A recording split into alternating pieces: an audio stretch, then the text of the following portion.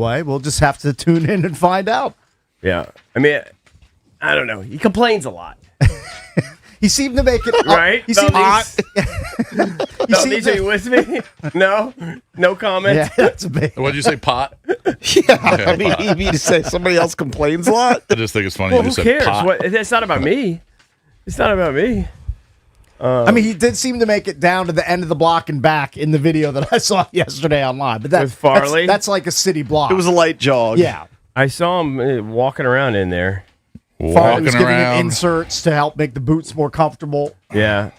I do feel like Farley's being overly generously nice to him.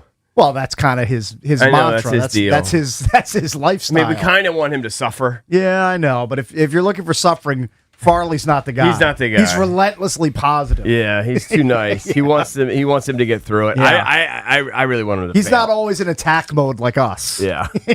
It's a different mindset. You guys want like the layout of everything? Yeah, of course. So you guys are going to be able to watch Mike constantly. Okay, good. So we'll have a video feed basically interspliced of the show on our YouTube page. So if you're watching on YouTube 106.7 The Fan, there will be a constant feed of Mike's run.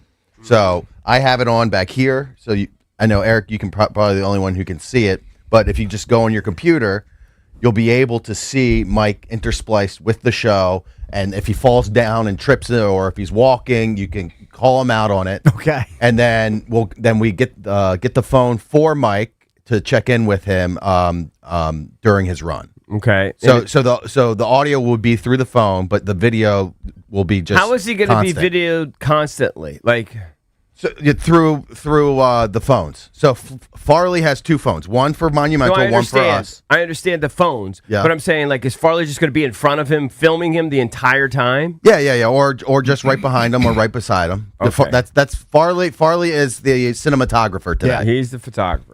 He's got a big job. Farley will have Brooks on the ground. Is the camera going to be bouncing? It shouldn't be. He'll be able to hold it steady. Yeah. I mean, he doesn't have a fancy steady camera or drones like you see in the Olympics. Yeah, it's going to It's going to be like the Blair Witch Project. Yeah. It'll be fine. It'll be watching fine. that. All right. I think it sounds perfect. Sounds perfect. Now, do we know, has he arrived yet? Do we have any update? Yeah, they're all up. They're probably on their way over to the Pupatella right now. Hey, we should mention coming up on the show later today, you got to stick with us. Jeremy Piven's going to join us. All right. Kind of excited for that. If you watched Entourage, of course, his most famous character is playing Ari on Entourage, and now he's doing kind of a stand-up tour. I've seen clips. I think he's more of just a storyteller. He's also been in a million movies, too. Oh, yeah. Just so many movies. A lot with John Cusack, as they both kind of came up together. Mm-hmm. That's his boy. Yeah, so he's... Yeah. What, is he going to be in D.C.? Yeah, he's at the Arlington Draft House. Oh, okay. But he's just going to call in? No, he'll be in studio. Oh, he's going to be in studio. Oh, okay. Cool. Very cool. Well, what am I going to ask him off the record?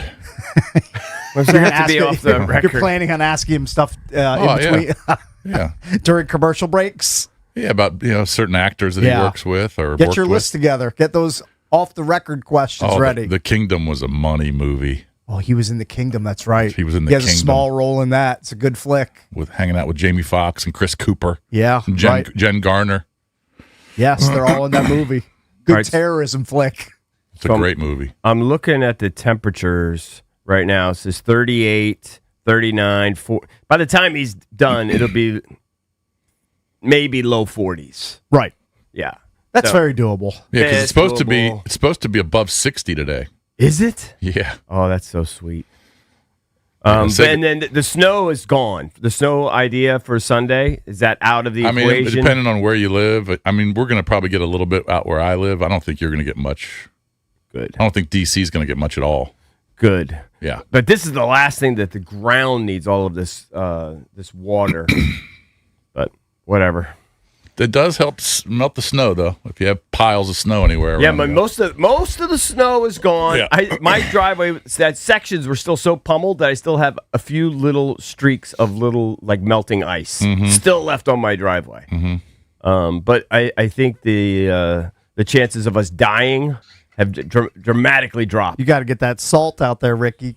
Just attack did those last little bits of ice. I think today, if it's going to be in the 60s, I think it'll take care of it. Good. That'd be great. Get rid of that crap. Mm-hmm. If My igloo's almost completely done. well, I would think that'd have to be done. Still up a little bit. You can't go inside it, can you?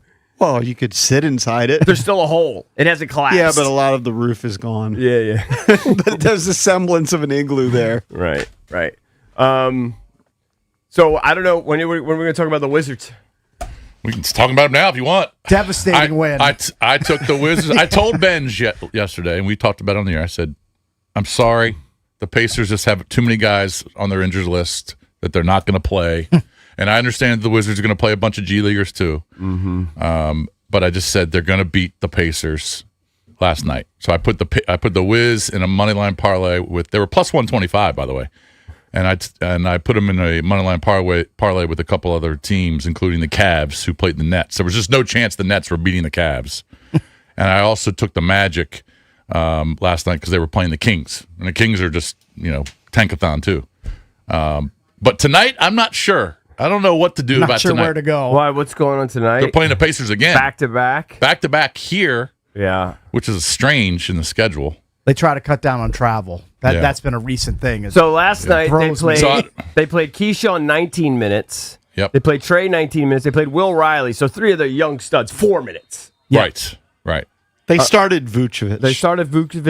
They played They played Trey. Bilal, They played 23. Trey 19. They played Koulibaly 23. They played Bub 28. They played Gil 31, Sharif Cooper 24. Gil's been playing a lot. Williams 28. But they called up a couple guys Kadari from the G Richmond, League 29. who got the majority of the minutes. Valdez, has anybody tried to dabble back with the bub sides or totals? Those are just dead. That's a dead bet. He would have hit it last night over 7.5. Was it 7.5? What's that? Is that the It number? used to be like 8.5, 9.5 combined It rebounds. was 7.5. Yeah. It was 7.5. Yep. Okay, so you hit it. So what is it? Rebounds and points? Rebounds and assists. Rebounds and assists. I see him with 4 rebounds and 3 assists. Yeah, so it was 7. So it was That's under. an under. Didn't even hit. Oh, I'm sorry. I'm Slightly looking ticked under. Oh, I'm sorry. I'm looking at Koulibaly. Yeah, you know what? I'm staying a million miles away from that. I haven't done that. But I lost. I'm 0 for 1. I just don't know about tonight. They don't want to beat the Pacers back to back. No. Well, what can they do? Soul crushing if that happens. I mean, Who who's going could to they roll play? out the same guys? Who else could they play? They can start. Can't afford to play Jaden Hardy as much as they did. They can start Jaden Hardy and Kadari Richmond. No, Hardy scores too much. Well, Hardy's the microwave. that's true. 13 points in 18 Start minutes. Anthony Gill. I mean, I just ran back-to-back Sims on Tankathon.com, and they wound up with the 6th pick and the 7th pick. Yeah. Probably what it's going to be. It's not great. I know that everybody hypes up this class, but I'd rather have pick 1, 2, or 3 than 6 or 7. I think only being able to play your first round pick, your flyer first round pick, Will Riley, 4 minutes is nuts. These are the games where you'd hope he'd get like a great opportunity to go crazy. He had 27 in a game a week ago, and now he's too good to play. Right. He only could play 4. He was mic'd up last night too on Monumental, and they just had clips of him on the bench cheering on everybody else. Mm-hmm. Right. Crazy. Think about it. It also it's like they want him to develop, but they can't develop him because You can't play him too much. It's a sticky wicket. So you're kind of stuck in the mud with this whole thing. Well, and the other side of it, the Pacers did the same thing. Yeah. You wouldn't recognize any of the names. They were in Game 7 of the NBA Finals last year. Yeah. This is why it's stupid. So Siakam, we knew wasn't going to play. Halliburton's been out all year. Those are their stars. But McConnell didn't play either. Andrew Nembhard started the game, and Aaron Naismith started the game and played a combined 37 minutes. Yeah. And gave you 8 points because they couldn't afford to keep them on the court. So they had guys. Look, I said I was going to play a game today, and we'll do this at 6:45. Did they play? They played Jay Huff, former Cav. Yeah, they played guys you've never heard of. I actually wonder if they won't like this, but if the guys actually like miss shots on purpose. I don't think that's the case. Well, Benj said they did. They're intentionally bricking shots. Well, I mean, No. Talk about the timeout after the timeout that was called. So my friend is a Pacers fan, and he texted me. The Pacers had a late run in this game, got back within 5 with a minute to go. Yeah. They brought the ball in the front court. Rick Carlisle calls a timeout. And my friend texts me, he goes, Rick Carlisle is a genius. I promise you he's drawing up a play for them to miss or turn the ball over. And not only did they missed, got the offensive rebound, and turned it over. And that was it. It was curtains. yeah. Well, we'll talk about it coming up in the Junkie Sports page. The NBA is looking to enact a new rule to hopefully try and curtail tanking because it seems to have gotten completely out of control this season. I don't blame the Wizards. It's the system, right? It's not their fault. Right. And this is what they're trying to do, so it's fine.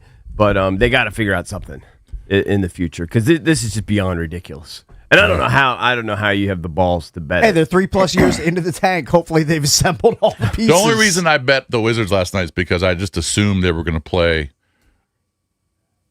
better players for more minutes than the Pacers because the Pacers had all those guys on the injured list. Mm-hmm. I saw tonight. I have no idea what to expect tonight. I saw a buddy yesterday who has season tickets to the Wizards, and he's like, "Yeah, I'm going to the game tonight." I said, "Well, don't know who you're going to be watching tonight." He's got season tickets to the Wizards. Yeah, I think he's an insurance guy. That's a dedicated dude. Writes it off. It takes clients all the time. Right. All right, phone number you want to get in touch with us throughout the show is 1-800-636-1067. We got our boots on the ground contest, competition, conclusion, whatever you want to call it. It's going to kick off at 7 o'clock. We'll check in with Mike Maher coming up at 6:45. 6:30, your chance to win Kid Cudi tickets. We will play a game called Did They Play? We're the Junkies. Coming right back. 106.7 The Fan. All right, guys. EB here. What if you could sell your home faster and for more money without the stress most sellers go through? That's exactly what Debbie, Sarah Reynolds, and Power Home Team with Keller Williams are known for. The average home sold by Reynolds and Power Home Team sells 3 times faster than homes listed with the average real estate agent. That faster sale means fewer days on the market, fewer disruptions in your life, and less stress wondering when your home will sell. Their sellers net 4.2% more on average, which often means $30,000 more in your pocket at closing. Isn't that what it's about? That extra money can make a real difference when you're buying your next home. You're downsizing, relocating, whatever it is. They're so confident in their abilities that if your home doesn't sell, what are they going to do? Debbie and Sarah will buy it at a price you agree upon. That's their guarantee. You have literally nothing to lose. So call Debbie, Sarah, and Reynolds and Power Team right now. Find out more about this guarantee and others. 844-654-SOLD. That's 844-654-SOLD, or check them out at DebbieHasTheBuyers.com.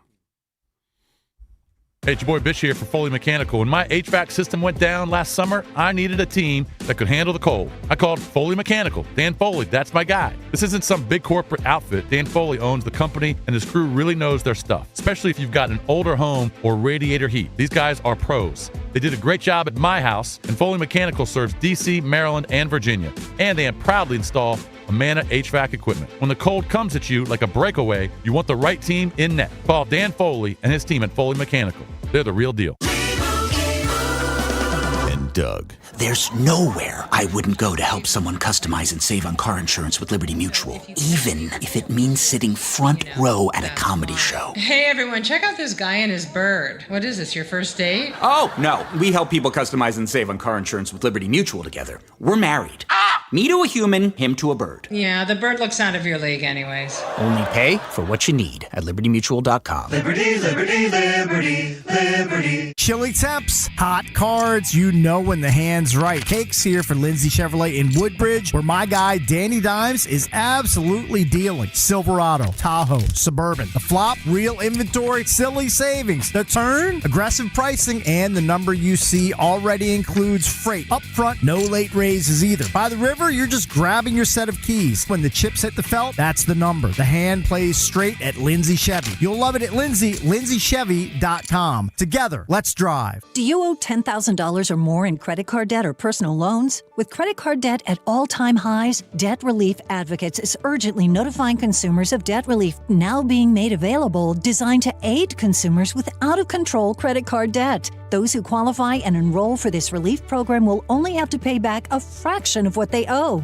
This is not bankruptcy or a debt consolidation loan. This is a relief program that credit card companies would rather you not know about, as it ends your debt nightmare and saves you lots of money. Consumers owing at least $10,000 in credit card debt or personal loans can now take advantage of this debt relief as the cost of living skyrockets. Debt Relief Advocates has established a relief hotline for you to call to learn what debt reduction you may qualify for, so don't wait. For this free information, call the Relief Hotline at 800-390-1164. 800-390-1164. 800-390-1164. Coach Wooten's Basketball Camp, the world's #1 teaching basketball camp since 1961. Your child will learn the game, play the game, have fun, and get an experience of a lifetime at Coach Wooten's Camp. Let your kid be a kid. Put down the screen and go do what we do. Let's go shoot some hoops. Early registration discounts available. CoachWooten.com. The second I see that Chick-fil-A text in the group chat, I'm throwing my shoes on and running out the door.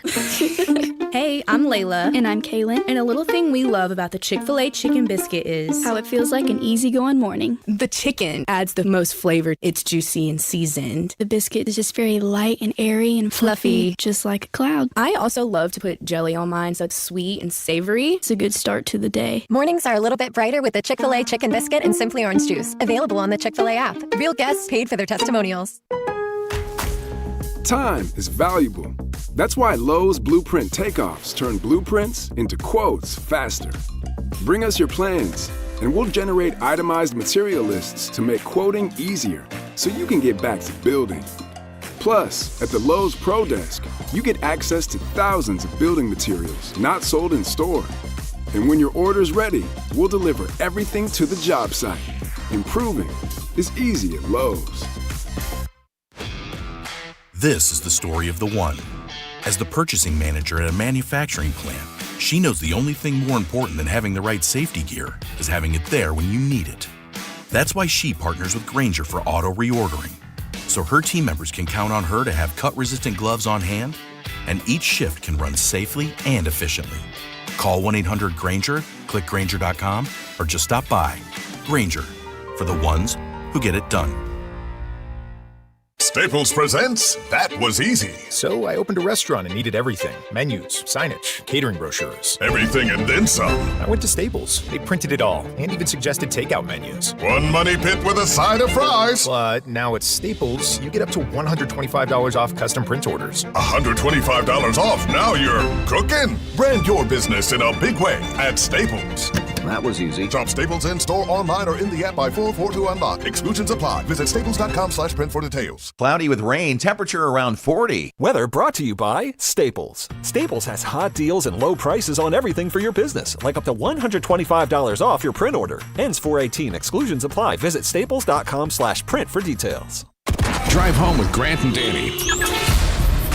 The boys will be oot and a boot at Capital One Arena for the Literally Someone Has to Win Bowl, the second of a back-to-back against the Indiana Pacers, who are trying to tank just as hard as us, but they can't tank like us. Plus, 3 p.m., Brad Lord will join the radio program, top of the rotation starter for your Washington Nationals. We'll preview the next matchup for Team USA Hockey and go in depth on Grant's Canadian team that he loves so much. Grant and Danny. Now weekday afternoons from 2 to 6:30. It's the Sports Junkies. You're on the air. Listen anytime, anywhere on the Odyssey, iHeartRadio, or TuneIn apps.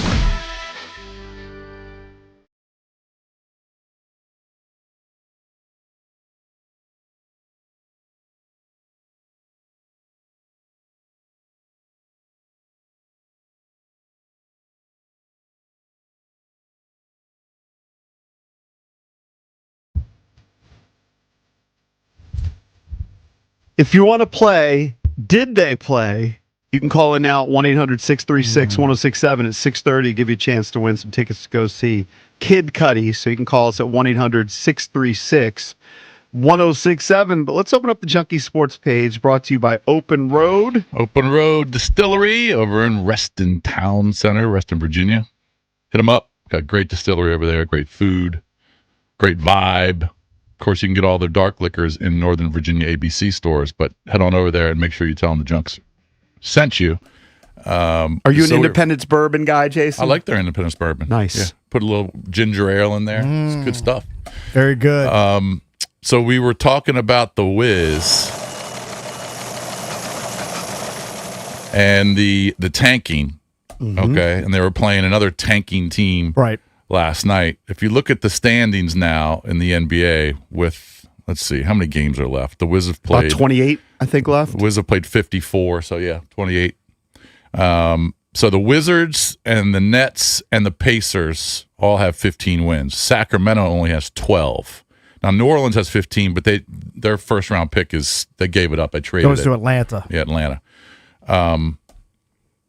So those three teams, the Pacers, Wiz, and Nets, all have 15 wins. Okay.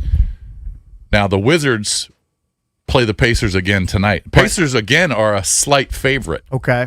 They're a 2-point favorite on the money line. It went down a little bit for the Wiz. They were plus 125 last night. Now they're plus 105.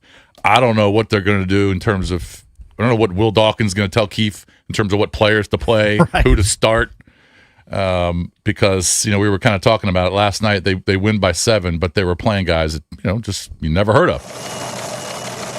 Unless you follow the G League, unless you're an avid go-go fan. It's just wild. By the way, do you think Dawkins actually goes to Keefe and says, these are the guys I want you to play tonight? You think? Well, they probably discuss. I'm sure they talk about it. He probably just says, what's the plan? What are you thinking? Mm-hmm. But the Pacers were even worse. Yeah.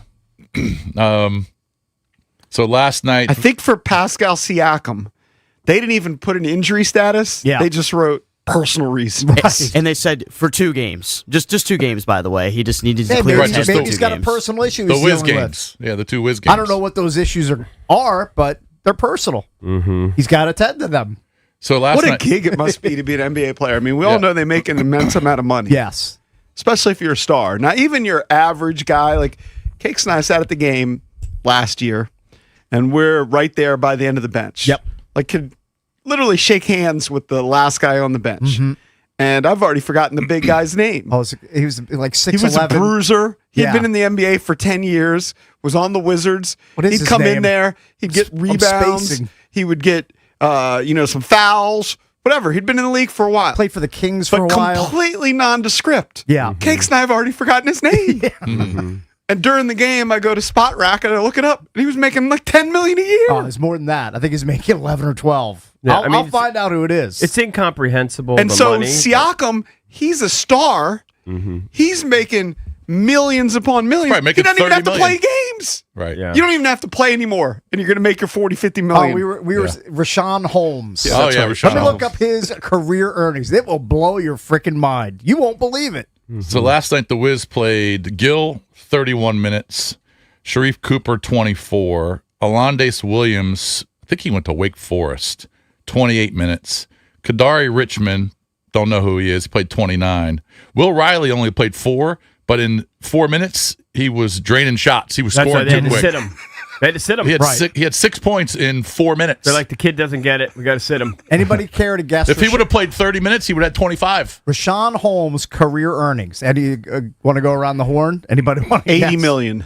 Okay, you're in at 80 million. I'm going to say 150 million based on what. Okay, that's a little high. I'll say 30 million 1 year. Yeah, I was going to say around 75 million. You're both very close. $69.7 million he's made in his career. And if he walked down any street in the United States, nobody knows who he is. People would be like, that guy probably plays basketball. He's 7 feet tall. They wouldn't know who he is. Yeah. How would you know who he is? It's incredible. It is. What a great life. It's incredible. And now you don't even have to play in the games. Yeah. Just play. If you play 3/4 of the game, like even the guys who are completely healthy on non-tanking teams don't play all the games. Hey, what's the total tonight, Jason? Because we should just bet unders. Hold on. They're gonna, right? They're both going to try to lose. Why aren't we betting under? Brick City? 231. Yeah, I'm under. I'm going under. Because it's not going to be, right? Isn't that a good bet? Put it in. Two teams. Yeah, but it's also 2 teams that are really bad at defense. So yeah, but they don't want to win. But the players don't tank. The organization tanks. Right, of course. Right. The players aren't trying to miss shots. You can't control that. But if you just assume But that the players they're aren't not as going to good. make enough shots. The players they're aren't not good, as good. They're not as good as shooters. They don't I play don't very know. good defense, though. Went way under that last night. That is true. Yeah. So the Wiz play the Pacers again tonight. Mm-hmm. Then they've got to play Charlotte on Sunday at home. Charlotte's at the very bottom of the play-in. They're decent. They've gotten better because of Con Knipple. By the way, did you guys see Brandon Miller's becoming a decent player and Ball. Did you see the footage of? I can't remember. What is it? That's not Lonzo. It's LaMelo, right? Yeah. No. It's Lonzo. Lonzo, yeah. Lonzo Ball plays for the. Oh no, you're right. It's LaMelo. Oh, you were talking about It's the LaMelo. LaMelo. Yes. You're talking about the LaMelo's video out. of the car car accident yesterday. Yeah, it's his fault. Yeah, I mean, what? He's a horrible driver. Well, He wasn't paying attention. He was looking down at his phone. Clearly he not wasn't paying paying attention. He had to have been. I mean, watch the video of that accident and then watch there's like a compilation of him like pulling out of the practice arena and just like running red lights. Yeah, they're saying, like, I mean, he's a horrible driver. They say he drives in real life like he's playing GTO, whatever the game is. Yeah. Grand Theft Auto. Yeah, GTA. Yeah. GTA. He's a menace. Yeah. He's a menace to backboards and to the general public driving around the Charlotte area. Right. Keep your head on a swivel. So here's the thing about the Wiz. So I mentioned they play Indiana tonight. Coin flip. Right. Both trying to lose. I'm going to bet the under. I'm betting the under. Okay. Do it. Get it in But there. then the Wiz play Charlotte, Atlanta twice in Atlanta, Toronto, Houston, Orlando. All teams that are currently in the playoffs. A lot of L's on that So then they schedule. can play some of their guys. Well, I mean, they're going to lose a lot of those games, if not all of them.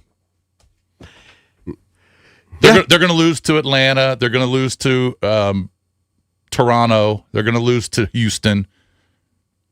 They're going to lose at Orlando. They're going to lose those games. It's almost more stressful than if you were trying to win. Oh, I just ran the sim lottery. They got the top pick.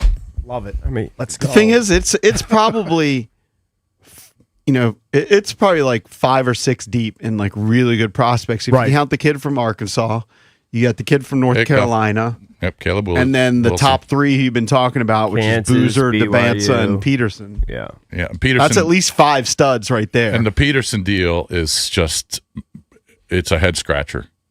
You know what I heard somebody bring this up, though? Darren Peterson is a head scratcher, and Bill Self doesn't know what to do. Because he's pulling himself out of these games, you mean? He's tapping out. What I heard... He didn't play for the entire second half. Maybe he's just trying to protect his agent's in his ear and just trying to protect sure his that's health. part of it. Yeah. Has to be. Maybe. Yeah. What I heard somebody bring up, and I thought it was a good point, I was watching some shows yesterday. I think it was Miles Simon, who is an analyst now on Fox Sports. And he said, remember Jalen Johnson? Jalen Johnson's a stud. Yeah. An all-star in the NBA right now, averaging 24 and 10. Yep. And 8 assists. Really, really good player. That's part of the reason they traded Trae Young out of Atlanta. So Jalen Johnson's a stud. Well, in college, I think he tapped out. Oh, he was doing the same thing? You mean they just stopped playing the last few games? It's filtering down to the high school level. I think he didn't play in the tournament. I'd have to double check. Yeah. You sure you didn't have an injury? I mean, when you say tapped out, was he tapping out because he had an injury or because he just was just trying guys to have been protect doing himself? it in football, like skipping bowl games, that kind of thing. Yeah. That's not unusual. Yeah, but this is different. I mean, Kansas is trying to win a national championship. Yeah. It's filtering down to high school too, because the kid, the highly recruited kid that's going to Maryland next year out of Blake, is that Baba? I don't. Yeah. He's had a sprained ankle since Thanksgiving. Oh, wow. He hasn't played in a single game all year. So Johnson in high school to save himself for probably 1 year he's going to spend in College Park during his 1 year at Duke. Yeah, he was at Duke. Where he was earning Freshman of the Week honors. On February 15th, before March Madness, he announced he'd forego the remainder of the Duke season to prepare for the NBA draft. Right. I mean, this is happening on all levels. Middle of the season, he was like, I'm out, got to prepare for the NBA draft. He's preparing And for his so a job. lot of people, maybe his stock dropped a little bit. A lot of people are like, man, this guy doesn't want to play. He only played 13 games in college. No, he wants to play. And now he's a freaking stud. He wants to play for his NBA dollars, for his NBA future, and plan for that. That's what these guys are doing. I can't blame them. It's their livelihood. Yeah. So you're right. It's filtered down and maybe filtered down to high school. Yeah, it definitely has. It's crazy. All right, let's go to the phones. We said we were going to give you a chance to win some Kid Cudi So I don't know tickets. what to do about Yeah, tonight's you're game. torn. You're conflicted. You could actually not bet. Yeah, you could. That's I know. hard. That's no fun, though. That's not You need fun. to bet. You don't How like much the did you under? win? You don't like the under? I put 25. It paid me like $40. Okay. Nice. All right, who's up to play? Did they play? All right, let's go to Todd in Bristol. Todd, what's up, buddy? Hey, good morning, fellas. How are you, All buddy? right, Todd, we're going to stick with the Wizards-Pacers game. Did Bilal Coulibaly play? Cakes' guy. He did not. Oh, he Actually, started. Bilal Coulibaly did play. Had a decent Sorry. game, too. He played half the game. Yeah. All right. Sorry, man. You're done. All right, who's our next contestant? All You're right, done, let's Skeet. go to Antoine, Capitol Heights. Antoine, what's up, buddy? You on with the Junks? Good morning. How you guys? Hey, What's up, Antoine, Antoine's going to get this. Good luck, Antoine. Wizards, of course, beat the Pacers last night, 112-105. Did Alex Sarr play? Alex Saw did not play. I watched the whole game. Correct. There you go. Congratulations. You watched the whole game. Props. You've won 2 tickets to see Kid Cudi, the Rebel Ragers tour with special guests MIA, Big Boy, and A-Track. That's Friday, May 29th at Jiffy Lube Live. For tickets and more event information, visit thefandc.com, courtesy of Live Nation. Enjoy the show, Antoine. Cakes, did you watch the women's hockey game, the gold medal game? Bits and pieces. I saw the most important part when the USA won the game. You saw the slick the overtime. The chick It was a had. really That nice was a goal. great Everybody goal. was going She had nuts. some dirty dangles out there. Is that another beat the overtime defender. dub? It Another was. overtime It was win. the 3-on-3. 4 minutes into overtime. Yeah. Potted the game winner. Those Canadian It just girls trickled right past were the line. so bitter Oh, they were distraught. when they were getting handed the silver medals. Yeah. And you know not what? one of them smiled. Not one of them said thank you. Good. Weren't we Yeah. the favorites, though? Wasn't the USA the favorite? Yeah. They'd outscored opponents 31-1. And they beat before. Canada 5-0. But it's the gold medal game. Yeah. I mean, nerves come into play. Teams play tighter. I mean, and they were up. Canada was up. I texted Bickle. Yeah. The girl who scored the first goal for Canada, by the way, was shorthanded. Yeah. So we were on a power play. Went to play at Cornell. Really? Yeah, Yeah. but she looked a little older. She's 27. Yeah. So I don't think A lot of U.S. fans in the stands over there in Milan or Cortina, whichever it is. So they win the gold, which is awesome. Hillary Knight, who's played in 5 Olympics, I believe her first Olympic games were 2010.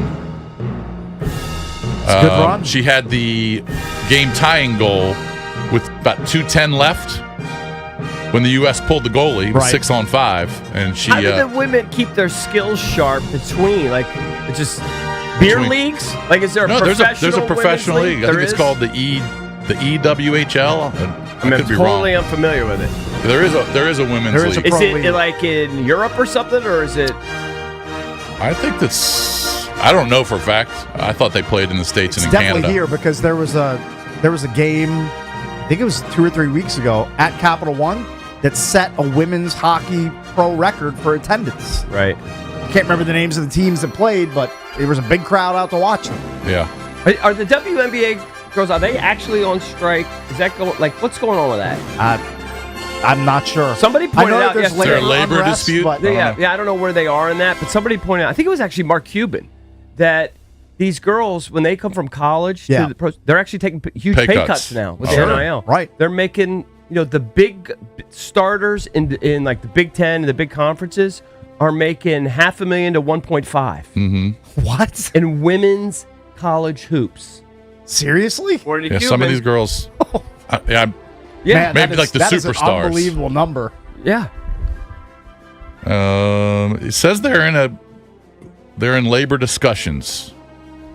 The WNBA Players Association submitted a counter proposal to the league on Tuesday amid prolonged collective bargaining agreement negotiations. I'm gonna read. Yeah. I'm gonna read you. So they are. the tweet. Now he tweets a lot, so I don't know if I'll be able to find it in time. But But by the way, the men play today at 3 against Slovakia. 3 p.m. All right, semifinal game. Okay. Beat Good. them. Jay says- probably play Canada. Yeah. he says, I asked a few ADs what the going rate is for a star player in a power conference. Yeah. Okay, star player in a power conference. It's $500K to $1.2 million. Wow. Those are big dollars.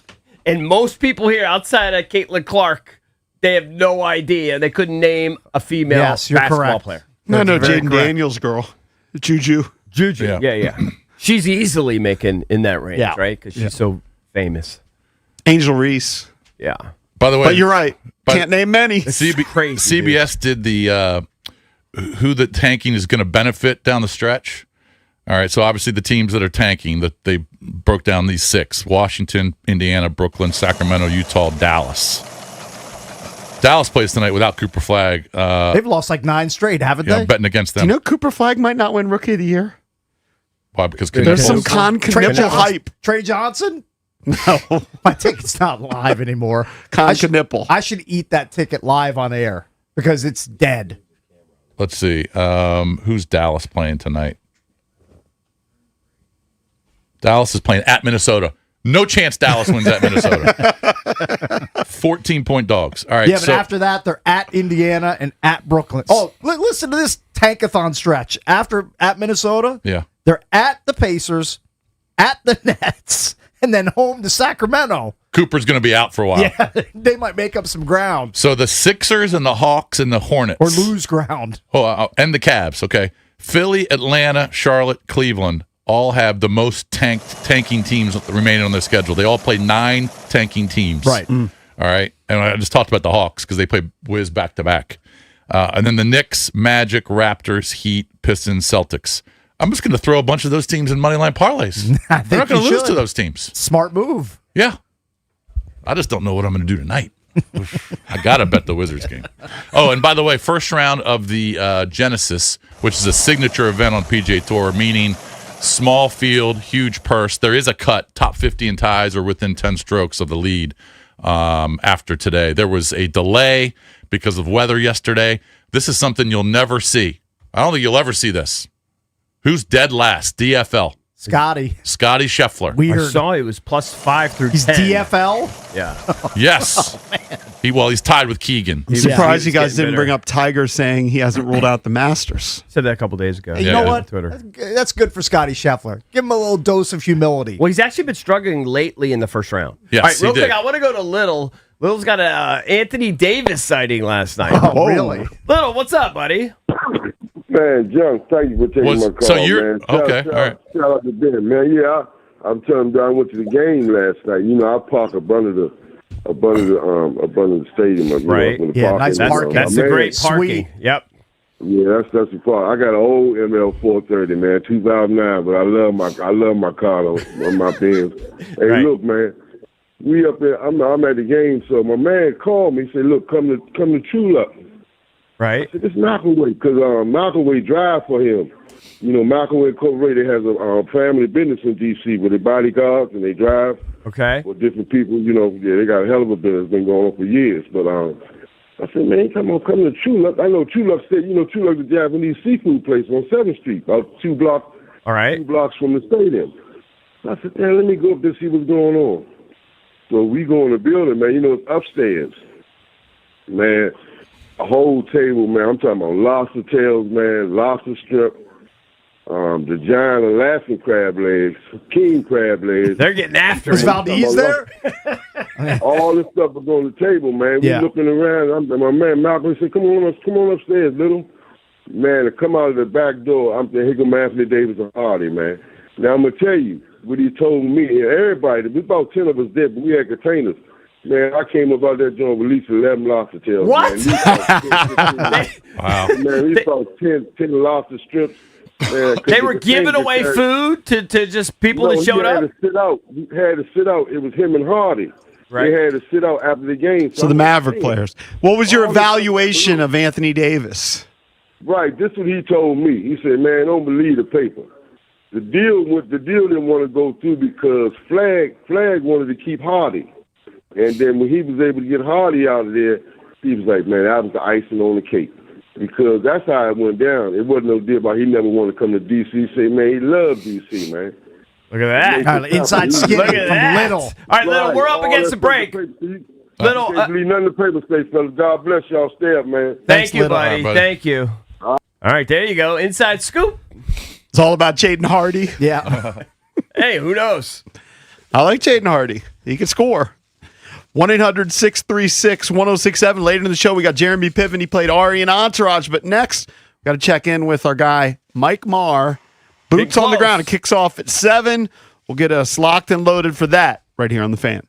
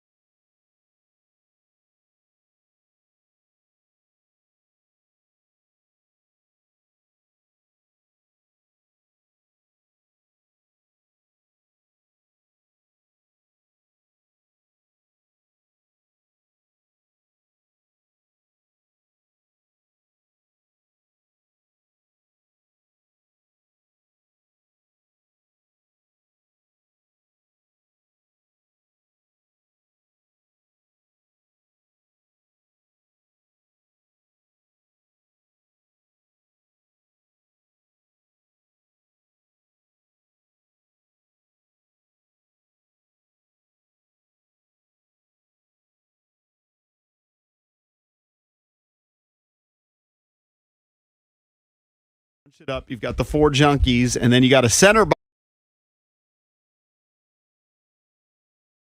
right, so you're looking at it right now. I am looking at it. Maybe I'm watching on delay behind me because I don't see it. All right, here we go. We got it punched up. Yep. All right, Mike, what's up, buddy? This is Big Mike, boots on the ground at Pupatella, North Arlington. Original location. I'm ready for war. I'm about to run through all 8 of these miles. No sweat. Rain, shine. I kind of wish it was a blizzard right now. 8.2 miles, just to correct you. Just so you know. Amen. Now, did you sleep well last night?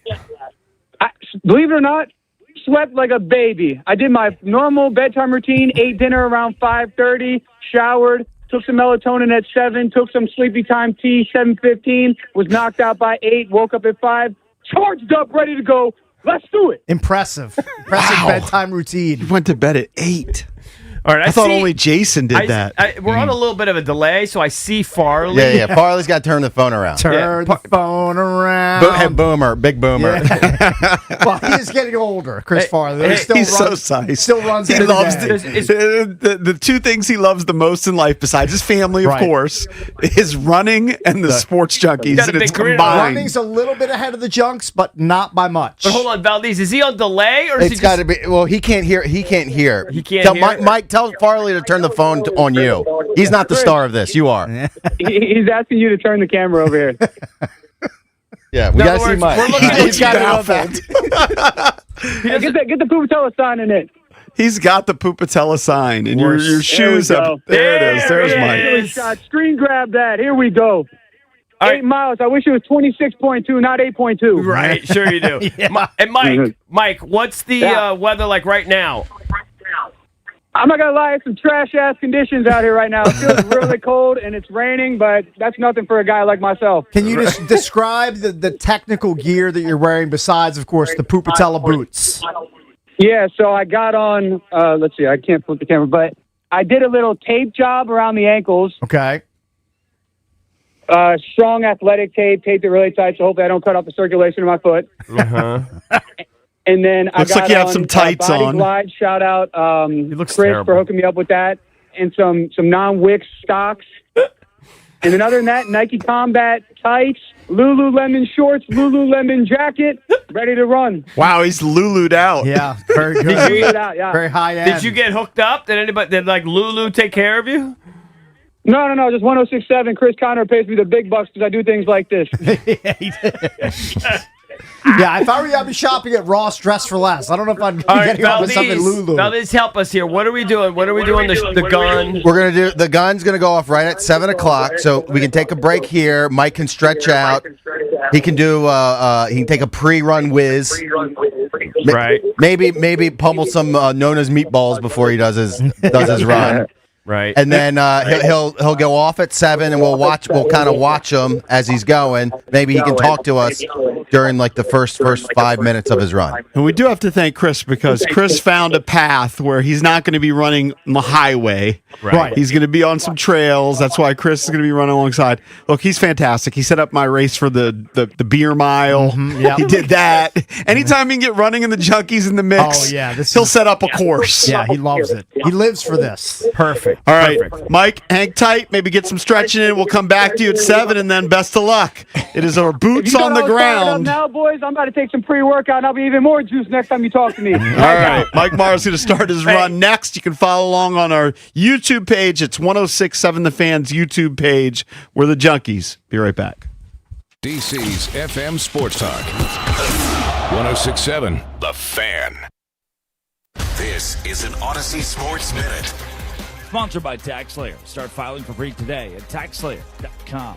Alyssa Liu ends a 24-year American drought, surging from 3rd to 1st to claim individual figure skating gold. And on the ice, Team USA Women's Hockey back on top after Megan Keller's overtime goal gives a 2-1 victory for the Red, White, and Blue. I'm Drake Toll.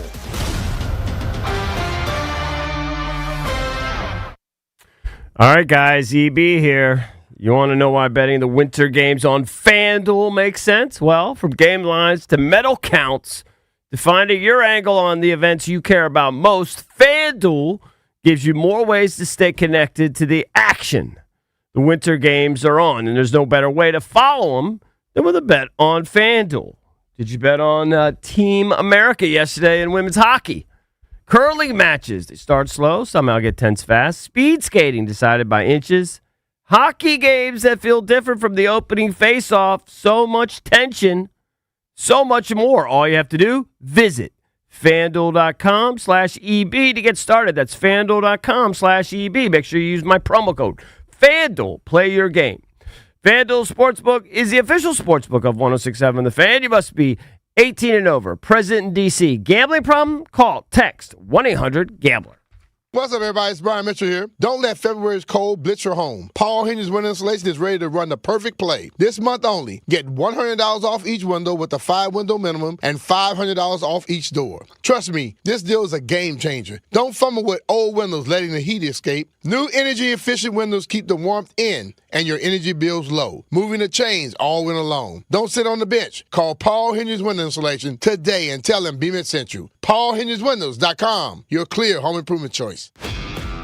This is the story of the one. As the purchasing manager at a manufacturing plant, she knows the only thing more important than having the right safety gear is having it there when you need it. That's why she partners with Grainger for auto reordering, so her team members can count on her to have cut-resistant gloves on hand, and each shift can run safely and efficiently.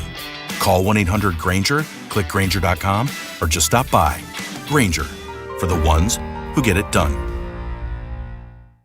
As a mom, comforting my family is what I do best. Vicks Vapor Stick provides soothing, non-medicated Vicks Vapors in an easy-to-apply stick, and it dries fast, so there's no mess. I use it to comfort myself and my family. Thanks, Mom. Vicks Vapo Stick, soothing comfort for the whole family. And try Vicks Vapo Shower Max for steamy Vicks Vapors when you need more comfort for yourself. Use as directed. It's your boy Bish here from my guy Josh Cochran and the team over at Bayer Subaru in Alexandria. He's on the podium, and these deals are going for gold. So now, during the Subaru A Lot to Love event, you can score 0.9% APR on a new 2026 Forester, smooth as a downhill run, or grab one.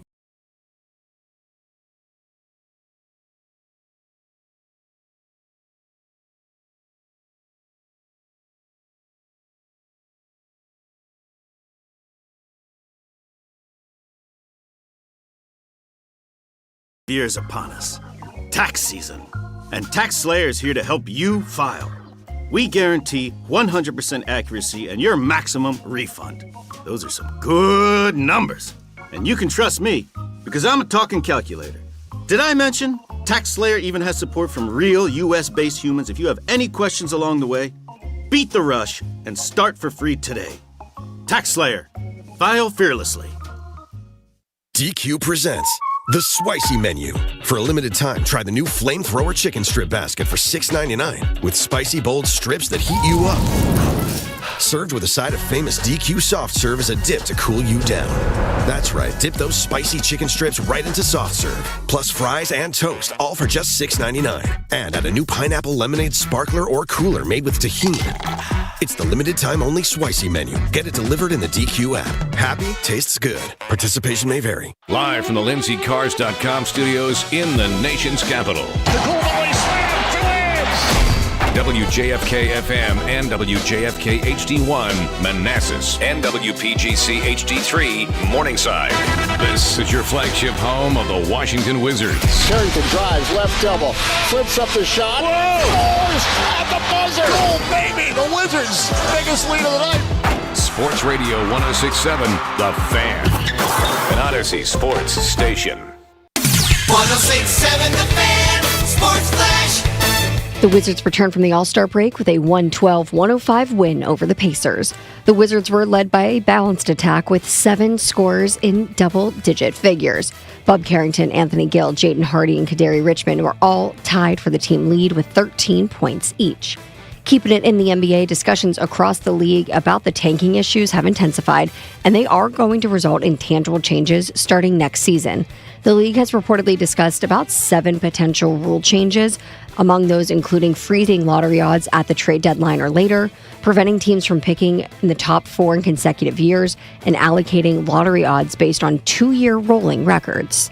From the Crop Medcap 5-Star Sports Desk, Savannah McCann on The Fan.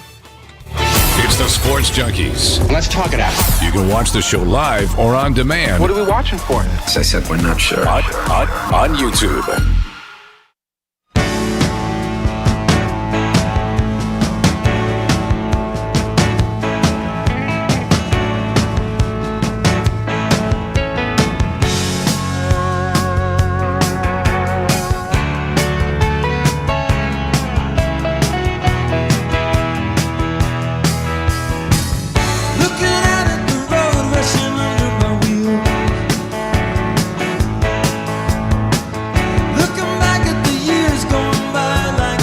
I like the running on empty. Yeah, good musical selection by DJ Valdez. Is that what Maher's doing right now? Jackson Brown, yeah. Running He should on be empty? running on Yeah, full hopefully right it's not now. running on empty. Just started.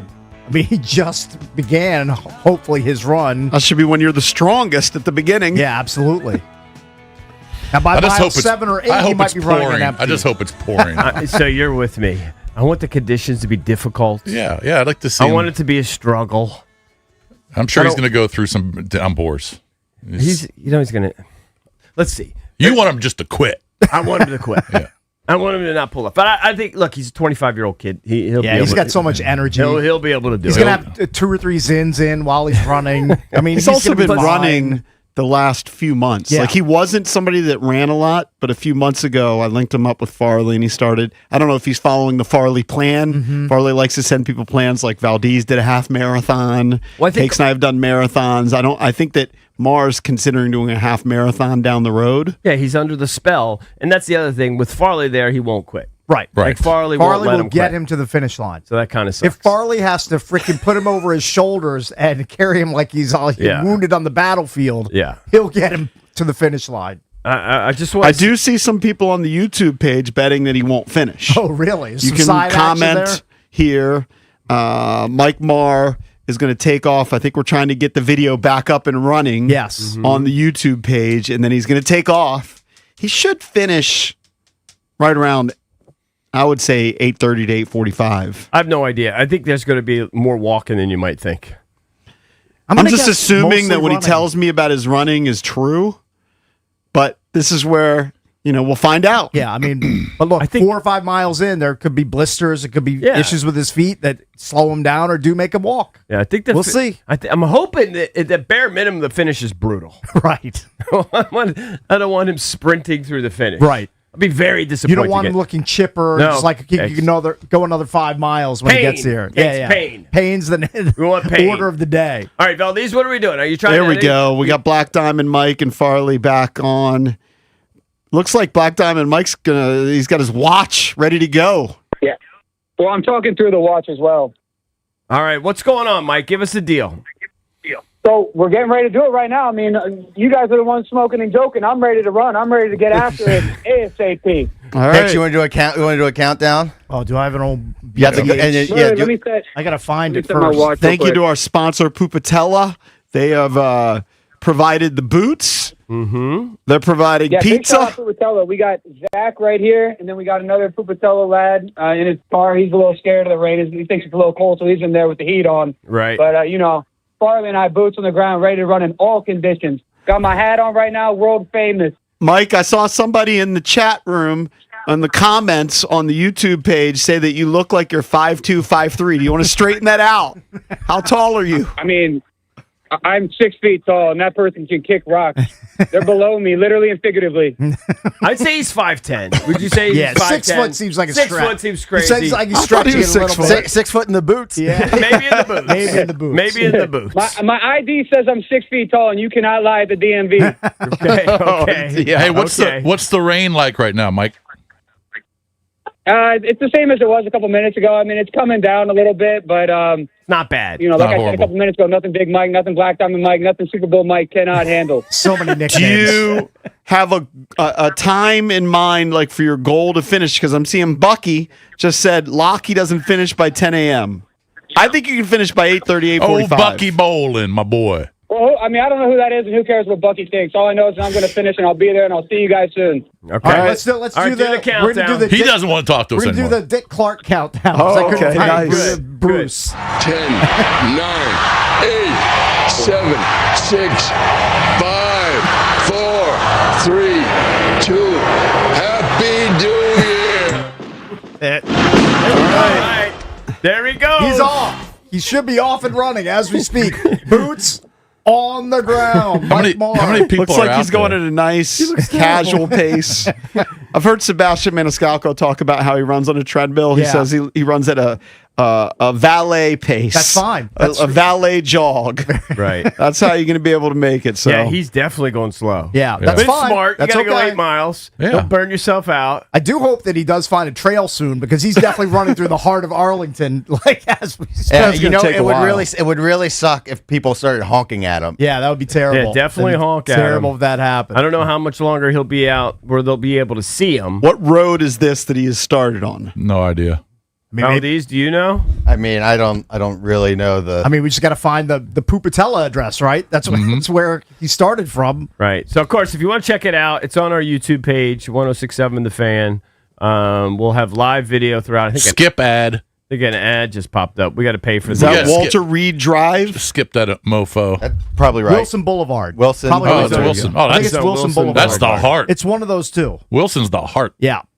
God, that would suck, There's man. so many people out there. You know how daunting it would be just to know I had to run 8 miles. Yep. And then have to run 8 miles in those friggin' boots. Mm-hmm. I could tell it's already hurting him. Yeah. His legs look heavy, don't they? He's dodging He dodging actually- road signs. He's dodging people walking on the sidewalk with umbrellas. I mean, there are some obstacles early. I mean, Farley's early in the run. Do you realize what the Herculean job Farley's doing? He's I know. running alongside him. He's and on the street. Yeah, but and holding the camera. the pace that Maher's going at, Farley could literally do in his Yeah. sleep backwards. It's and the it wouldn't slow. even phase him. I'm stunned by how slow the pace is. It's fine. It's probably Probably smart. it's probably about a 10-minute mile pace. You think? Yeah, maybe a little bit over. I'm pretty good I at don't know. That's I'm a pretty pretty good at knowing paces just That from like looks like watching. a pretty slow You're pace. the pacemaker? He's borderline I walking. just have run a lot. I mean, he's going through like crosswalks, back on the sidewalk. That's barely above walking. What he's doing. Flexing it to everybody. He's showing off the muscles early. He can barely lift up his feet already. Well, I mean, he's running in boots. He's not running He's got in heavy freaking- boots. He's got heavy He's not running tins. in Do you think boots. he's this is- having I don't know if Hey, he's going to finish. I think this is I the don't way think he he's gonna runs. finish. He'll You finish. really? I mean, it's so slow. He's gonna slow and steady. His feet look so heavy. That's I think there's fine. going to be a lot of walking. He's I don't know. already He's- going so slow. He's got a confident stride to him, at least early. It, Not it- early. it looks like he's running in cinder I blocks. know y'all ain't talking smack. This is a lap. This is a warm-up pace. All right. He's in the bike lane now. He can He's hear all us over the talk. He place. can hear us Yeah, talking trash. Yeah. Yeah. He's All right. yelling at us as he's running. Right. All right. Again, 1067 The Fan on YouTube. You can listen also via the radio. I mean, he's the running by Odyssey app. some of these everything. Cracker Box old homes in Arlington probably go for like $1.8 million. Absurd. Right. They're like 1,000 square feet. I'm severely disappointed in God because where's the rain? You need more elements. Come on, You God. need more adversity from Mike Maher.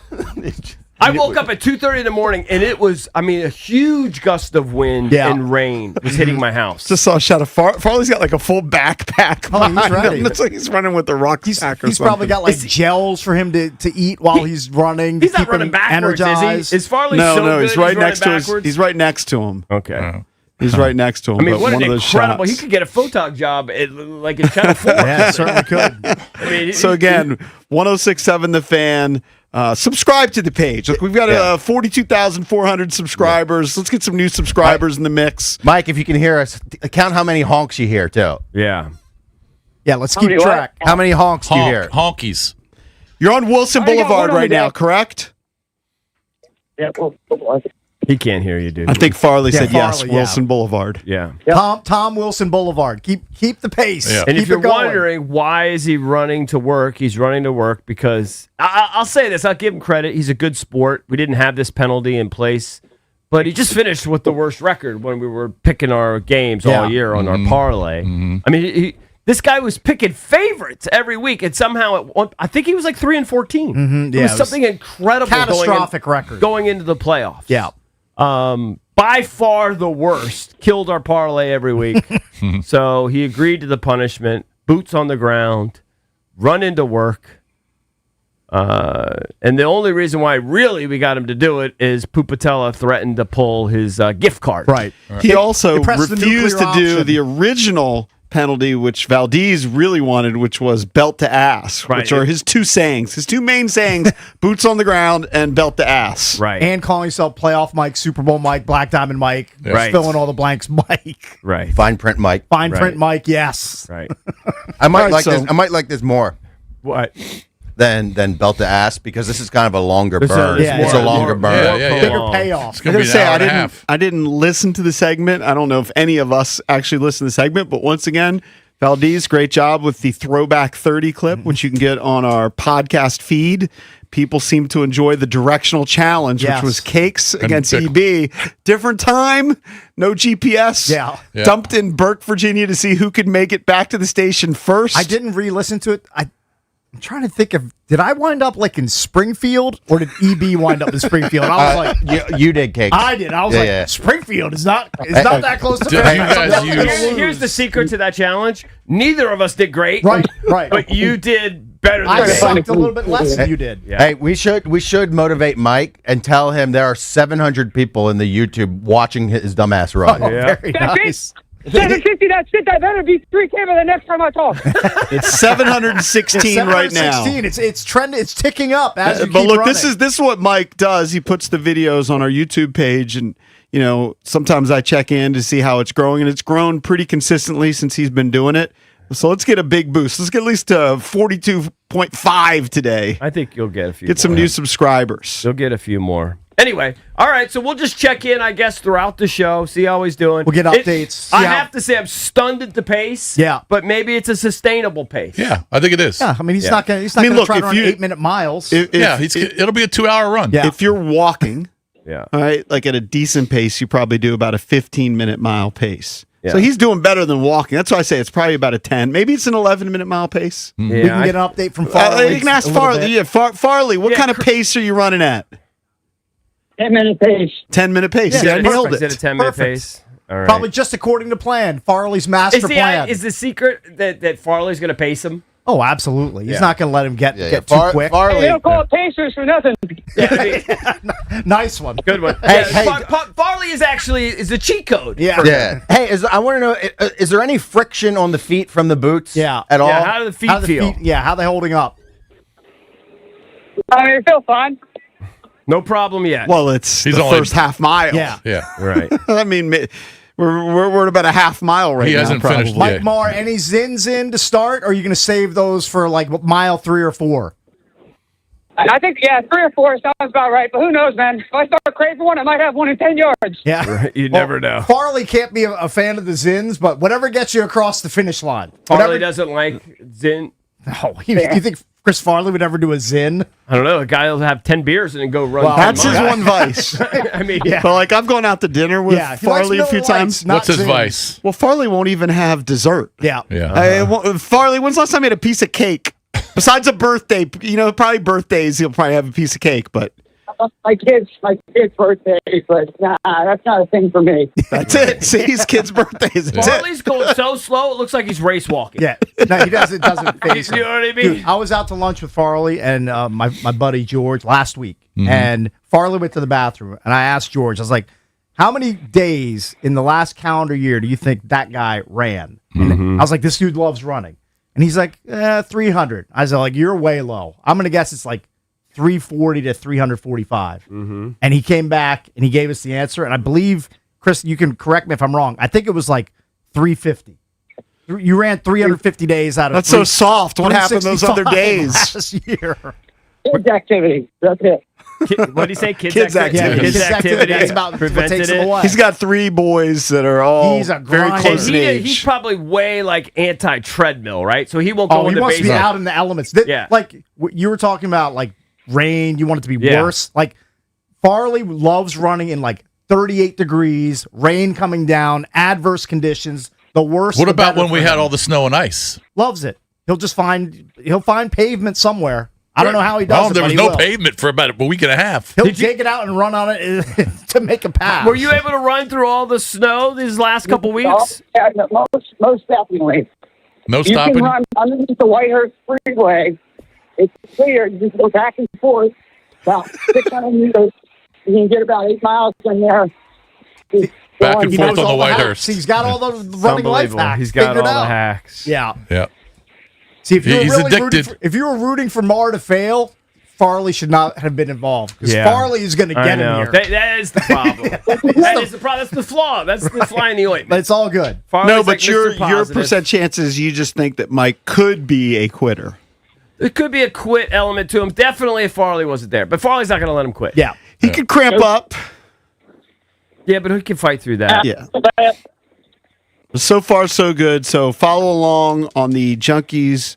It's actually the 106.7 The Fan YouTube Got page. 750 in there now. It's The climbing. Sports Junkies Mike Maher boots on the ground run is underway. We'll see if he can make it to work. It's He's looking a little more 8.2 miles There's not as much shtick. from the Pupatella in Arlington. Remember, later in the show, Jeremy Piven's going to join us in studio. Actor, comedian. He's performing tonight and tomorrow at the Arlington Draft House. He'll join us in studio coming up at 9:25. Keep it here. We're the Junkies on The Fan. DC's FM Sports Talk. 106.7 The Fan. Swing into Golfdom by Worldwide Golf. You can get custom fit for the new Callaway Quantum Driver. The new Callaway Quantum Drivers feature Tri-Force face, and the result is a faster face, more ball speed, and a quantum leap in distance off the tee. Check out the Callaway Quantum Drivers today. You can book your custom fitting in store or online. Golfdom by Worldwide Golf, trusted by golfers since 1982. Home to the legendary 90-day 100% satisfaction guarantee. Golfdom, get there. Matt Valdez from the Junkies, and with Valentine's Day here, it's time for me to confess my love for Ted Britt Ford. Do what I did and dump your old Herkton car and put yourself in a new Bronco, Explorer, Escape, or Mustang today. I'm officially in love with my new Ford Bronco Sport. So follow the rose petals to Ted Britt Ford in Fairfax, right off Route 50, or Ted Britt in Chantilly to see their pre-owned or new car inventory, or visit them just a click away at tedbritt.com. B Mitch here. You know I'm a passionate cyclist, and I'm now proud to be a part of the incredible motorcycle community. Safety will always be my only priority, and I feel better riding knowing that Law Tigers has my back. They've been helping injured riders for over 20 years. Check this out. They partnered with Harley-Davidson of DC to give away a custom Caps Fans Harley, and it's signed by the entire team. Go to capsfansbike.com. The Law Tigers, the motorcycle lawyers. LawTigers.com. Calfus and Knockman, Olivia Donahue. At Lindsay Chevrolet in Woodbridge, the hand always plays. And my guy, Danny Dimes, is dealing Silverado, Tahoe, Suburban, and more. The number you see already includes freight, upfront, no late raise. Take it from me, you'll love it at Lindsay, LindsayChevy.com. Together, let's drive. Don't let tax refund worries hold you back. File now with TurboTax on Intuit Credit Karma. They'll find every credit and deduction to help you get every refund dollar you deserve, or your money back. Start filing today in the Credit Karma app. It's love at first drive. Here at the all-new Landmark Honda in Alexandria. New 25 Honda Prologue, 0% financing for 60 months. New 26 Honda Civic Hybrid, only $259 per month, or finance at low 3.99%. These and more sweetheart offers, all with up to 120% of KBB for your trade. Plus, we'll even match your tax refund up to $1,000 towards your next purchase. Shop all the heart-stopping deals at landmarkhonda.com. See dealer for complete terms and restrictions on all offers. Hey, it's B Mitch here. Don't get caught in the cold with an outdated furnace or heat pump. Rude Pro Partners have access to 60 months of same-as-cash promotions on qualified equipment from February 1st to April 30th. Rude also offers other aggressive financing options. As temperatures continue to stay cold across the DMV, make sure you're saving money with the most efficient HVAC equipment. Rude makes it easy to upgrade your home's comfort without breaking the bank.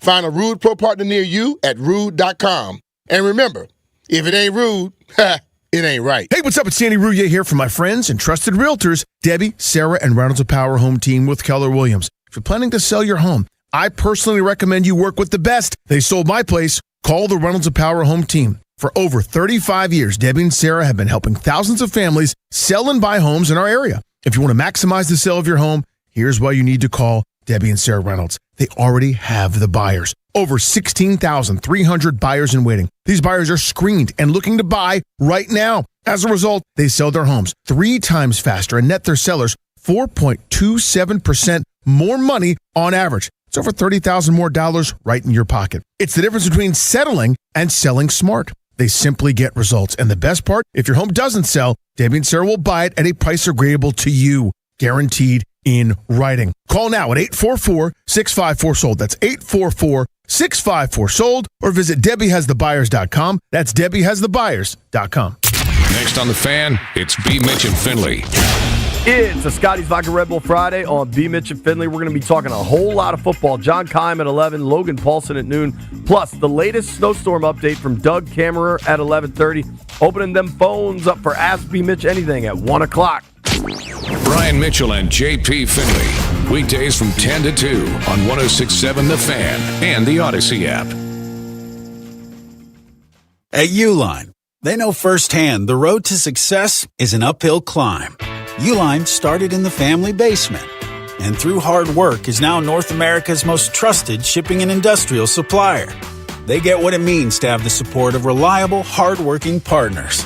So they keep 41,000 items ready to ship. Whether your company is still in a basement office or expanding cross-country, Uline will be there on your road to success. Visit uline.com. Are you 50 or older? This news is for you. The CDC recommends you get vaccinated against pneumococcal pneumonia. Even if you're healthy, your age puts you at risk. People 50 or older are over 6 times more likely to be hospitalized with pneumococcal pneumonia compared to adults 18 to 49. Just one shot can help protect you. Learn more and schedule at vaxassist.com. That's VAXassist.com. Sponsored by Pfizer. It's impossible to have a bad day when you started with Chick-fil-A. Hi, I'm Miles. And this is Grant. And the little thing we love about the Chick-fil-A chicken biscuit is how the fluffy, crispy goodness wakes us up in the morning. The chicken is crispy, the biscuit is soft, it's iconic. Throw some jelly on it, you can throw some honey on it. It helps me kick off the day. The hash browns are great. And I really like the shape of them too. Little circles of crispy goodness. Yeah, those early morning chicken biscuits are just great, man. Mornings are a little bit brighter with the Chick-fil-A Chicken Biscuit and Simply Orange Juice. Available on the Chick-fil-A app. Real guests paid for their testimonials. It's the Sports Junkies. I hear what you're saying, and I like it. On 106.7 The Fan. And always live on the free Odyssey app.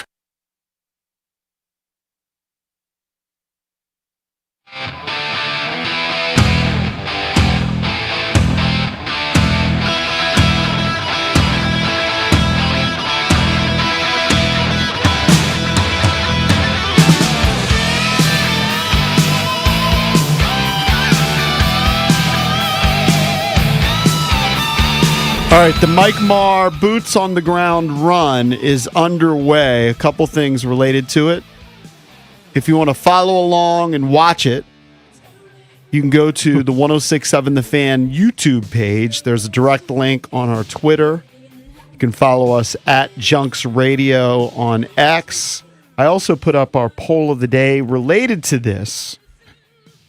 Junkies Poll of the Day, sponsored by Surfside. Use the code JUNKS, JUNKS, at store.statesidevodka.com. Get 25% off all select merchandise. That includes t-shirts, hats. You know I love their hoodies. Use the code JUNKS at store.statesidevodka.com. And the question is simple. Will Mike Maher complete his 8.2-mile run into work for his Boots on the Ground run? He looks okay. You can vote at Junks Radio. The options are yes, he finishes, or no, he'll quit. He just ran across a major intersection. I mean, I'm just wondering when Farley's going to get him to an actual trail where there's not traffic and gas stations. Right, he's not on the road, though. He's on a sidewalk. I just, 20 seconds ago, he crossed a 50-lane highway. Intersections, you know, you are going to have to run across. Well, I mean, to get to D.C., he's crossing there's only so many paths. I know, I understand. Yeah. Oh, these ads are annoying. So you can follow along on the Has he finished YouTube the first page. mile? I assume he has. He should have. He's in the mile 2. He actually looks like he's going pretty strong right now, I have to say. He's in mile 2. You seem dejected by that. Yeah. Well, I openly want him to fail. Yeah, I'm actually kind of rooting for him in a perverse way. Why? I don't know. I'd like it's to unlike us to root for each other. I don't know. I like playoff victory. Mike. I want to see him succeed. No, I like Mike, but I still want him to fail. Well, we're opposed then. Yeah. All right, so we'll keep you He's updated. doing well. You can check it out, of course. On There are a couple people, though, that have. I'm looking at the chat on the YouTube page. There's a guy who just said he looks like he's dying. Really? Nah, he's fine. I think he looks fine. He's just slow and steady. Yeah, he's a 10-minute mile pace. I did see somebody in the chat chiming in from Thailand, waking up to watch the feed from Thailand. So thank you. Very whoever cool. that is. Right. Very cool. All right, let's open up the entertainment page, touch on the Hollywood, the music scene, get the latest celebrity scoop from Mr. Bickle. A little early today. I like it. The entertainment page, of course, is driven by BMW of Fairfax, DC's only BMW Center of Excellence Award winner for the ultimate buying experience and your ultimate driving machine. Get over to BMW of Fairfax. Ask for my girl Miriam. She's the general manager. Check out their entire selection of certified pre-owned and brand new vehicles right there on their website, bmwfairfax.com. All right, so sad story. I was kind of stunned to see it. I knew he had ALS, but I didn't think he would go this quickly. Yeah, I saw this morning. But Eric Dane passed away. Was he McDreamy? He was McSteamy. He was McSteamy. You got to get your EMEs correct on Grey's Anatomy. I never really watched Grey's Anatomy. Maybe like 20 minutes total in my lifetime, so I don't really know. But McSteamy passed away. Terrible story. Only 53 years old. One of those guys, just like super handsome. Probably smashed all of Hollywood. I think was he actually married to that Rebecca Gayheart at one point? I believe he's still married. They're to her. still married. I I don't think so. it's.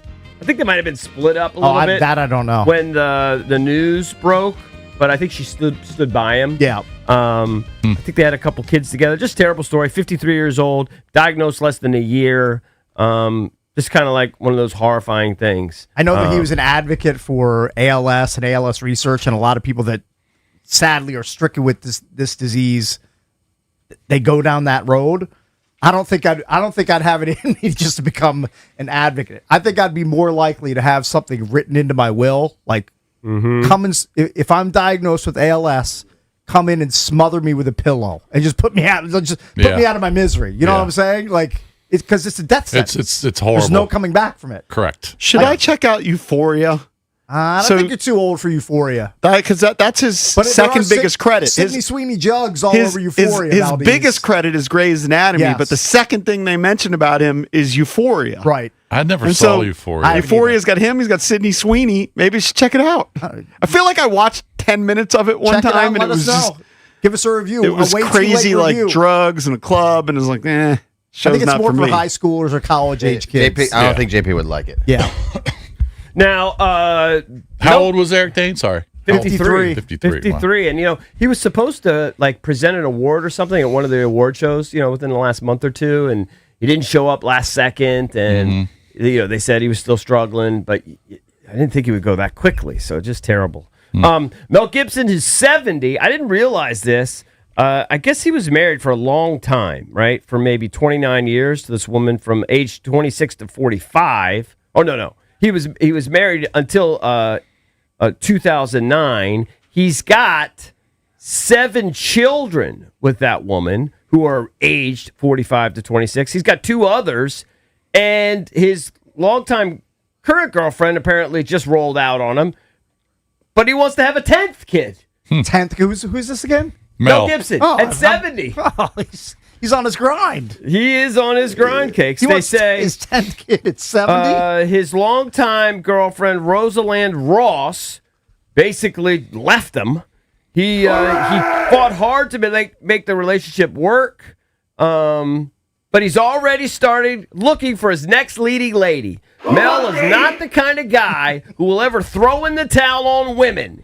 Jason, he's unlike you. He's turning 70, and it says it hasn't slowed down any part of him. Yep. He's got any part. His libido is all-timer. He's got a 45-year-old. Yep. He's got 4 twins who are 43, 40, 37, 35. Wow. 9 kids. You're very mean. You're the worst. 9 kids from how many moms? 3. Yeah, so he's on the Cam Newton plan. You I saw control Cam me Newton. like marionette. Whatever job he had, it was in the news recently that he had some job that he got fired for. I think he's still on ESPN. I think he still does. But he his had a podcast. show. Yeah. And it was saying he's got 9 kids, 3 moms, And before and the next blown away by story, let's go to a listener on the ground. It's got a boots on the ground update. Let's go to Chris on line 1. Chris? What's up, boys? Chris and Lorton. Yes. Although I'm in Arlington. Okay. I got tires on the ground. I see Farley and Maher honked at him. Maher's looking good. Maher looks like he's picking up the pace a tiny bit. When they focus on the legs, not so much. Yeah. But you know what? His arms seem to be moving more faster, and it looks like they've hit a trail now. Yes, good. He's huffing. I mean, he was on 10th Street in Arlington. Okay. And he's moving. He should be on mile number 3 now. Mm-hmm. The funny thing is seeing Farley run next to him, hold the tripod or whatever the heck it is with the phone on. Yeah. And people just wondering what the hell is going on. I know, I get What it. is this spectacle? I get it. What is this clown show? What do they call those? A selfie stick. Is Yeah, that yeah, I essentially what guess. he's got? Yeah. A little selfie stick? Oh, he's doing a pretty good job. Great job. I mean, Thanks Cake for the said it tires was on the ground. Cake said it was going to look like Blair Witch Project, but it's No, it's actually pretty good. Solid video he's You know, providing. they have some of those like cheap stabilizer things. Maybe Yeah. he's got one of those things on it. Of course, you can check it out on our YouTube page, 1067 The Fan. He looks pretty good. He looks like he's doing pretty well. But Farley, can you hear us, Chris? What? How far have you run so far, Chris? Can he hear us? I guess he can't hear us. He might not be monitoring it. He's talking. I just can't hear him. They should Hey, be. boys, we're 2.5 miles in. Wow. Yeah. Okay. We hit at 9:56 Ooh. last mile. Okay. Pretty good. Sub 10. Pretty good. Yeah, pretty good. How are his Got his feet? earphones in. He's locked in. How are his feet? Are they hurting? His feet, he claims, are fine, but they're getting a little worse every step. Wow. Good. So Yeah. That's what he It wants. seems like the steps are getting shorter. Like his stride looked a bit longer earlier in the Is run. that true? Are you noticing that? How's his form and technique right now? There was a lot of adrenaline early. Yeah. Right? I am a little concerned that he needs to lock in now, and I think it's going to be less of talking, less bits, and Right. because Right. this The could real go punishment. bad. Yeah, focus on the task at hand is what he Right. has to do. Hey, tell Mike, though, this might give him a little motivation that there's somebody in the chat who said, ask the question, how do I donate to Maher's bar tab tonight? Oh, it's a great one. Great call. Oh, that's fantastic. Hey, Mike, Venmo. somebody wants to know how they donate to your bar tab tonight. They're so inspired by what you're doing out here. Okay. Give me 1 second. Wait 1 second. I don't know my 1 second. What's he saying? We're actually, I'm not sure. We're crossing the street right now. He's taking a lot of liberties out here. These cars, all of them don't know what we're doing. Right. Yeah. Look for crosswalks, Farley. Don't get hit by a car, stupid. I mean, I want you to struggle, but I don't want you to die. Right. Yeah. All right, hit me. Yeah. I didn't know the Venmo off the top of my head. Oh, he's looking up his Venmo. Priorities. So I'll give the guys some ADs. My bar tab. Yeah. It's Michael_Maher23. Michael_Maher. How do you spell Maher? Maher. Okay, got you. 23.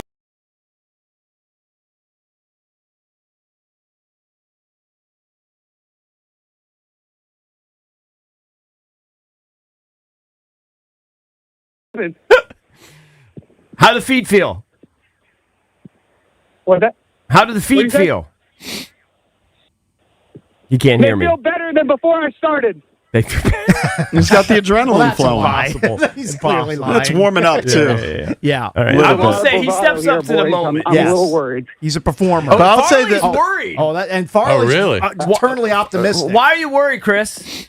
Because I'm worried about the bravado, and we are 3 miles, almost 3 miles in. Yeah. Yeah. The hardest part of this thing is coming. Yeah. Yeah, he hadn't hit it yet. It's going to be tough. All right, All right, you'll get him through. Dude, Mike I'm Maher surprised. again. Yeah, You can I'm follow. Chink in the armor right there. Farley's selling the So drama. he's saying Get on him. by mile 6.5, 7, he's going to be probably really like struggling. 5 to 6 is where it's going to be See, the tough. thing is Yeah. when we go to him, that's when he gets motivated. Yeah. This is the He's probably ADs. dying when he's not talking Yeah, to then them. when he's not on air, then he sinks back probably into depression. Yeah, then he has to talk to Farley. How quickly did he find that Venmo? Yeah, he's running. I mean, these. sure. He's gonna have like $200 in there for his bar tab tonight. He's gonna just get annihilated. All right, so Unfortunately- 9:56 mile on mile number 2. I think he looks should pretty be good. finishing mile number 3. It's an 8.2 mile run, to work from the Pupatella in Arlington. Yes, very good. Let me give you real quick. I want to give you one more story. I want to give you the live ratings for the Anthony Kim deal when they won in Australia, and it was the middle of the night. I happened to be up, so I got to watch it live. But I'm actually stunned when they're on FS1. Their numbers are like in the 20s and 30,000s, very, very low. But they were on Fox, the major network, so they averaged 331,000 viewers. That's awesome. From 11 p.m. to 1 a.m. Think about that. That's a pretty good number. From for 11 that p.m. late. to 1 a.m. on Saturday when It's Anthony pretty Kim was crazy. making his move and he was passing Bryson DeChambeau and John Rahm from being 5 shots back. He really took the golf world by storm. It's the first time Liv has moved the needle at all, really. Let's be fair. And that's a pretty darn impressive number for, a league that's drawing pretty low numbers in its first 2 years. So big boost for Liv. And let's see what happens with Kim here. Right now, he's the biggest story in golf. Yep, that is impressive. AV is built for D.C. here in the nation's capital. AV is creating solutions that protect our troops, our homeland, and our way of life. From autonomous unmanned aircraft and counter-drone technologies to advanced satellite communication systems and next-gen missiles, they're delivering innovation where it matters most. Battle-proven, warfighter trusted, engineered for the future, and proud sponsor of the Washington Commanders, Capitals, and D.C. United. Visit avinc.com today to learn more. This is your flagship home of the Washington Capitals. Shooting, he scores! It's a power play goal! And DC Sports Talk all day. Sports Radio 106.7 The Fan. JP Finley here for my team over at Oarsman Chevy Buick GMC of Alexandria, where they have a simple philosophy: keep the customer happy. Like with great deals on the area's best selection of new Chevys, Buicks, and GMCs, each backed with the Oarsman Lifetime Edge, featuring up to $1,500 in extras. They've got a great selection of quality certified used vehicles, plus free Virginia state inspections on your vehicle. It's that simple. Keeping customers happy keeps them coming back. Go see my guy Bob Biaggi, and as they like to say, let's ride together. Shop Best of Season fruit at Whole Foods Market. Get Sumo Citrus for $3.49 per pound with Prime through February 24th. Savor the Best of Season citrus with this sweet and tart favorite. While supplies last, shop in-store or online. Terms apply. Looking for a good edge? BMW of Fairfax has a limited number of I-Series courtesy vehicles with a few miles on them. In golf, I'll take strokes. On a parlay, plus money. Same idea here. Lease an i4 from $349 a month or iX from $499. Visit BMWFairfax.com. That's another amazing run by Team USA. Mom, think I'll be on Team USA one day? Well, I'll take this one. Are you speaking to us? Yes, and to answer your question, anything's possible, especially with Xfinity. So, I can be the best snowboarder ever? Well, I can't guarantee that, but Xfinity can guarantee that your internet price won't change for 5 years.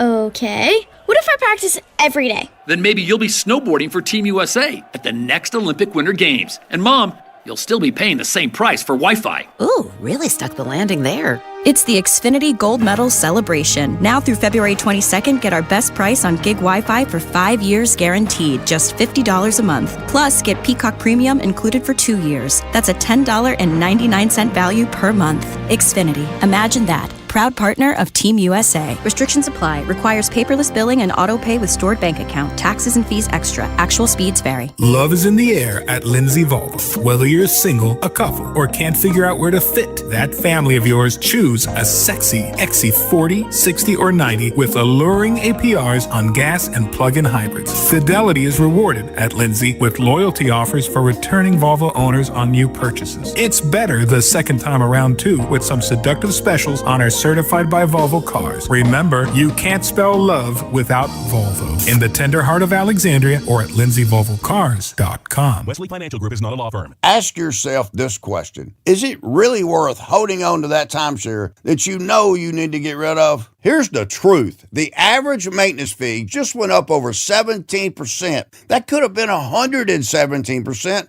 and there's nothing you can do about it. When you buy a timeshare, you give them a blank check for annual maintenance and assessment fees. I'm Chuck McDowell, founder of Wesley Financial Group. For 15 years, I've helped over 50,000 families cancel their timeshare. Not sell it, not transfer it, cancel it. Did you buy a timeshare because they told you it was a great investment and your maintenance fees would never go up? That's a lie. Are you ready to get rid of your timeshare once and for all? Simply call us and I'll send you our timeshare exit kit that explains all your options for cancellation. Call Wesley now for your timeshare exit kit. 800-885-3100. 800-885-3100. 800-885-3100. Hey, it's Cliff Kingsbury. Look, my life on the field is nonstop. Game prep, film study, long days. So when I want to shut the world out for a bit, I head to Hammer and Nails. From the grooming services to include men's, manis, petties, it's luxury from the moment you walk in. They hand you a drink, you slip on noise-canceling headphones, and everything slows down. I'm not thinking plays, I'm just relaxing.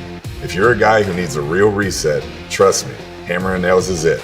Treat yourself. You'll thank me later. Shopping with your parents can be embarrassing. Why would they sell jeans with holes in them? I'm going to speak to the manager. Mom! That hoodie is giving. You should get it. YOLO. Thanks to the Chase mobile app, your kid can shop independently while you keep an eye on their spending. So you can go from We can be twinsies. To How was shopping? Saw you stayed on budget. Thanks, Mom. freedom for kids, control for parents. That's family banking from Chase. Account subject to approval. Chase mobile app is available for select mobile devices. Message and data rates may apply. JP Morgan Chase Bank N.A. member FDIC.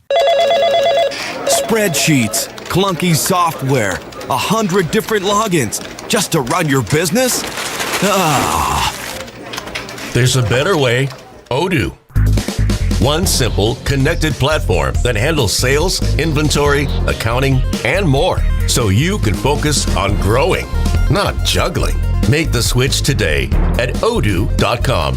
That's ODOO.com. It's the Sports Junkies. Speaking of fans, let's go to the phones. It's funny. 106.7 The Fan.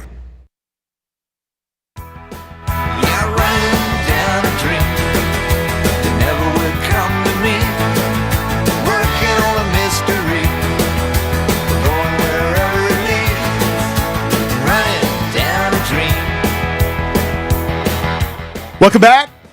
In the midst of our Mike Maher boots on the ground run, his penalty for being the worst weekend parlay picker. Yep, he's paying it off. Was to run to work. We're doing it from Pupatel in Arlington to our station right here at 1015 Half Street, a couple blocks from Nats Park. Turns out to be 8.2 miles. So that's a 10K race plus 2 miles. Yep. Will he make it? You can vote at Junks Radio. Of course, you can follow along on our YouTube page. It's 106.7 The Fans YouTube page. Here's the thing about you saying somebody was checking in from Thailand. Mm-hmm. Yep. I don't know how to confirm this, but somebody else says, this is, I'll give him some ADs, at Benchwarmer Bats. Watching this live from South Korea. Very nice. Love it. We're big in the How Far many East, viewers we got apparently. now? It peaked over 800. It went down to it kind of, people tune out during the commercial break. It is what it is. Mm-hmm. So then it's got to get back up. So we're checking in with them. It'll probably jump or spike during the Do finish. they have the feed? Will the feed come back automatically even when we're not talking to them? No. So you want it up now? I think it should be up Constant? Yes. Okay. So they could just peek in even when we're not talking to them. That would be the move. I mean, somebody in the chat asked what it would take for me to run boots on the ground from Olney to DC. I mean, you know how far that is? 50 grand. That'd be about 18 miles if you went, because from mine to it's probably about. I'd have to drive to Needwood Park and then just hop on the trail that goes into DC. But that's a long. It's like close to running a marathon. Yeah, it'd be like a marathon. I was telling 25K Mike Maher starting though, price. back when I did my boxing match, we wanted to do something big, a big promotion on the air, and I kicked around doing a marathon, just like doing the Beltway and stuff like that. That was the first year of us taking over for Howard Stern. Yeah, because my commute is almost exactly a marathon, 26 miles. Yeah. Well, I would die. Yeah, mine's So that would be 38. that would be the end of my life if I had to run a marathon. No chance I would. I might have been able to do it 15 years ago when I was training for the Marine Corps marathon. I mean, now that would take another year of plus of training. Right. By the way, the chat. See, there's no way. Now you got somebody saying, watching from Brazil, another person watching from Kenya. All right, so I believe the Thailand, but now it's just shtick. If you can't goof in the chat, you got to be viewing where you're actually viewing from. That's what chats are designed for. Come on. We have some integrity in the chat. Watching from Cortina, I guarantee you that's coming. Someone's going to say that. Here's another one watching from Virginia. Whatever you do, don't make crude screen names because JP will probably read them out. Yeah, he won't realize it. So you know, earlier we were talking a little bit about tanking, the Wizards versus Pacers game. Yeah. All right, so the Wizards called up 2 guys from the G League, and they still won because the Pacers had and more G Leaguers, people you've never heard of. And the NBA is trying to address this tanking. We've spent probably more time talking about the NBA the last couple of weeks. Well, that's what happens when the NFL finishes. But mostly because the tanking has become such a big issue that they're having to address it. A few days ago, Mark Cuban seemed to say, hey, I advocated like an auction system years ago, which we talked about, like just abolishing the draft and just having basically free agency. And if somebody wants to pay Cooper Flagg $50 million coming out of college, more power to you. Pay him $50 million. Or want to pay Darren Peterson $60 million? Right, to not give him play? $60 million. But it does seem like the NBA has legitimately looked into it. I don't know if this has been approved, but according to the story, the NBA plans to enact anti-tanking rules starting next season. Yeah. And what it's going to do I don't is... understand. Can Silver just enforce this with this competition committee, or does he have to get votes from the owners? Well, I want to hear... The story doesn't tell what you is really. He gonna enforce? What it's going to do is first-round draft these are all picks possibilities. Can be protected. You know how they have these protected picks? The Wizards have this protected pick. So they traded a pick, but if it falls in the top 8, then they retain the pick. Yeah. They're going to limit that protected picks can only be top 4 or top 14 plus selections. They're going to do a lottery odds freeze at the trade deadline or later date. A lottery. So whatever you are at the deadline is what you're going to be at the end of the season? Right. Yes. Right, that's something to think about. At the trade deadline, which is what, February? Well, generally, yeah. It just passed. So then last night's Wizards-Pacers game, they could have played all starters. It wouldn't have mattered. Impact. There might be something to that. I like it. I like that better than the abolishing the draft. So then, like, in other words, if they had that right now, we would see AD and Trae Young the rest of the year. Correct.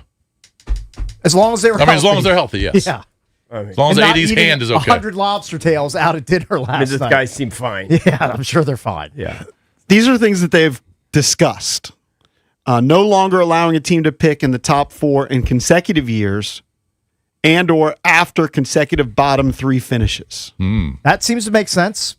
Yep. They do that in incentivize baseball, you from right? losing a bunch of games. I don't know exactly what the rule is in baseball. It's something similar, yeah. Dude, they might be onto something. What if it's just like, what if you moved that up even sooner by like Christmas or like the halfway point? You know, even sooner. Because then teams are they're going to like, you know what? I don't want to tank for half the season because I still, you know what I mean? Mm-hmm. Then I don't know. I like it. I don't like some of these. This one I don't like. Teams can't pick in the top 4 the year after making the conference finals. Well, here's why I don't like that. They're doing that because like of the Pacers. Yeah, but if you finish in the top 4, you're a good team, and you made a shrewd deal. And it lands you a top pick because you traded for a pick, you're going to get penalized for that? Well, I don't like that. No, if you trade for it, that's different.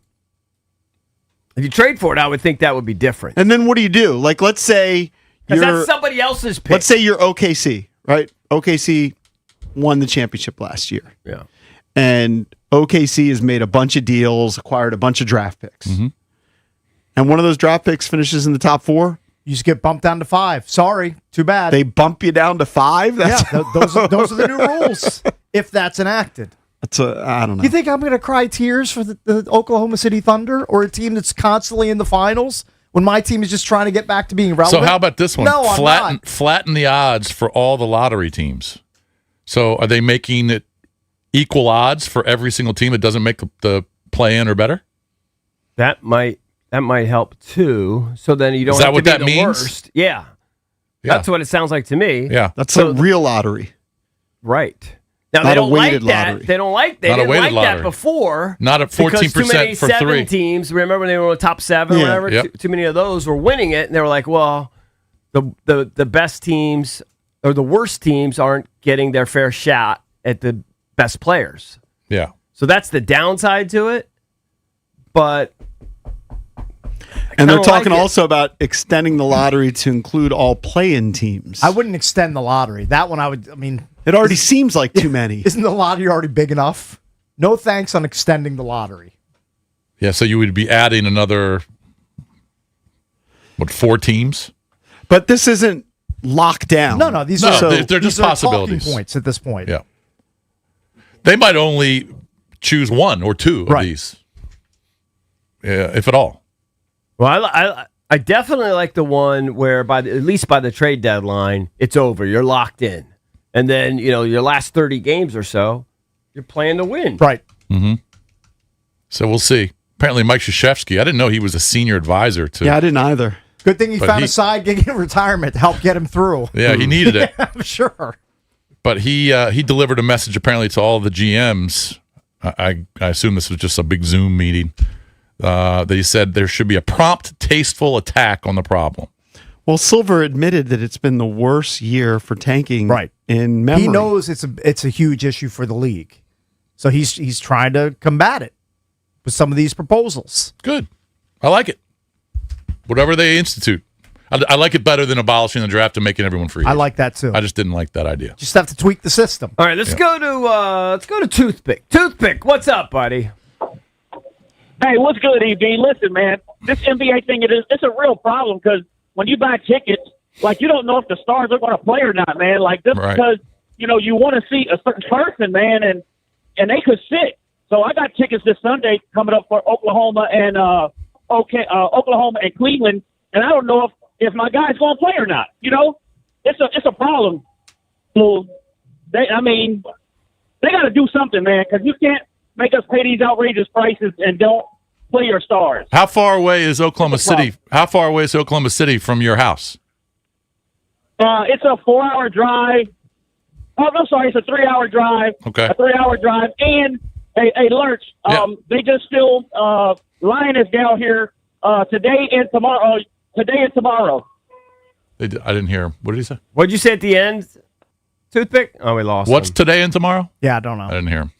I'm trying to find video footage of Mike to get an update. Yeah, we should get an update. I did see in the chat room somebody say the real fear of the boots is shin splints. But he does say the next day, he says that's what got me from running boots in the military.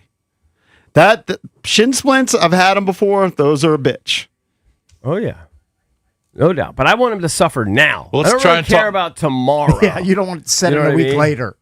Valdez, what are we going to do? Give us an update. You're try and leading talk the to show. him at 8. You'll talk to him when we come back? Yeah, we can do that. But, we can check in with him. We don't need to do, we'll just check in for a minute. Check in. We'll do a check. Whole segment, but I he should do be think about. We'll check in with him, see where he is. The video should be up constantly. I know, but there's some technical difficulties. Sometimes we got to pull it down. He should be about halfway through at least at this point, if not beyond the halfway point. So we'll check in with Mike Maher. The boots on the ground run is well underway. We'll see if he can make it to work. He left Pupatella in Arlington a little bit after 7 o'clock. We have the video up on our 106.7 The Fan YouTube page. Subscribe to the page, like the page, and we'll see if Mike can make it. Keep it here. DC's FM Sports Talk, 106.7 The Fan. This is an Odyssey Sports Minute. Sponsored by AutoZone. Get in the zone. AutoZone. A comeback for the ages in Milan. Team USA women's hockey trailed for nearly the entire final until Captain Hillary Knight tied it with just 2 minutes left. In the extra frame, Megan Keller became the hero. A backhanded breakaway and a 2-1 victory over Canada for gold. I'm Drake Toll. It's your boy Bish here from my guy Josh Cochran and the team over at Bayer Subaru in Alexandria. He's on the podium, and these deals are going for gold. So now, during the Subaru A Lot to Love event, you can score 0.9% APR on a new 2026 Forester, smooth as a downhill run, or grab 1.9% for 75 months on a new 2025 Crosstrek. If you're ready to sweep up a win this winter, do what I did. Head on over to Bayer Subaru in Alexandria. Ask for Josh Cochran. Tell him Bish sent you in. Or you can check him out online now at BuyerSubaru.com. Listen up, basketball fans. You won't want to miss this. Right now, new Bet365 customers bet $5 and get $150 in bonus bets, win or lose. So you could turn that $150 into something bigger when you bet on player points, rebounds, triple doubles. $150 in bonus bets when new customers bet $5. I know where I'm going to bet from now on. Download the app today and see why it's never ordinary at Bet365. Gambling problem? Call 1-800-GAMBLER. 21 plus only. Must be physically located in Maryland. T&Cs apply. In-app only. Get more out of every mile when you share the ride to work. With carpooling, you'll have time to relax, save money, and pick up new friends. Commuter Connections can help you find carpool partners who live and work near you, even if you're commuting just a few days a week. It's a free service. Carpooling. Every dollar saved, every friend made.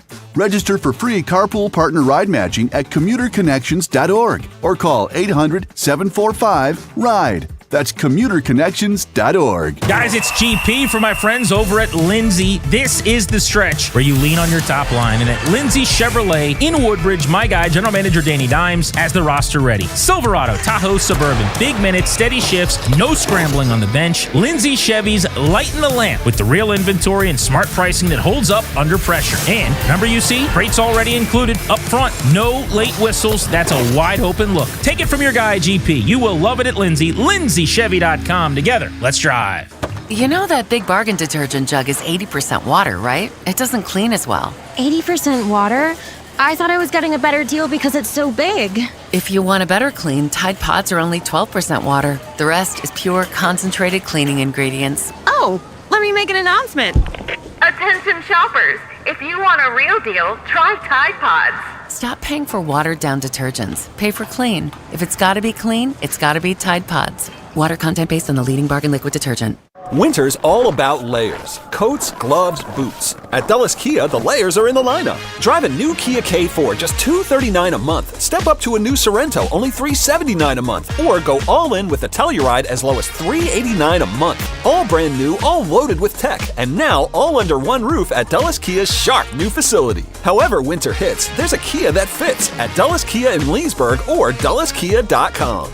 Call 703-669-6888 for details about costs and terms. Get in the zone, AutoZone. Jeff's day is off to a slow start. So he heads to AutoZone, America's #1 battery destination, where Sammy, a local AutoZoner, tests his battery for free. Looks like he just needs a charge. And Sammy does that for free too. In no time at all, Jeff is back on the road, ready to finish the day strong. Free battery testing and charging at every store. No hassles, just help. Get in the zone, AutoZone. Restrictions apply. I checked Allstate first and saved hundreds on my car insurance. Really smart. Unfortunately, I didn't check if I took the gas hose out of my car's tank. Ooh, not smart. And I drove off while still attached to pump number 3. Yeah, checking first is smart. So check Allstate first for a quote that could save you hundreds. Potential savings vary, subject to terms, conditions, and availability. Allstate North American Insurance Company and affiliates, Northbrook, Illinois. Live from the LindsayCars.com studios in the nation's capital, WJFK FM and WJFK HD1, Manassas, and WPGC HD3, Morningside. Tip, they score! This is your flagship home of the Washington Capitals. Dylan Strome tips and Alex Ovechkin shot! You get a goal! You get a goal! Carlson, a shot, he scores! Sports Radio 106.7, The Fan, an Odyssey sports station. 106.7 The Fan, Sports Flash. This sports update is brought to you by the Reynolds and Power Home Team, Keller Williams Realty. The U.S. and Canada delivered another instant classic in the 2026 Winter Olympics gold medal game. Thanks to Megan Keller, Team USA pulled out an exhilarating 2-1 overtime win to cap off a dominant run at these Winter Olympics, and they won the third gold medal in team history. Alyssa Liu became the first American woman to win an individual Olympic gold medal in figure skating in 24 years. Her free skate program was nearly 3 points higher than the silver medalist. Coming up on your Olympic schedule, 8:15 a.m., the men's biathlon 15-kilometer mass start medal event will feature Campbell Wright, the two-time runner-up at last year's Biathlon World Championships. And then, of course, the U.S. men's hockey team will face Slovakia in the semifinals at 3:10 p.m. They're eyeing the gold medal game, probably against Canada. From the Crop Metcalf 5-Star Sports Desk, Savannah McCann on The Fan. It's the Sports Junkies. All right, I'm going to give you real quick. A good reason to listen. On 106.7 The Fan, and always live on the free Odyssey app.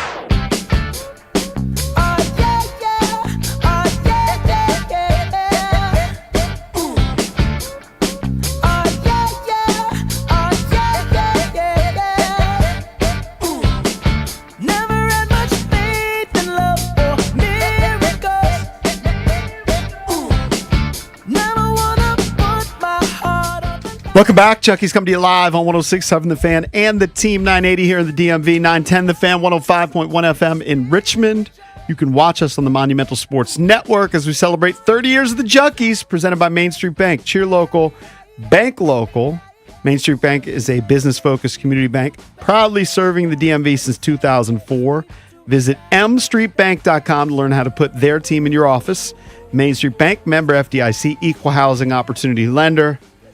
It's one of those shows. We got a lot going on. We have Mike Maher trying to run to work. Yep. Our pal Chris Farley is running alongside him, taking some video. You can follow along on the 106.7 The Fan YouTube page. Right. If you go to our Twitter, there's a direct link, or just go to 106.7 The Fan YouTube page, and you'll see it says the Sports Junkies, Mike Maher, boots on the ground, run. We've got some V-Mix issues, which will be resolved, so we're going to check in with him towards the end of this segment. We don't have to check in, but you can see video. Yes. Also, later in the program, right around 9:20, Jeremy Piven's going to join us. Most famous for being Ari on Entourage, but just in a slew of movies. Jason was watching his scene from Heat, and I told Jason I saw him, and our pal Paulyflick sent me a text, and he's like, you got to get Piven to tell the story of getting the role for Heat, where he's just in one scene with Robert De Niro. He was a young actor. Yeah. And I happened to see that like on the Rich Eisen TV show, which is now on ESPN. I don't know when it's on. I think it's around noon. And so we're going to have Jeremy Piven in studio coming up at 9:25. You know what? I know you're kind of racing through this. I still, just give me the top 5 movies. Because obviously we know him for Entourage. I jotted down a bunch. The top 5. Like he was in Say Anything with John Cusack. Right. He's tight with Cusack. He and Cusack are boys. They're both from the Chicago area. He was in Heat. He was also in Kiss the Girls, which I think is a really good movie. He was in Serendipity. That's a good flick. He was in Old School. He's great in Old School. Oh, he's great in Old School. He's the villain. He's awesome in that. Oh, hello. Black Hawk Down. Black Hawk Down he's also in. Great also movie. The Kingdom. And The Kingdom. I mean, I didn't watch the TV show, but I do remember him being on. Ellen had a sitcom for years. He was one of the cast members on Ellen's sitcom. Well, of course he was, and of course he was Entourage. Right. Yeah. Right. What do you mean he was one of the cast members on her sitcom? Oh, on her sitcom, not her talk show. Okay, sorry. No. Yeah. Her sitcom. Yeah, gotcha. Yeah, I don't know how long that lasted. I feel like I just didn't watch that sitcom. Couple years? Don't know. Ellen? Yes. Yeah. I was unaware she had one. I'd completely forgotten. Yeah, I'm that was surprised when you go to his wiki, it doesn't list early all the names. 90s. You got to go to IMDb, I guess. No, there should be a filmography toward the bottom. I know. Yeah. Look, where do you see it? I mean, Jeremy Piven. You must be on some sort of abbreviated wiki because I've got the whole Yeah. the whole kit and caboodle shoot right match here. over here. All right, we're going to check in with Mike Maher shortly. We wanted to play this audio of Ian Rappaport, NFL insider, talking about what he expects for the Commanders' offseason. Free agency is looming in a couple weeks. Jason predicts 2 big splash moves. Like that. Let's hear what Ian Rappaport, who's maybe a little more connected than you, what he has to say about it. And now you have where the Commanders are this year, and they still have a lot of cap space. They're coming off a really disappointing season. A lot of the players they used to build 2 years ago when they made the run to the NFC title game have, no offense to them, gotten a little older. It happens to all of us. It even happens to me and you, Mike. You get a little older and someone says, indeed, it's time to maybe turn the page. Don't turn the page on us. But for the Washington Commanders, I wonder how active an offseason they have. Adam Peters has been aggressive. He has made trades, made a couple of big ones last offseason. It is an essential, important year for Washington. I wouldn't be surprised if there were some fireworks here, just knowing how important it is, how much space they have, and the window they have with a good young quarterback. The time to spend is now, and obviously this is something we are going to be tracking throughout the offseason. Well, this is... Don't you kind of have that vibe, too, that they're going to spend some money? Hey, I spent money on our stick to the model plan. I've been so I gave money. I just was doling out money left and right. Well, So did I. A rookie on a rookie quarterback deal, which Jaden Daniels is still on. You got to take advantage of it. This is your runway to still spend money. Right. In a pivotal year 3 for Dan Quinn and Adam Peters. Bickle doesn't see it, though. I don't know. It's just I need to see it Yeah, to yeah. believe it. What if they have money? Sometimes this happens. What if you have money, but you don't necessarily love the guys that are out there, so you don't want to spend bad money? Right. So, I don't know. Do they love these guys? You have to spend the money in the right spots and find, identify the players think that they're work for gonna your see- system. I Right, think but they're- what if they actually don't like this crop and they say, I don't know? Then I'm guessing they won't overspend on inferior players. I would hope they wouldn't do that. Yeah. Yeah, I don't think they will. Well, maybe they go out and get 5 guys at moderate money. It could be But the case. But I still think they're going to go out and spend. They've got $76 million in cap space. I think they're going to spend a lot of that. Well, they're going to get more But if than you get- $76 million now. When Lattimore gets off, boom, now Correct. you're up to 80 or whatever, Yeah, you're- 94. yeah, 'cause I mean, that's- you're getting that's 18. close to 100. Yep. The question is, how high will you go for somebody like Alec Pierce? We all had Alec Pierce, the wide receiver from the Colts, on our kind of dream list, right? Yep. You give him over $30 million? $30 million per season? I don't think so. I think he's going to be the 22 to 26. Mid 20s type of guy. 22 to 26. So you would tap out. If the bidding war gets up to $30 million per season, Yeah, I'm let's see going what to the have to market say is. thank you, but no thanks. I'll look elsewhere. See what the market is. I can find another impact wide receiver at not such a high price tag. But a lot of teams are going to be competing for these guys. I think Kime was saying that he does think that Debo's going to have offers and that it probably will price us out. Right. But it's probably not going to be in the Cakes' $20 million range, which I believe Could he be. has in the bet I don't book. know Salary what it will cap's be, going up. But if he has multiple people after him, they probably will pay more Need a than we will. Debo bidding war. I need that. Yeah. Need to win that bet. And I think Commanders fans want Josh Harris and Adam Peters Right. to spend some money. So Commanders fans, especially if you have $90 million to are spend. you going to be disappointed if we don't see the fireworks and the spending spree that Yes. Ian Rappaport is predicting? Yes, of course. You'd have to be And disappointed. by the way, I don't want to just be like just so fiscally irresponsible. Yeah, it's fine. I need a splash or two. It's time to spend some money, maybe even a little bit recklessly Yes. if you have to. I need a sexy signing. Yeah. I can't just be a bunch of like under the radar things or give guys 1-year deals. No, you know what? No Noah Browns. Sorry, no disrespect. I think those days are done. No Noah Browns. You need to set the bar Let me higher. ask you this. Would you be open to, I know you love Max Crosby. I love Max Crosby, but you'd have to trade for him. I think it's a dream scenario. You'd have to trade for him, but Trey Hendrickson is a free agent. Now, I know he's coming everybody's off. saying that. I know he's coming off the injury. And he is older than Crosby, but He's 31. Would you be interested in Trey I mean, Hendrickson? sure, but he wouldn't be sexy at this point. He wouldn't be sexy enough for you? No. I mean, if he's healthy, he's still pretty sexy. Prisco has him as the number 2 free agent on the board. Behind out of, Pickens? Out of the top 100. Okay. It's No, hard. he's got Tyler Linderbaum, number 1. Oh, wow. That's his premier He's got, free agent? He's got Pickens 3. Okay. I feel like when guys... He's got Alec Pierce 4. When guys slip in the league... We should get Prisco on the show, actually. That they tend... It's hard to get back.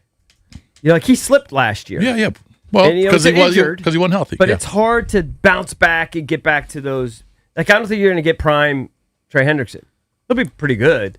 I still feel like if Hendrickson is healthy and plays 15-plus games, he'll give you 12 or 13 sacks, which is something this team would be good. desperately needs and is lacking. I just know we got 9 of the quietest sacks ever from Von Miller. I can't think of 9 less consequential He'll sacks. take those 9-ish sacks to another team this offseason during free agency. I don't think you're going to have to worry about that in 2026. But I think Commanders fans would be very disappointed if they didn't go out and get a couple splashes. No, they have to. It's time. The time is It is now. time. And it's not just bringing in these guys on For 1 year deals. deal. Some 32-year-old guy. Which I respect it. I understand where they came from. But they should feel a little sense of desperation. Spend money like Mike Maher is going to spend money in an Arlington bar tonight after he completes his boots on the ground challenge. Right. Yeah. That's what the Commanders should be doing this offseason. I wonder how Maher's doing. Liberally. Yeah, Yeah, I think I think they're going to go out. I don't know what names they're going to go after. I just think they're going to go out and try and acquire a couple of big, top 25 free agents. Right. Who did you have when we did our stick to the model GM plan? You went with. Did you go with Quay Walker? I went with Pierce, Quay Walker, Breece Hall. I had a bunch of ads. Those were my top 3 guys. I had Quay Walker. I had Kobe Dean too. I had Isaiah Likely. I had Kenneth Walker, and I think I had Alec Pierce. I had a lot of offensive pieces coming in. Yeah. But you cut also like 30 guys. I cut Deron Payne. I cut Marshawn Lattimore. I cut a bunch of guys. I traded Marshawn for a second-round pick. Yeah, I didn't get that offer. Wish I had. Quay Walker's the linebacker, still very young, 25 years old. Yeah. He's going to be a hot commodity on the market. I would think he would be. And look, some of these guys are going to get a franchise. Maybe not a lot of them, but some of them will. But if they're not, I think the Commanders got to go out and investigate it. And they go out and look at guys like Breece Hall and Alec Pierce and Walker, maybe the Myers dude from Denver, the Owe dude from the Chargers, the linebacker. I mean, there's a lot of names out there. Jalen Watson, corner from the Chiefs. He's legit. I know that people often criticize and say, you can't really build through free agency. That's not the ideal way. And I get it. You want to be young. Mm-hmm. But there have been teams. Remember the Bucs won their Super Bowl when they added Brady and Gronkowski and a lot of big name guys. The Rams recently, when they won their Super Bowl like in 2021, they signed a bunch of free agents to get you over the top. So it doesn't have to necessarily be a bad thing to sign free agents. Right. You can kind of mortgage your future by doing that. I mean, hell, the Patriots in this past year had a bunch of free agents. Right. Yeah, you're right. A bunch of free agents. Different ways to build it. Yeah, you don't have to just only build through the draft. And I think right now is the time. It's kind of like now or never. And I don't know. What if the Commanders went out and their top 2 free agents signed would be Alec Pierce and Kyle Pitts? You know how jacked up you'd be? That gets blood flow. And I don't think that's a ton of money. I mean, Pierce would be a lot of money. Yeah. Mid-20s. Pitts or Likely. To me, those guys are pretty interchangeable. Yeah. Like a real upgraded tight end and a deep threat to pair with Terry McLaurin. But think about the difference that would be from this year if you had the deep threat receiver, legit number 2, and then a legit starting tight end that, could maybe catch 80 balls. I feel like those would be great pieces to add.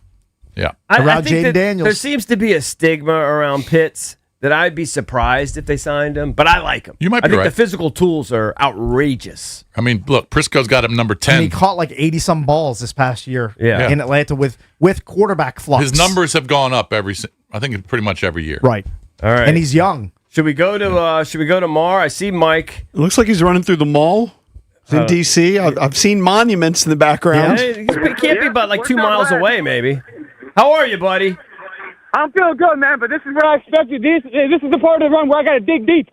This is why I'm happy I prepared my mind. Feet are banged up, but I am not stopping. Are you about 4 miles in, 5 miles in? How much have you run? I think we're over 5 miles in. Okay, so just 3 miles to go. Tell us how the feet feel. Got a really bad blister on my right foot. It's the top of my foot. Heels are banged up. Good. But like I said, I prepared for these conditions, and I'm not stopping, so that's just it, period. Right.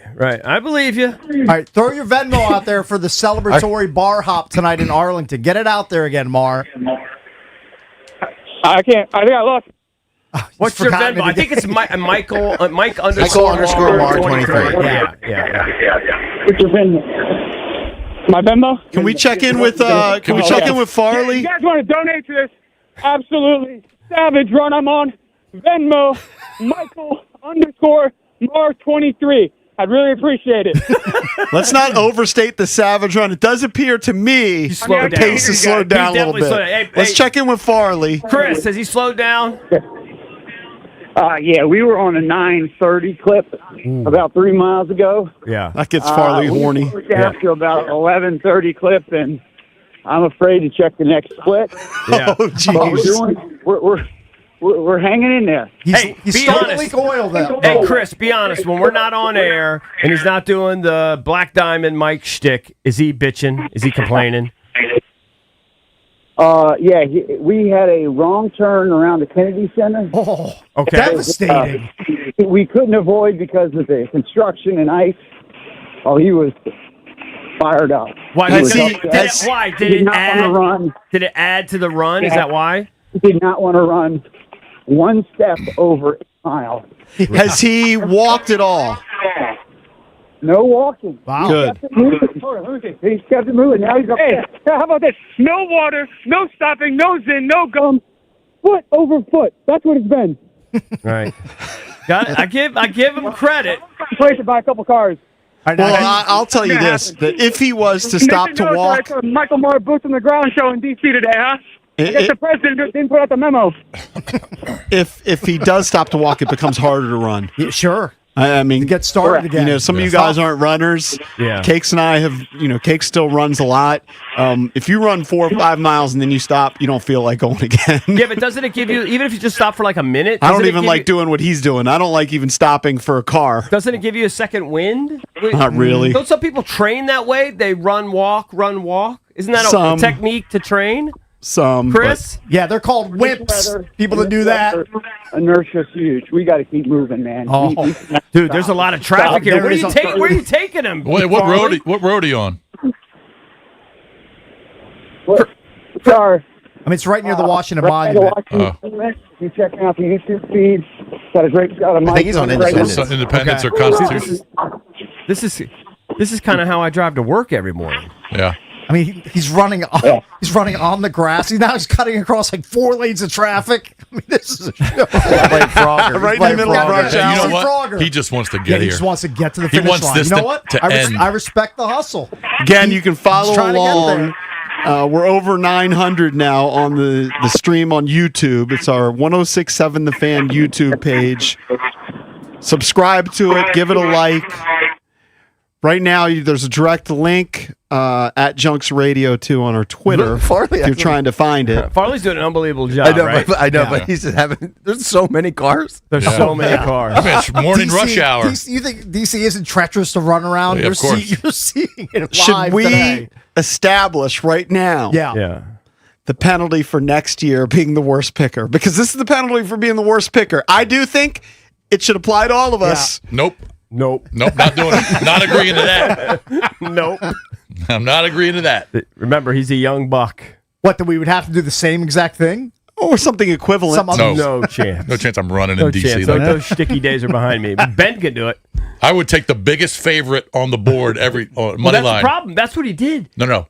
I'm talking about minus 2,000. He was taking huge favorites. He wasn't doing money lines. He was. When you lose one, it hurts you. Remember, because he was calculating that. I know, but I would just take the biggest favorite on the board every single week. Peltiz, is that what ultimately killed him? Did he was taking such big favorites? No, it's not just that. He was whiffing. He was just losing. He was betting UFC, which is supposed to be a specialty. He was taking whiffing favorites. But he was wrong. But he wasn't taking big favorites. It was They were marginal favorites. It was right? a combination of. He was laying points too. I mean, laying a lot of points. Yeah. Well, not just points, but like he was taking like minus 140 favorites. He wasn't taking like massive favorites. Right. But but it was a combination of that and losing. Correct. Correct. He went like 15 calendar weeks without hitting a pick. Yeah. Again, we need to thank Pupatella. That's hard to do. That's hard to do. By the way, we need to thank Pupatella because he's running into the boots, which we didn't. Farley was going to give him these Hoka boots, and it became a big thing. And Pupatella stepped up. Got boots for him. They put the Pupatella, banner, I guess, whatever the heck you want to call it, logo on the side of the boots.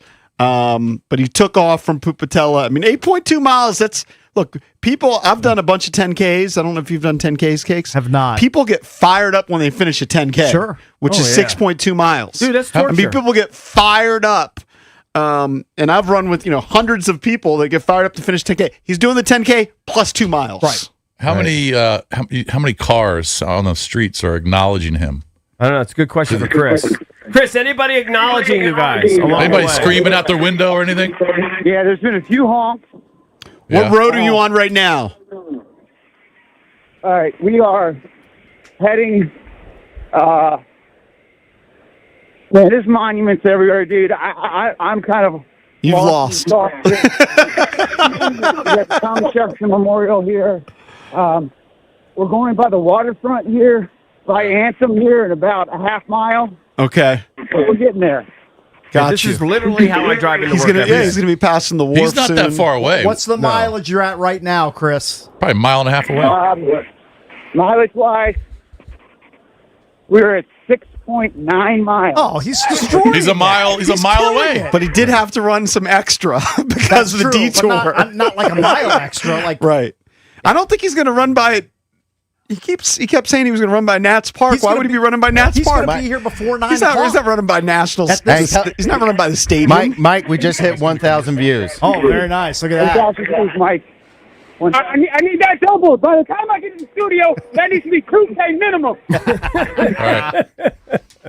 He's doing a great job. He's crushing it. He's doing a great job. He is in pain. Thank God he's in pain. A little more pain. Do you want visual proof of the blister afterwards? I believe him. He's going to take off the boot. I mean, yeah, he could show us. Hey, can we get someone down here to give him a foot rub afterwards? We probably should. Eric, you know what? You should give him a foot rub. No, because you wanted him to be in so much pain. And sweaty those Send feet those are. boots to the Running Hall of Fame, by the I'll way. let Ben do that, though. So Ben can give him a foot I think rub. they're on Independence Avenue. No. We're closing in. Boots on the ground again. 106.7 The Fan YouTube page. We'll see if Mike can make it into work. That is his penalty for being the worst parlay picker all year on the Junkies. DC's FM Sports Talk 106.7 The Fan. All right, guys. You know I love a good edge, a little angle most people aren't thinking about. Well, here's one. BMW of Fairfax has new I-Series models that have been in service for a short stint. You know, loaner vehicles.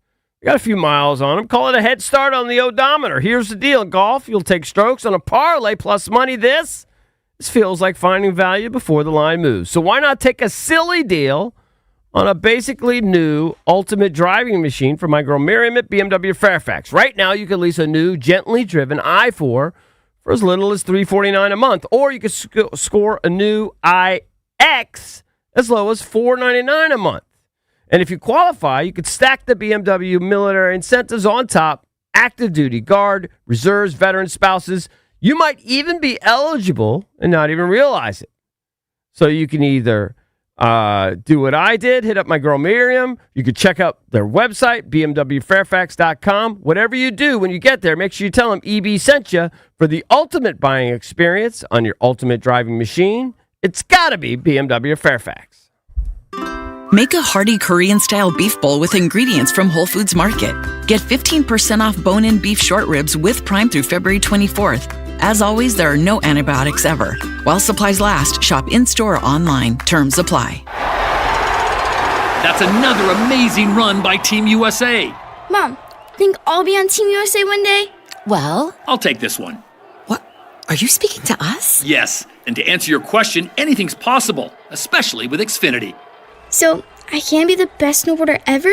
Well, I can't guarantee that, but Xfinity can guarantee that your internet price won't change for 5 years. Okay. What if I practice every day? Then maybe you'll be snowboarding for Team USA at the next Olympic Winter Games. And Mom, you'll still be paying the same price for Wi-Fi. Ooh, really stuck the landing there. It's the Xfinity Gold Medal Celebration. Now through February 22nd, get our best price on gig Wi-Fi for 5 years guaranteed, just $50 a month. Plus, get Peacock Premium included for 2 years. That's a $10.99 value per month. Xfinity. Imagine that. Proud partner of Team USA. Restrictions apply. Requires paperless billing and auto pay with stored bank account. Taxes and fees extra. Actual speeds vary. Mid-season grind. Time for a line change at Lindsay Ford of Wheaton. My guy Jay Raptor's got F-150s, Mavericks, Transit vans, and more ready for big minutes. And the price you see, freight's already included. No late whistles, no extra shifts either. You'll love it at Lindsay. LindsayFord.com. This isn't just a game. It's a once-in-a-generation event. The Harlem Globetrotters 100-year tour. Celebrate 100 years of high-flying dunks, 100 years of show-stopping moves, and 100 years of changing the game. Bring the whole family and be part of the legacy. This game is once in a century. Be there at Capital One Arena on March 7th. Go to HarlemGlobetrotters.com for your tickets to the 100-year tour. This is the story of the one. As the purchasing manager at a manufacturing plant, she knows the only thing more important than having the right safety gear is having it there when you need it. That's why she partners with Grainger for auto reordering. so her team members can count on her to have cut-resistant gloves on hand, and each shift can run safely and efficiently. Call 1-800-GRANGER, click Grainger.com, or just stop by. Grainger, for the ones who get it done. Next on The Fan, it's B Mitch and Finley. It's a Scotty's Vodka Red Bull Friday on B Mitch and Finley. We're going to be talking a whole lot of football. John Keim at 11, Logan Paulson at noon, plus the latest snowstorm update from Doug Kammerer at 11:30. Opening them phones up for Ask B Mitch Anything at 1 o'clock. Brian Mitchell and JP Finley. Weekdays from 10 to 2 on 106.7 The Fan and the Odyssey app. This is the story of the one. As an HVAC technician, he and his digital multimeter are in high demand. So when a noisy office HVAC turns out to be a failing blower motor, he doesn't break a sweat. With Grainger's easy-to-use website and product information, he selects the product he needs to keep everything humming right along. Call 1-800-GRAINGER, click Grainger.com, or just stop by. Grainger, for the ones who get it done. Every morning, we rise and shine, make breakfast, and brush away the night's rest. These routines help us start the day off right. Nature-Made vitamins are a simple step in that daily care regimen. Multivitamins with daily essentials, clinically studied probiotics for gut health support, magnesium to help relax the body. Nature-Made is made to care for you every day. These statements have not been evaluated by the Food and Drug Administration. These products are not intended to diagnose, treat, cure, or prevent any disease. I'm Bob Burke, founder and chairman of Burke America Parts Group, a family of brands that includes RepairClinic.com, an appliance and HVAC parts solution company that's grown into an international brand. Before AmericanEagle.com, we partially launched a new technology platform developed by another firm. American Eagle helped take our technology to a whole new level with digital marketing, software development, and business insights into our key markets, appliances, HVAC, and outdoor power equipment, and did so both on time and on budget. AmericanEagle.com has the resources, experience, and talent needed to produce solutions. Our new technology platform, developed by AmericanEagle.com, has produced tremendous results with higher traffic, conversion, engagement, and online revenue. If you have any home repairs you need to take care of, check us out at RepairClinic.com.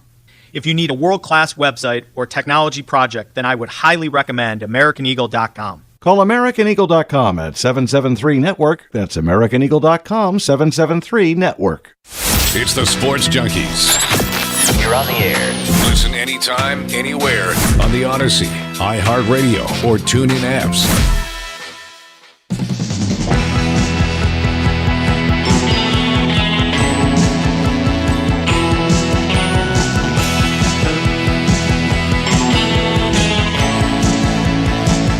Welcome back. Junkies come to you live on 106.7 The Fan and the Team 980 here in the DMV. We've been monitoring Mike Maher throughout the show. His boots on the ground penance started at Pupatella in Arlington. Yep. To make it to work, it's 8.2 miles. He started right around 7:05. Maybe it was 10 after 7. It was a little after 7 when he took off. And I see in the chat, if you're following along on our YouTube page, subscribe and like to the 106.7 The Fan YouTube page. You can follow along the live feed as Farley is videoing him. A new nickname has emerged. Yes, like it. 8 Mile Mike. It's a good one. It's a good one. He can add it to the litany of nicknames 8 Mile Mike. He already uses to reference himself. I like that. He should be arriving here fairly soon, and we're going to have a Pupatella pizza party to celebrate. That sounds fantastic. We did nothing. Yeah, we did not, but we will. No, actually, we did something. We'll reap the rewards of Here's it. what we did. We beat him in the parlay. Yes. I was thinking about your question. beat him, but I was thinking about him. your question about what penance you'd have to, penalty you'd have to. Yeah. If you were the worst picker. We should have a good penalty next year. Set it up front, kind of like fantasy leagues have a penalty. I'll agree to a penalty, but I'm not going to agree to something like that. Yeah, that's fair. Not some physical feat. If it was, to stand out in the corner, I'm a loser. Right.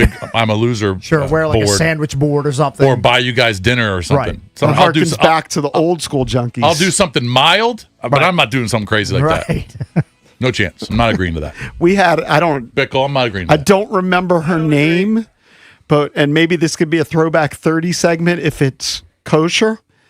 We had an intern who was pretty attractive, I believe, go out on Main Street in her bikini with the sandwich board that said, "I'm a 10 center." Yeah, that's probably not going to fly in that's year not gonna do it. 2026 or 27. I remember specifically. I remember that. I don't remember why she had to do that, but she did it. We just were bullies. Yeah. We were just bullies. I think she we're was awful kind of, people. honestly, I think she was kind of dumb, to be honest with you. I'm not shocked. And we just bullied her. And we were mean. All right, he's butt close. He's basically here, right? By the way, it is pouring out right now. I think he's gonna make landfall this segment. Wow. Yeah. He's right downtown. I mean, I see the monument in the background. I think he's. We got to check in with Farley or Mike Maher to give us kind of your location. Is he like on like M Street or something? Or I think he's cutting through the wharf. So he's on Main Street, If maybe? he's at the wharf, then he's really close. He's very close. Yeah, I mean, he's probably a very mile-ish away. And I give him credit. He hasn't stopped running. Do you think maybe he took one of those scooters during the break? One of those Lime scooters? Somebody Pulled in a the chat Rosie said you might have Ruiz. taken an Uber. Or he just hopped in a guy's car. As Cake said it, Farley would never let that fly. Never. No. He would never let you cheat on the purity of finishing a running challenge, especially if he's there. All right, let's get an on update site. from Chris. Can we get an update from Chris? Chris was on the worried ground. at mile 3. Chris was worried. Yeah. And the pace slowed down a little bit because at one point he ran a 9:30 I mile. bet you Chris is surprised at how well he did. No, he should be finishing in the next 5 to 7 I mean, minutes. he's close. Yeah. I mean, he's definitely downtown. I'll say this. Chris sometimes will have his doubts and keep it to himself. I was surprised that he brought it up on the air because I know when I did the New York City Marathon, my training sloughed off because I was riding Still Barking. And afterwards, he told me, "Hey, I'm surprised you finished." Right. It's like, what? He's the one that gave me the running plan. Now I only was able to do the weekend runs, not the weekday runs. So that's why he didn't think I'd finish. Do you recognize any of these buildings? How close is he, Cakes? I mean, I think it looks like a round apartment complex. He's cutting through the wharf. I'm going to guess he's running. He's on Main Street, probably. No, I understand, but I just don't know those buildings. It's probably an M Street. Yeah, well, Main Street turns into M Street. Oh, I had no idea. Yeah. There's a Main Street in D.C.? Yeah. Oh, like M-A-I-N-E. Like the state. Oh, okay. Oh, got it. Yeah. Yeah, I'm just not super familiar with those exact blocks. I don't know whether this but is I know true. he's close. There's a listener who is on the YouTube chat who says he's slowly driving behind them. Oh, really? He's providing an escort. He's like stalking him. You know what? Call in if that's legit. It's Peter on the chat. Again, this is all going down. If you want to watch on the YouTube page, we're over 1,000, And so also, that's cool. It's Main Avenue. It's not Main Street. Main that Avenue. threw me. You threw me with the Main Street. Main Avenue. I'm sorry. Yeah, All right, it's all good. Farley, are you there? Now I don't know if that's where he is. Yeah. But Yeah, if he's going running on the bike path but now. if he's going through the wharf, that is Main. What street are you on right now, Chris? All right, so we just made it through the wharf. We are on M Street. We're crossing M and 4th right now. Right. Safeway right there. What has the pace been the last Yeah, couple they're of right there. miles? We've 12-minute pace. 12-minute. Okay, so he slowed down a little bit. So he hasn't walked Yeah, 12 minutes. He hasn't walked at all. No walking, 12-minute pace. I mean, he's throwing caution to the wind, going out in intersections and making sure that he's going to get across without stopping. Yeah, but no walking. He's done great. Are you impressed? Because you were worried. Are you impressed? I was concerned because we hit a 9:30 mile, and I knew that was just going to be a little hot for where his fitness was. Right. And it certainly was, but he's adjusted, 12-minute pace, and he's locked in right now. Yeah. No more smoking and joking, to use his term. Right. Is he complaining when we're off air? A little complaining because, you know, it's tough to navigate these streets. Yeah. Right. And, you know, with the rain, cars. If it's rain, it's he rush wanted to go hour. as the crow flies. I would have liked to have gone a trail, but he wanted as fast as possible. So we're heading like right in as you would drive. So what's the exact mileage right now? We just hit 8 miles. Wow. Hit 8 miles. 8 Mile Mike. So that your detour is going to add a 8 little mile bit, but so he's we are- super close. Yeah. How much further do you think you have? We got about 0.4 to go still. 0.4. All right, he's Yeah. definitely going to make it, He's obviously. upset by that. He's upset about the point two. Yeah, he doesn't like any additional thrown on top. But you know what? Yeah, Can't blame I don't him. blame him. Yeah. How tough would you say the conditions are today, like for an average runner? They're absolute ass conditions. What did he say? Trash conditions. I think. Trash or ass conditions. Yeah. Because of the rain, or just because of the rain and the cold? It's the rain. We're navigating ice. Pounds of there's still snow everywhere, so we had to take a detour because there was construction and ice, and it isn't great. I love it, but it ain't great. How are his feet? Can we check in with Mike?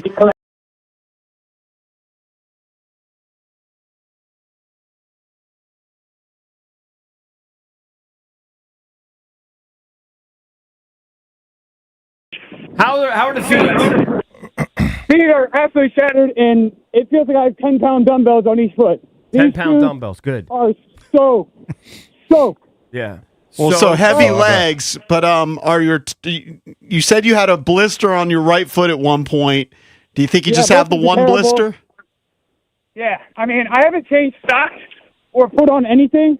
I just taped the shoes up and started running, so I'm curious to see how destroyed my feet actually are with blisters. And Well, for background, this is your longest run ever? longest run ever. Nice. He's Good done for great. you. Yeah, I got to tell you, he's done crushing great. it. The fact that he hasn't stopped, Yeah.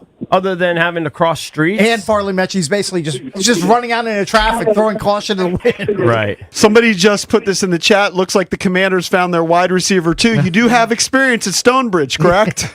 Yeah, no, wide receiver 2. I'm wide receiver 1. Yeah. Okay. Terry might have something to say about that. All right, what is he, about 0.2 of a mile away now? He's not far. He's got to be. Do we have our finish Yeah, I'm getting line really set close. up outside? Like, is it in front of the building and the Yeah, where is alley? it? Yeah. Valdez is trying to coordinate. We got guys out there. He's going to run. And there's going to be through- a pizza party he's here, by gonna the way. run through Believe the tape. so, yeah. Pupatella is going to. Pupatella here. Jeremy Piven has no idea what he's walking into. No idea. Yeah. What a poop He show might this turn is. around. He might turn around and go back to the Sorry, hotel. Jeremy. This is just, it's an obligation. Hey, are you going to have a kick here at the end? Because you're closing on the end. We expect a little kick. How about a little sprint to the finish? Finish up like Rocky when he hits the steps. Oh, we lost the video. Damn. All right, we'll see what he's got in the tank. Right. So Farley doesn't feel the kick coming. Yeah, I don't know if he's got any kick left. He just wants to finish and take off the freaking boots. Come on, push him, Farley. Got it down here. We're crossing streets as a truck that's Yeah, you better Yeah, cross that's- before that. Let that big ass bus go before you cross, or you're Yeah. gonna be a grease stain. That's a big intersection right there, Yeah. too. Props, though, to Mike Maher because we've done many bits over the years. This is a tough one. Awad, of course, played cakes in basketball and couldn't even finish a game without throwing up. Yeah, Right. This is 8 miles of running. This is one of our tougher physical challenges. Yeah. To have to get through. In fact, I'm not sure I could think of anything tougher. Mike just passed by some line bikes. I know he wanted to hop on one of them, but he's a man of his word. He's a man of honor. I mean, he's right in the heart of traffic right now. He's crossing. I mean, a couple lanes of traffic. Is he still on? I mean, he's not waiting for any lights, is he? Pretty much no. Yeah. I mean, you can tell he just wants. He's going to take done M and Street over to with. Half Street, I'm guessing. I would assume. Hang yeah. a left on Half. Very close. left on half right now. Right. Yeah. You're passing the Homewood Suites right now, aren't you? Is that where he is? I thought so. Okay. Next one. Okay, gotcha. All right, we're here at the home stretch. 8.2 miles. He took off a little after. He looks terrible. He took off a little after gate, 7. It looks terrible. That's fine. He Yeah. might be limping. Yeah, He he's doesn't appear to be limping to the limping. finish. I think he looks pretty good. finishing You pretty do? strong. I think. Yeah. I think he looks terrible. Like I said, Cakes and I have done a bunch of races. You see people, believe me, you see a lot of people a lot worse. For sure.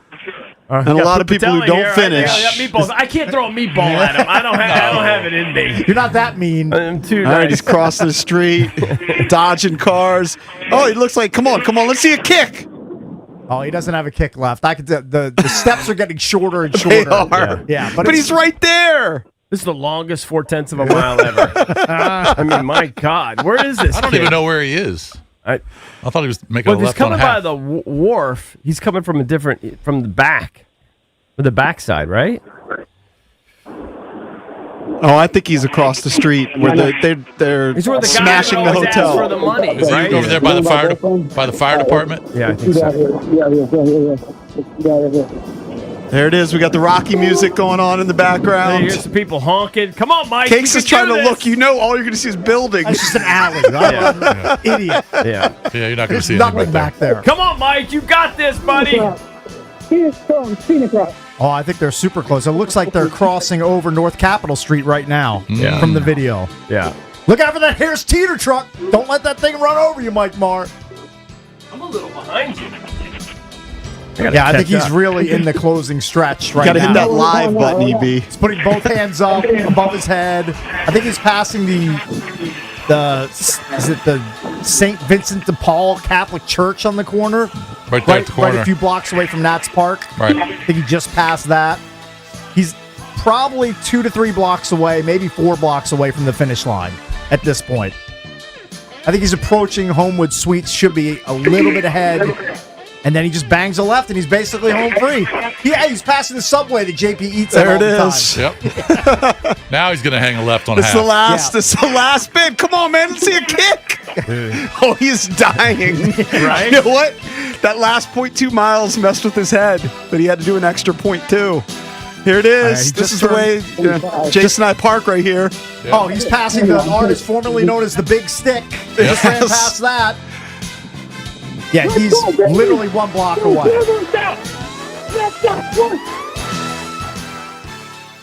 He's real close. He's feeling good. And now he's on cocky. YouTube. There it is, passing the MedStar. Yeah, don't stop it for an appointment at MedStar. Keep running, Ricky. You can go there Keep after. those boots moving, buddy. There you go. And there's our radio station. He's just got to cross. There it is. Don't get hit by a Yeah, car. look both ways, Rick. Don't Where's just the run. tape? Where's the tape? He's going to go in the back. Oh, he's coming right in the building. I guess that's it. There you go. Hey, he's done it. He's so happy. Mike Maher, boots on the ground. I think the tape was in the alley, but he just went straight. No, there wasn't tape No, they there. had tape right Oh, there it there. is. The Yeah, building yeah. entrance. All right, we'll come back with the reaction after the break. Mike Maher's completed. He's paid his penance. give Don't it go to anywhere with the Patella. Junkies on the Fan. This is your flagship home of the Washington Wizards. And DC Sports Talk all day. Puts up the shot. Scores at the buzzer. Sports Radio 106.7, The Fan. Hey, what's up? It's Danny Rouillet. Celebrate red, white, and huge President's Day deals all month long at Ted Britt Ford. They're not giving speeches. They're chopping prices. How about $8,750 off a new 2025 F-150 from Ted Britt Ford, your F-150 HQ in Fairfax and Chantilly, plus no payments for 90 days. Or how about a ride just like mine, a new 2025 Mustang Mach-E, close to $12,000 off the MSRP and no payments for 90 days. Call it executive level savings, people. Go see him at Ted Britt Ford, and please tell them. Hey, it's your boy Bish here for Foley Mechanical. When my HVAC system went down last summer, I needed a team that could handle the cold. I called Foley Mechanical. Dan Foley, that's my guy. This isn't some big corporate outfit. Dan Foley owns the company, and his crew really knows their stuff, especially if you've got an older home or radiator heat. These guys are pros. They did a great job at my house, and Foley Mechanical serves D.C., Maryland, and Virginia. And they proudly install Amana HVAC equipment. When the cold comes at you like a breakaway, you want the right team in net. Call Dan Foley and his team at Foley Mechanical. They're the real deal. Chili temps, hot cards, you know when the hand's right. Cakes here for Lindsay Chevrolet in Woodbridge, where my guy Danny Dimes is absolutely dealing. Silverado, Tahoe, Suburban. The flop, real inventory, silly savings. The turn, aggressive pricing, and the number you see already includes freight. Up front, no late raises either. By the river, you're just grabbing your set of keys. When the chips hit the felt, that's the number. The hand plays straight at Lindsay Chevy. You'll love it at Lindsay, lindsaychevy.com. Together, let's drive. Hey, it's JP from the Junkies. Did you know Verizon Home Internet covers more homes with faster speeds across the country than any other provider? Now you can get award-winning Fios Internet for just $20 a month for 3 years. Switch today and enjoy savings you can count on. Verizon Home Internet consists of Fios and 5G Home. Availability varies. Comparison based on FCC BDS data of home internet providers. Download speeds over 50 Mbps. June 2025. Limited time offer for eligible new customers. Fios $20 per month plan with auto pay, mobile phone plan, mobile plus home, and bonus discount. Enrollment required. 3-year price guarantee. Applies only to then current base monthly rate for Fios. Additional terms apply. My team over at Orsman Lincoln of Alexandria has a simple philosophy. Keep the customer happy. Like with great deals on the area's best selection of new Lincolns, each backed with the Orsman Lifetime Edge, featuring up to $1,500 in extras. And Orsman Lincoln of Alexandria has a great selection of quality pre-owned vehicles. Plus, they offer free Virginia State inspections on your vehicle. It's that simple. Keeping customers happy keeps them coming back. Take it from your pal B Mitch. Orsman Lincoln of Alexandria. Let's ride together. Hey guys, EB here. If you're planning to sell your home, I've got many great reasons why you should call my friends, the Realtor Rockstars, Debbie, Sarah, and Reynolds and Power Room team with Keller Williams today. Debbie and Sarah net their sellers over $30,000 more on average. Plus, Debbie and Sarah sell their homes 3 times faster than the average agent. How do they do it? Well, Debbie and Sarah already have the buyers, people. Over 16,300 ready buyers in their exclusive database looking to buy right now. This is why many of Debbie and Sarah's homes are sold even before they hit the market, and how their sellers are more likely to receive multiple offers. Anyone can list a home, but not everyone can sell it right. Debbie and Sarah are so confident in their abilities to get the job done that if your home doesn't sell, they will buy it at a price agreeable to you, guaranteed in writing. So take it from me. Call right now, 844-654-SOLD. That's 844-654-SOLD, or visit DebbieHasTheBuyers.com. That's DebbieHasTheBuyers.com. It's your boy Bish here from my guy Josh Cochran and the team over at Buyer Subaru in Alexandria. He's on the podium, and these deals are going for gold. So now, during the Subaru A Lot to Love event, you can score 0.9% APR on a new 2026 Forester, smooth as a downhill run, or grab 1.9% for 75 months on a new 2025 Crosstrek. If you're ready to sweep up a win this winter, do what I did. Head on over to Buyer Subaru in Alexandria. Ask for Josh Cochran. Tell him Bish sent you in. Or you can check him out online now at buyersubaru.com. Did you know about 1 in 3 people with plaque psoriasis may also develop psoriatic arthritis, which causes joint pain, stiffness, and swelling? Does this sound like you? Listen to what it sounds like to be a million miles away. Tremfya guselkumab, taken by injection, is a prescription medicine for adults with moderate to severe plaque psoriasis who may benefit from taking injections or pills or phototherapy, and for adults with active psoriatic arthritis. Serious allergic reactions and increased risk of infections and liver problems may occur. Before treatment, your doctor should check you for infections and tuberculosis. Tell your doctor if you have an infection, flu-like symptoms, or if you need a vaccine. Imagine being a million miles away. Explore what's possible. Ask your doctor about Tremfya. Visit Tremfya.com or call 1-800-526-7736. It's the Sports Junkies on 106.7 The Fan. Man, these guys are so classy, you know? Pretty damn good. And always live on the free Odyssey app.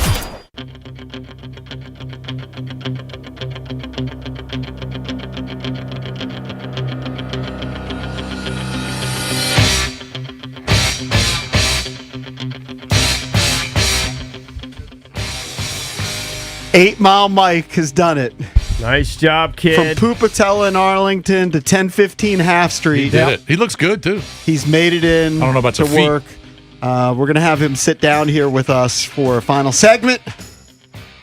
Plus, I'm curious to see how much he's made in Venmo. He's the man of the hour. There he is. Some money. 8 Mile Mike. Let's go, baby. Let's go. Camera. Let's go. Yeah. Now you're supposed to sit here. I think they set it up. Have you checked your Venmo? No, but I know it's, it is swole. It's swole. I had my AirPods in. I think my AirPods broke. But when I had them in for right after I shot it out the first time, it was just cha-ching, cha-ching, cha-ching, cha-ching.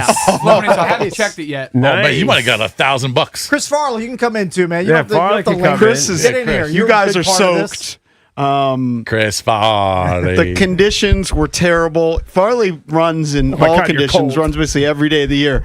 Look at how wet he is. Yeah. Of course, Mike is equally as wet. How do you feel, buddy? Did you guys bring dry clothes? No, we're donks. Well, you didn't bring a bag or anything? I brought an extra pair of Hokas, not to change into, but to change into when I got back. Right. And then an extra pair of socks that I had never planned to change into during the run, Right. but after the run. Because, like, yeah. Like you How said, dumb are everything you? is- There's just So- a shower downstairs. You can totally dry fine. up. Don't worry about it. Yeah, don't kill him. See- He's the man of the hour. Yeah, he did the. No, I'm kind of killing him. It's kind of dumb. No, the funniest thing is right when we started in the morning, I brought a pair of gloves, and I love Farley, man. We just went through a lot. Yeah, Farley's the man. Yeah, but I brought a pair of gloves, and right when we started, he was like, "Oh man, you think I can wear your gloves?" Like I didn't bring any, so I was like, "Yeah, for sure, man." So I gave him my gloves. So Oh, man. my hands are Dude, cold. and his hands are freezing. Let me Yeah. see your hands. have to Oh, be you're cold. warm. Yeah, you're I feel warm. good. What was you're the warm. worst stretch of weather?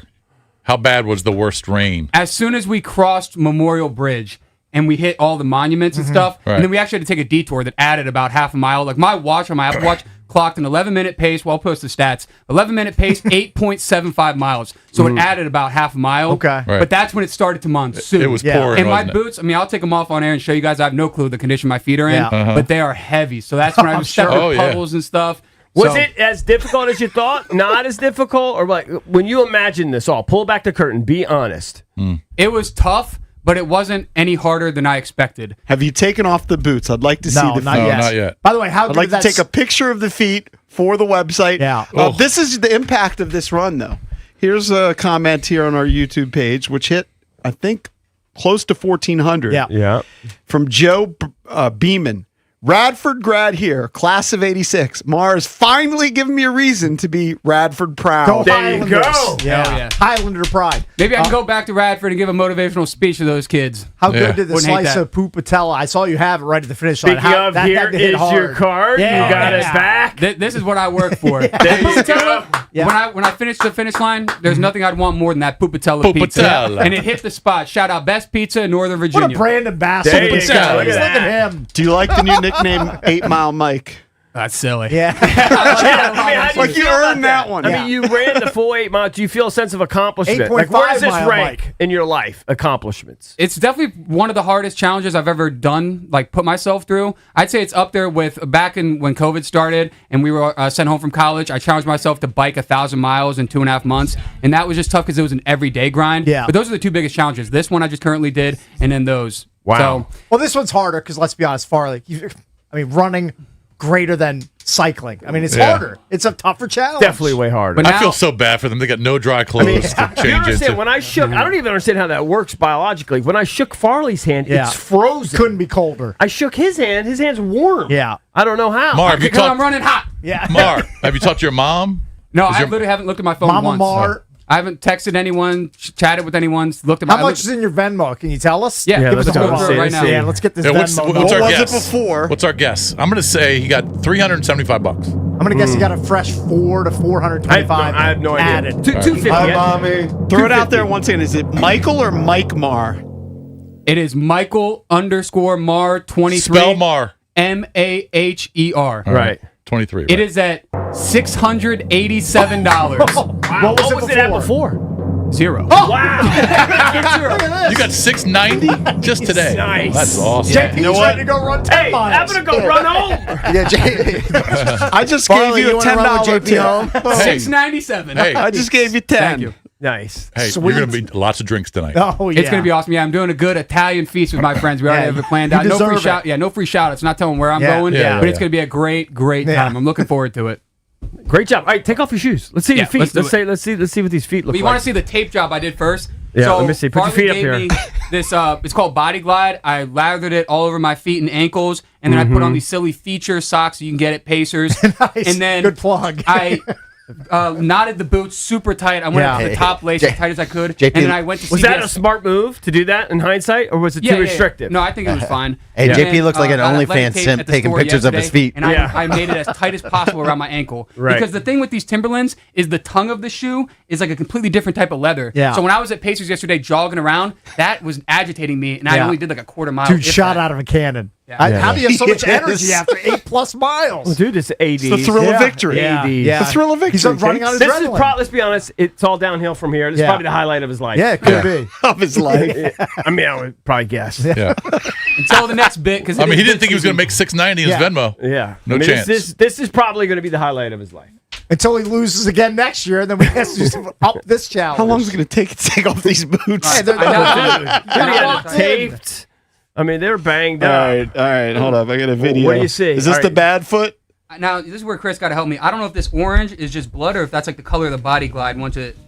The body glide. Farley uses that for something else. I think that's blood. But they're just so stinky. Guys. Yeah. Sponsored by Diddy. Body glide. You're right. Oh, yeah, that's. What are we looking at here, JP? What do we see? Can you describe it? is We that can't blood? see anything. I mean, he's still in socks. Yeah, I believe that's blood. Yeah, good. Hey, you got to sacrifice He sometimes. still hasn't Mike taken Maher. off the socks. All right. He's All right, getting there. taking off the socks. Just relax, Richie. All right, the feet don't look so bad. There's no way they feel good. Yeah, I got a little blister right here. I think it's the bottom of the foot. Yeah. Put it up here. Put that dirty ass foot up here. It doesn't look that bad, dude. Maybe is the bottom of the big toe you have a blister? It feels like I have a blister on the ball of my foot, the heel, top of the ankle, and then my big toe is destroyed. Multi-blisters. Yeah, but I don't think it's the blisters. It's going to see be the that bad. left I foot. think it's going to be like the damage to like the integrity of the interior. Of Yeah, my but foot. you know what? Good. You got long-term glory. Short-term Yeah, damage. I mean, a little glory forever. Yeah, it was worth it. couple little blisters Now there. who knows? Maybe I'll sign up for the half marathon in a couple look at months. this. Look at that. And I'll get to run in some actual running shoes. Yes, that'd be Because now nice. that I did about 9 miles, I feel like I can run home. Well, you're not going. I But know you you're ain't not going gonna to. do that. I know. Hey, That's not happening. You're going to eat some meatballs, though, from Poopa. Eric said he'll Shout match out. your Venmo. He'll match your Venmo if you run home. No, not worth it. Yeah, it's not going to happen. I don't think he'd make it. Farley was worried because you got out of the gates with that 9:30 mile. Yeah. And that typically, I guess, have you been sending him your run information when you've been just casually running the last couple of weeks? Yeah, so before it got really cold, I was sending him maybe 3 or 4 runs a week. But then when it got super cold, I was just running on treadmills, and Right. there's no need to send that out, to him, because it's just a treadmill run. Right. Farley those is are the week. such a geek. Do you still have all of, let me just say, Cakes' data from when he ran the marathon? What year did you run the marathon? 2010, I believe. He still has your data Yeah. from all your runs. Yeah, he's a running dork. How about Valdez It's his when life. he ran What are you up to his now? half marathon? You got all of those are Valdez's your data. times. So he knows what people run before they hit the runs. Right. Okay, so I have all the statistic if you guys want me to read it. All right. Yeah, go quick. Yeah. So 1 hour, 36 minutes, 8.75 miles. I burned over 1,100 active calories, over 1,300 total calories. My average pace was 11 minutes, 3 seconds, and my average heart rate was 172 beats a minute. That's pretty fast. Very nice. That pre-workout Nice. jacked you up a little bit Nice too. work, Hey, buddy. congratulations. Nice Thank work, you, guys. buddy. Nice Hook work. him up Nice with the work. Good job, Venmo. Maher. Somebody Good job. said, do you have a Cash App or do you have Zelle? Yeah, it was my phone number, but I'm not going to give that out. All right, got to take a break. That's Boots on the Ground. Congratulations to Mike Maher. Be right back. DC's FM Sports Talk. 1067 The Fan. This is an Odyssey Sports Minute. Sponsored by AutoZone. Get in the zone. AutoZone. Are the monsters of the Midway headed for the state line? Major shift as Indiana lawmakers unanimously vote to bring the Chicago Bears to Hammond, Indiana. The Bears officially call Indiana Senate Bill 27 their most meaningful step forward in moving states. I'm Drake Toll.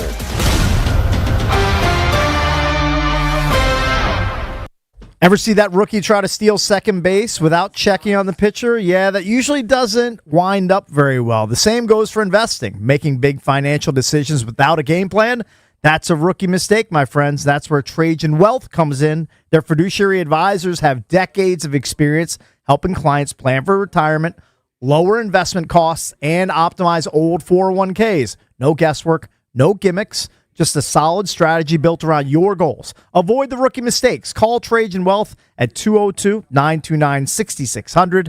That's 202-929-6600 or visit trajanwealth.com. That's trajanwealth.com. When it comes to your future, you don't want to get thrown out at second base. Call Trajan Wealth today, 202-929-6600 or visit trajanwealth.com.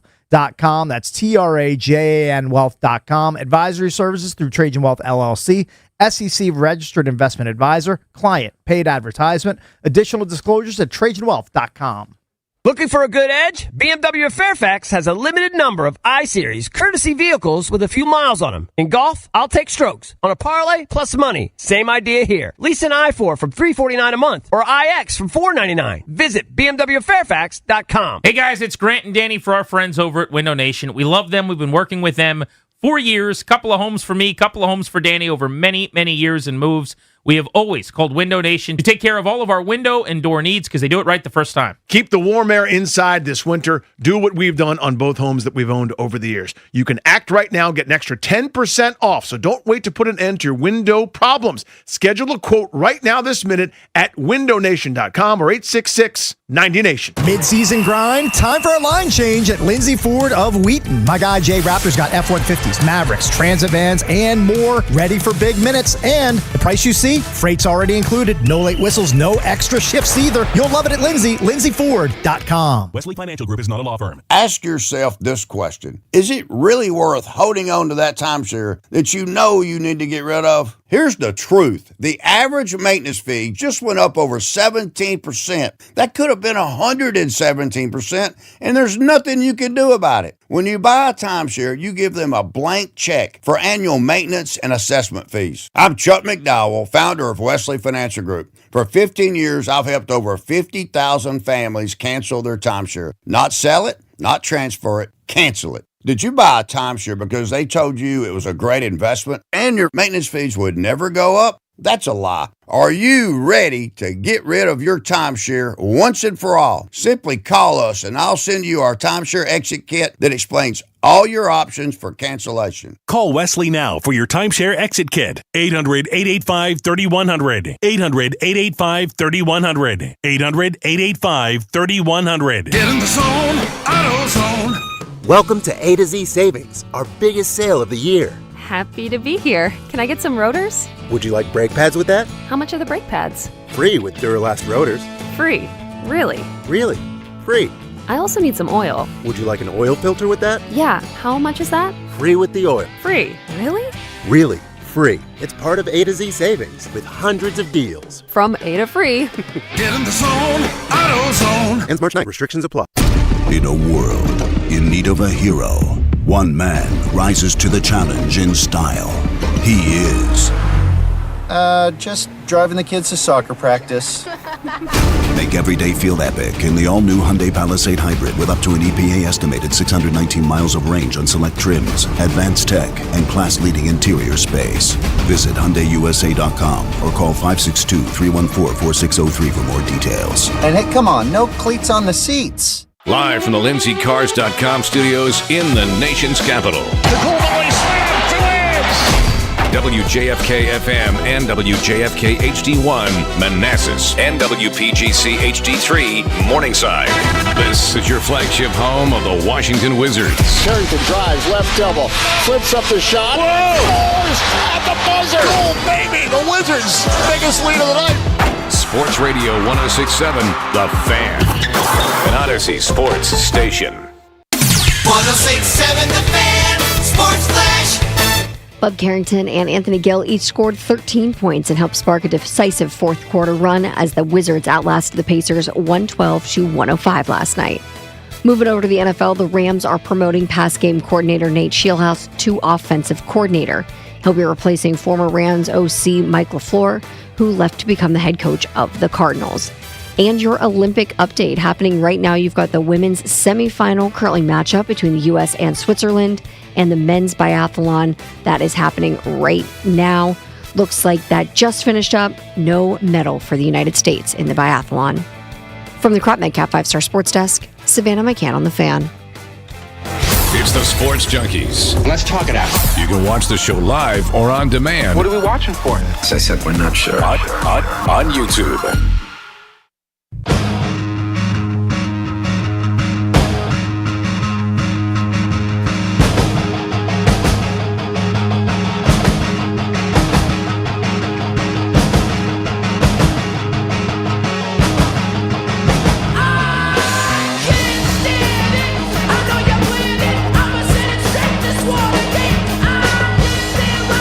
Welcome back. Chucky's come to you live on 106.7 The Fan and the Team 980. It's always weird when we do these shows because you got to kind of and we're just sitting in the studio, but Mike Maher's adrenaline is infectious.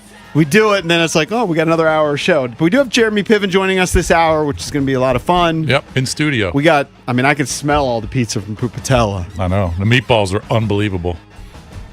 I got to give the kid credit. He came up big. He ran the longest distance of his life. I could tell you, in my 56 year, I've never run 8 miles. I mean, 11-mile pace in rain-soaked boots that's impressive. Yeah, he did a great job. Yeah, he did a great job, and I'm sure his feet are miserable, but they don't look that bad.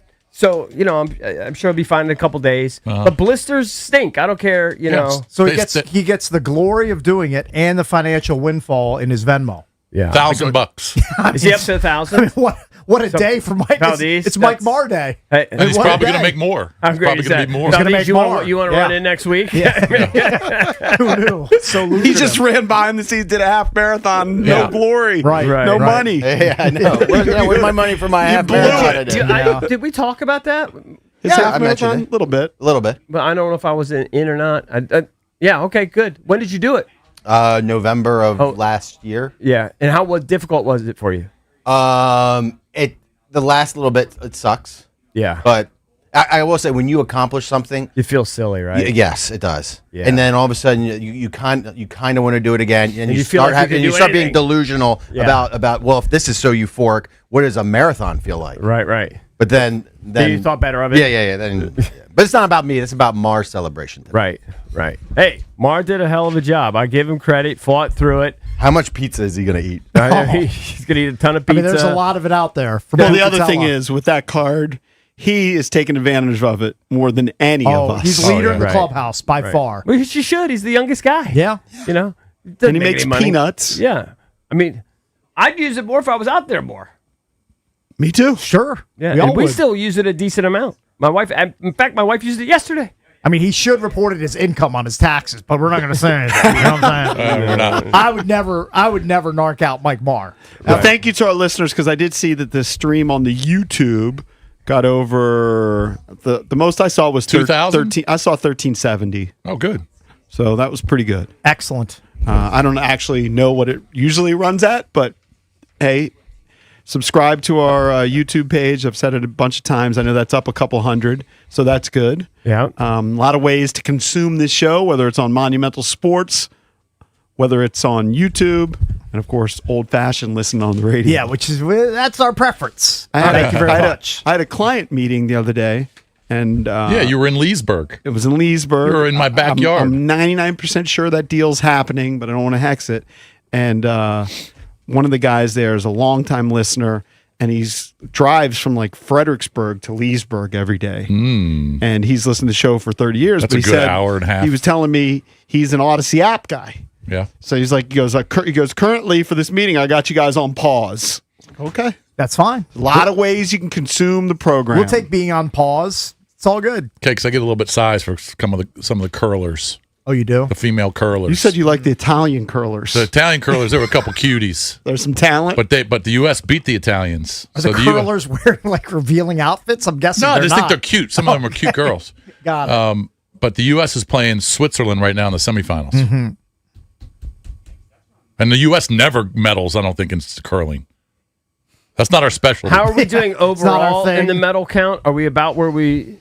Aren't we second? Second. Is that about where we should be? I'm not sure. We have 27 total goals. Medals. 9 golds, 12 silver, 6 bronze. The leader is Norway with 34. So we're one ahead of Italy. All right. So I don't know if I think we're usually in the top 3. Yeah. I wonder if they just... I mean, some of these events they feel like they make up. Like that one yesterday, which we were watching. What did they call it? Mountaineering? Or Wasn't it the first year that they've had it? Yes, it's the first time they had it. It was like skiers.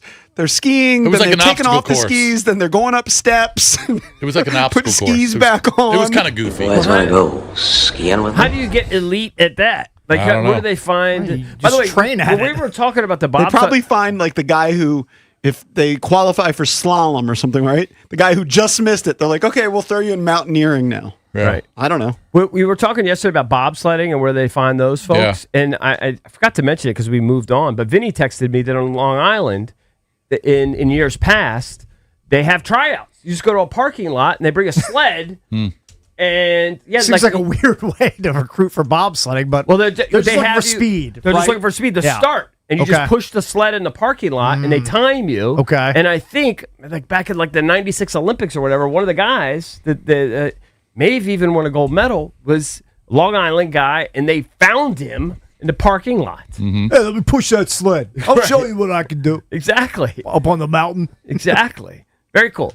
Valdez, so I know that yesterday LeBron, or at least the clip went viral of him doing a podcast or something. He does this podcast called Mind the Game with Steve Nash. Yes. Steve Nash took over for J.J. Redick. And I don't know. Oh, no, J.J. Redick, I don't know if he did Mind the Game, but J.J. Redick had a podcast, right? That was really popular. Yes. But Mind the Game. His was like Steve Old Nash Man now. and a 3 or something like that. That's what his was called. I feel like somebody else hosted Mind the Game before, but it doesn't matter. Yeah, so somehow, some way, the Wizards came up, and who was it just a week ago was trashing them? Was it Robert Horry? Yeah, Robert Horry. Like they'll never win, etc. Valdez has this bizarre theory that LeBron, if he comes back for another year, it's going to be here in D.C. And that like the fixes it for the lottery. Yeah, which he I hope fixes you're, it. I hope you're right on. That I might be with you on. Yeah. But I think it's a bizarre theory that LeBron's going to come here. First of all, we would even want him. Well, remember, there's 4 teams that he'd be interested in. Then there are 2 unnamed teams. And I think one of those unnamed teams is the Wizards, and I think it's even more because he's waxing poetic about the team. Well, he does like. I love the he word likes mystery Anthony team. Davis. We're a They mystery share team. the same agent. Yeah. They do like each other. That's true. They're both here Rich you go. Paul guys. Here's LeBron. But I'm interested to see, what they do and how it all comes together. With AD, obviously we know the talent level is out of this world, and Trey with his ability to play pick and roll game, his ability to shoot the ball, his lob threat. I love the young kid from France that they have on their team too. We just played him. Sar. We just played him 2 weeks ago. Great touch, great feel for the game. Love the kid George as well. Young kid, pretty good player, and then also the rookie kid that they got from Texas, Trey Johnson. I think it's gonna be tough. Every year they have some pieces. And I think for the first time in a few years, we can say that Washington has grabbed some pieces. Right. So it's going to be interesting to see what happens. I mean, on paper, Washington's interesting because, like, if you look at, Trey's weakness would be defensive impact. But you have AD and you have Sar, as your 4 and 5, 5 and 4, however you want to slice it. Sar can stretch the floor. Yeah. AD obviously can roll and duck in and do all those things. They got some support, and they got some wing size and length and defenders too. So there's more support for him there. And you know how brilliant he can be offensively. So it is interesting to see if they keep that thing together. I think it's interesting to see it. I'm very interested to see how it come together for sure. He's very interesting. Look at that. Ah, that's pretty intriguing. Look at that. I wish the young French guy he was talking about was Koulibaly, but it was clearly Sar. Somebody did try to took a sneak little in. bit of the wind out of my It didn't mention sails. Koulibaly No. once. Somebody later did sneak Yeah, in. If you hear underneath, then somebody did LeBron say, went and right they have over it. Koulibaly. I know. I So, know. so there's a lot of other theories that are floating around out there. So how does LeBron top MJ, or how can he top MJ in terms of legacy? Come to DC and take the do Wizards to the something that playoffs? Jordan couldn't do. Come to DC and win and and help them win a title. and help them win. Oh, I mean, if that happened, that would I mean, be, that would be Hold on. that would be Jordan's 2 years scoreboard. here, we never got to playoffs, right? They were just entertaining, but I don't think I don't got think to the they did playoffs. 2 years. I No. think they Yeah. They were like hovered around I think they had 500. losing records both years. Losing records both seasons. Yeah. Right around That would be 34, a notch in 35 wins. LeBron's belt. They would have been in now with the play-in. I personally don't think that the Washington Wizards are one of the 2 mystery teams. Yeah. All the talk has been whether if he leaves, that it would be Cleveland, which makes some sense.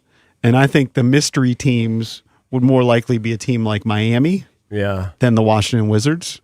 I just don't think from Washington's perspective, look, he's a great draw, but they're beyond that at this point now. They're trying to build something. And I also think they're not at the true contender status that he would want to go to. Right. It just doesn't make sense. Because LeBron right now, he's really good. He's still very good. He made the All-Star team. Maybe he shouldn't have made the All-Star team. He's really good. But he's not LeBron James of even 5 years ago.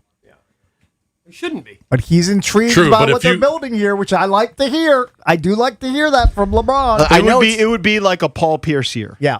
And that was a good year. was Paul fun. Pierce had highlights. If you want a year with some highlights. I know it's not part of the plan that they have, Mm-hmm. but sometimes plans change. Yeah, and who would the Wizards? Yeah. Who would the Wizards be to turn their nose up at LeBron? If LeBron, James? Are you kidding If me? LeBron wanted he to was come here just interested? for 1 year, You think those guys would take him? Ted would tell Will sign him. Yes, you got to make money. absolutely. How many people would go to games? Oh, every They'd game be would sell out. sold out. Sell out every time. Sold out. I don't think it's going to happen, but Right. I think Wizard fans should be okay with the idea that next year is kind of a detour away from the path that they're trying to do. If LeBron came. Just go for it. Do a 1 year trial period. Right. Just go have fun for a year. This is your study abroad year. This is your gap year. Yeah. It's your luxury year. Yeah, luxury year. Well, It's you a could luxury argue, item. learn from the greatest, see his work habits. Yeah. You could sell it like that. You'd say, hey, we got to get our young guys used to playing around superstars. He's the ultimate mentor to the young guys. LeBron can mentor them how to be a professional. Right. There's no real downside to it. I think it would look bad if he went back to Cleveland for the third time. Right. That would just look Or stupid. back to Miami. Like, does that make sense for him to go where he's been before? But he's done it. He's done that before. He went back to Cleveland. Right. He's already done that. Yeah, but he could close. It's different to close your career Well, out. you could have stayed there and just closed your career out there. Sometimes that with Cleveland. happens. Sometimes guys Cleveland I think that would look bad. because they were the number 1 seed last year. They traded for James Harden. They would have a legitimate shot at winning a championship. Yeah, I know. I just think it would look bad on his Also, part. it's kind of cool that LeBron James is talking about the Wizards. Sure. It gives, you know what? Gives the Wizards some street cred. You know what? Give Will Dawkins which is credit for desperately that. needed. People's do around the league. Other than somebody needs to tell Robert Horry that around the league they're starting to notice. It's a weird bit though that AD is. It does seem like they're boys, they're tight, but there's also all these rumors that LeBron's why they traded him for Luka. Who knows? Even though LeBron pretends that he didn't know. Right. Just business. He might not have known. Who knows? Anyway, it's intriguing. I thought of Valdez. But when I saw that it is yesterday. interesting that he is talking about him, or Nash asked him about him. Are you starting to see it more, Eric? Like, can you feel it just a little bit more, even if it's just 1% more? Here's the only thing I could see to Jason's point is Ted stepping in and going, I don't care what your guys' plan is. He's going to sell out my building 41 times. We're taking him. You know what I'm saying? Right. That I could see. We can make an exception to the plan. Like literally, every game would be a sellout. I've heard some NBA analysts say too, the amount of money that's going to be made if he announces a farewell tour is going to be outrageous. Just in each of those towns? The ticket prices are going to be. I mean, it'll if he announces it, and this is the last time LeBron James is going to be in this arena. Yeah, it's going to be absurd. There's no scenario where he doesn't announce it. He loves the AD. Yeah, he's an attention guy. He's going to make it all about him. Of course he will. Yeah, he will. You would think. There's no way he's just going to walk away this season and say, "That's it. I decided. I'm done." No, yeah, no. He's not He wants gonna a do that. rocking chair. He wants a motorcycle. Yes. He wants all the stuff from all the towns. Yeah. No, it's There's not going to no happen. bigger What if ego. the Lakers won it this year?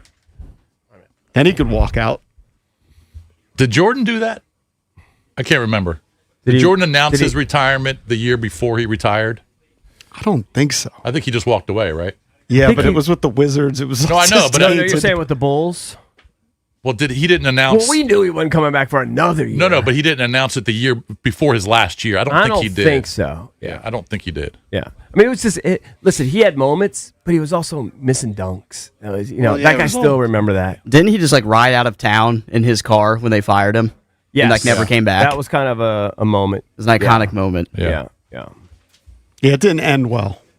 Him and Andy Pollin. Andy Pollin, not Andy. Not Andy.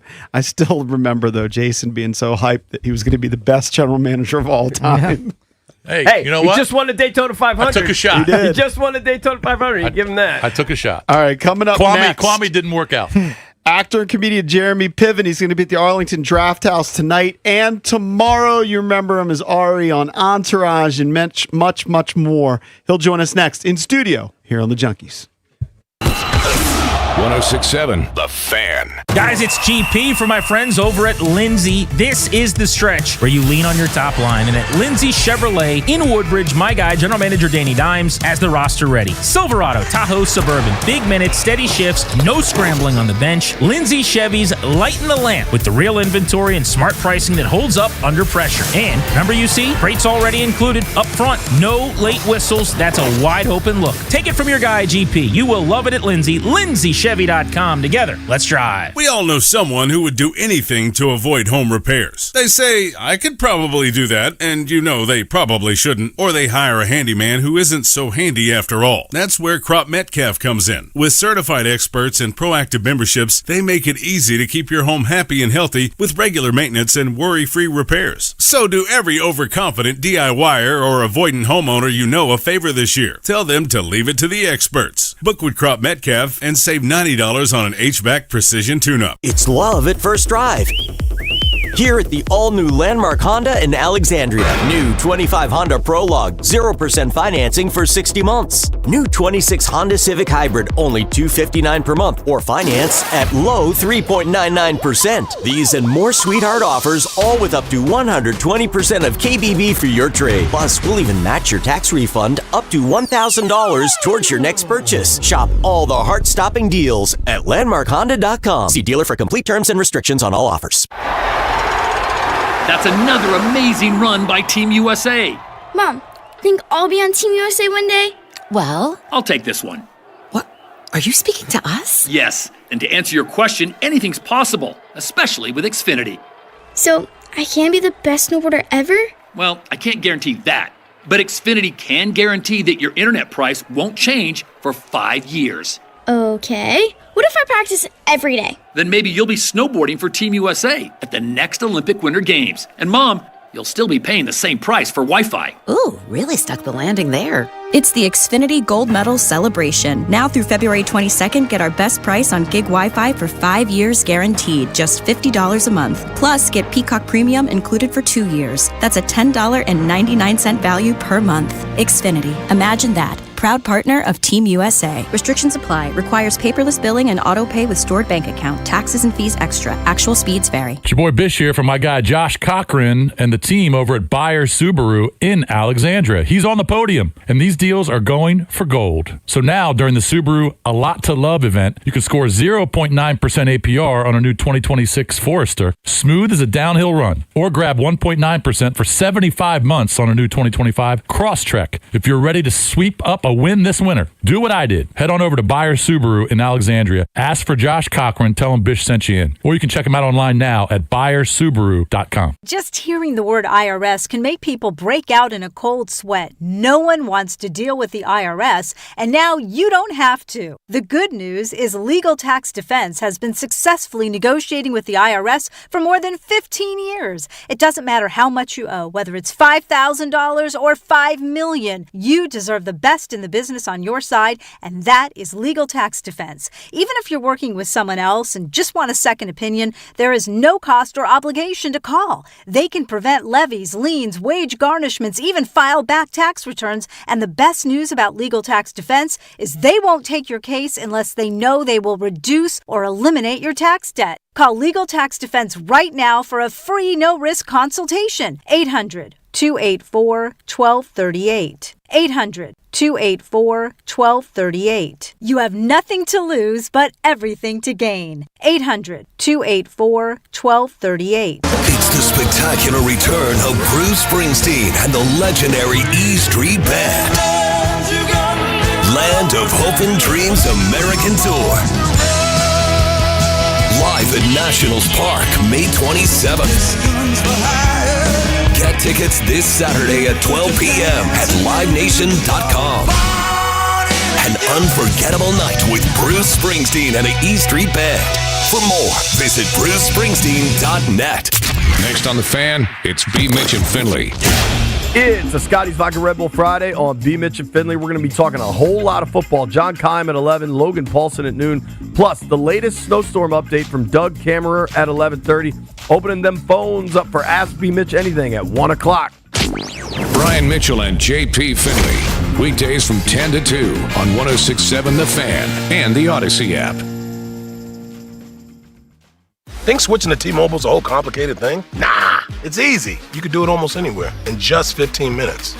even poolside like Drewski. You can switch to T-Mobile and unlock savings that are built to last. With T-Mobile's Better Value plan, you can save over $1,000 a year versus Verizon and AT&T. Save on streaming, satellite, and more benefits that they leave out. Now I get all the VIP perks. Start saving from day one, and for a limited time, get T-Mobile's Better Value plan. I know you love deals. Plus, switch right now, and we'll even pay off your old phone up to $800. What do you think of all that, Drewski? Stay chillin', just switch it.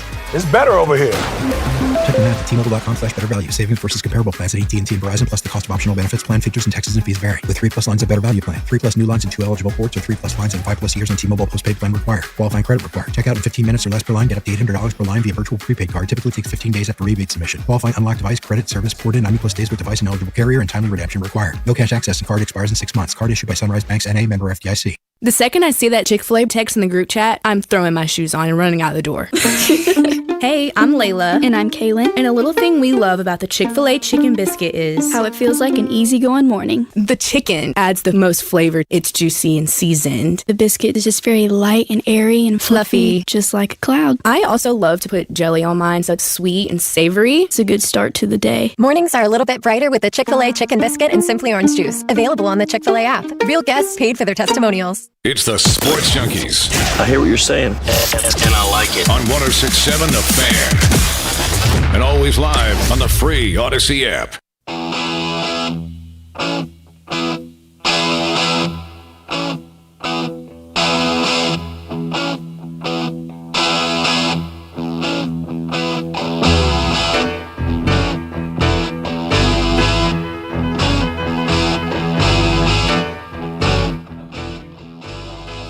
All right, this is one of the weirdest shows ever because very strange. We had Mike Maher run to work as his penalty for being an awful gambler. He ran 8.2 miles. Actually, ended up being a little bit more than that. Over 8 miles to work, and he made it. We have kind of a pizza party out there, and then randomly a class from Georgetown Day School, I guess, is doing a tour of the radio stations here. And then Jeremy Piven walks in. Let's go. There he is. There he is. He loves small talk, Jeremy Piven. He's doing a couple He shows. loves big crowds. He's doing shows tonight and tomorrow at the Arlington Draft House. And Jason starts doing the small talk, and he's like, "It's nothing I like better than small talk." Nothing He didn't want to talk about anything. Let's get small. Right. I was just like, man, where can I find just a group of strangers Yeah. that I could get in a small room with and just get small? Let's get small. You We stumbled did. upon We're it. living the dream. No, I love it, and thank you guys for having me on. Thanks for coming in, man. Man, it's great, and this draft house is, people are like, why are you playing the Rusty Chuckle Buckets? Because they say the end of the road for actors is dinner theater. I don't think it's dinner theater. I think it's the Arlington Draft House. That's funny. How does that come about? Yeah, for it's you? weird. You didn't think I'd be funny, did you? Well, I know you're funny. I actually saw a clip. Did you do stand up? I've seen plenty of your movies. I know There you're you funny. You were doing stand up like 20 years ago, right? You know what? I've been doing stand-up, I think, since I was 8 years old. That's when I crawled up on stage and started performing with my family. Right. No, I've spent my entire life on stage, and I love it. We're very, very grateful. Is it the most intimidating thing to do of all the things you've done? Like, no, I think this moment is the most. This moment, just being here. Right. There's such a stigma around it.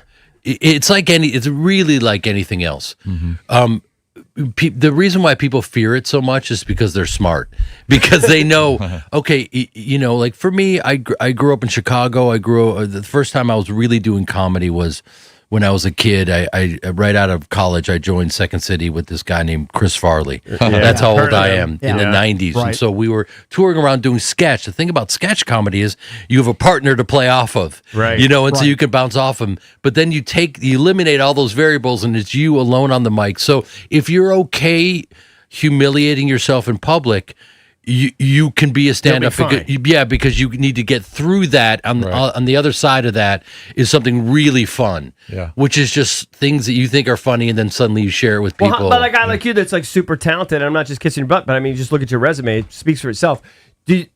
How long do you struggle with stand-up before? Like, are there any comics out there before that you don't felt real struggle? comfortable? Yeah, like, you know what, this guy's just actually a natural. The first time. Like, was that you, or is that somebody is that Chappelle? Like, is there somebody out there? Probably Chappelle. Yeah, I mean, he's very he just rare. didn't struggle. We say that, but the reality is, and I know David, he's an inspiration. But guys like that, you don't see. He told me, he said, you have to bomb, but you have to bomb at the right. You have to bomb at the right time. That's what he said to me. What And does that mean? that means that you got to bomb for a handful of people at a dive bar on a Wednesday night. Oh, not a big gig. Where people are just on their phone, and you look at them, and you have to do something. You have to go, are you Googling me to see if I'm funny? Right. I'm right here, sir. Yeah. Ma'am. Right. You don't know. They may be transitioning. Yeah. And then they stand up, and it's a dude in a dress, and then suddenly, Now you're in a pickle. It is, and they have a pickle, but you didn't know they had a pickle. See what I did? Yeah, I did. Yeah, you're an expert at So that. I had a buddy send me a text, and Yeah. I happened to see the interview, but I'd like you to talk about it because one of Jason's favorite movies of all time is Heat. And I saw you on the Rich Heat. Eisen show talk about the story about getting the job, and you're talking about kind of your background in improvising, but maybe you can kind of fill us in on, you did one scene with Robert De Niro. Yeah. And Val Kilmer. Was Val in the scene as well? Val was in the scene as soon as I leave, but Okay. that was an example of, I mean, I can bore the hell out of you, but if someone wanted to see my journey, I did 40 movies before Entourage. Wow. Right. So I won the Fresh Face of the Year at 40 years old. No, I'm not making these numbers up. These are the real numbers. Yeah. And it's just really funny to me. And it's like, I really do believe if you want something badly enough, which is, I love acting, and I want. We're looking for an audience. So if you stay, you don't give up. You will make it. You may be 120 years old, but you're going to make it. Your day will come. It's just a matter of, will you give up? And that's a perfect example with De Niro. Is Michael Mann, the director, and they're doing Heat 2 now. I'm still waiting for that call. Right. I'd love to get that didn't call. know that. No, but guys like Austin Butler and all the guys that are white hot at the moment are going to be in that. Wow. Yeah, and so I remember waiting, to audition, and as an actor, sometimes you have to wait hours. And this particular time, it was literally hours. But I just kept telling myself, if you can hold on and not crack, and you get in there and do your thing, you get to work with De Niro. So it's like with an athlete, if you stay with it and grind, you get a chance to post up against Michael Jordan or whoever the GOAT is. When you're waiting all those hours, like you mentioned, is it like in the movies where we see 15 people, sitting outside in the folding chairs outside of like a casting room? Is that how it works? 1000%. Yeah. That's what it is. So you see who you're up against. You're like, okay, I can Piven against this guy. Yeah. in. Yeah, I mean, you don't even hear in for a really long time, and your agent will say, "Listen, after an hour, you should leave." And I just went, no. I've Oh, really? Yeah, but I mean, I remember I was in, there's this old school movie a million years ago, called The Player, which became this, and I was like one of my first movies, and they said the director wasn't in. And I looked behind them, and I saw Robert Altman in the background sleeping. I was like, "Oh, he's right there!" And I just kind of went, "Hey, Bob." I didn't know him. Right. Yeah. And he's like, "Hey, come on in." Right. I don't know him. I'm just some kid. And he's talking to me. He's like, and we just kicked it around. And he saw that I'm comfortable, and he somehow intrinsically knew that I could improvise. And suddenly, I'm in a movie which was like a 17-minute take, the longest single take from like a studio movie up until then. And he trusted me in the middle of this take to improvise with a group of Japanese businessmen. And I just start, because I've been improvising since I was 8 years old. So you did 17 minutes straight. They didn't break. The take was that long, and he trusted me in the middle of that to come on in. But my point is, like, sometimes if you just don't take no for an answer and you keep trying and you break through, it'll kind of happen in a weird way. I don't know, man. Listen, I get to unpack stories like I will at the Draft House. See that transition? Like tonight. Seamless, man. I get to talk about, for instance, playing Ari Gold. And for me, I had to do it like a play in terms of I had to run it, rehearse it. I had 4-page monologues. So my mom was my acting teacher. So we would run it And I would, imagine saying these horrific things to your mom's face, because Ari was saying things I can't even say on the air right now. Right. So I was saying it all to her. So we'd run it. So by the time I got to set, I'm ready to go. It's like I'm month 3 of a play where it's in my bones and it feels improvisational. That's why people are like, "Oh, you were just improvising." It's like, no, every word was written by Doug Ellen. But like Shakespeare says, the readiness is all. So you're either ready to go or you're not. And I would rather be ready, and I take it seriously. And sometimes people think that I'm a bit, I don't know what they think, but I'm singularly focused, and I know that I got to be ready to go. So I'm not the guy, schmoozing and making the crew laugh. I just know between action and cut, I gotta do my thing. Bring it. Yeah. Yeah, I think it was Denzel that said, would you rather the crew was like, "Oh my God, he was amazing. He was so funny. He was such a great," and the performance is like, "It was okay." Yeah. Or would you rather you go in there, focus, you're in the corner, you're kind of getting ready, and they don't really know you, but you're proud of the performance. So you got to kind of, it's, you can't do both. You can't be great to everybody and kill it. I wish. Yeah. I wish I could. Now, if I had one line. Yeah. Anything in there for me, bro? Right. If that was my line, oh my God. 4 pages. I mean, that's a lot. That's I can't remember like 3 lines of script on these outlines that we get. Yeah, we struggle. No, but I'm terrible you. at that. I'm you. So I'm the same. I don't have a photographic memory. Right. So that's why I got to work harder. Yeah. I got to keep running it. So you're not thinking about it. Mm-hmm. When I do my set tonight, I got my set, I got my jokes, but at the same time, there's so much local stuff and political stuff and Olympic stuff, everything that I want to do. Like, I'm thinking I just literally came from LA, and LA is so different than Washington. People have real jobs here. Right. In LA, no one has a job. Yeah. You know what I mean? And you don't know what the hell's going on. And when people run out of ideas and they have no more money and they're broke and they have no other option, the very next thing everyone in LA does is they become a life coach. You know what I mean? It's the most surreal thing. Well, wait a minute. They're going to tell you what you need to do. It's like, well, bro, you need to pay your rent. Right. You don't have any money. Yeah, the guy's playing Elmo out in front of the old Chinese theater is going to be a life coach. Not even. Not even. He didn't get the Elmo gig. He failed at that. No. So you're kind of talking about your preparedness for these roles, even when it's improvised. I think I've heard you say that you weren't that prepared for when you played the Costanza role on Seinfeld, the show within the show. I was not prepared for that at all. You didn't watch the show? I didn't watch the show because I didn't have a TV.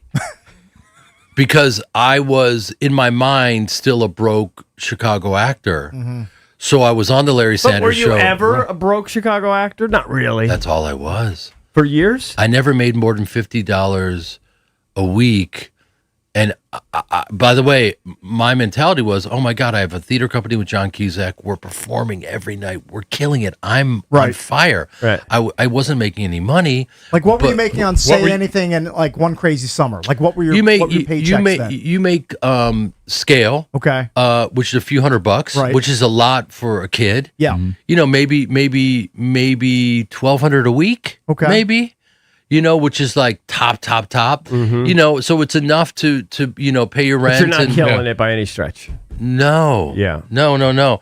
But so I. What did you make for the? I'm sorry. What did you make for the Heat scene with De Niro? Scale minimum. You can look that up. I think maybe $500. Okay. Oh, all that stuff is on record. Wow. You can. You Look can look it up. Look at the year and then look at this. But by the way, I would have paid them. Right. 1,000%. If they said you got to pay. Whatever it is, all the money I had to do a scene with De Niro. I would be like, I'll pay whatever. No, but I interrupted you. Yeah. Do you remember? I don't know what I'm saying. Costanza. What is Costanza? Yeah, I interrupted. So I was prepared for the moment in terms of I was doing the Larry Sanders Show. I was a regular on that. But I was living in the pool house of this guy, and I didn't have a TV. So the casting director, Mark Hirschfeld, saw me in the parking lot, and he goes, "Hey, Jeremy." And you got to understand, we love casting directors. They mean everything to us. Right. That's like a player, like seeing a great coach. Right. It's your lifeblood. Like Yeah, and so he's like, "Hey, do you want to? I cast Seinfeld, and I'd never seen Seinfeld, but I didn't have a TV, but I knew they were the Beatles. Right. But I was like, oh my god! And he's like, would you want to audition to play George Costanza? I have no idea what he's talking about. I'm like, yes, right, yeah, not having a clue. But then he's like, yeah, well, Jason Alexander plays the role, and I was like, oh, I know Jason. Mm-hmm. So it's like, all I had to go on was like, I've heard Jason, I know his vibe and his mannerisms, and his exactly, his accent and his cadence and blah, blah, blah. So I just kind of took all that and I took what I knew, and I'm very comfortable then. I literally have been on stage since I was 8 years old, so I'm very comfortable performing. I just had no idea about the show. So I went in. I run into Seinfeld to this day, and, he's kind to me, and it's just a sweet dude. Because I came in and, I was lucky enough to do my thing at the audition and have a great moment with them on that show and be a part of history. And so I get to ask him questions, and he just will answer any question about stand-up. So it's like I have this mentor who's like one of the greatest to ever do stand-up. What's the best advice he's given you so far? The best advice would be when you have a heckler and they're going free Palestine, and he's an American Jew on stage in front of a few thousand people, and he goes, "Oh, you're back, you're back," and they're going free Palestine. They're interrupting his show, and he goes, "You hear the crowd? Yeah, you and I want the same thing. We want to find an audience for us to, tell them about our ideas. You hear that? You're not doing well. I'm doing well. You want this. You want this. I've seen him do I mean, that. he's a G. Yeah. You think that's easy? That's not easy. Yeah. Right. That's not easy at all. You have to somehow have someone interrupt your show and then kind of like be kind to them and and take their point of view. And then revealed how absurd it is. Like, he's not talking about Israeli politics. He's just a Jewish guy who's trying to make people laugh. And now you're tying him to Israeli politics. Like, you're in the wrong room. Right. Like, he's smart enough to do that. And so I would say, how do you do that? And he would unlock it for me because he knows that I take stand-up seriously, and I did a show, and he has respect for me as an actor, and he's also my spirit animal. I'm like, bro, you're 70.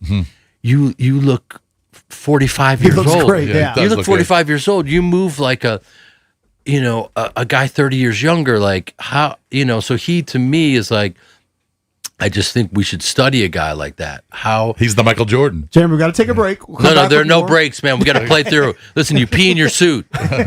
What's going on? I don't even know what that means. Yeah, he's got Fox 5. I got bigger shows to do, guys. Thank you for being I can't even believe I'm here. What am I doing here? We got the flyers. Who are you?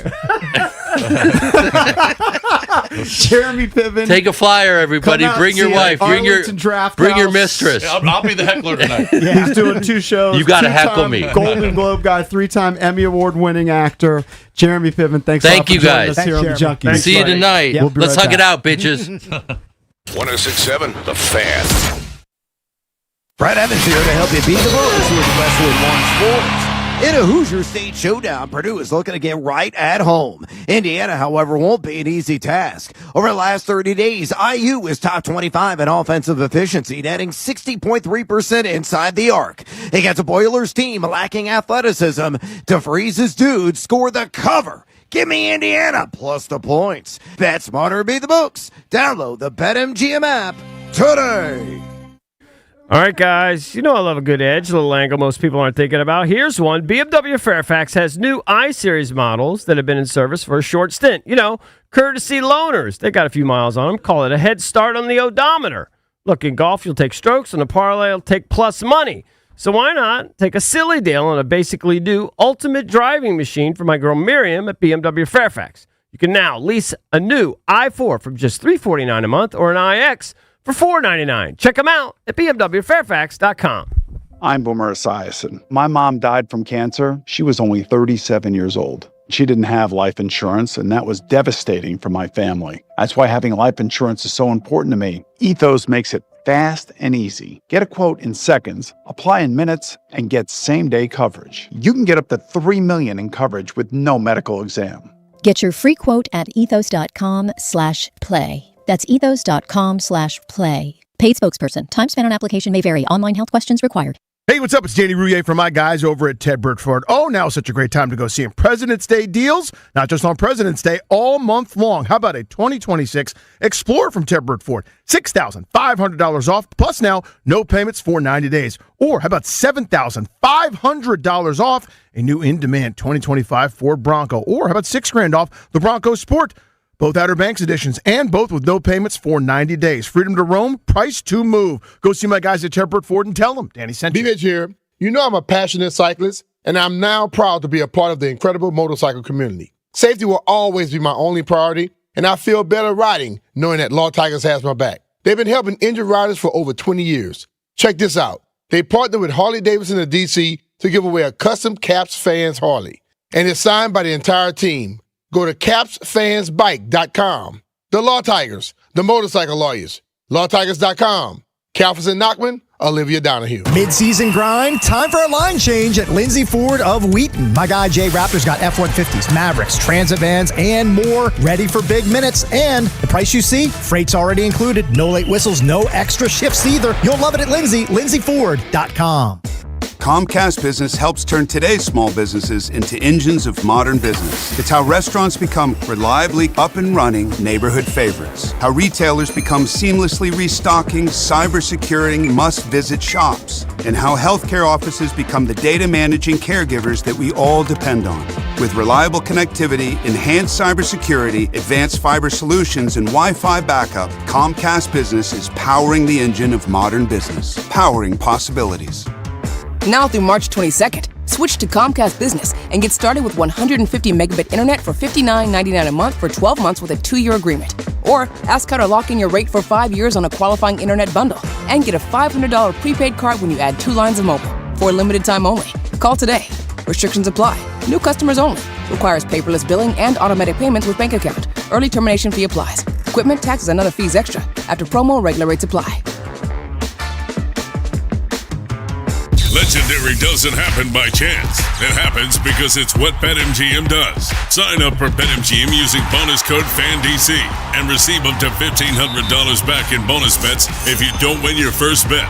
Get into hockey, basketball, and more of your favorite winter sports with same-game parlays, live betting, and more. Earn BetMGM rewards points on every bet. Take advantage of football offers found nowhere else, like a second chance on a first touchdown bet. And keep an eye out for rewards dropping in your account throughout the season. Sign up with bonus code FANDC and receive up to $1,500 back in bonus bets if you don't win your first bet. BetMGM, make it legendary. BetMGM and GameSense remind you to play responsibly. Please play responsibly. Call 1-800-GAMBLER. See BetMGM.com for terms. 21 plus only. DC, Maryland, and Virginia only. New customer offer. Subject to eligibility requirements. Rewards are non-withdrawable bonus bets that expire in 7 days. For help in Maryland, you can also visit mdgamblinghelp.org in partnership with MGM National Harbor. At Lindsay Chevrolet in Woodbridge, the hand always plays. And my guy, Danny Dimes, is dealing Silverado, Tahoe, Suburban, and more. The number you see already includes freight, upfront, no late raise. Take it from me, you'll love it at Lindsay, lindsaychevy.com. Together, let's drive.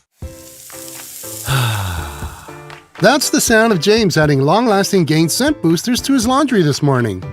Several hours later, James sniffs the irresistible scent of Gain on his shirt. Gain. Several hours later, James has even caught the attention of his mother-in-law, and she never gives him attention. Ooh, you smell amazing, James. Oh, thanks, Mom. I love you too. I never said that. Add Gain scent boosters to your laundry. Add joy to your day. I checked Allstate first and saved hundreds on my car insurance. Really smart. Unfortunately, I didn't check if I took the gas hose out of my car's tank. Ooh, not smart. And I drove off while still attached to pump number 3. Yeah, checking first is smart. So check Allstate first for a quote that could save you hundreds. Potential savings vary, subject to terms, conditions, and availability. Allstate North American Insurance Company and affiliates, Northbrook, Illinois. It's the Sports Junkies. Just hear me out. Speaking of fans, let's go to the phones. It's funny. 106.7 The Fan.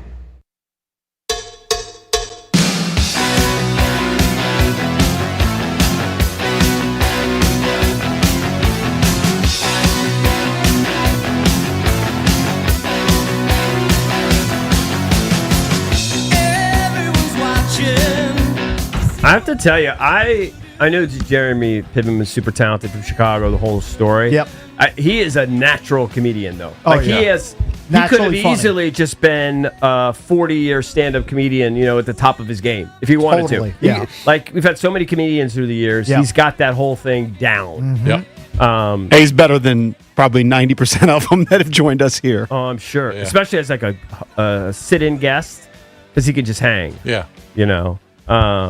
Yeah, he probably tells great stories in his act on stage. I'm sure. I'm going to try and go. Got a million stories. You could just tell he's just a pro's pro. And it sounds like, I feel like I've heard this before, but it sounds like he almost comes from like Hollywood royalty. Like if his mom was his acting coach. Yeah, but he grew up, I think it was almost like a suburban life that he grew up. He just happened to be like a theater teacher. That's all it was? Yeah, Midwest guy, yeah. It'd be like, I mean, no knock against your mom, but let's say you became some silly musician. Your mom was a piano teacher. You know what I mean? Yeah. I don't think she was some. She wasn't a famous teacher? No, I don't think so. Wow. That's pretty amazing. I could be wrong. Maybe she was. Yeah. I mean, I do know that at some point he was that there was like the Piven Theater. Mm-hmm. Well, his parents founded that. Yeah. His parents started the Piven. In Chicago. Is that where it is? Well, I suppose. I mean, that's where he grew up in Evanston, right outside of Chicago. Yeah. So Went to Drake for a while. Went to Drake. And he looks great because He he's does, actually yeah. 60 years old. Yeah, He looks 60. great. He looks better really than good. all of us. Yep. Yes. 100%. He does. Well, it's not hard to do. He's got entourage money and a bunch of other film money in the bank. But it is shocking when he talked about how he did all those things for scale. Yeah, I mean, when you're young and just an up and coming actor, you don't get paid a lot of money. Well, there was, Pedro Pascal was in the casita at the Bad Bunny show, and I was seeing something about him. He's become this huge actor. Jason loves Pedro Pascal. Yeah. Yes. Big star. He was kind of similar to Jeremy Piven that he basically said until he was 40. 40 is when he finally hit it. Right. Finally started making money at 40, but was grinding for 20 years. Right. And now he's, a mega star. Superstar.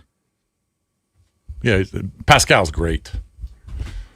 One of my favorite actors. Anyway, but yeah, Piven was awesome. He was awesome. So go see him this weekend for sure. Just talking to Maher again. He's still on a high. I think his Venmo's up to $1,200. Oh man, swole! What a day he's having. He's going to run a half. Swole. The hero of the day right there. I mean, he just ran 8 miles in boots. Yeah, 8.5 miles in boots. He can run 13 miles totally in sneakers. He's got it on lock. Yeah, no problem. 13-mile Mike. Yeah, and it looks like online getting a good reception too. Like people are giving him props. Absolutely. I think that's why you're getting so much dough. You know what I mean? Dough, Pupatella. I see what you did there. Yeah, I like the way you're working. Yeah. A lot of pizza out there. Yeah, make sure you bring some home. I'm going to bring a box and I'm just going to eat it while I'm driving. I'm going to eat a box and I'm going to. I might do the thing that I generally don't like people doing: eating at the poker table. I might have to eat my Pupatella with my left hand and just muck my cards with my right hand. It's been a big poker week for Cakes. He's going back. He's got another event today. I'm playing the main event. Try to make a run. Which starts, I believe, at 11. 11 a.m. So he's got to hustle over there. Yeah. I will be Are you there. staying the night? Don't believe so. Oh. Unless it goes deep.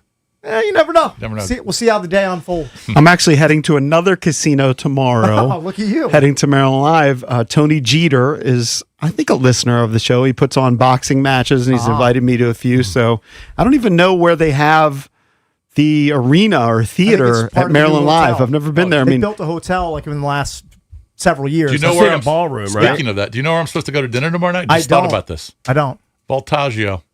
Very good. I know when are you it well. supposed to do that tomorrow night? I'm supposed to go to dinner there tomorrow. You just had friends invite you, or the our good friend, the attorney Thomas C. Mooney. Okay, Mooney be clutch. Set it up. Let's have dinner there. Well, apparently there's a Dancing with the Stars.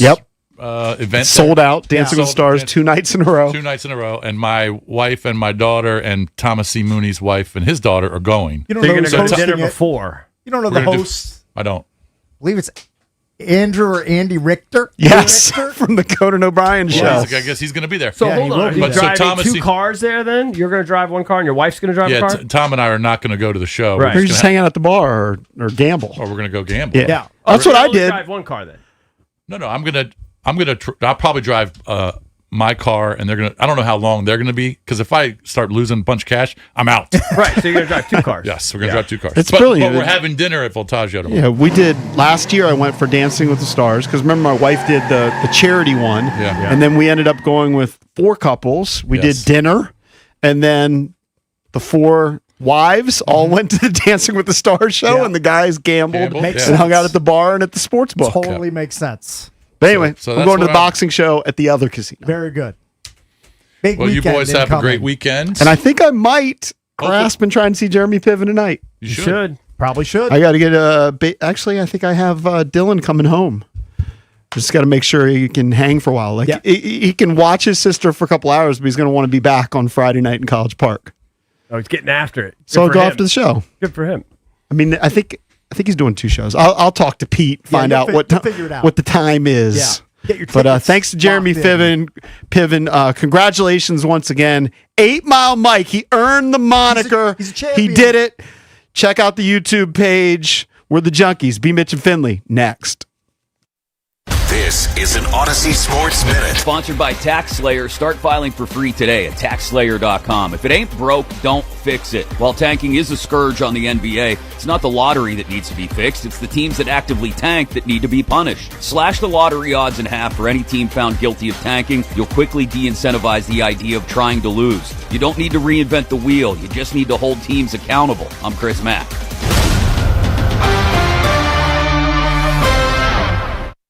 It's your boy Bish for my guy Josh Cochran and his team at Bayer Subaru in Alexandria. I just helped my daughter get a new car with Josh and his team, and the entire experience was just so easy. No stress, no back and forth, just a smooth, seamless transaction. She loves the car. I love the deal. Everybody's standing on the podium. And now during Subaru's A Lot to Love event, these deals are going for gold. You can skip the winter games with financing as low as 0.9% APR for 36 months on a brand new 2026 Subaru Forester. Built for winter, no snow, ice, cold mornings, or just another clean run down the mountain. Or go to the distance with 1.9% APR for 75 months on a new 2025 Subaru Crosstrek. And if you've got a vehicle you're thinking about trading, Bayer Subaru wants it. They're paying top dollar right now, even if you don't buy from them. You can sell them your car, skate off with a check. So if you're ready to sweep up a win this winter, do what I did. Get on over to Bayer Subaru in Alexandria, VA. Ask for Josh Cochran. He's the GM. Make sure you mention my name.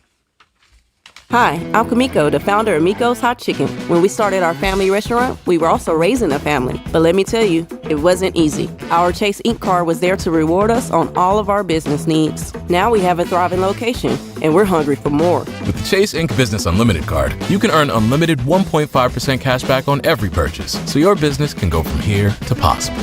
Chase for business. Make more with yours. Real business owners compensated for their participation. Cards issued by JPMorgan Chase Bank and a member FDIC. Subject to credit approval. Terms apply. Chili temps, hot cards, you know when the hand's right. Cake's here for Lindsay Chevrolet in Woodbridge, where my guy Danny Dimes is absolutely dealing. Silverado, Tahoe, Suburban. The flop, real inventory, silly savings. The turn, aggressive pricing, and the number you see already includes freight. Up front, no late raises either. By the river, you're just grabbing your set of keys. When the chips hit the felt, that's the number. The hand plays straight at Lindsay Chevy. You'll love it at LindsayChevy.com. Together, let's drive. Hey, it's B Mitch here. Don't get caught in the cold with an outdated furnace or heat pump.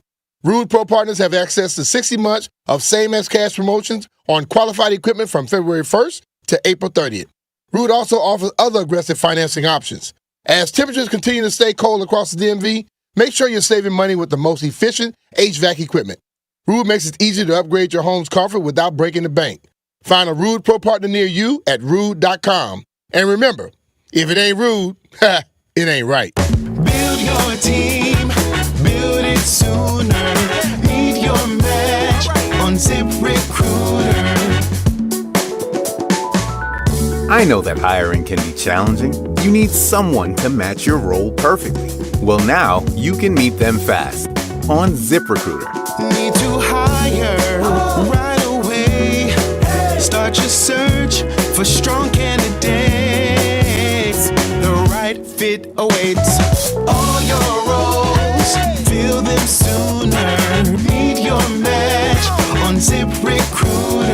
Just head to ZipRecruiter.com/free right now to try it for free, and you're on your way to meeting your match. 4 out of 5 employers who post on ZipRecruiter get a quality candidate within the first day. So try it now.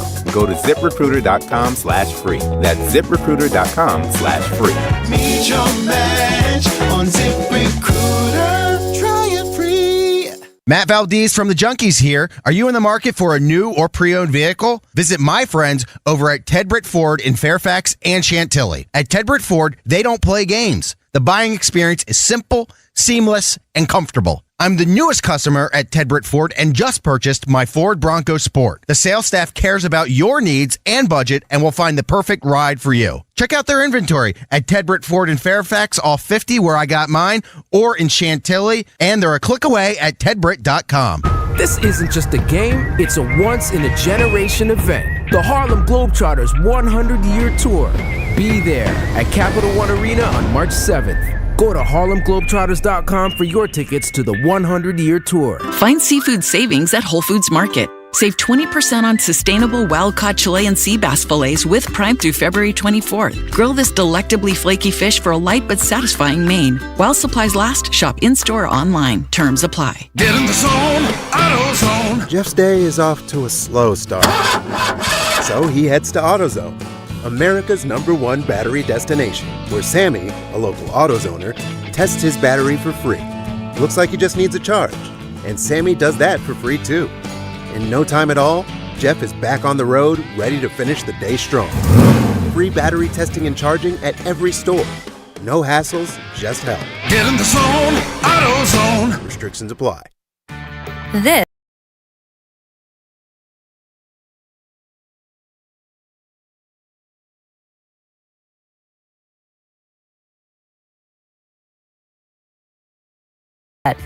With Grainger's easy-to-use website and product information, he selects the product he needs to keep everything humming right along.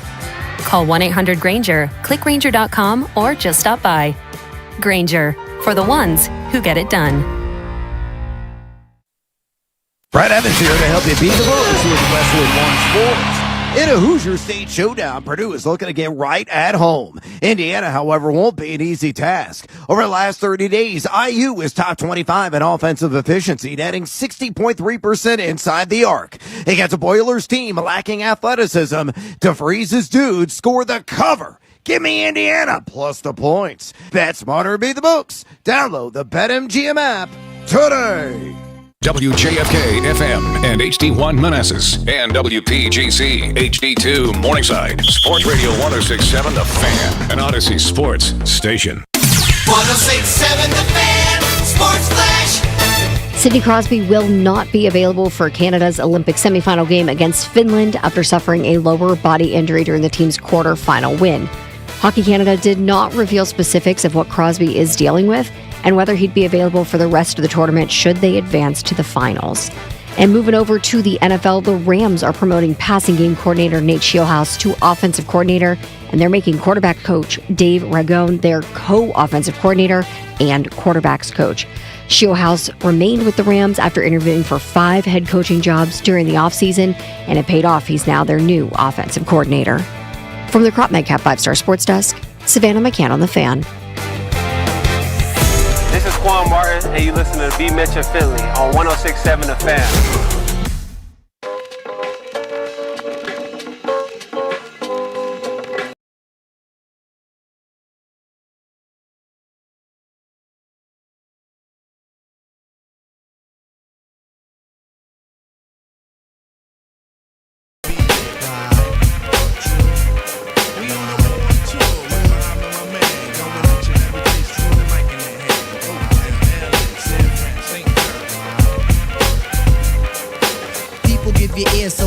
Sublime. It's enjoyable to know you're in the concubines. Now Heisey as Canada gets fresh skaters on the ice. The outlet pass for Keller, a defenseman. Nice move, cuts to the net, score! I never end the quest to get the paper on the caper, but now let me take it to the Queen side. I'm taking it to Brooklyn side. What up, everybody? It is 10 a.m. in the District of Columbia, and the U.S. women's hockey team are world champs, gold medal winners. Quite a game yesterday.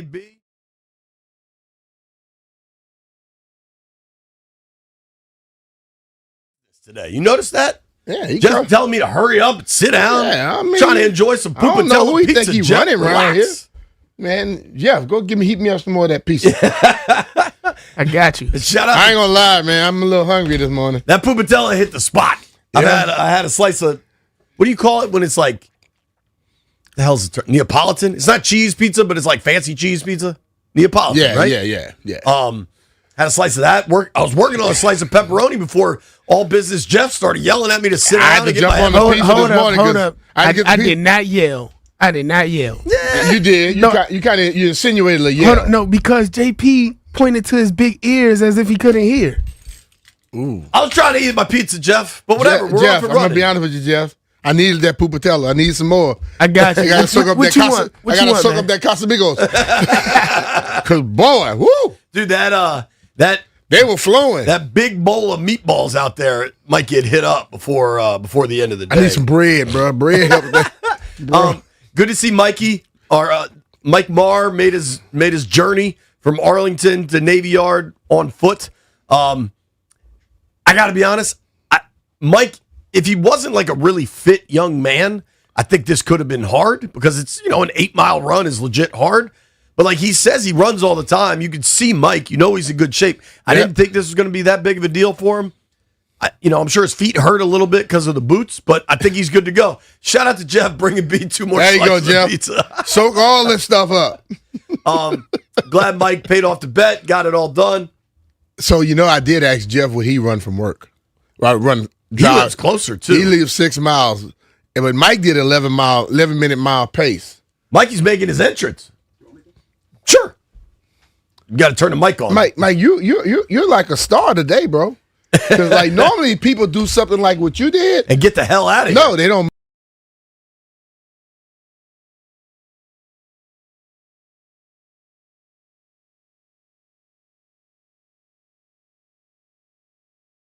What if I use? I mean, when did Deshaun Jackson play here? That was legitimately over a decade ago, right?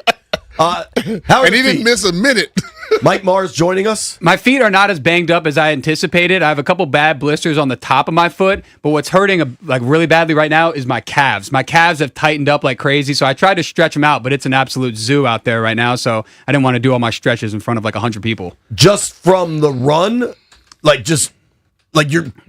You ran 8 miles, you're kind of sore. Yeah, because I've never ran 8 miles in my life. The most I've ever done is 6. Okay. So, and those were in Hoka's as well. So, tack on the boots. It was pretty taxing, but made it happen. For what it's worth, Brian and I were pretty confident in you.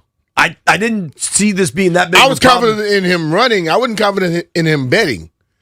Yeah, I don't blame you on that. Fade me at all costs. I kind of felt he would be doing what he had to do today because the betting wasn't very good. I think the whole reason Jeff wanted you to sit down was so he could play the 8 mile. Because he's been calling you 8 Mile Mike. He's very into this. So at least give Jeff the payoff. Oh, yeah. Big shout out to Jeff. Too funny. He's my guy. But when I walked in, I hadn't checked my phone, text, Twitter, Instagram, nothing. And everyone was lighting me up saying 8 Mile Mike, 8 Mile Mike. That's the new nickname. I love it. I'm here for it. Tell him about the Venmo. Yeah, Mike's blowing up. Give out your Venmo, dude. So my Venmo is at Michael_Maher23. Maher is spelled Maher. How much have you made? A lot. I'll give you an update right now. I wasn't expecting this at all. So when I was on mile 3, we called in and did the video and stuff. And I was on a good pace. And EB was like, you're killing it, man. Just while you're at it, why don't you just shout out your Venmo? I didn't think anything of it. So I threw my Venmo out there and I had my AirPods in because I was listening to music. And when you get a Venmo, it's like cha-ching, cha-ching. Yeah. So I was running and it was just cha-ching, cha-ching. And I was like, it motivated me even more. That's great. They try to help you pay off those debts. Oh, yeah, definitely. You pay rent. You had to run the 8 miles because of your fake gambling with the junks, how poorly you did. How did you do in your actual account this fall? So all in all, equally poorly? No, not that bad because I only bet on stuff that I am confident in. So I bet on UFC a lot. You were confident in those bets that you lost too. All your UFC bets you've told me about are losers. All in all, I would say this season, and I consider it just paying for the experience, the thrill of gambling. I lost about $300. Okay, which is not that bad. No, but last year was awesome. I made a bunch of money because I was betting on the Commanders all the time, and they won 14 games total in the season. And this year I was gambling on them again, and they lost all those games. So.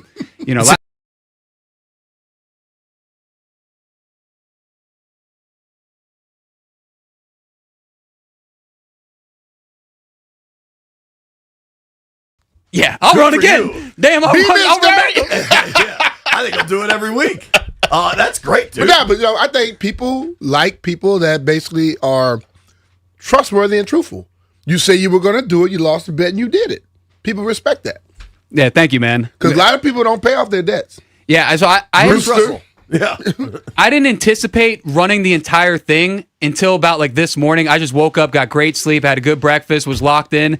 And then when I got to like mile 3 or mile 4, I was like, just how great would it be if I just didn't stop once? I didn't stop for water, Zyn, gum, didn't stop. What was your route?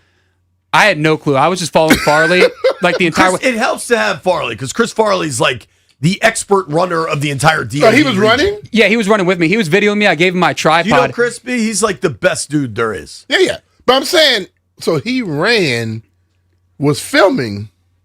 That's a bad man. I legit think Farley could run 50 miles right now. Like, that dude is a machine. Yeah, I love Chris Farley. We just went through war together, but I must say, he gave us the wrong route when we got over Memorial Bridge. I did notice. I saw a tweet or something that was like you went like 8.75 miles or something. Yeah, and right? it was supposed to be 8.2. So we got to the Kennedy Center, and we were supposed to bank like under the bridge. I think you should get extra money because you did extra run.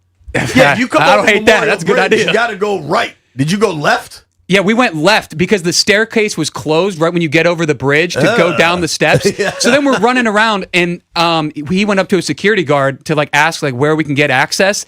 And I was like, I just was jogging in place because I was like, once I stop, I'm gonna feel the pain of my feet. So I was just jogging in place, and I was like, Chris, like we need to move. I was like, we can't just stay stationary for 2 minutes, and we're trying to get directions and whatnot. So it ended up adding half a mile, but it is what it is. We made it happen. Good for you, man. Good Congratulations. Stuff, man. Congrats, brother. One of few radio people to pay off the bit. Yeah. Chris Brewster. Russell, if you're listening, how about this, B? We can learn something from To Mike. settle some debts, and this is something that will really pain Chris Russell. He should have to Venmo Mikey $25. Yeah, at least. What? Give it to the people one more time. Michael, I think $87.50 that he did 8.75 miles.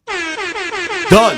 $87. You know what Rooster will say? $8.75. Yeah, But you know. $87.50 to Mikey. Chris, you owe him. One more time. I love it. At Michael_Maher 23. Maher, right? Yes, sir. All right. Great. Congrats, dude. Thank you, You don't guys. like that Way to go. underscore, though. It's his Venmo. I'm letting the kid have his minute. I wasn't going to bring up. I know you were thinking it, though.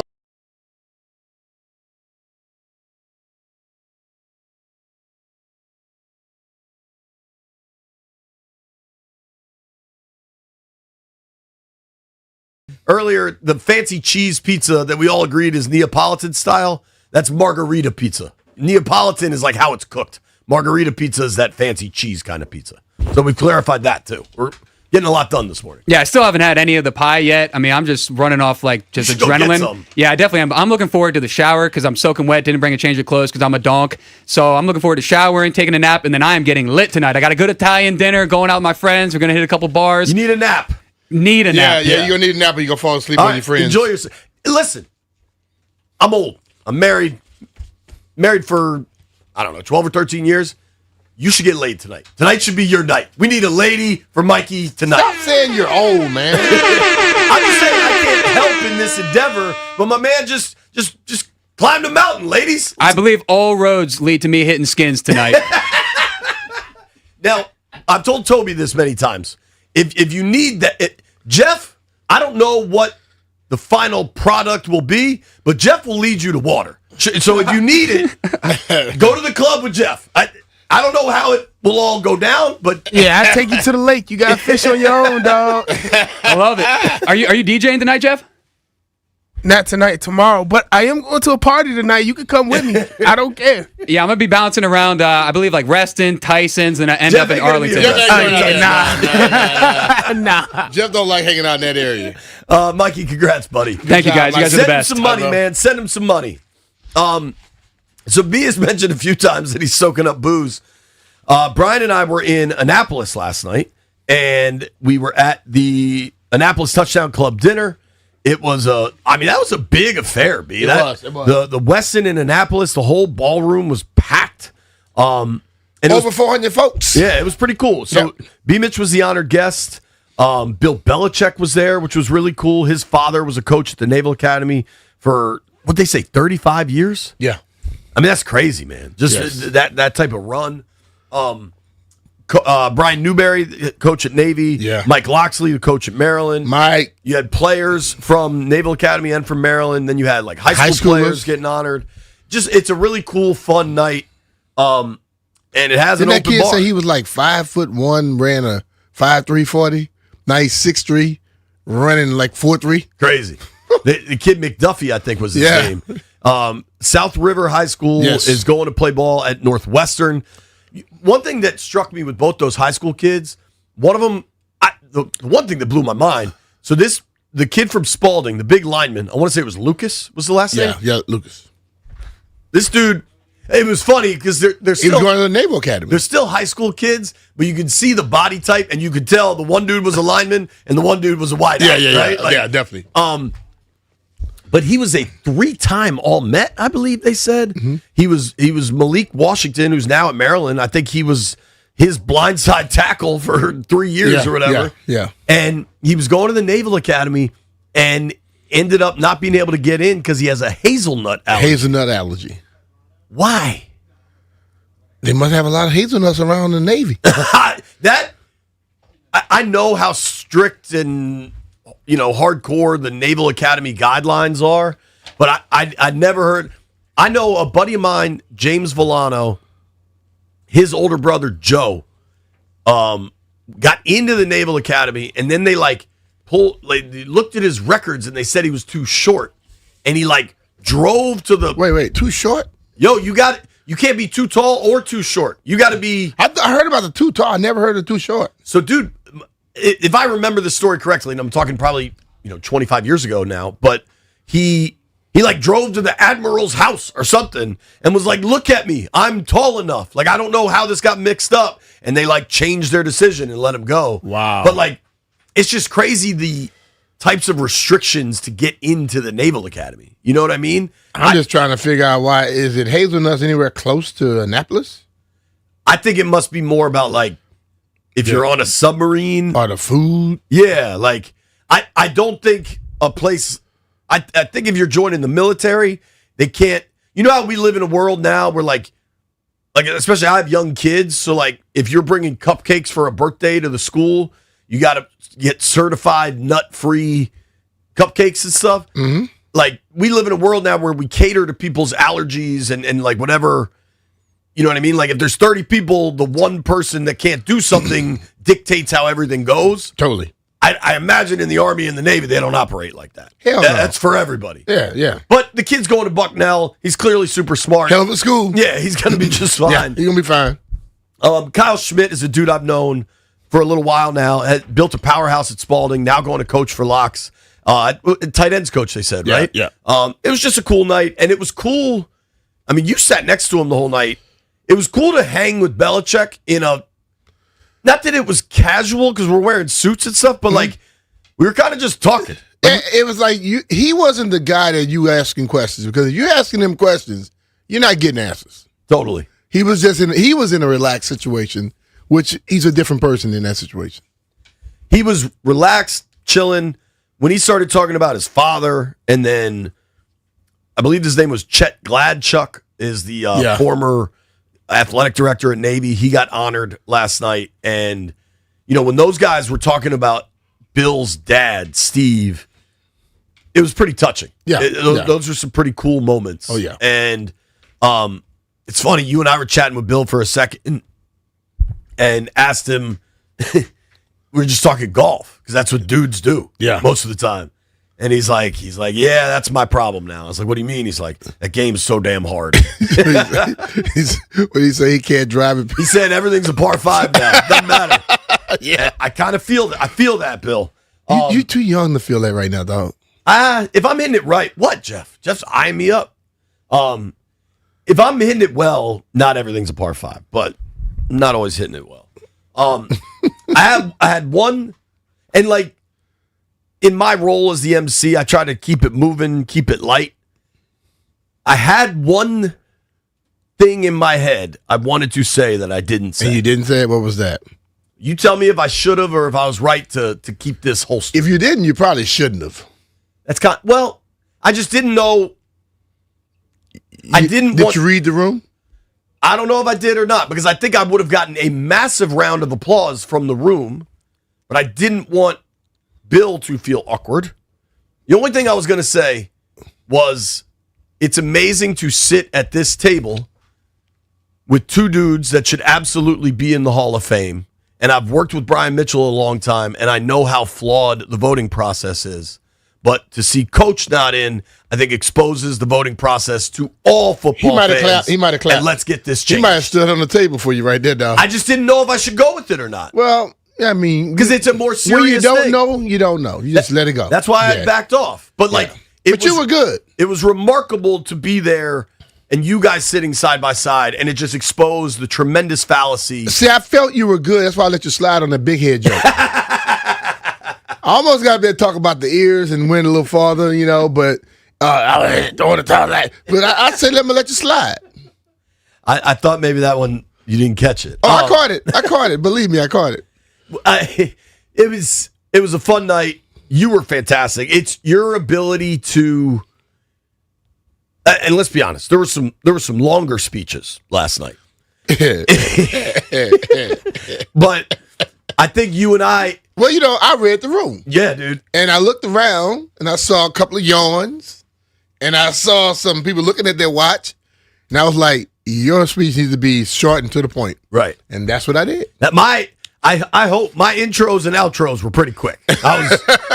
Here we go, Coach. Oh yeah. But it was a great night and a great cause. You've got a really healthy end. People may not be familiar with what touchdown clubs do, because there's a DC touchdown club. I think there's a Virginia one. I'm sure there's a Baltimore one. Yeah. They provide equipment, jerseys, the stuff that not everybody can afford to play football. A lot of these groups get together to help with. Yeah. And that's a healthy group when Mike Kelly, our friend and the president of Touchdown Club, gave his little opening remarks. He said, "We have money, tell us who needs it." There you go. And that's how you know you got a healthy group. Hell yeah. Jeff, my computer just turned off, so if we got to read, I need you to tell me. We have a packed show coming up today. We're going to hear from John Keim. We're going to hear from Logan Paulson. Doug Kammerer will join us to talk about just what seems like an incredibly bizarre weather pattern we are in. Nobody go anywhere. B Mitch and Finley. Monsoon driving here. B Mitch and Finley are presented by John Leahy and the Fine Living Group. Find out how much your home is worth.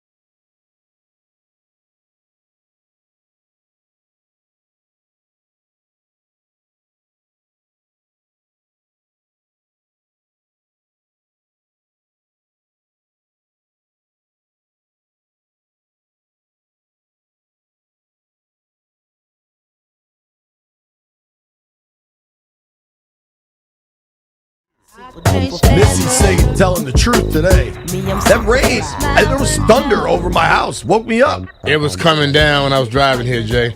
Dude, just dumping rain. Yes. About an hour from now, Doug Kammerer will join the program, get us up to speed on this rain. How rare is thunder in February? And what the hell could this snow be? I just got a text from United. I'm set to fly to Indy for the Combine on Monday.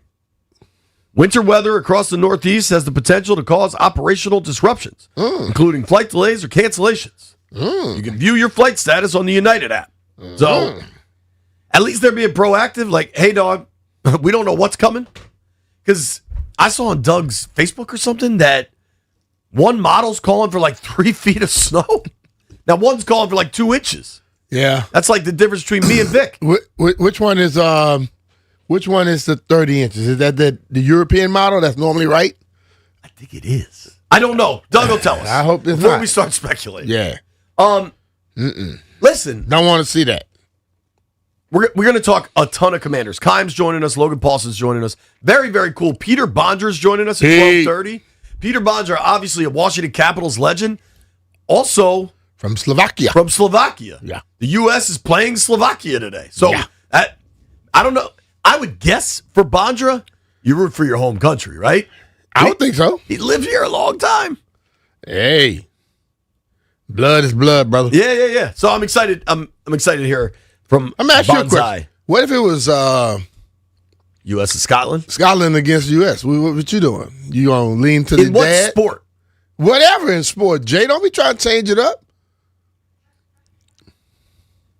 I don't know. See? Would soccer be the only one? Well, whatever is soccer. It's a sport you're good at. I'm not good at it. So your dad was James as well? Yeah. Would Jimmy Senior make you lean towards Scotland? If he was here, hell yeah. I wonder he would 100% root for them. He lived here longer than he lived there. I mean, my dad. I lived here longer than I lived in Louisiana. I'm still from Louisiana. Right. He got out of there as soon as he could. He joined the Navy at 16. Wow. But it's a different time. I mean, I'm out this.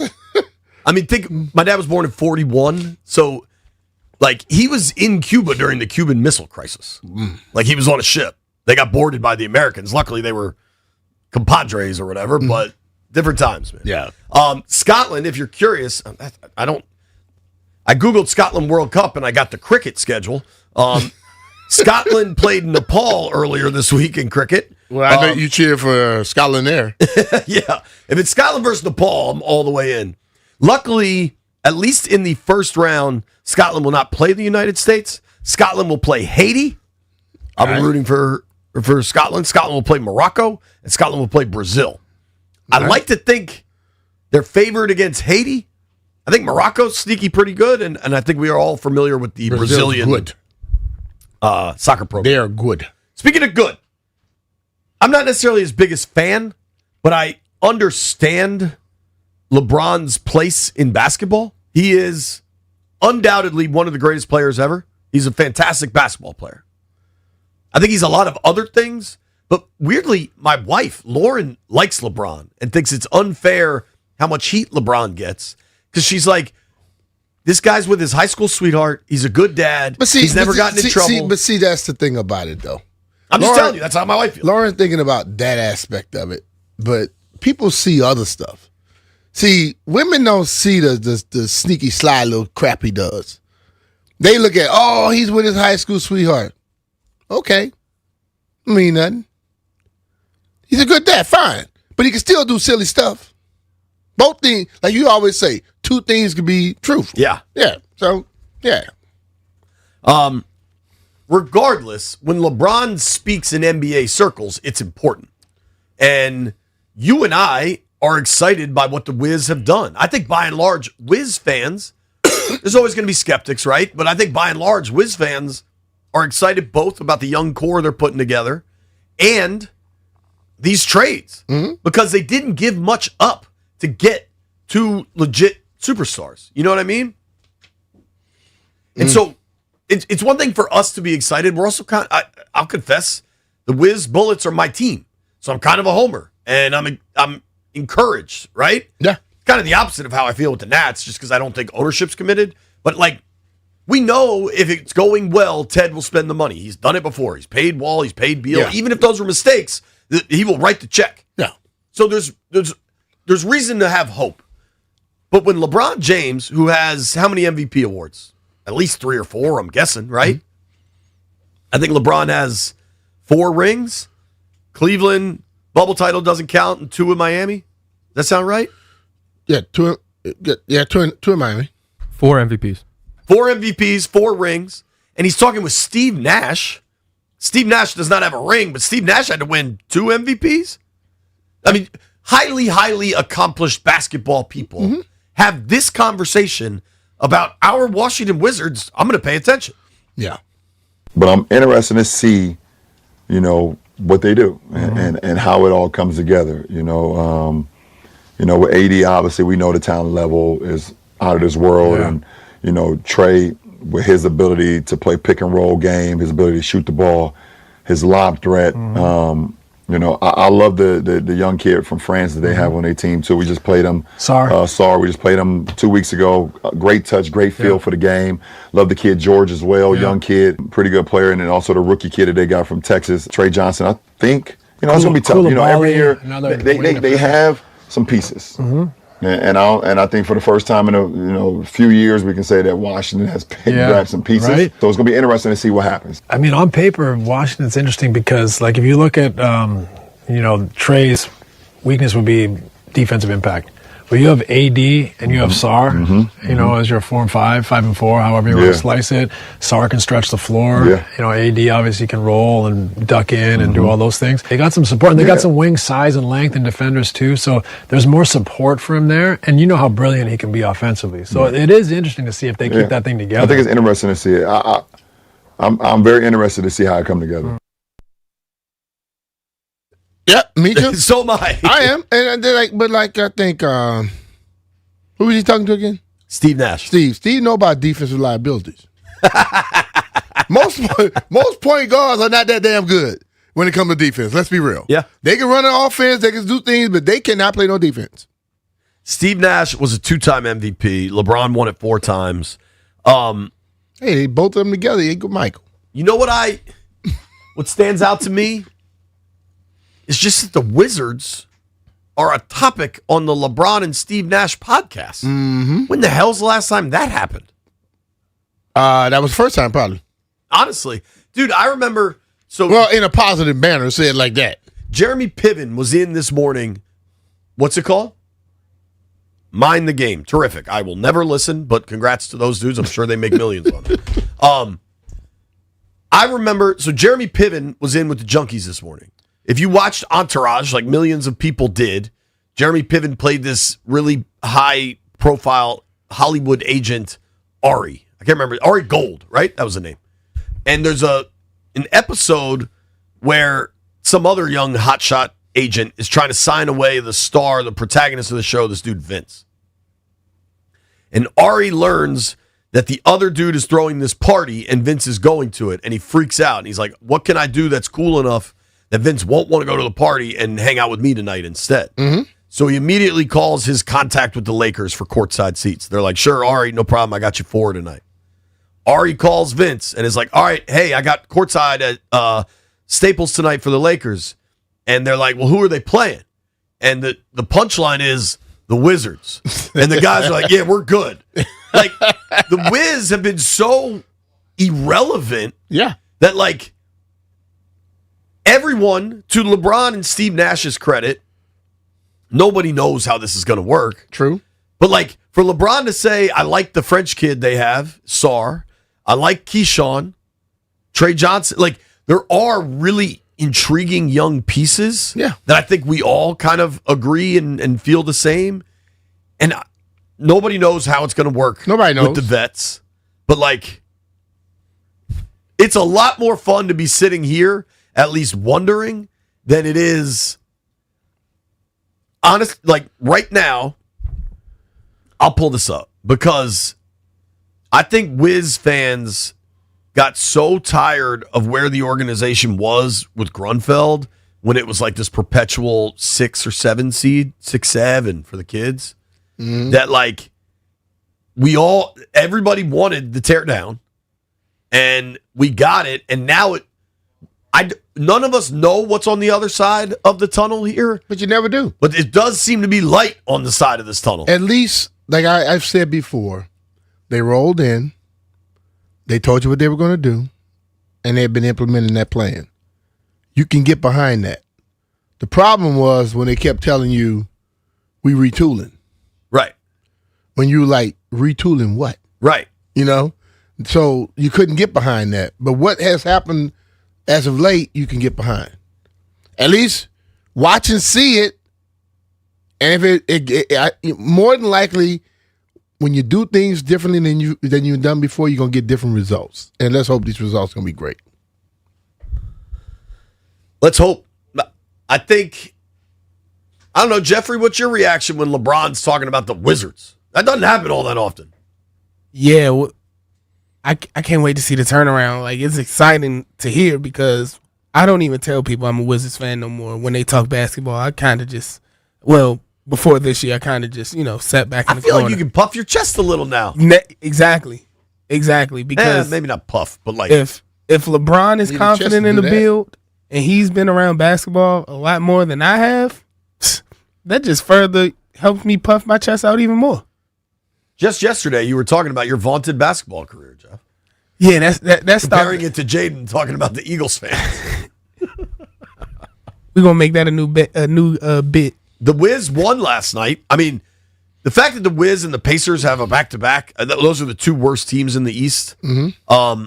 For Wiz fans that are worried about them winning too much, I think they'll take care of it. Like I remain confident in this crew to understand the mission and get it to the finish line. Right now, the Kings are the worst team in basketball, 12-45, and then there are Mark Cuban said they should embrace tanking. Good luck with that. The Kings are the worst team in basketball at 12-45, and then you've got four teams tied with 15 wins: the Pelicans, the Pacers, the Wiz, and the Nets. So the Wiz are just fine. I think they have to be bottom 4 to guarantee top 8. I think they're going to get home on this one. Like, hopefully Mike Maher does later. I think the Wiz will accomplish the mission. Yeah, he'll make it back home. You don't have to run back. He'll be fine. That wasn't the mission I was talking about, B. I know. Nobody go anywhere. John Kime will join us at 11.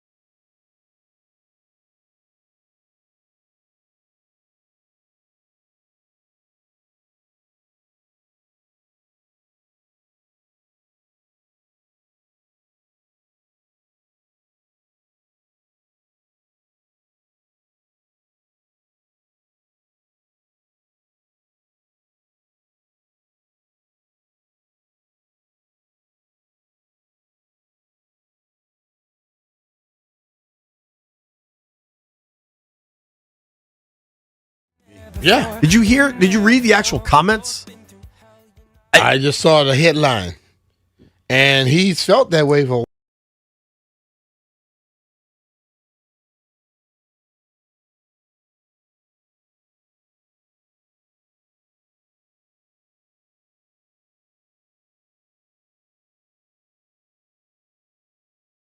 and not worry about tanking.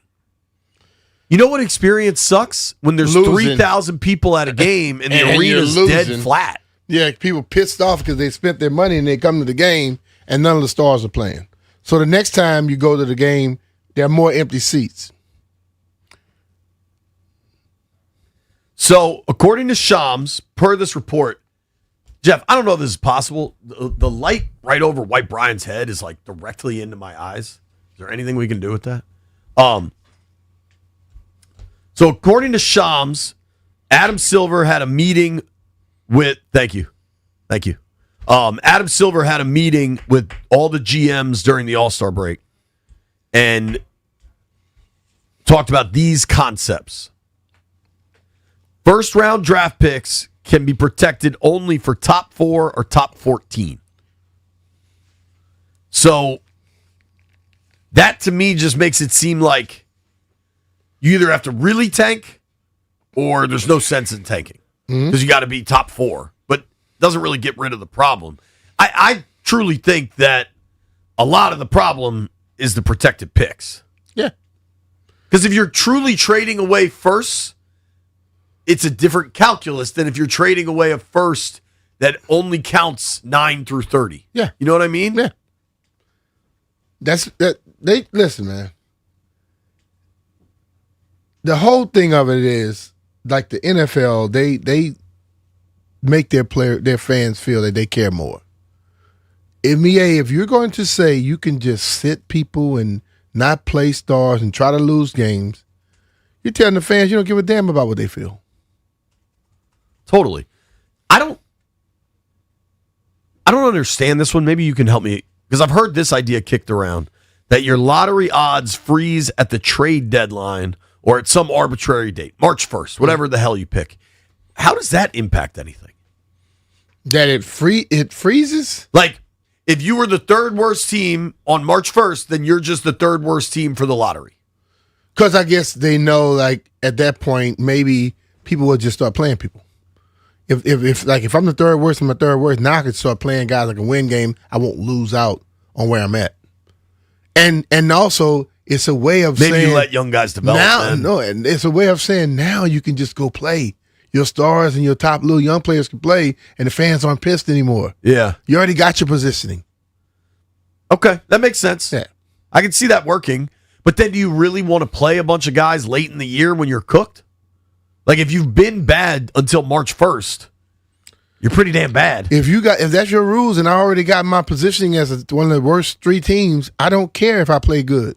You're not going to change anything about it. It's your rules. Okay, Vic, I need your expertise on the baseball side of this, because this one I think could make some sense. No longer allowing a team to pick in the top 4 in consecutive years and or after consecutive bottom 3 finishes. Like, that, to me, eliminates the long-term Yeah, tank. that'll shut down like what happened in Philly. Kind of what's happened here the last few years. Yeah. Like, this year for Indiana, I understand their tank because Halliburton blew out his Achilles in the finals. Yeah. You know he's not going to play, so let's suck, get a really good pick, then we get Halliburton back, and we're back playing competitive hoops, right? Yeah. Doesn't baseball have some rules about being able to draft for, like, didn't the Nats? Yeah, the Nats had lost their pick a couple years ago. Now, I know that might be tied to, like, payroll or something, but isn't there some baseball kind of equivalent? Yeah, and the Nationals ended up getting screwed. I think they had to pick 8th. Do you know what the rule is? I do not know what the rule is, honestly. So I wanted to lean on Vic for his expertise. But I just know that they did get screwed like a year or so ago because of this. Well, Brian and I knew that much. Well, in other words, the baseball was like, well, you got screwed because you're awful and you're not getting better. You're not trying to spend no money. I don't mind. I think the no longer allowing a team to pick in the top 4 in consecutive years. That'd make a difference. Or maybe you make it 3 years, the consecutive bottom 3 finishes. I like that. Because I think what kills fan bases and what makes this such a problem is when it's these multi-year situations. Yeah. And dude, everybody points to the Sixers and the process. The Sixers are the 6th seed right now. They're not competing for a title. Like, the process didn't work. all those dudes they got. The only one that was good was Embiid, right? Yeah, but he don't play. Ben Simmons was god awful. I think it was Stephen A. Smith. He did the best robbing job ever. Right. And Stephen A's correct on that one. Fultz got traded, right? Like, Fultz has bounced around a little bit and is certainly better than Simmons, but like, he might not be a bust, but like, I think we need to stop acting like what the Sixers did worked. It didn't. What OKC has done worked, but I don't know that they ever bottomed out over consecutive years like Philly did. Like, Philly should not be held up as this paragon of how to build your roster because it hasn't worked. No. And I mean this for the Wizards because I am excited and I'm hopeful. This process only works if you become a championship contender. Yeah. And you don't necessarily have to win a ring because only one team does that out of 30. But you got to be a contender. Like, you got to be where the Knicks, the Cavs are, what the Pistons are now. You know what I mean? Like, this isn't about becoming the 6th seed because Washington was in that 6th seed perpetuity with Beal. Long time. That's not what Wiz fans want either. It's about being a contender. I could have been a contender. You know who is a contender? John Keim joins us next.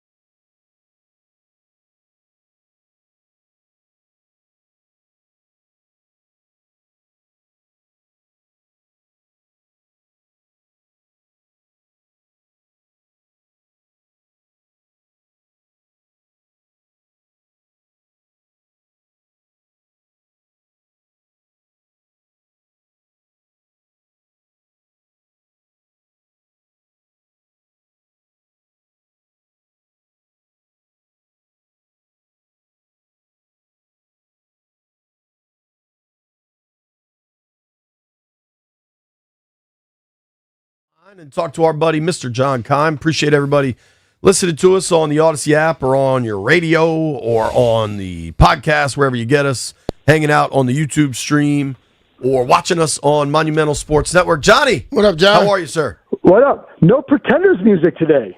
Nah. Something just happened with the computer. We had a restart. Okay. I can sing it for you if you want. Please don't. Please don't do that. Listen, if you and I did it together, you would be out of a job. Quite a duet we'd make, Keim. Well, since y'all talking, I want to hear it. Next time. No. Next time. I think we'd have to get John an old fashioned or two before he's going to sing. Oh, it'd take 2 or 3. Yeah. 2 or 3 It would takes do it. 2, baby. Oh, be going for it. And a couple of flutes of champagne might do it too. That might. Anyway. Just don't put no orange juice in it. So, Keim, here we are in this situation where the combine's next week. We're going to start hearing hot and heavy rumors. Yeah. There's some If you make it. There's some reporting out If we make it, yeah. That's true. Who knows what's happening with this weather? Cameron will join us in a half hour to tell us. 0 or 3 feet. Yeah. But the big question is, for 2 years, we've seen AP get aggressive in trades. There have been aggressive trades, but he hasn't been aggressive as a front office boss in spending. Do you think that changes? Well, there's 2 things. And I would always define aggressive, because they were aggressive going after and getting guys, but just not at a level where it's like the high end guys, right? So I think they'll be, and I think maybe it's active versus aggressive, right? They'll be very active because they have to be. They only have, is it 54 guys under contract? I think it is, something like that. I think they have one running back under contract. Wow. Right. You know what I mean? Right. Bill. Yeah, Bill. So you kind of need, you kind of need more than that. And I know Rodriguez is a restricted guy, but still. So you're going to have to be very active. The question is, I could see them, if the right guy is there, being aggressive, trying to get one of those high-end and more of an impact guy. The question I have is, will that guy be available? Because, you look at some of the guys who you might want to go after now in that who would be considered that, will they be free? Mm-hmm. That's the question I have. So if they're not, I still think probably the best way to go with this is find those guys who, honestly, what the Patriots did with Williams last year from Philly, an ascending guy who is young, who's ready to take that next step. And there are a couple guys like that available. And, do you get into those, into a bidding war for a guy like that who's 25, 26 and is going into their prime versus exiting their prime? So if they get into a bidding war for someone, do you think they have to win, or they get to a point where no, it's too much? Because a lot of times when you go into these bidding wars, you end up paying entirely too much money. When they need a lot of pieces. I think they do, and I think you have to be mindful of that. But could you get one or two of those, one of those guys? Again, I looked at the Patriots, what they did last year, and we've seen high-end guys, money guys, not work out here in the past. We've lived through that. So it doesn't always work. The Eagles have done that before too. They'll sign some high-end guys, and those guys don't pan out, but they also sign other guys who do. So some of their misses are mitigated because they have a lot of hits, whether in the draft or through lower-end free agent guys. So you find, I'm a big believer too in find guys who are really good fits. And those guys can make it work very well because they fit what you do versus chasing a guy like they did here long ago because they're a big name and they're the top free agent available, right? Don't just do that. It's got to be a guy that makes sense. So, if Alec Pierce is free, he makes sense, right? I mean, he's a speed guy. They want speed on the outside opposite Terry. That would make sense, but will he even be free? And then what does his price tag get to? Because there may not be a lot of guys in free agency available at that position who make a lot of sense for teams if you want an impact guy. So Pierce is, I think is fascinating. Dude, that price tag's probably going to get to $28 million. And that's a hard one for him. And then because, the hard part for them is Terry obviously is costing a lot. And the next year, though, in 27, his cap hit is around $34, $35 million. that's not sustainable. And so, like, you want to get, but here's the other part of this whole equation. Where is the draft strong? The draft is strong with some areas that match their needs: edge rushers, receivers, some defensive backs. But I would say in free agency, where it's also strong is cornerbacks. And there are going to be a handful of edge rushers available who make sense. And you don't have to get the top guy; you have to get a good player, though. And I think there are some of those available. And then what is their cost? So I think that's where, like, are you aggressive going after those players? Where, like, okay, what they did with Frankie Louvu 2 years ago, like he made an impact that first year, and he was the kind of guy you want, a guy who's like, he's just now hitting his stride. Now, he didn't have the good year last year, but his first year he did, right? Mm-hmm. And, guys like the Dorrance Armstrongs of the world, like, he was very effective until he got hurt. So can you get more guys like that and then have them make an impact that way? But I would also say, like, if there is a chance to get a high-end guy who makes sense, then it certainly makes sense. If they knew for a fact some of the guys they've drafted already would hit, then I think it'd make things easier. Do you think they know or have a feeling of any guy that they may have already on this roster that may help alleviate some of what they need to do? That's a good question. And I think Jordan McGee would fall into that category, right? A guy that, especially the way Durante talked about him. Yeah, exactly. And I know, like, the way that they even talked about him even during last year. So I think, like, he's a guy who could start to come to play out, to become a bigger factor for them. To what level? They've got to wait and see. But, like, he certainly did a lot of good things in his role last year and showed the energy and speed that I think they would like. I think guys that you can wonder about would be like, what might a Kane Medrano look like as he, gets more, just understands the game better and this, more acclimated to the NFL, et cetera. Like, there were a lot of questions about him last year. Has he done enough, in practice and improving, that could he be a factor next year in a hybrid type role, like in a supplemental role, right?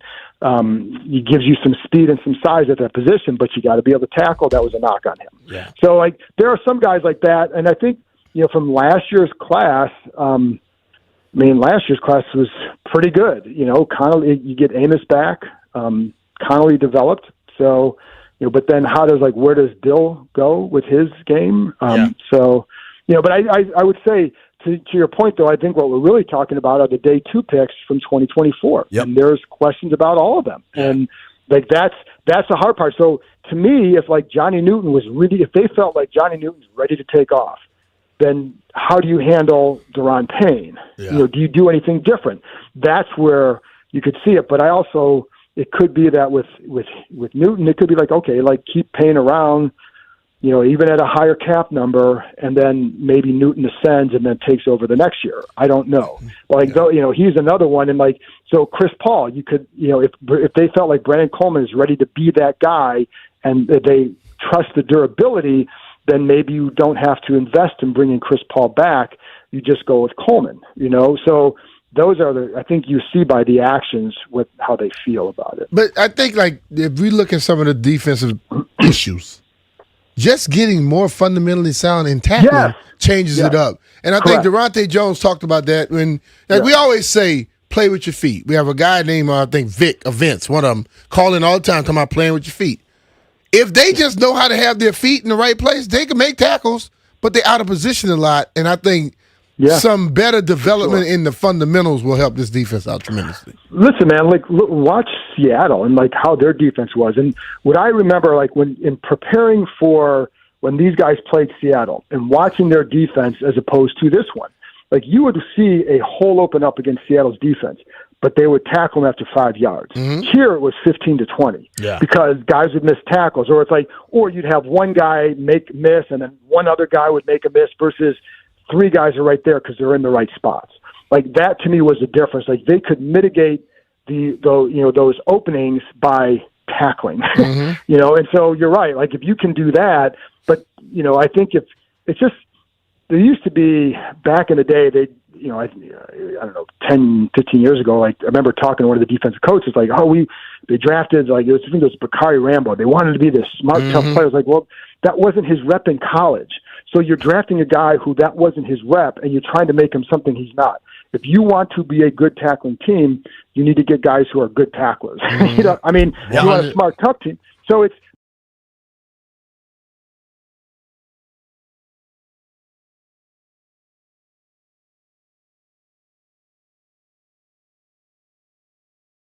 all about what you're asking them to do.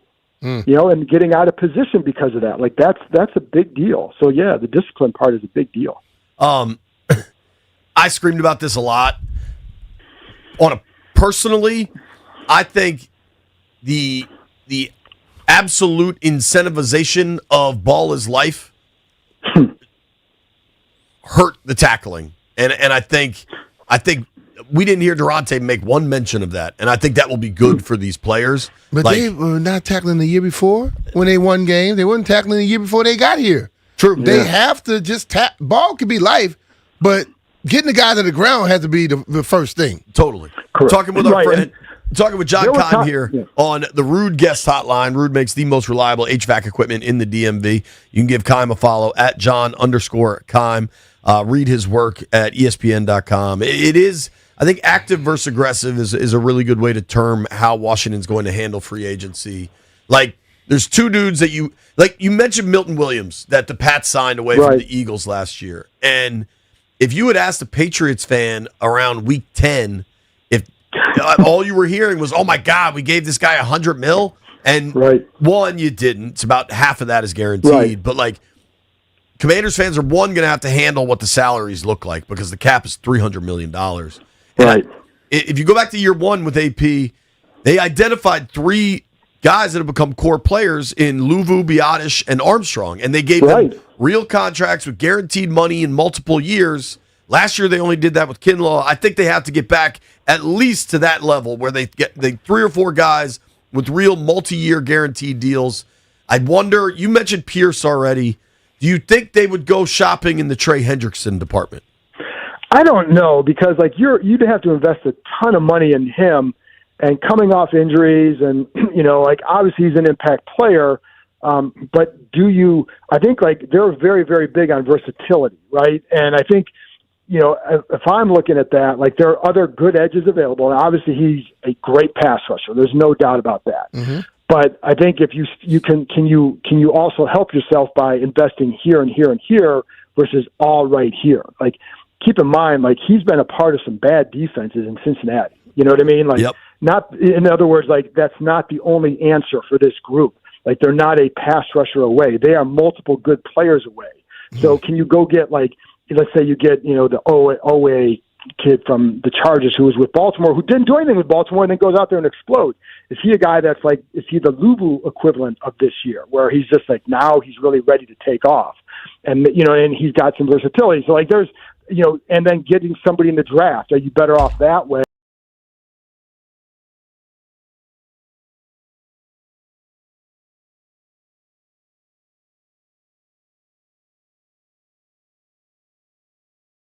That means they wouldn't go after him in free agency or not. I mean, here's the other part. They did pursue older, you know, 30-year-old guys at defensive end, as we know. Like, you know, whether it's Joey Bosa or they I believe they would have been in Khalil Mack, DeMarcus Lawrence, right?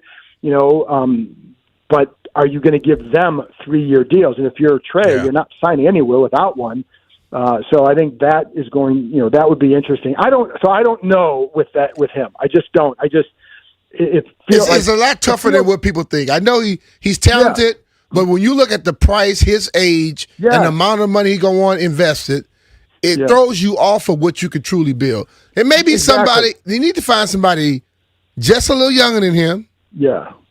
With a little bit longer time, and that is about to hit his. You want to get somebody who's in there when they're playing their best for the next 3 to 4 years, not a guy who's probably at the end and about to start dropping off. And that's where you brought up the 3 names you brought up, all guys who are going into their prime and starting to hit the stride of what, you know, their best years, right, between Armstrong, Biotis, and Luvu. And, you know, based on the way that Jones was talking about Luvu, he clearly has some plans for him, you know, getting back to what he did his first year here.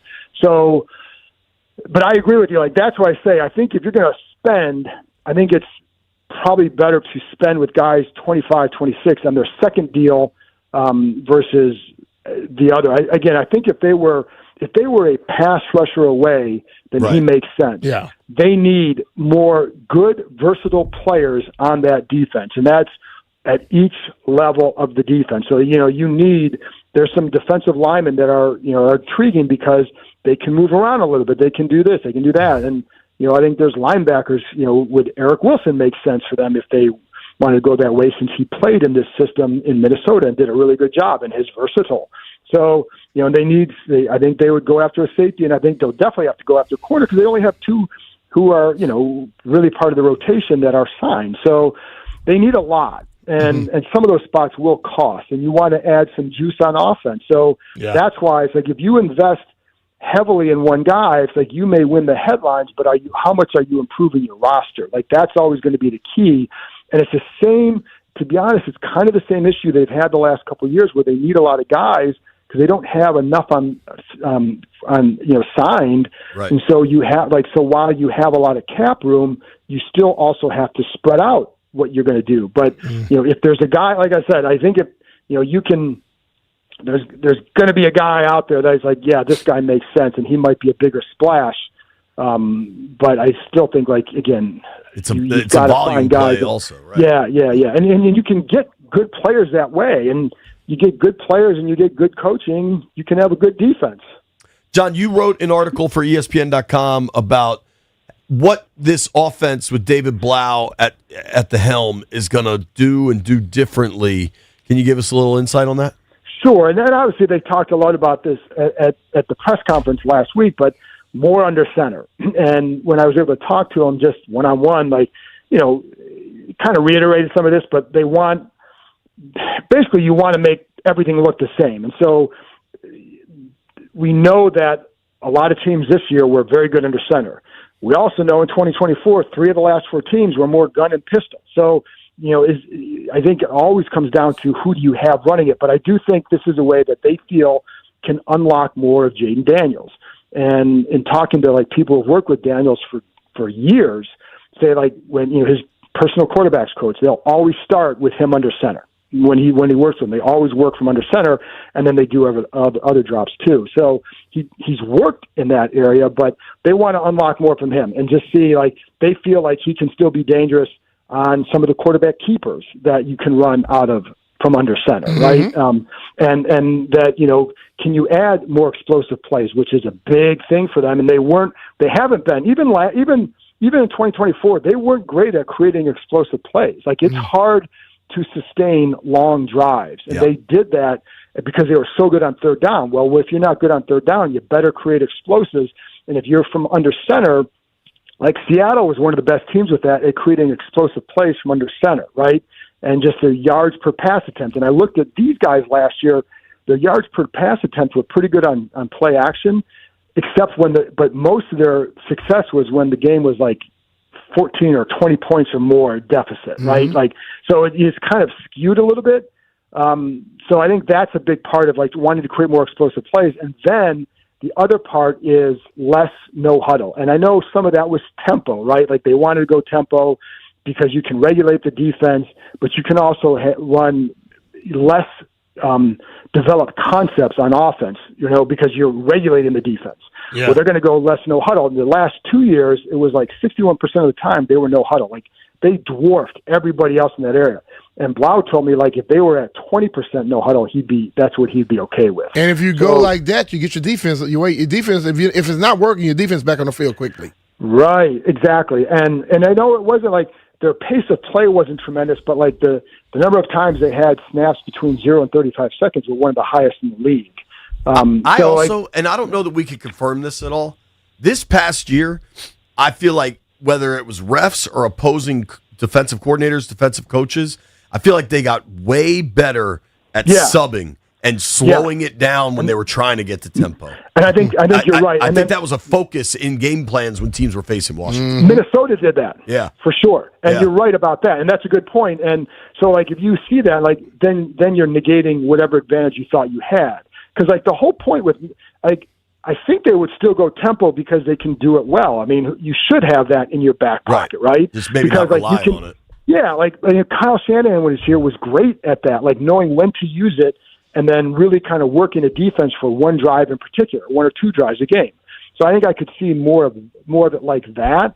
But yeah, like if you're not getting an advantage, like then it's going to hurt you because now are your concepts as developed as they need to be to then combat what you're now seeing, and I think that's part of it too. Johnny, thank you for the time as Appreciate always, you, buddy. Jay. My pleasure, guys. Have fun. The great John Keim. Give him a follow at John_Keim. Check out the John Keim Report. Read his newest story at ESPN.com.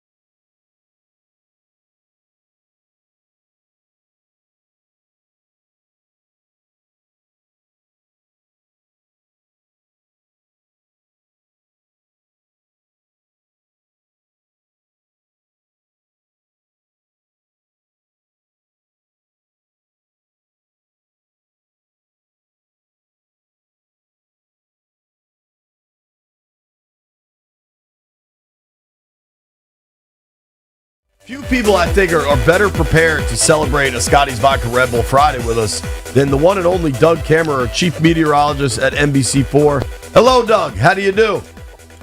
What's going on, guys? Yeah, I might need one of those to get me going for this forecast I got going on this weekend. My goodness. Yeah, dude. What is it doing, man?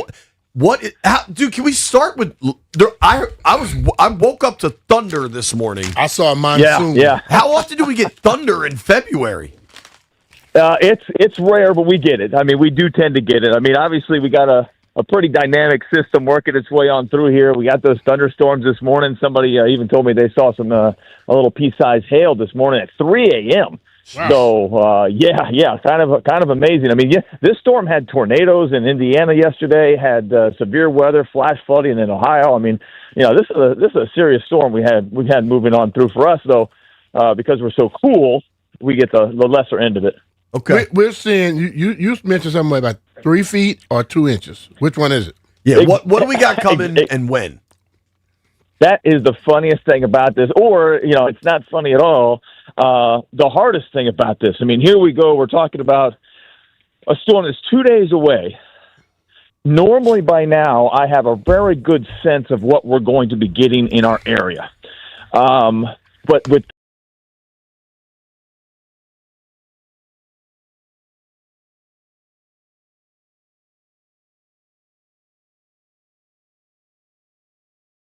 more information this morning. I'm about to get some new information in about an hour and a half from the European model.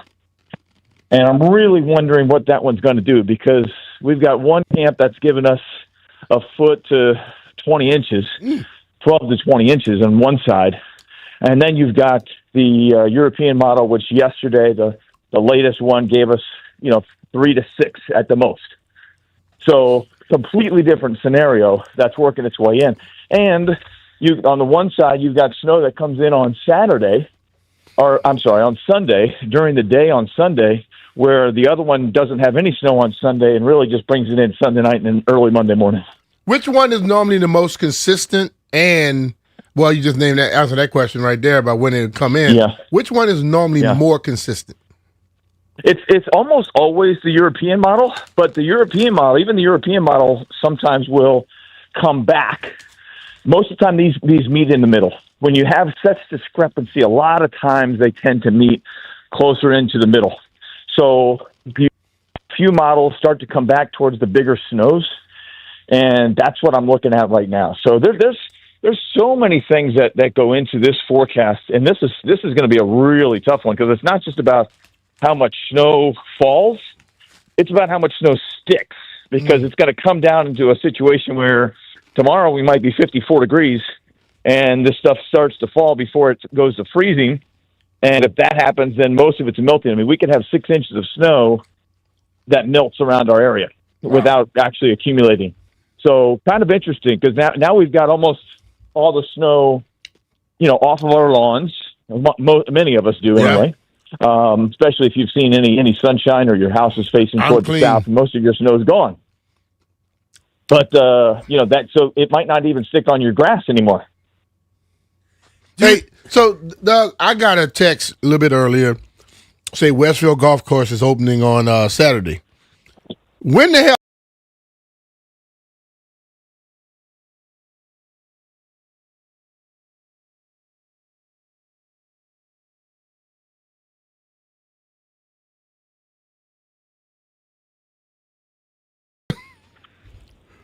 Hold on. The fact that you are used to playing B in January and February also says something about how mild our winters have become around here. Yeah. But you're right. I mean, this has been one of the coldest winters we've seen in decades.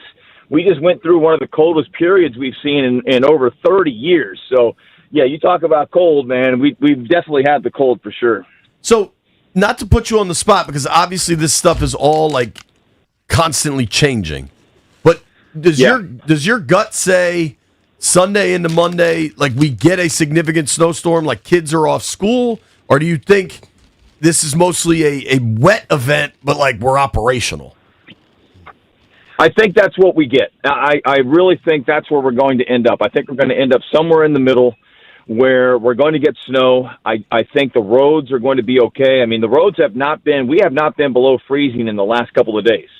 So we've seen our temperatures above freezing. The roads have been above freezing. They're going to stay on the warmer side today. They're going to stay on the warmer side tomorrow. And even on Sunday, again, most of the days above freezing. So it's going to take some time for the roads to become a problem.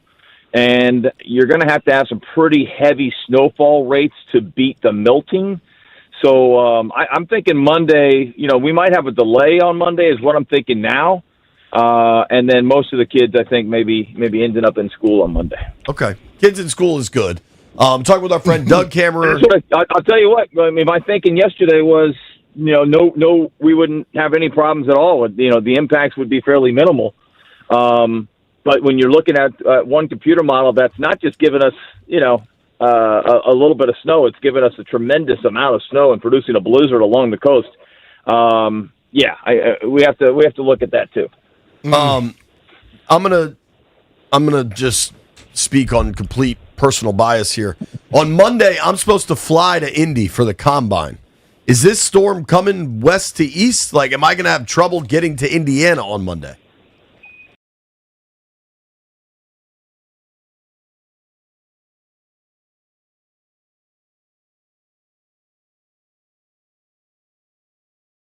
On by that point, and by Monday evening they should start getting things back to normal if there's any issues at all. I feel like if we actually get a blizzard and there's 2 feet of snow, nobody's going anywhere. But outside of that happening, I'll be okay.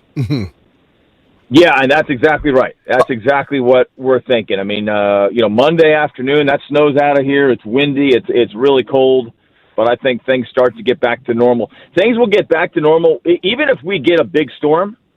Things will get back to normal much faster than they did with the last storm. I mean, the last storm was an incredible situation where you had the snow and the ice and the snowcrete, and then the cold air just stuck here and didn't allow it to melt. This will be a completely different scenario.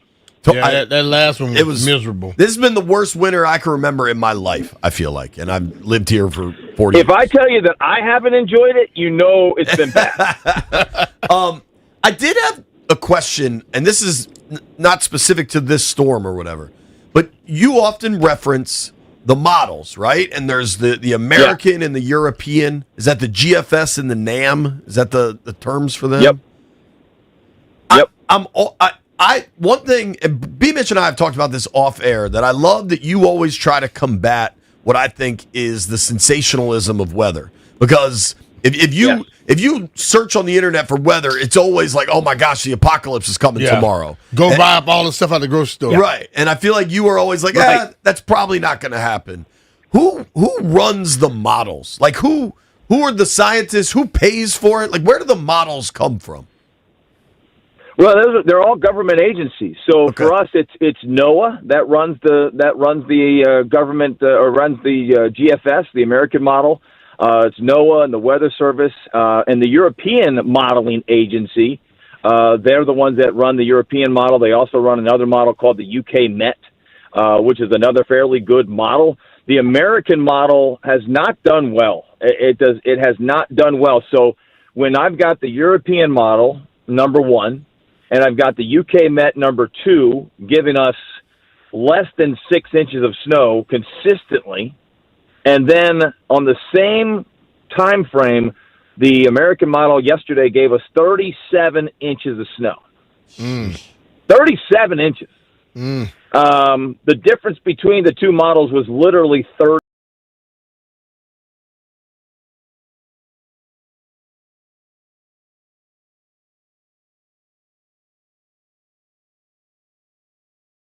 When it gives you 33 feet and the biggest snowstorm of all time. But, could we see a significant snowstorm? It's still possible. And that model has been very consistent. And as of today, still gives us 15 to 25 inches in our viewing area. Dude, get out of here with that. Nobody wants that anymore. We're done. We're done. All they're doing is telling you what the weather's saying, Jay. You got to talk to a higher calling about that weather. Speaking of the higher calling and what I think we're owed, frankly, after this winter, and I don't know how you could predict this or if you even can, Doug. Like, in my mind, I believe in the will of the universe, karma. Because this winter has sucked so bad, I think we should get an awesome spring and summer. Is that how it works? No. That is not how it works.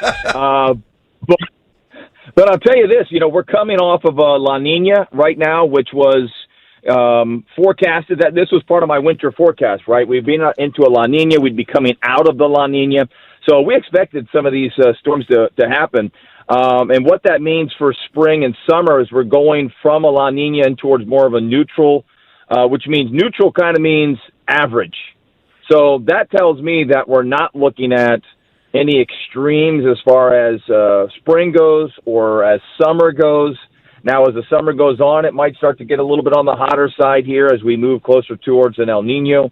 But I'm really thinking that we're going to have fairly, DC, DMV normal conditions for spring and summer there. So I think we should be okay. And B Mitch will be out of the golf course plenty of time. I noticed you gave us a female name and a male name on those different El Ninos and all that. Which storm is normally the worst? The female or the male? So it depends on what you want. So we get. I don't want none of them. Is what I want. You want what? I don't want any of them. Oh. There's got to be a Nina something going on, man. So there's got to be. Is there always one or the other happening? What's that? Is there always one or the other happening between El Nino and La Nina? Yeah, you're always in a phase of it. It could be a neutral phase where nothing's really going on, or it could be a positive phase, and all that is waters in the equatorial Pacific, and they have a huge impact on our weather around the world. So it really makes a huge difference.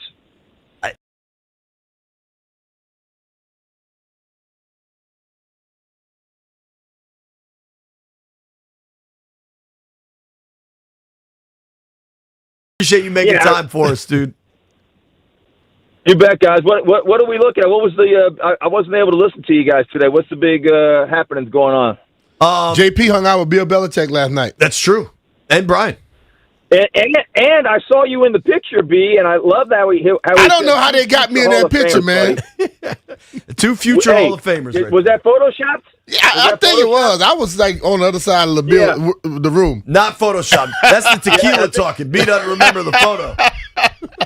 That may be a little AI, actually. Like AI for B Mitch. There you go. Thank you, buddy. We'll talk soon. All right, man. Take care, Doug. See you guys. Have a good one. Be careful. The great Doug Kammerer joining us. We're not getting a foot of snow. I commend No, we're it. getting 3 feet. I don't think we are. Doug doesn't think we are. You don't want me to put that in the atmosphere? No, dude. Call your aunties down there. And 3 feet of snow in Louisiana. Get it. Give Doug a follow at Doug Kammerer, 2 M's, 2 R's. Nobody go anywhere. We're going to talk to Logan Paulson at noon.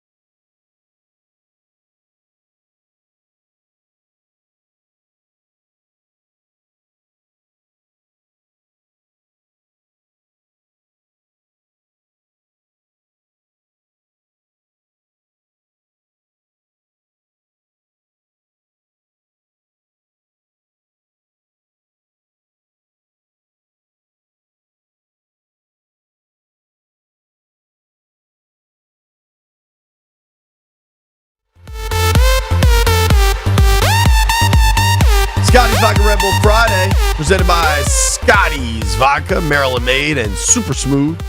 Loved throughout the DMV, just like B Mitch Finley. That's it. All right, we did this last time. The last time we knew snow was coming. Yeah. There was no debate if snow was coming. It was how much and if it was going to be snowcrete or regular snow or whatever.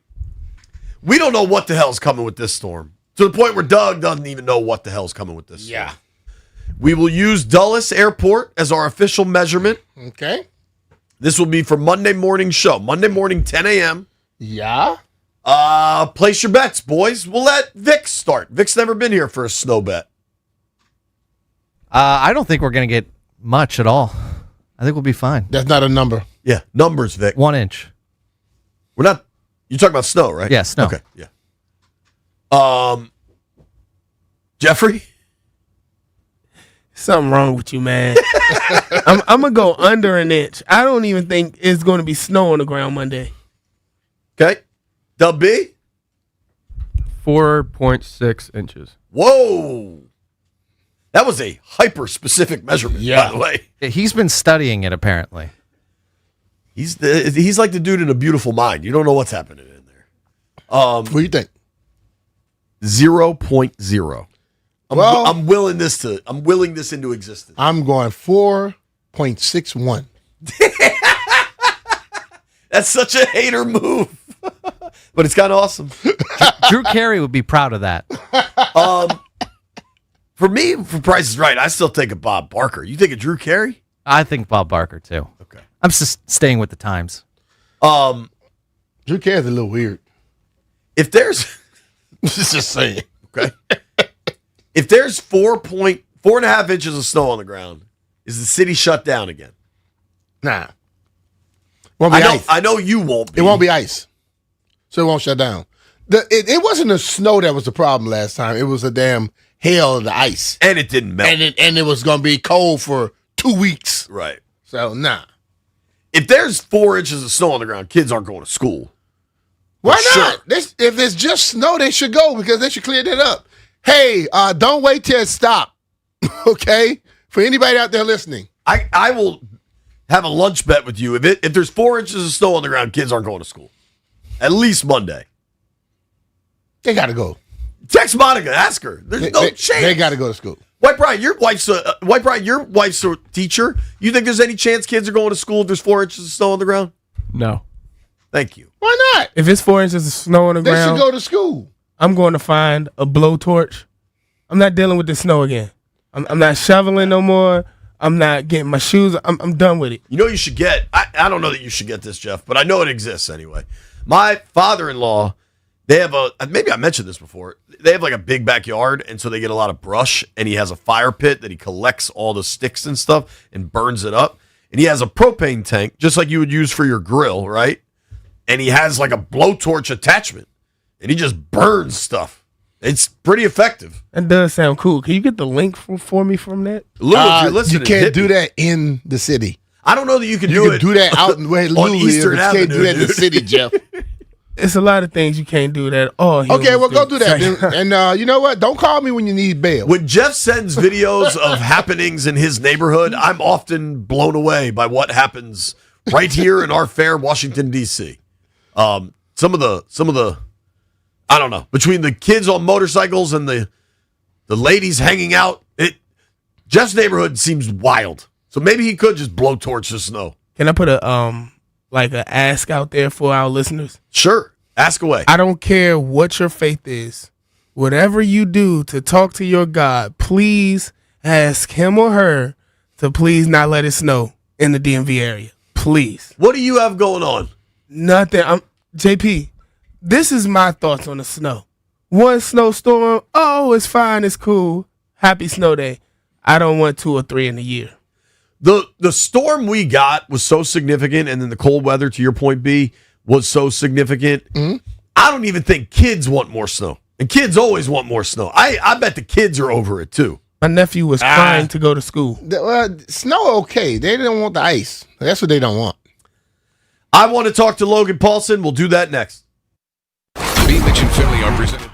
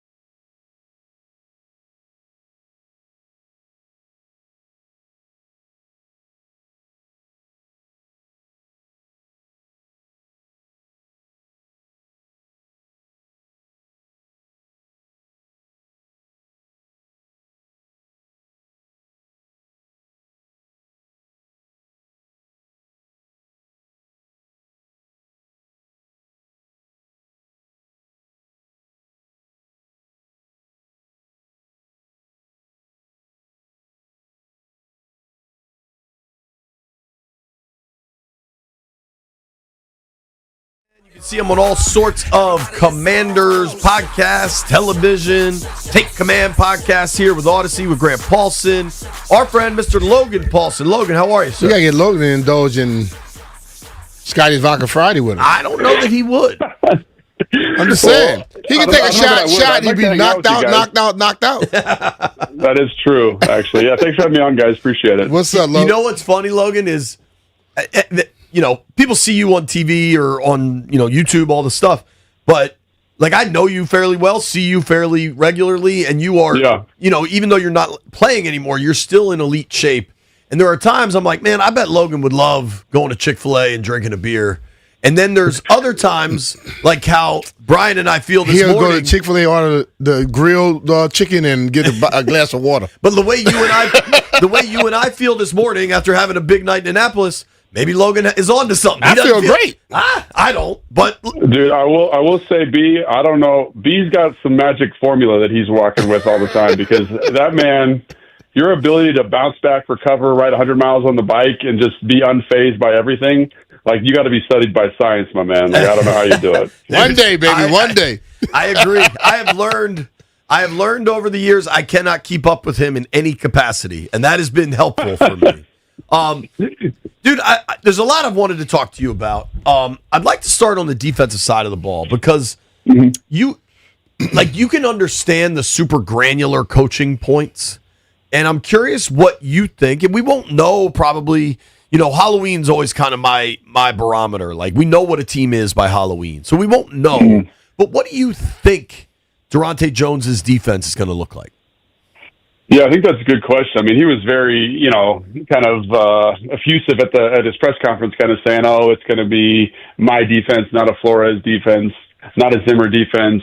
But I will say the people that he's referencing there are people that are really innovative in terms of how they design their pressures.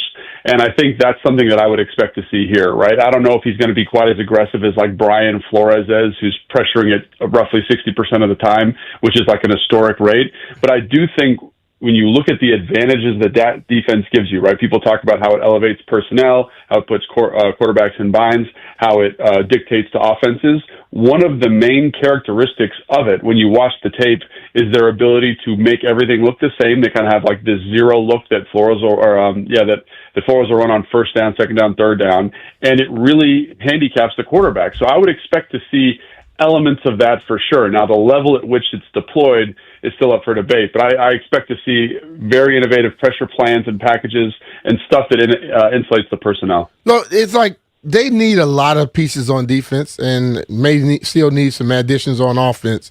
How do you feel they should attack this thing? Like, should be heavy defense or go as you can go? Well, I think that's a really interesting question, B, because like one of the things I've been kicking over in my mind is the thing that Flores' defense does is it insulates defensive personnel. And so if you think about their defensive line in Minnesota, like there's not like a true blue chip player there. Their linebackers are kind of role player guys. They're secondary. There's no big name there because the scheme elevates. So right now, I think there's this like big push in our market to be like, oh, we need pass rush, we need linebacker, we need a difference maker in the secondary. And if you're trying to be the Seattle Seahawks, yeah, absolutely. You need probably 5 blue chip pieces and then a bunch of different role playing guys to step in and do a great job. With this defense, like, what do you actually need? Now, I think that they're going to do a good job like Adam Peters does every year in addressing a lot of these needs in free agency, so they can draft best player available in the draft, kind of who they think is best player available.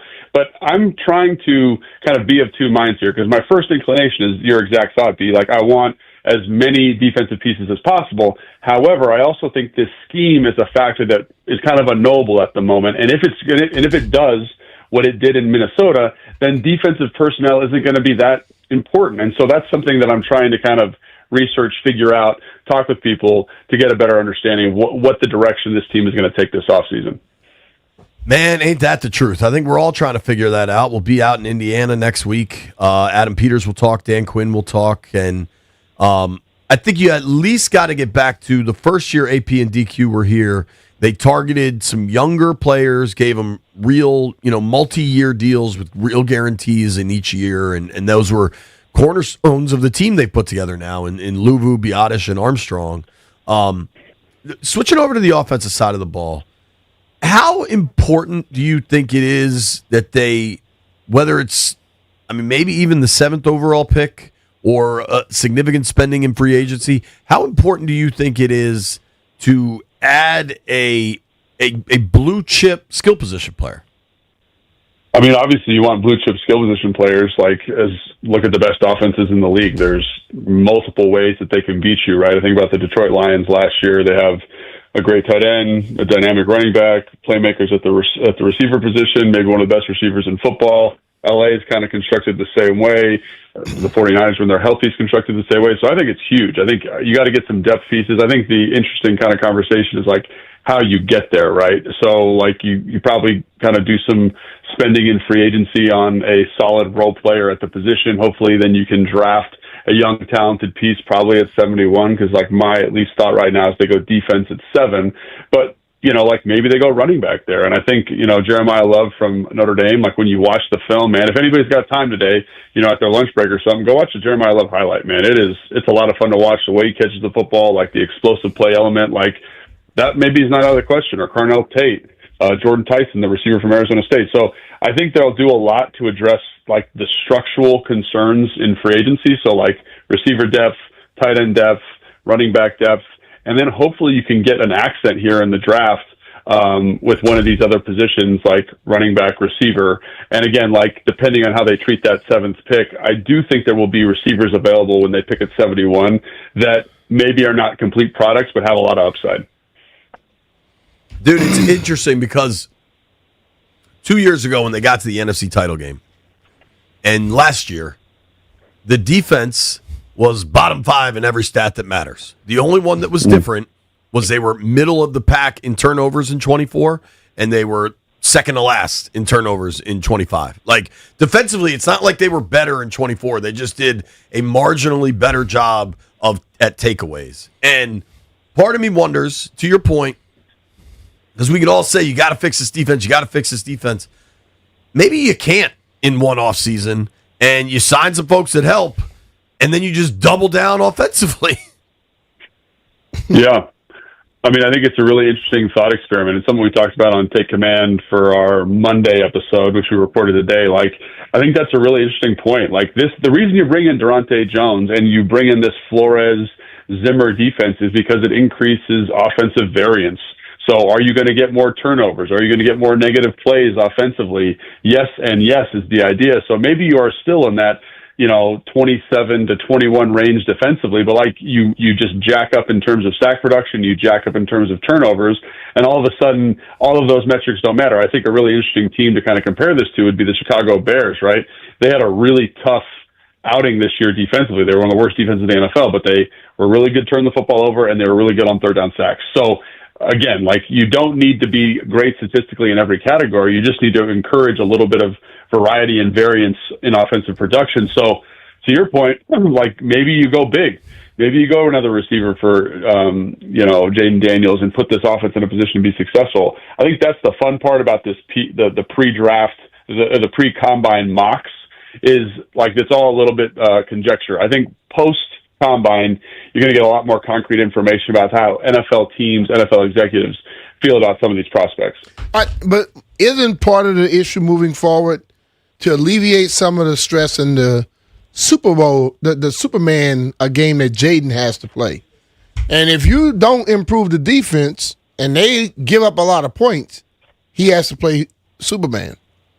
And that plays into the problem, right? Yeah, absolutely. I think the worst case scenario for this example that we're talking about is the Cincinnati Bengals and the Dallas Cowboys, where Joe Burrow is throwing for 350 and 3 touchdowns and they lose the game, right? Mm-hmm. Because they're defensively not able to hang.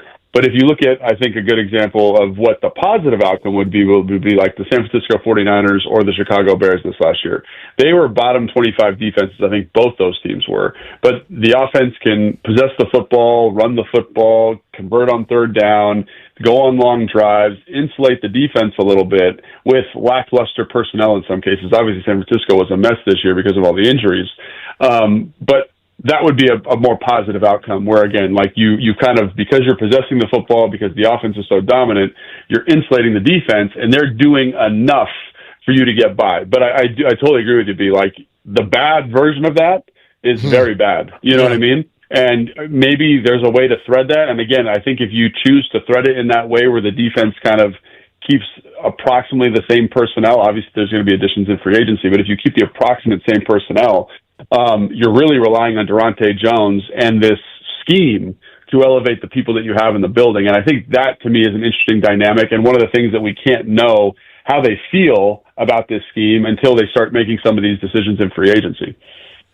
Speaking of free agency, we're talking with our friend Logan Paulson. You can follow him on Instagram. What's the Instagram, Logan? Logan_Paulson82. That Twitter experiment didn't really get off the ground, did it? No, not really. I mean, we're doing, it's been nice. People are good. I try to do it as much as I can, but I'm not a big social media guy there, JP. Not like you. You're the model of success. He's a king. Logan, I know you, and I know that you're not a big social media guy. He's the 16-year-old teenage girl of social media. He's always on it. Dog, it's part of the job in my mind. It's part of the deal, man. Yeah. I get it. I get it. That said, you mentioned free agency, and I'm curious your evaluation of Alec Pierce, what he would do for this offense. Yeah, that's probably one of the more interesting conversations, I think, is Alec Pierce, Juwan Jennings, obviously Dobbs from Green Bay is another interesting kind of piece there. I don't know, man. It just depends on what he's going to be asking for money-wise. I think he's going to get a lot of money this offseason. I think that skill set is very, very valuable. And I think when you look at the Washington Commanders, obviously getting one of the tenets that Blau talked about in his press conference was getting more explosive. And you're going to be hard-pressed to find a more explosive receiver than Alex Pierce. So I look at that and I say, obviously, the fit would be great. If sometimes when I watch him, it feels a little bit redundant, because to me, he reminds me a lot of Terry, someone who's really good in the vertical route tree. Terry, I think, has got a little bit more skill in the underneath passing attack, but very, very similar stylistically. And so is that a little redundant? Possibly. I don't know. But he's a heck of a football player, very explosive. To me, it just depends on the price tag.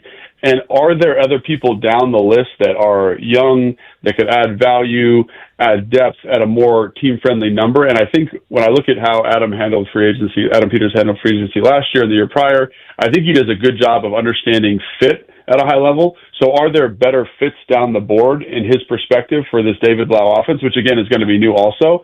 I think that's going to be a really interesting question to kind of keep an eye on this offseason. Fit's going to work as long as you have production. You don't get production, and you have to start paying a little bit more.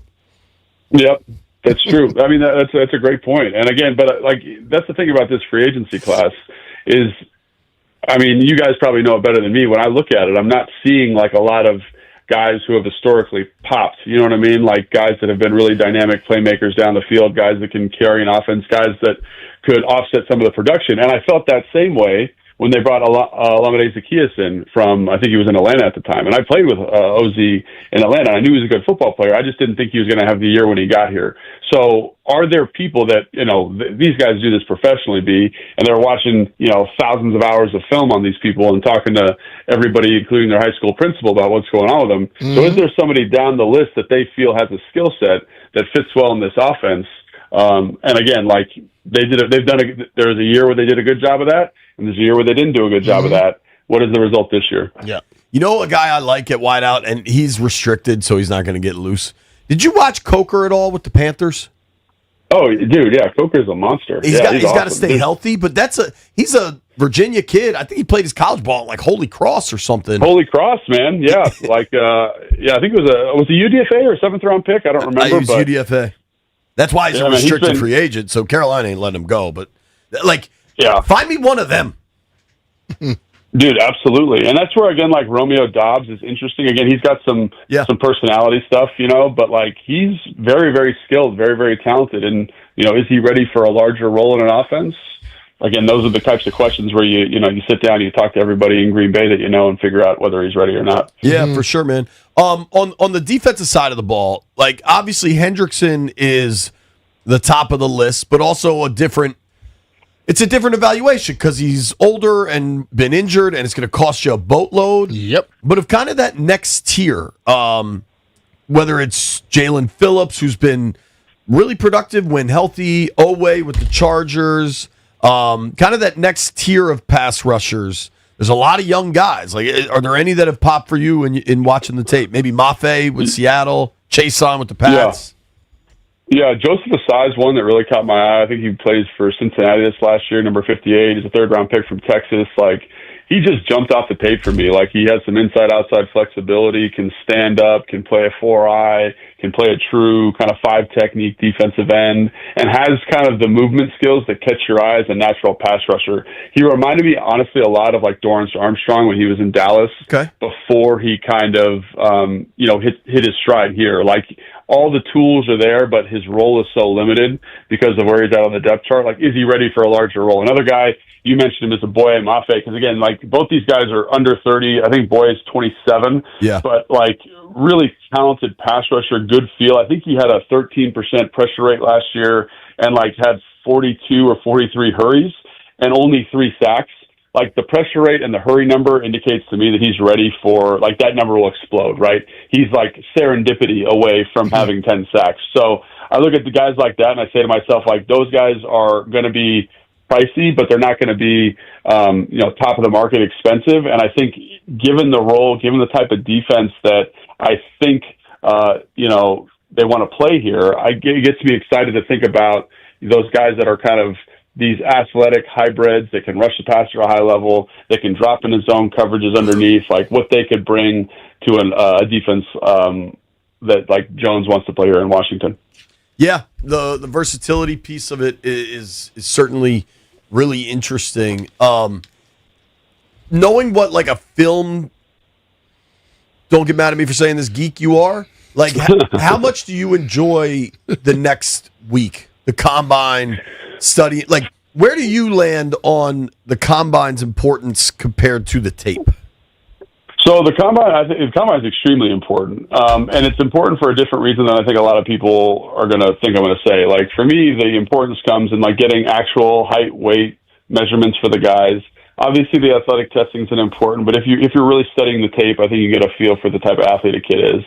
To me, it's the interviews, right? Like, that's one of the things, like, I've got some agent buddies and some guys in personnel offices, and talking with them, like, that's the thing that really drives this, So people are like, oh, this guy's coming to the combine, but he's not working out. Like, what's the value there? Like, the 40, the vertical, the bench press, that's for the fans. That's like the spectacle of the theater of the combine, if you will. Right. Like, the real, like, nuts and bolts of what this thing is the combine. Because I remember I was talking to a scout a couple of years ago, and he's like, if you think about it, Logan, like we only get to talk to these guys in person one-on-one probably 3 times over the course of the year. It's at a bowl game, like the Senior Shrine Bowl. It's at the combine, and then if we bring them in for a 30 visit, like that's the other time. And so you got to get a really good feel for that personality in a very short period of time. So the combine is extremely valuable for that stuff, and I think that's one of the reasons you see like all these mock drafts and these draft rankings shift so dramatically after the combine, because that's like really the first time teams are getting to talk to guys in earnest over the course of the year.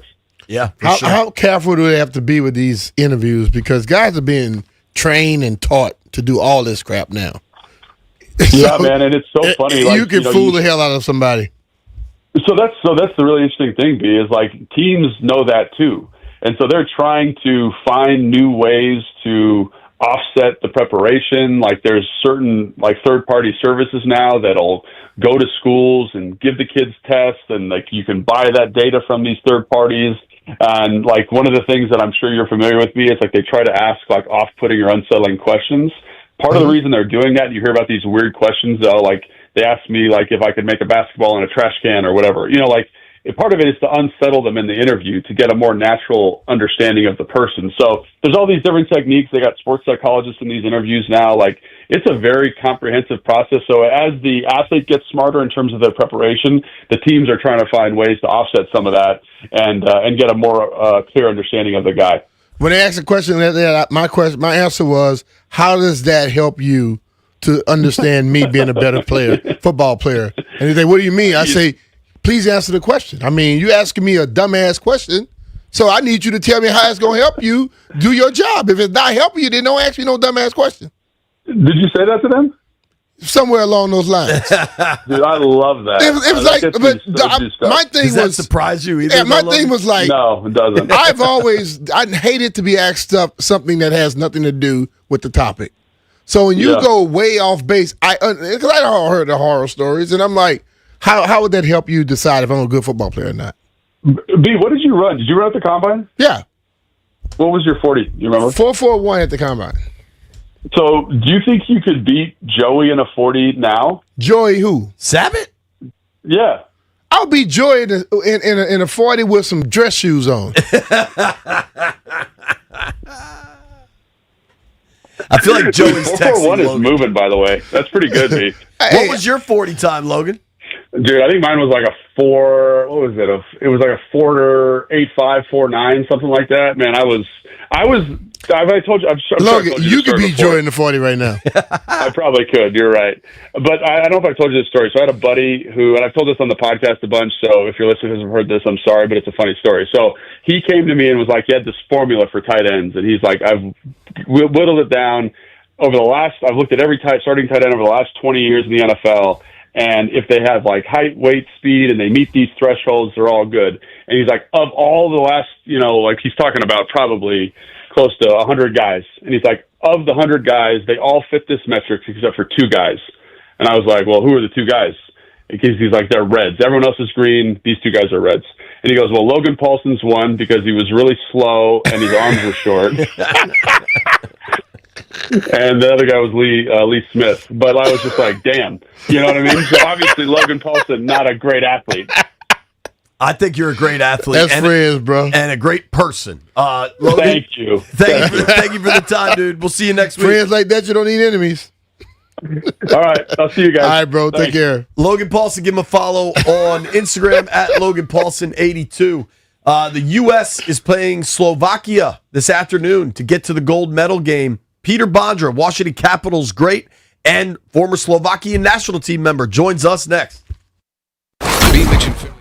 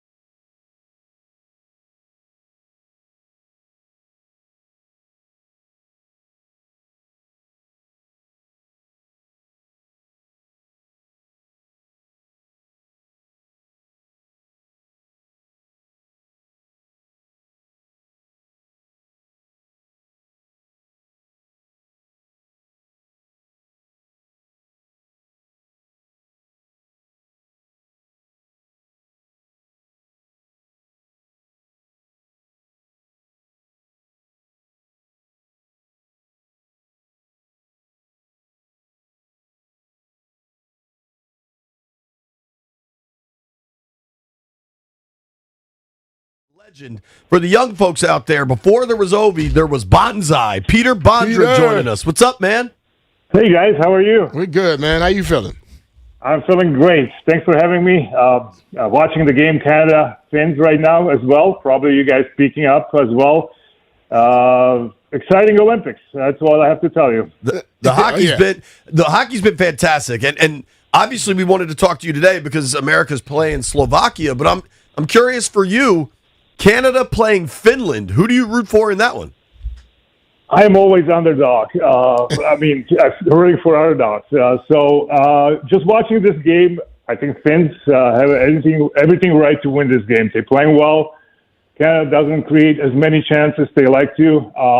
Canada changed the lines. Now McKinnon playing together with McDavid. Tom Wilson jumped to a third or fourth line. So it's exciting. It's just, it's Olympics. It's one game. Yeah. So much pressure. I mean, one game, anything can happen. Momentum change in the game. One penalty, one mistake. And unfortunately, those mistakes are sometimes make a big impact in the game and obviously a result either positive or if the opposite side and losing side is really sad to kind of have a loss like that because of one mistake. Looking at the Olympics and you see the fact that it's like you said, one game is not the best of. Does more pressure come into it in this format than it does like in the NHL when you got a best of 5, best of 7, something like that? For sure, especially for a favorite team like Canada. Just like I said, you don't know what to expect in one game. You obviously try to prepare yourself. In the series, the best of 7 or whatever, you have a time. You can make adjustments. You can use the physicality sometimes, intimidate other teams, especially European teams, if you team US.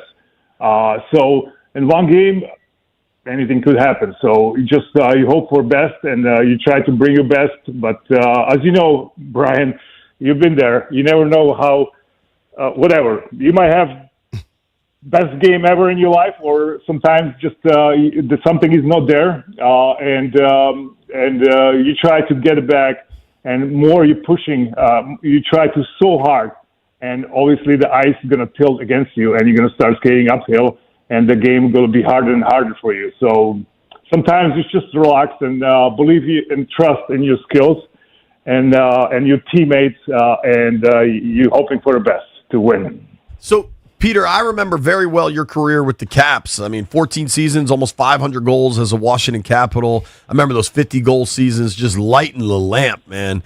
I just looked up, though, your international record, and in the 2002 World Championships, you scored a tournament-leading 7 goals, including a gold medal winning goal against Russia. What's it like when you get to play for your country? Well, it's a special, and I grew up, when I grew up in Czechoslovakia at that time, now it's Slovakia, I wasn't dreaming about National Hockey League. My goal was to play for Team Czechoslovakia or Team Slovakia in this case and score the last second of the game and winning the gold medal. That was my dream, to win, to play for my country. Actually, you mentioned 2002. That my dream can become true. Obviously, I didn't score 1 second left. It was a minute and a half, and there was game-winning gold medal goal for World Championship. So, yes, it's a special. It's hard to describe the feeling, the pride, and everything would come with that, and how much. Obviously, you go through a lot of pressure because that time I was already playing for Caps I was already 34 years old and going to play World Championship. Obviously, the pressure on me was a lot, big time. And you want to succeed. You want to be your best. And somehow I got lucky because of my teammates, and we won a gold medal. So, it wasn't an Olympic gold medal, but it was a World Championship medal. So, be part of the Olympics myself. I played 2 Olympics, 98 in Nagano and 2006 in Torino. And 2010, I was the GM for Team Slovakia. How cool was Vancouver. That was unbelievable. To be a part of that from watching from upstairs, I didn't know. I was talking to myself. I was yelling on the air freeze. I was doing jumping and everything else, which is when you're on the ice or on the bench, you don't react like that. But when you cannot be there on the ice, help the team, it's just everything comes a little bit differently, and you react differently. But definitely a lot of fun to be in the Olympic Village and see other athletes prepare for Olympic races or whatever they do. Competition is something really special. And as you know, Olympics, there's no much. You come from NHL players, you are spoiled. You're staying in the nice hotels with room service. You come to Olympic indoor dorms, hanger, one lamp, one nightstand, and here you go. You have a roommate, and that's what's best about it. It's just simple stuff, but create a lot of tensions, and especially after your competition, you're happy, you celebrate the medal of your country. It's really something special. What's the actual difference in the game, the Olympic hockey game compared to the NHL hockey game? You mentioned earlier, NHL, if you go in the playoffs, it's a series of best of whatever. I mean, 7. So you can make adjustments. Olympics, it's just the one game. We already talked about it early on this. But it's different. It's hard to compare. Winning Stanley Cup is the hardest trophy probably in a sports. I'm sorry. I know, Brian, you play football. I know how tough it is. But the Olympic medal, it's something special because you're playing for your country. And it's just something which is hard to describe, and you take a lot of pride. Peter, it's been a real treat having you on here. I mean, I'm thinking back in my brain of like rooting for you as a kid playing for the Caps. So I really appreciate you making time for us. Definitely. And I got a feeling I know who you're rooting for this afternoon, and that's certainly fair. It's your home country of Slovakia. How do you see this afternoon's game going between the U.S. and Slovakia? Well, thank you, JP. You mentioned earlier, you as a kid, you watching me grow up, so you make me really old. But I take as a compliment. I think I'm only like 10 years younger than you. You were 24, I was 14. Okay, good. So I think that.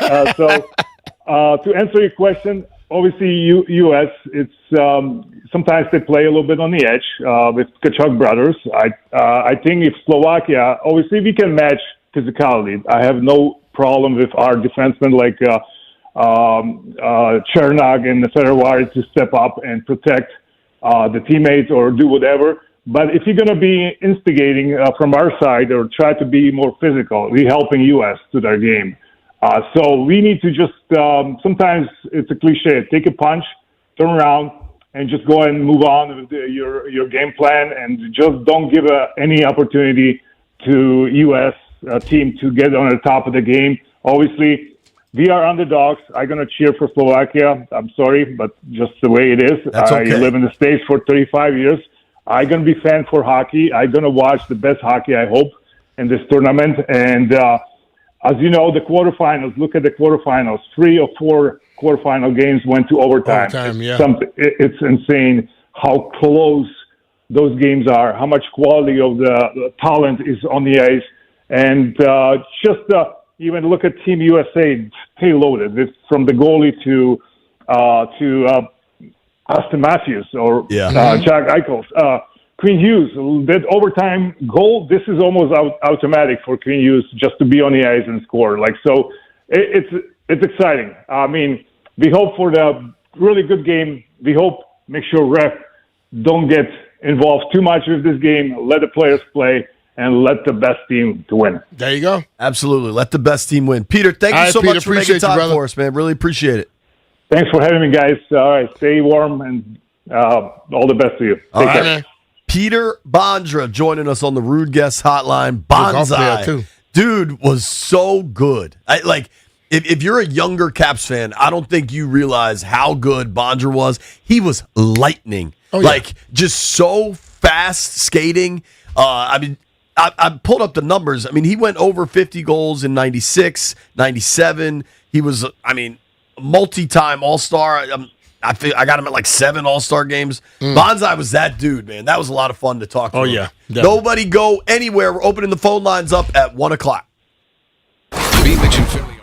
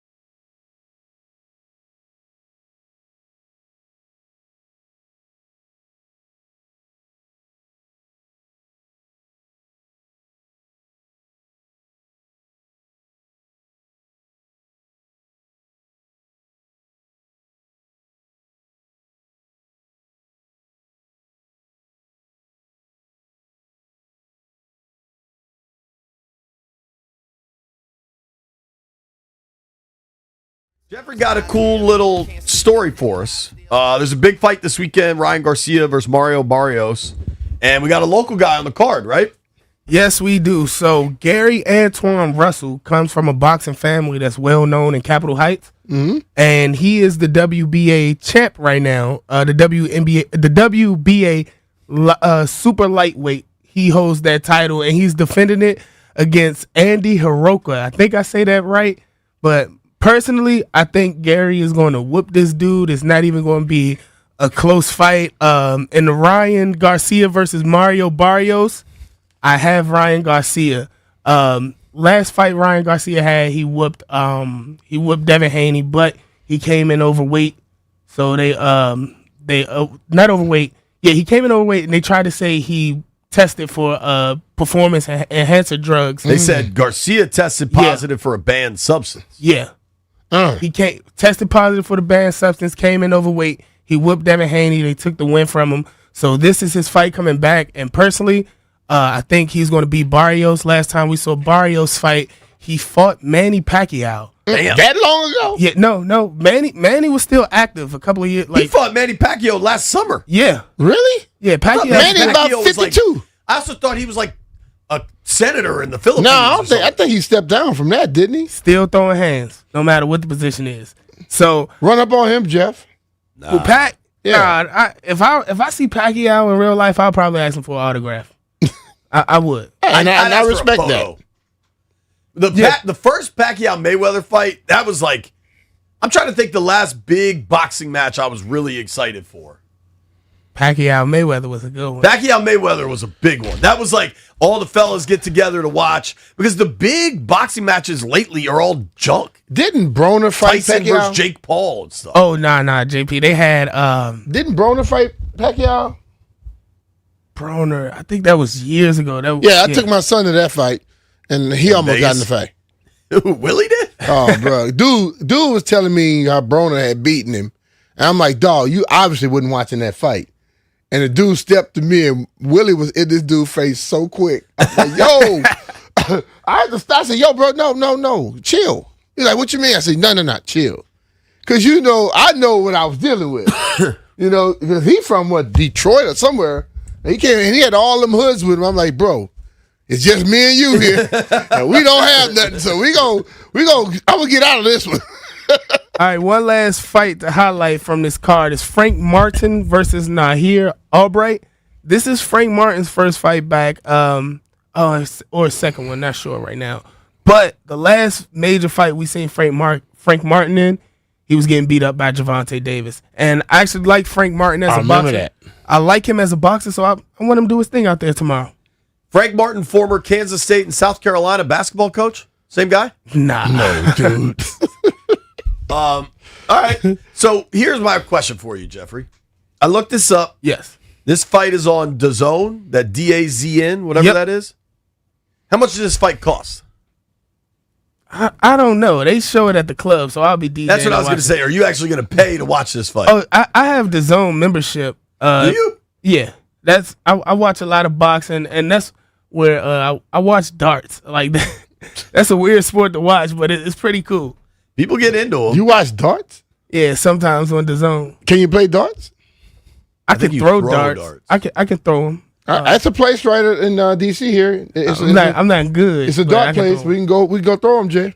Hey, I'm with it. You gonna lose? What is the term in darts? Like there's like what they call it in bowling, like a turkey. Like if you get 3 straight strikes or whatever. There's something like that in darts. To be honest, JP, I watch darts like I watch hockey. I don't know the rules, but it's amusing to watch. All this time, you still don't know the rules to hockey? The only rule Most I people know that follow hockey don't know all the rules. rules. The only rule I know to hockey is that you can't. Your foot got to at least be. Your skate got to at least be on the line, so it don't be called the offsides when passing the puck. That's not exactly the rule. Yeah, I heard you can't be fully across the line, but if your foot is on it, the dude with the puck has to go has first. to be, yeah. Even on a pass. If you're passing it and if you are not cross the line and the guy you pass to is cross the line, you can't be ahead of the puck or the person with the puck. Yeah, and I know, and I believe icing is if you pass it over 2 lines. Like you can't pass over two lines consecutively. Vic's just like dying here. Vic, help him out with icing. Icing is if you shoot the puck behind the center line. Yes, I knew it was something involving those lines. And there's no icing on a power play. No icing on a power play. Also, I think 3 bullseyes in a row is called a hat trick, similar to hockey. Okay. 3 goals, hat trick. I thought it was a cooler name. Is there another term in darts? I thought it was like shoot the moon or something. I don't think that's hat trick. I don't think I ever heard of that one, Jay. Okay. Here's something we're going to be far more knowledgeable of. The next segment is Ask B Mitch Anything. The phone number is 800-636-1067.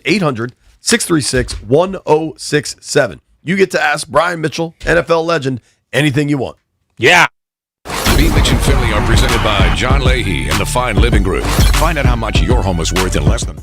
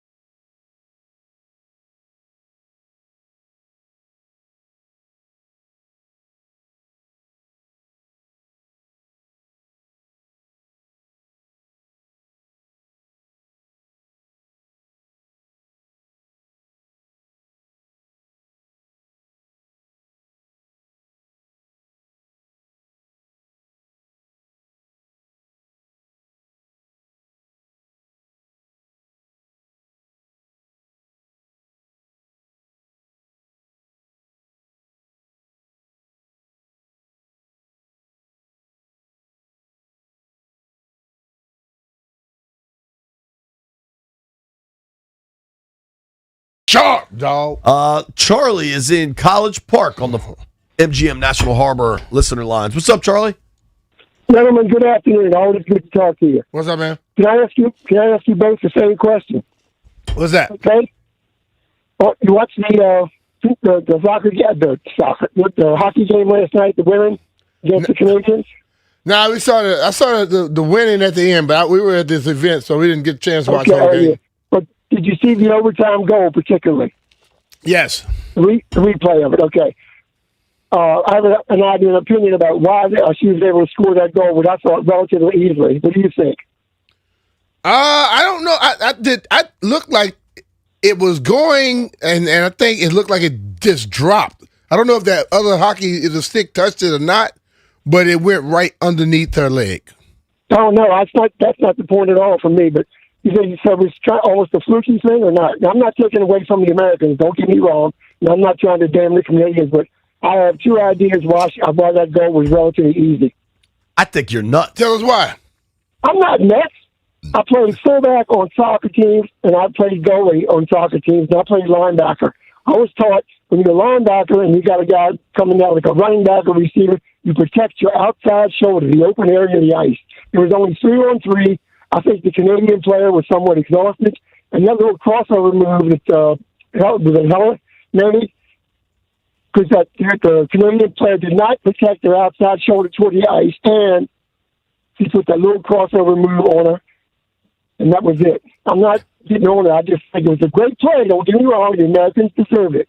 And I think that's why. You make that relatively look easy. Protect your outside shoulder. When the player's bearing down on you in the goal, you don't let them get that outside angle. You make them take the inside angle, but the goalie's got more of a chance. It's Yeah, a sharper Charlie, angle I for a love you, shot. buddy. That goal is awesome. But I think what happened though, Charlie, all of that stuff you're saying is probably true.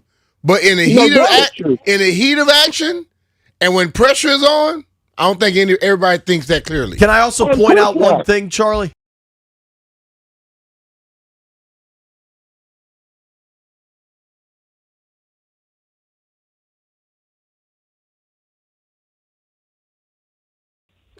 Like I said, I played fullback in soccer, and I played linebacker in football. And you protect your outside shoulder, and you cut off that angle so they can't get coming that way. The goalie's got much more of a chance if she forces her towards that end line. Thanks, guys. Yeah, Jeff would like to talk to you. Charlie, you can have the best defense in the world. If someone puts a move on you and snatch you, there's nothing you can do. Like, if you look at that goal, she put it across her. The lady tried to run for it, ended up falling. She scored on her. That's equivalent. What's that equivalent to? That's equivalent to someone in the NBA going behind the back, crossover, you getting left. And What Allen Iverson did to Michael Jordan. And scoring the bucket. I don't know what you was talking about, Charlie. Yeah, Chuck, take care, buddy. Have a good day. Vic, you want to answer that? I mean, he was wrong. I mean, it was an amazing crossover, great deke. The defender, I'm watching the clip over and over again, has the stick in position. Like, the only way for what Keller did was the only way to get through, and she did it. She succeeded. I mean, I can't really blame the defense. They're also on ice. But what you saw in that play is what we see when they get to the penalty kills most times. Those goalies are unbelievable. Yeah. But if you have a great offensive play, you just give them a great move, you catch them at times. I mean, that's a move that Ovechkin did in his early years, and he still will do those kind of moves. I mean, that was just an outstanding play. Yeah. Come on now. Phone lines are open. Next one. 800-636-1067. 800-636-1067 is the phone number. We'll see if Vic answers the calls, but you are welcome to call. Jeff, I know you had a question for B. B, my question is, out of all the different cultures of food you have tasted, which one reigns superior? Creole. Now, you say Creole is different than Cajun, right? Yeah. So what is... Cajun has more red sauce in it.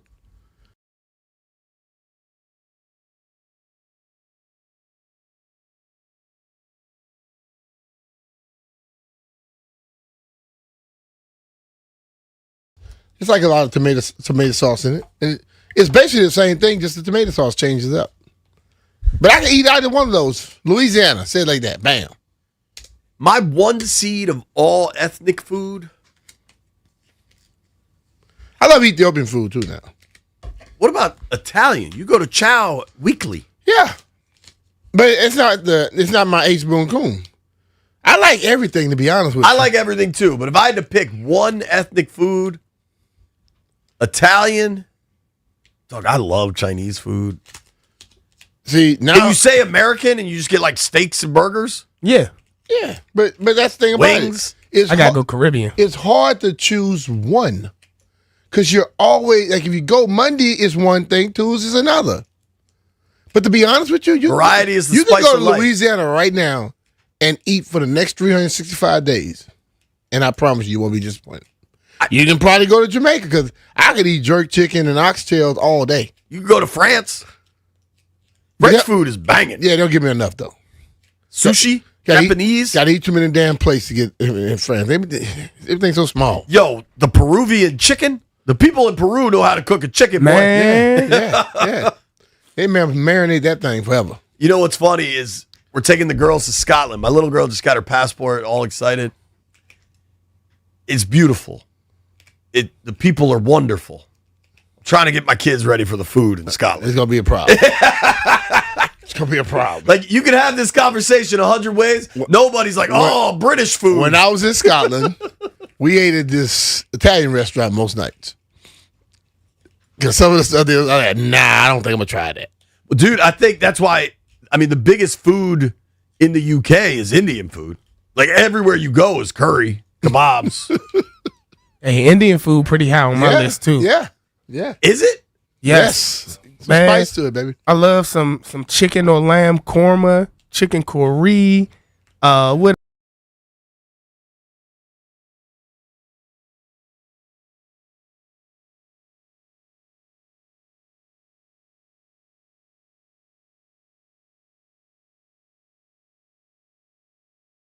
for a month.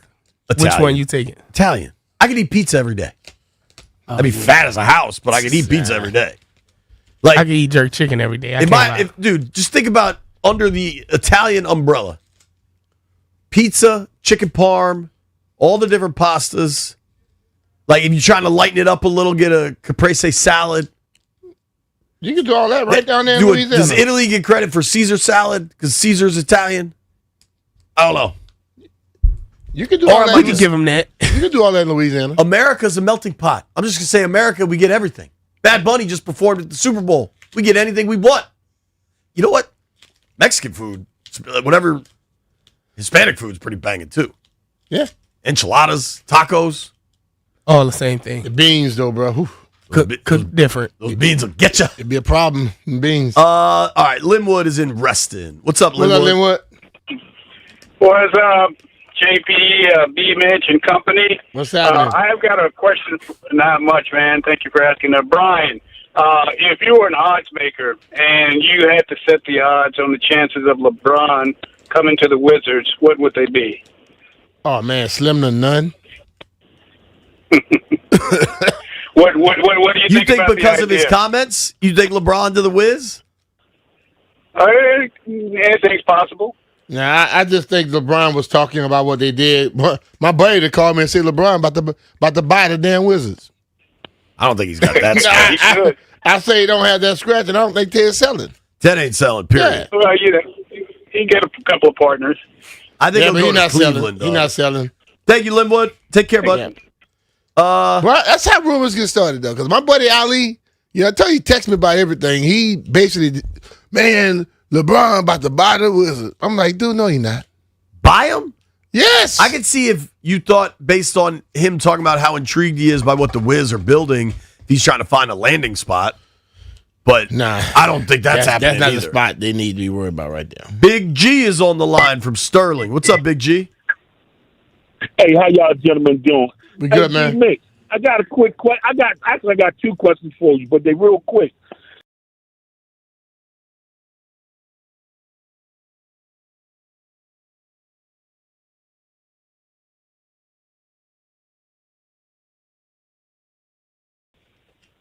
Defense.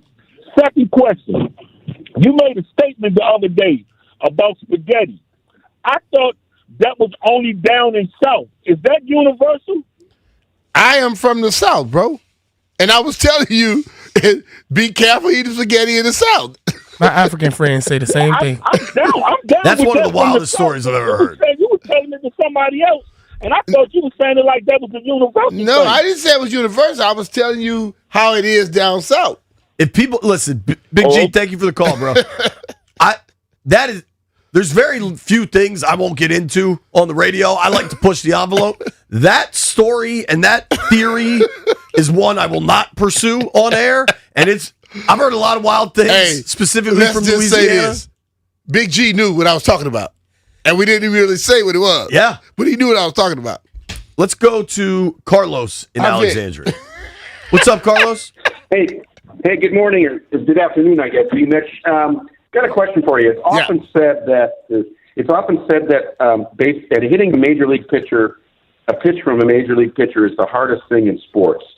Do you agree with that, or what do you think would be harder? I think the hardest thing in sports is that damn goalie when somebody fires a shot and all those people in the front, he still find that puck. I think hitting that pitch is difficult because you don't know what they're throwing. But when that puck leaves a stick and you got all these people crossing and somebody might hit it, may hit a skate, and that goalie is still scooping it up, that's the toughest thing in sports to me, a hockey goalie. Hockey goalie? Good point. Yeah. I think hitting a baseball is the hardest thing in sports because you've got just the physics of it. You've got a sphere moving crazy speeds and directions, and you're trying to hit it with what's the physical object of a bat? Like it's circle on circle. You got no flat contact. Yeah, you know what I mean? But that gets hit consistently by people all the time. When that puck is fired, you got a little flat, round object coming round people that could hit it. You got to stop that damn ball, that puck. That, to me, is way more difficult. Fire away. And the puck is coming faster, too. Is it? Than a 97-mile-an-hour fastball? Some of those shots on goal pucks are 120, flying. 130 Yeah, miles an they're hour. flying, bro. The hockey boys in the aquarium disagree with you, Carlos. I say the hardest thing is catching a football coming across the middle because if someone hits you hard enough, the average human might die.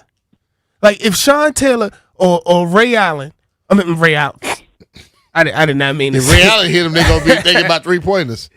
But nah, if you're catching a ball and let's say it's one of those who threw a hospital ball, Taylor Heineke hospital ball. And you got to catch that, and you know Ray Lewis is coming full speed at you. I think that's harder. I don't think that's as hard as Ray Lewis coming. I don't think that's as hard as Ray Lewis coming on a blitz, and you're a 215-pound or 190-pound slot person trying to block him. Yeah, it's harder than hitting a baseball. I don't know. I think that takes Jeff. more physical pain. Yeah, that takes but like pain. you know the task. But the thing is, you don't know when that hit is coming, if it's coming. It's so many factors playing through your head. All right, I vote baseball. B votes hockey vote that goalie. hockey goalie, Jeff dog. votes catching a pass over the middle. Carlos, what was your assertion, sir? I think the hockey goalie. I'm with B Mitch. All right, 2 votes hockey goalie. That hockey coming at you so fast. Victor? As much as I'm pro hockey, I'm actually in JP's camp right here. Let's say if Jeff was in the box facing Paul Skeens 100 times, he's not touching that ball one time. One time. At least if you had, I doubt if you that. had an NHL player, he may not take him yard. He's not even But fouling he'll it. hit a ball. He's not fouling it. That's Paul Skeens. Tell you- If you had 100 slap shots and he's in net, just by some chance it's going to knock off of his body. If at some he has point. 100 slap shots and he's in net with all the other people on the ice, he may never see that damn puck. Yeah, but there's a chance that it just will fluke. It will just hit him. White Brian, what's your vote? If you fail to do your job 7 out of 10 times in baseball, you're a Hall of Famer. There's no other sport that's true. Bang! Facts. Hey, Carlos, great call, man. Thanks, dude. Thanks. My man Tailgate Ted is on the line. But see, hold on, Ted, real quick. See, that's some BS, though. If you pitch the ball and I hit it to the fence, I hit the damn ball. It's not that you hit the ball 3 out of 10 times. You hit the ball probably sometimes 9 out of 10. You don't get a hit because you don't get on base. That's the little odd thing about baseball. I knocked the cover off the ball, but you catch it right off the wall, but I didn't get to base, so that doesn't give me a great hit. But actually hitting the ball, they hit the damn ball all the time. Can we, White Brian, clip that, record that for when Dylan Cruz is hitting 210 and everybody wants to talk about, but he's hitting the ball really hard? No, but that's the thing about it. Still, if you still understand the concept of what's happening is what I'm talking about. It's not that, I'm not saying that it's hard to get on base. It's hard as hell to get on base all the time, but to actually hit the ball, they hit the ball all the damn time. You want to go to Ted? Go ahead, Ted. Ted, you're up. What's going on, guys? What's happening? Hey, JP, you got me thinking, man. I remember being at the game against the Lions back in 2000 for that playoff. Okay. When Trey got ejected, and I remember losing my voice, just screaming at the top of my lungs, and he was walking off the field after that happened.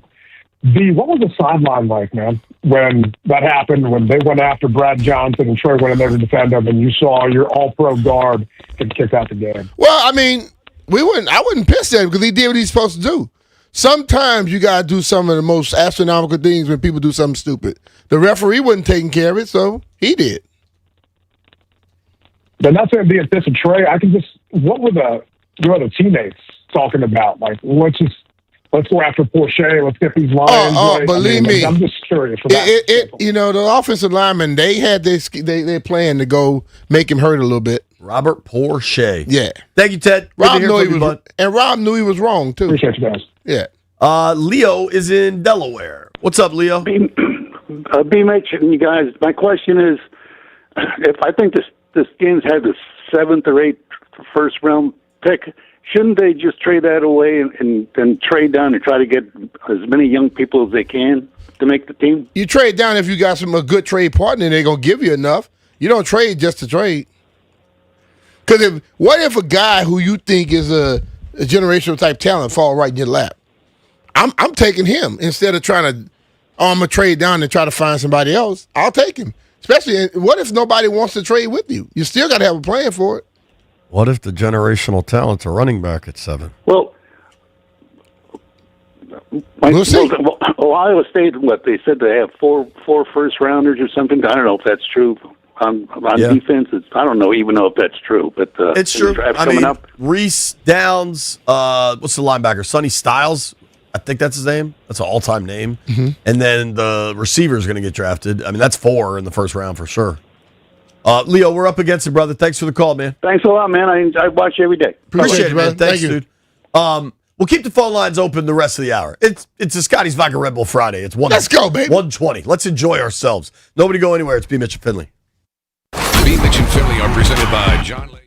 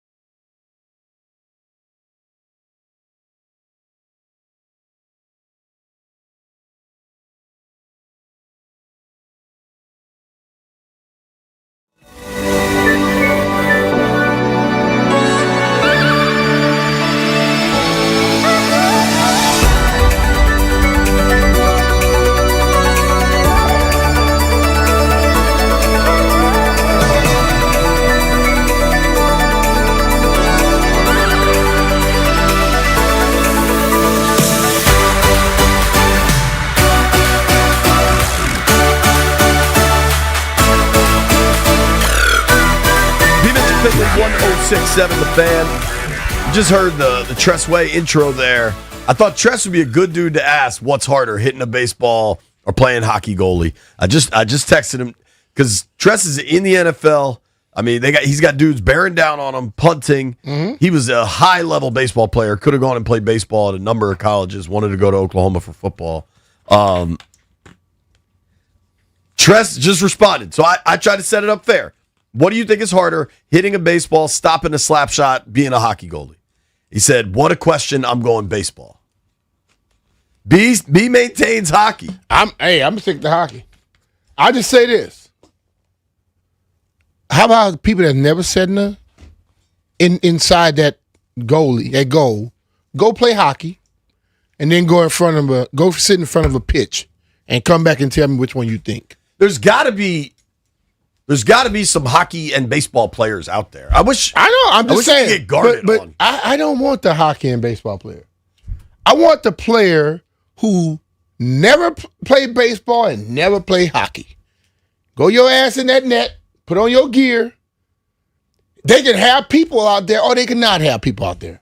And then you go stand at the plate and tell them which one is more difficult. We should try this with JP. Yeah, there we go. I figure you say everything is content, so you do it. If it's me, I could probably hit a baseball better than I could play hockey goalie. I'm going to do both at a very bad level. We know, but I'm just saying, I just want you to see it. Yo, White Brian, go get Savannah. She's a baseball girl. I'm curious what she will say. Easy E is on the line. Easy, where are you at on the baseball versus hockey? JP, I love you like a brother from another mother, but I'm with B on this one. And here, I'm going to give you my explanation why.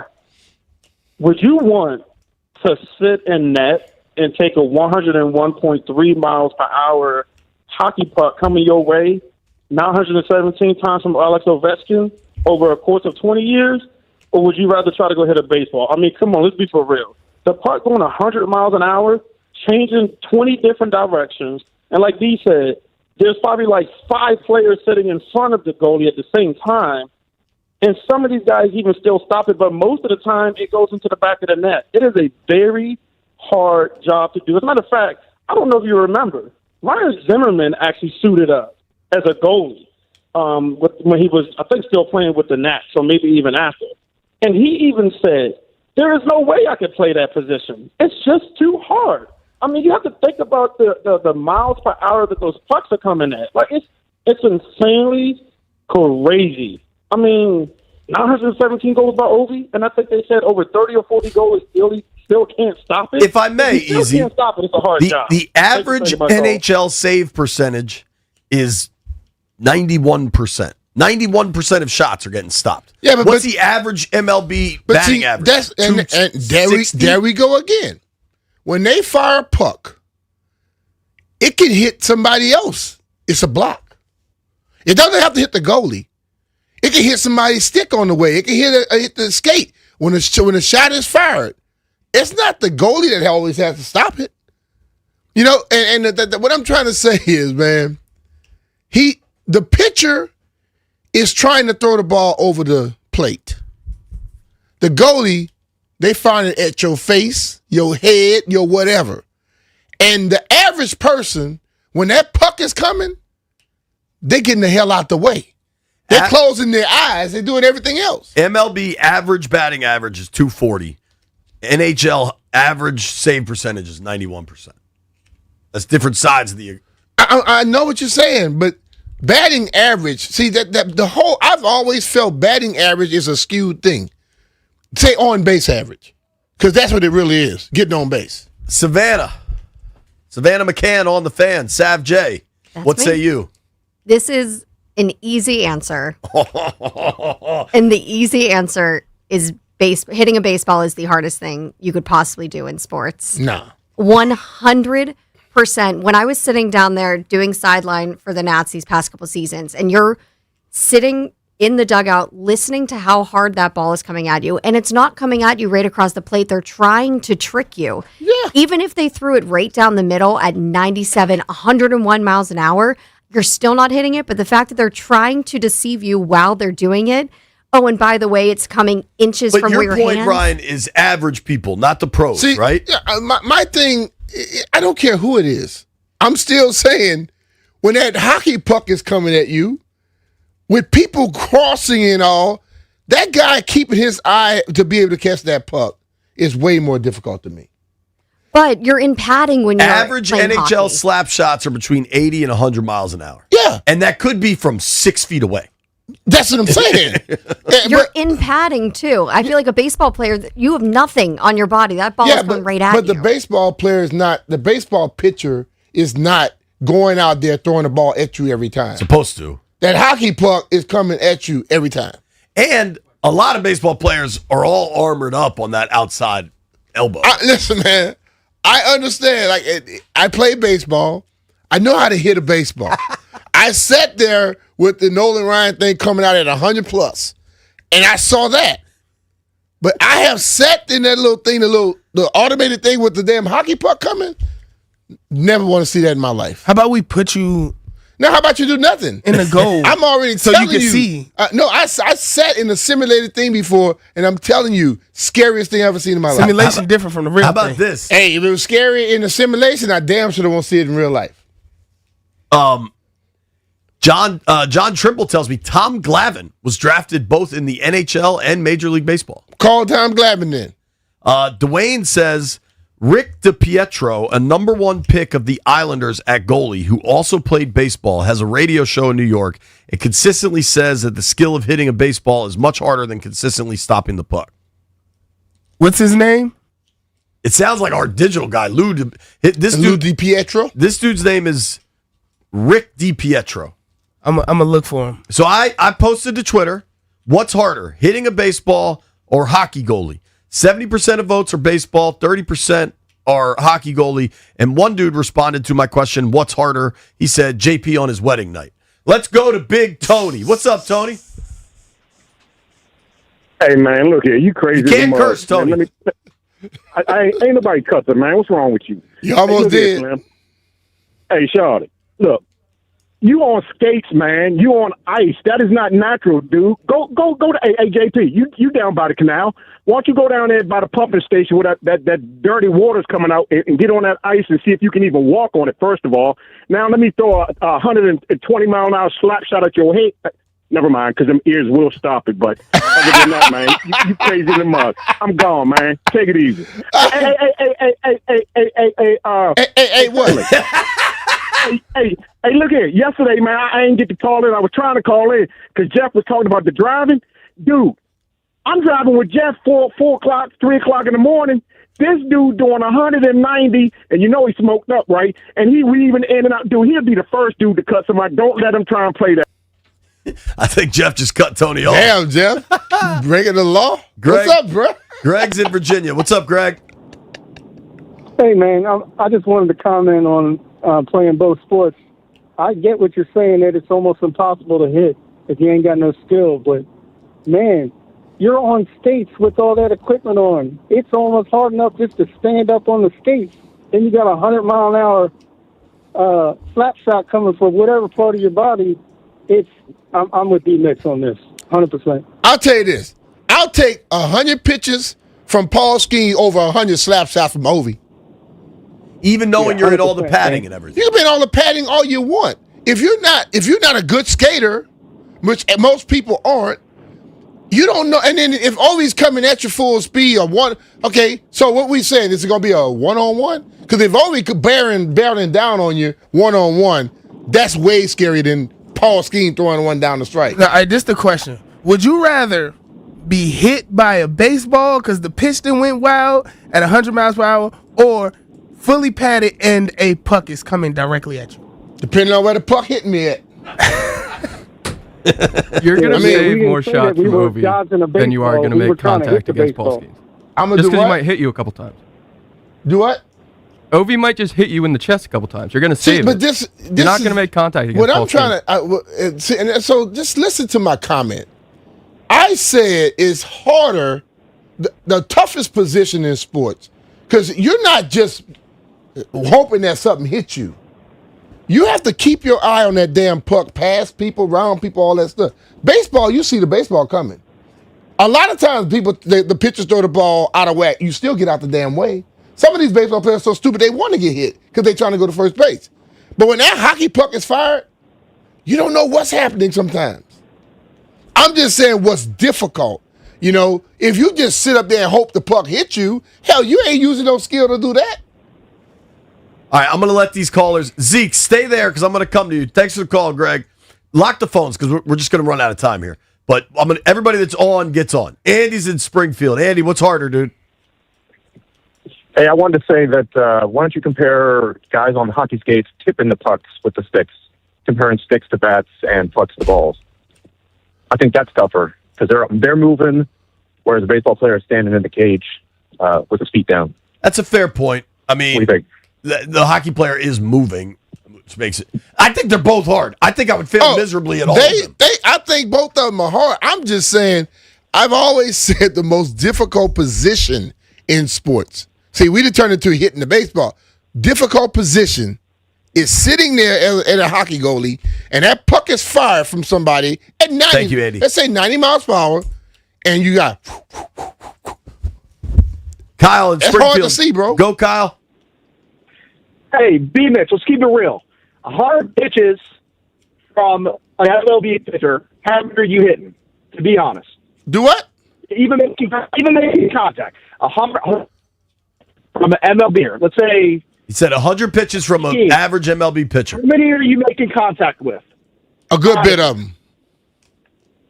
How many are you? If you got all them pads on and you're just sitting in the goal, how many of those are you? But stopping? see, that's the thing about it. It ain't just him firing pucks at the goal. This is where y'all get. You standing up there with a baseball, you think every time they fire a puck, they're going to be just firing it from long? No. They're going to be coming. They're going to score a lot of them on me because I ain't going to stand up on the damn skates. So let's be real. I'm not saying they just firing from a distance. Kyle. If they're firing at the puck and you by yourself, you probably won't touch a damn thing. Des and Zeke, we'll try to get you on the other side of this break. Nobody go anywhere. B Mitch and Philly are presented by John Lee.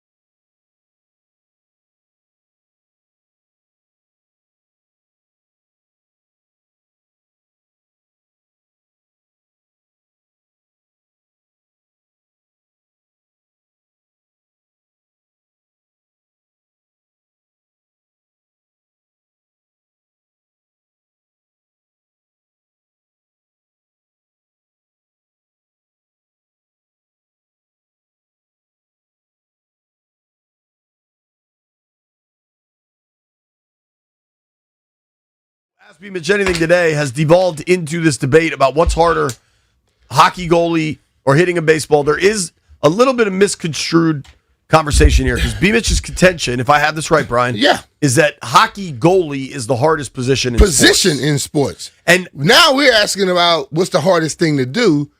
And White Brian. Who said catcher? That's asinine. Now, catcher is a hard position because you do have the baseball swinging, the bat player swinging. But let me break it down for you a little bit, White Brian.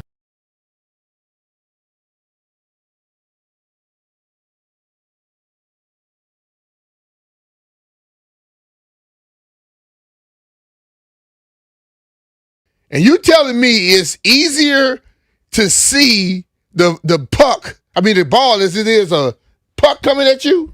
Yes. Yeah, I am. You are crazy as hell. There's other people around. I don't see how you think is that ball. Yes, they're throwing the pitch hard. They're throwing it from here. But most baseball, you see the ball leaving his hand. But you don't know where it's going.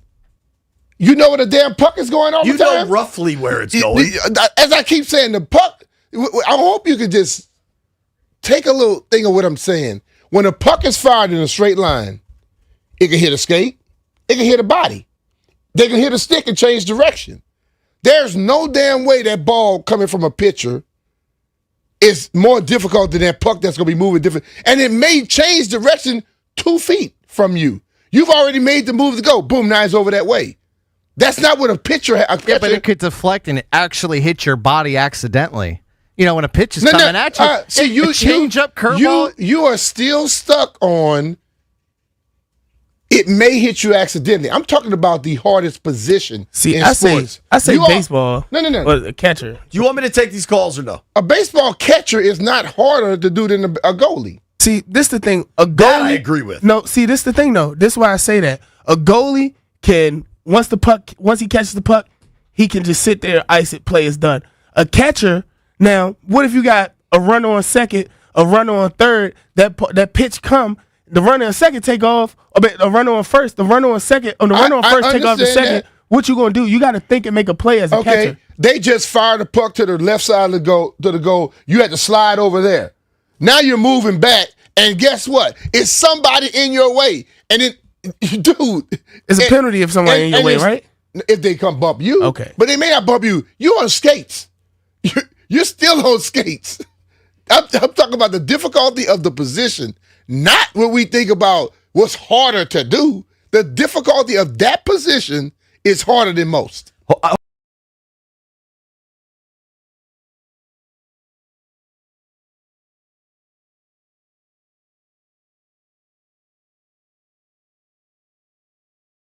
Athleticism is crazy, man. First of all, like B Mitch said, man, you got 5 different people coming at you all different types of crazy ways. They try to hit the puck. You know what I'm saying? Then when it comes to playing baseball. All right, Dez's phone is cutting out, but that's one vote hockey, clearly. Last one. Zeke is in Southeast. What's up, Zeke? Hey, B Mitch, I'm with you all the way, man. They just don't understand. That is definitely the most difficult position. I agree with you. Hey, one thing, Jeff, did you say that Hawks was going to win or lose tomorrow? You said who? I don't know. We got to go fast, Zeke. Boxing. Hop.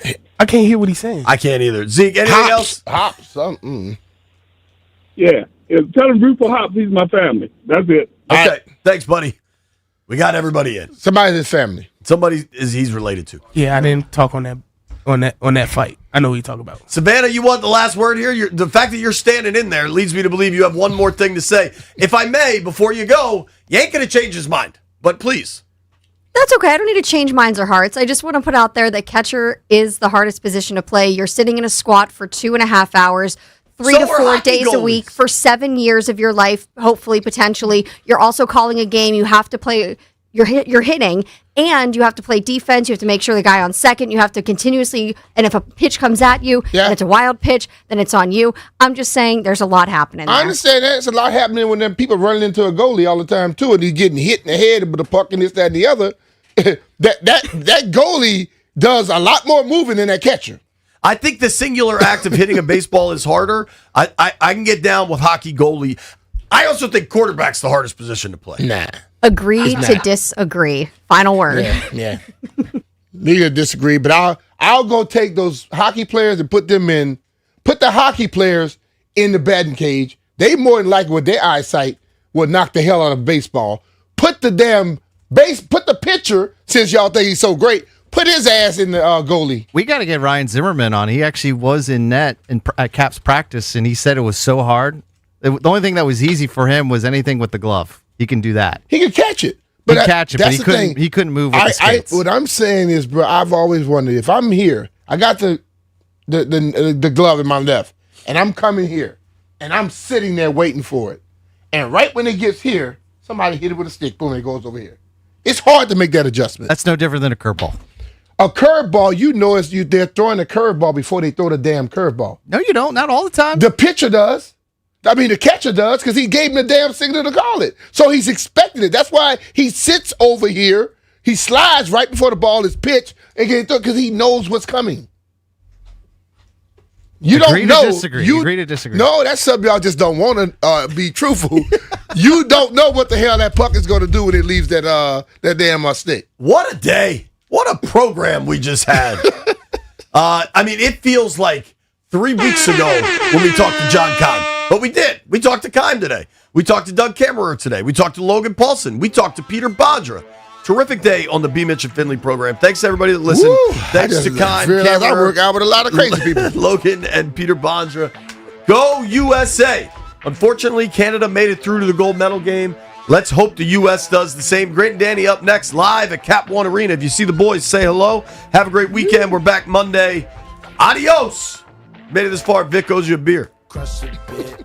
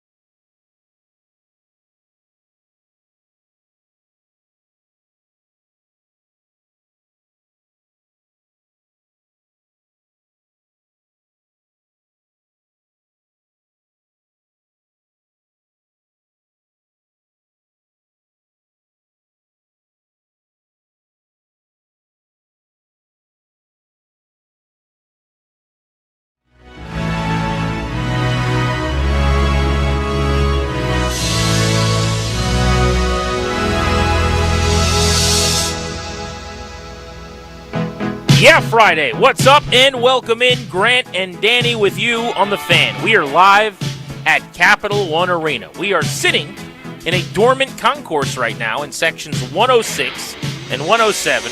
The calm before, the a little bit less calm when the Wizards tonight are taking on the Indiana Pacers, second of two in a row between these two teams right here at Cap One Arena. As you get into the building tonight, come on over and say hello. For those of you that are just listening all over the DMV on 106.7 The Fan or on the Odyssey app, wherever you are, coast to coast. If you are watching on the 106.7 The Fan YouTube stream, thank you. You have a chance to win tickets to see the Capitals right here at Cap One Arena next Wednesday night, 5 days from now, when they return to play from their Olympic break against the Flyers. We're giving away those tickets at 3 o'clock and at 4 o'clock today.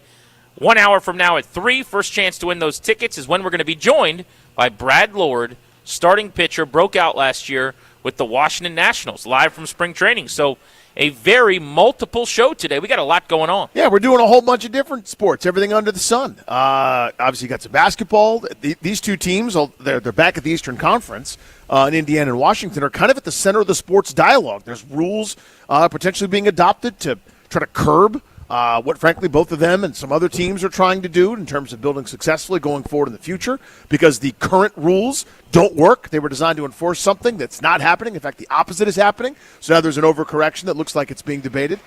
We've got some baseball underway. We'll talk to Brad Lord at 3. We've got college basketball on the slate. As we get close to tournament time, the new world of NIL. There's a lot on our plate, and I like it. You know what you sleep on? What's that? Tomorrow there's a Duke-Michigan game here at Capital One Arena. I do sleep on that fact. So you can get into this NBA game tonight with the Wizards playing the Pacers for $16 on the secondary market from what I'm seeing. But when it comes to Duke and Michigan tomorrow playing the college hoops, it's around $320 to get into this building. These are two of the 5 best teams in the country. College basketball is awesome this year. It's led by this group of young freshman stars, but there are a bunch of teams like Michigan. They're absolutely national championship contender. UConn, kind of the same way, that don't have the top 3 or 4 lottery pick type guy. They got first rounders, obviously, but they're great. It's great theater, man. I saw UConn here a few weekends ago when they were playing Georgetown, and it was also a Saturday afternoon game. And I got to say, like, what people say about basketball in D.C. comes to life when the really good college teams are playing here. Yeah. There were 17+ thousand people here. It was packed. Isn't that amazing? Yeah. I was up in the 400s, and it was packed to the gills. I mean, there weren't seats. You can come on a weeknight game, and I have many times when Georgetown is playing fill-in-the-blank lower-level Big East team. Tens of people are there to see Providence. I mean, you can count everybody, and sometimes it's like 300 to 500 people. I mean, it's rough, right? But the atmosphere on the weekends when they play a UConn, or even I was here more recently when they played Villanova, and it was the same kind of deal. It was pretty raucous. But tomorrow to have a couple of the best in America going toe-to-toe is going to be really, really cool. So there's going to be some energy in the building as we get closer to that. A lot we can get into on Grant and Danny today, but I actually wanted to start, speaking of Capital One Arena, with one of the tenants and the Capitals. And you're saying, well, wait a second, what's going on here? That they're not playing right now. There's not a lot to talk about. Well, I would disagree with that, because there was a story that was published today by Tom Galitti of NHL.com. And he spoke with Alex Ovechkin yesterday. Ovechkin did a bunch of interviews as he gets ready to ramp back up for the second half over at the team's practice facility. And the headline here is that while Ovechkin is ready for the stretch run, he is not ready to determine whether or not this is his final season. It's now February 20th. I was always kind of under the impression around March and early to mid-March, preferably, was when he was going to let the team know if this is it or not. The thought has been all along, this is the final year of his contract. He's 40 years old. This is going to be the swan song and one last ride for Ovechkin after he broke Gretzky's record. But this is up to him, obviously. Sure, yeah. I'm going to read a couple quotes from this story for you. He was asked about his break. Didn't go play in the Olympics. There is no team representing Russia, obviously. He says you have to enjoy the time, spend the time with the family. Tom asked him, I suppose, about the idea that he could retire, and he said, haven't decided yet. I don't know yet. We have to make a decision. We have to talk with the family. We have to talk with Ted, talking about Ted Leonsis, and general manager Chris Patrick, and then we'll see. But he went on to say that he probably will not make a decision until after the season. And to me, that is the notable story here. Yes. We've known all along he's unsure of what he wants to do. We've even heard, well, hopefully it's March, it could linger. if he really doesn't make the decision until after the season, I think that hurts the Capitals a little bit. And everything that they do between now and whenever he makes that decision, notably the upcoming trade deadline, is affected in a sense by his future plans. So I was really, really surprised to hear that it sounds like now he's leaning toward not deciding until the season ends. I want to be clear, crystal clear. Are we clear, Crystal, about two things? One, he has earned the right to do whatever he wants.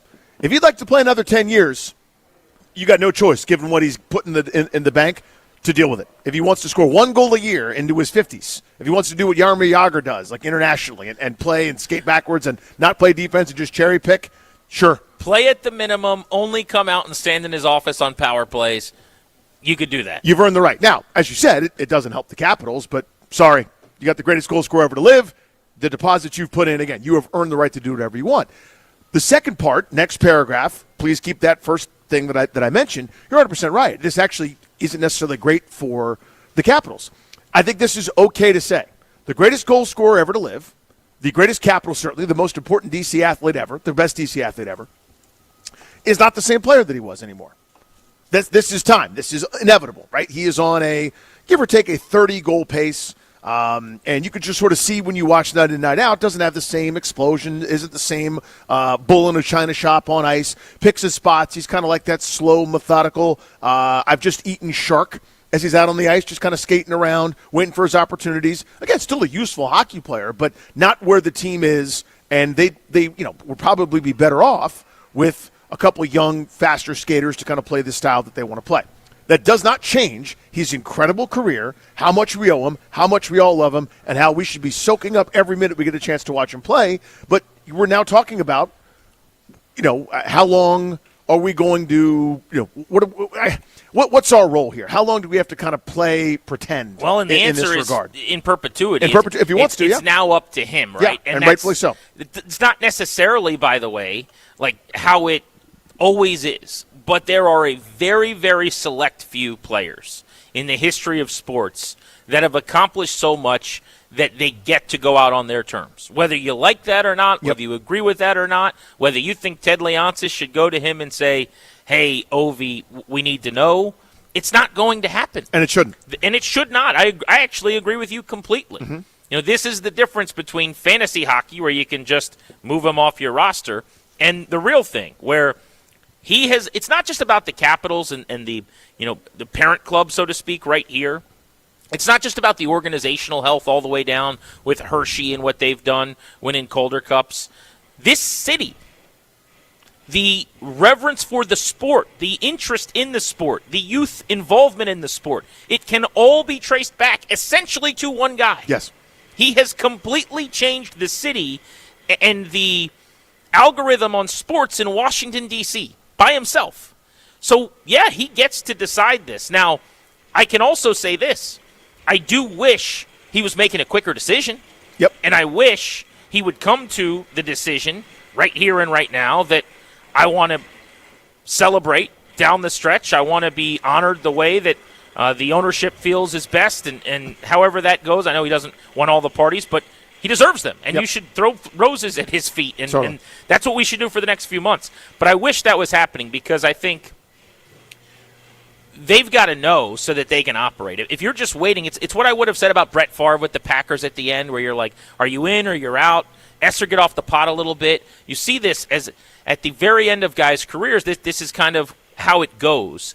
And it's up to him. It should be up to him. Ownership group is going to be nothing but classy. They're great to the players. So good to their stars. And they're going to be the best they've been to anybody, to Alex Ovechkin, deservedly and understandably. But if this thing does linger into the offseason, it colors your trade deadline a little bit. And then there's the possibility that you get to the offseason and he goes, I want to play a couple more years or another year. Okay, what does that mean? Well, now you're giving him a year contract, and that money's not going to an up-and-coming 26 or 27-year-old you can acquire in a trade to be your next Dylan Strome or your next Jacob Chikrin or whatever. So it is simultaneously both understandable and a little frustrating, and because of that, it's a perplexing situation. Yeah, I had not heard the word off-season Like, probably not going to decide until the offseason, until this Galiti story came out on NHL.com that I got sent today. And I'm going, really? The offseason? Yeah. That was never the timeline. Yeah, here's what I thought. Okay, and this is not based on information, just sort of reading the tea leaves and watching him play and what quotes we get and information we've got, just like anybody else, was he had already decided this was going to be it. And he didn't want ladies and gentlemen, please direct your attention to center ice as we honor Alex Ovechkin with this rocking chair. Ladies and gentlemen, for the final time, coming to Minnesota, the great number 8, Alex Ovechkin, goal scorer. Here's a piece of the net that he scored on so many times. I don't think he wanted that. I think he wanted to. Remember, he did it last year. He hated that last year. Yeah. And, I mean, there was more games than not where him and his teammates stood there before the game started or after the game and or whatever. It took its toll. For 10 minutes. And he's like, I am good on this. And I think that influenced it, but I think also who he is. I think it was going to be like not quite the facts from Michael Jordan that says I'm back, but something to the effect of, okay, that's it. Thank you, guys. And there'd be no fanfare, and he would just go to Russia, play a couple more years in the KHL just so, he and his kids can hang out, and that'd be it. Now this is kind of I don't know why I was so convinced of that. That's on me. That was my own sort of, hey, I think I've got this right. But what's that based on? It's not based on a quote. It's just based on, information that, you're looking at second and third hand, observations and the like. So this is, the first newsworthy item that it's come to about what his actual plan is at this point. If we take him at his word, he hasn't made up his mind yet. And again, he's earned every right. He should play until he doesn't feel like it anymore. He has earned that. But at the same time, it no longer is maybe in the best interest of a competitive hockey team for that to take a year, 2 years, 3 more years, et cetera. But again, that's secondary. Sorry, he's been that great for you. He is still a very good, very useful player. And he is still an excellent goal scorer. I mean, you're talking about a 30-plus goal season loading here for Alex Ovechkin, again, in a year where he has been inconsistent for stretches, right? This is year 21. It's the 21st time he scored 20 goals, batting 1,000 in that regard in his career. A year ago, remember, he missed the 16 games with a fractured fibula, and he still scored 44 times. Was on 55-goal pace? That was a 65-game season for him, and he would have been mid to upper 50s. Could have scored 60 goals. Who knows, the way last year went. This season right now, it's 1 goal off of the team lead. So Wilson has 23, he has 22. So again, we're not talking about a guy. It's not like he has 9 goals and he's just killing them out there on the ice. He's going to lead the team in goals probably again this season. 48 points in 59 games. He is still productive. But he does have these stretches where, if you look at right before the break when the team was hot and winning, he didn't score a goal in the final 5 games before the break. He had just 2 goals in the last 13 games going into this respite for the Olympics. There are still going to be those heaters where Ovi just goes nuclear. Right. He's like 2 goals, 1 goal, 2 goals, hat trick. And you look up after 5 games and he scored 11 times or something. And he had a 5-goal, 4-game span, right before the 13-game stretch where he only scored twice. Before that stretch, he went 14 games and scored once. So you're just seeing the peaks and the valleys more often, and the valleys are a little bit deeper. Here's the difference, and I'm going to tag you back in. What it used to be versus what it is now. And what I mean is, their goals are fleeting and fickle. They're hard. You could have 10 great shots, hit the pipe a couple times, guy makes a great save, whatever. It's like hits in baseball. The difference is when Tom Wilson isn't scoring, there's still 75 things on the checklist that he's doing at a high level that help the hockey team. Ovechkin doesn't do that anymore. He used to. He used to hit everything that moved. If he's not scoring, you had to have your head on a swivel because here comes number 8 to throw you into the 10th row. That's not the case now, right? So if he's not scoring, he's no longer that excellent high-level contributor. Yeah, there's ways that he's going to help. He's still going to be immensely physical, and he can have those shifts where he brings the entire team into the fight. Mm-hmm. But he's got to be scoring goals. That is the carrying tool. That is the attribute. Right. That's the plus trait. And, yeah, if there's a stretch where for 13 games he's not. I mean, just look at the fact that in the game on February 5th against Nashville, right before their Olympic break, he was on ice for 13 minutes and 15 seconds, which was his lowest total of his career for the Capitals. That's telling. Yeah. That's not me saying anything. That's not you saying anything. That's Spencer Carberry putting his best guys out there to win a hockey game, and Ovechkin skated for 13-15. That's Dale Hunter-esque right there when he was coaching. What I wonder is, I don't know what's important to him. Like, he broke the record, and we all said that's what you were hunting. Then he gets to 900, and you're like, you got your own club now. Does he care about the fact? Like, right now, this moment, if you tally up playoff and regular season goals. This is not the all-time goals number that he already is the record holder of, where he surpassed Gretzky. But all-time, if you include playoff goals, he's at 996. Maybe he wants to be the second guy to get to 1,000. Maybe he wants to surpass Gretzky on that list too. Gretzky's got 1,016 all-time goals if you include the playoffs. Now, that's not a number anyone's ever talked about, that anybody cares about, that anybody knows, because it's not an authentic, actual thing that matters. But it could be in Ovechkin's mind that he goes, I need 10-20. I want to beat Gretzky there too, regular season playoffs. You just don't know what the motivations are. It could just be that he's still having a lot of fun, that he's not ready to retire, that he doesn't want to give it up, and he still feels like I can go out on any given night and score twice, and I'm still that kind of player. Him being around is not a problem. It's him being around if you're paying him the top shelf money. And the example I'll give on like why it's important that he gives them an answer, in my opinion, would be, think about this trade deadline. They're so good. The Capitals are excellent at player acquisition and bringing in the guy who is either about to flourish or entering his prime, and then you get more out of him here. So like I mentioned, Chychrun or Strome or TJ Oshie. There's so many of these examples, right? Yep. You could go get that guy this year who you then plan on extending, like they did with Jensen, like they've done with Chychrun, like they've done with Strome, like they did with Oshie. But if you don't have the 9, 10, 11, whatever $1 million,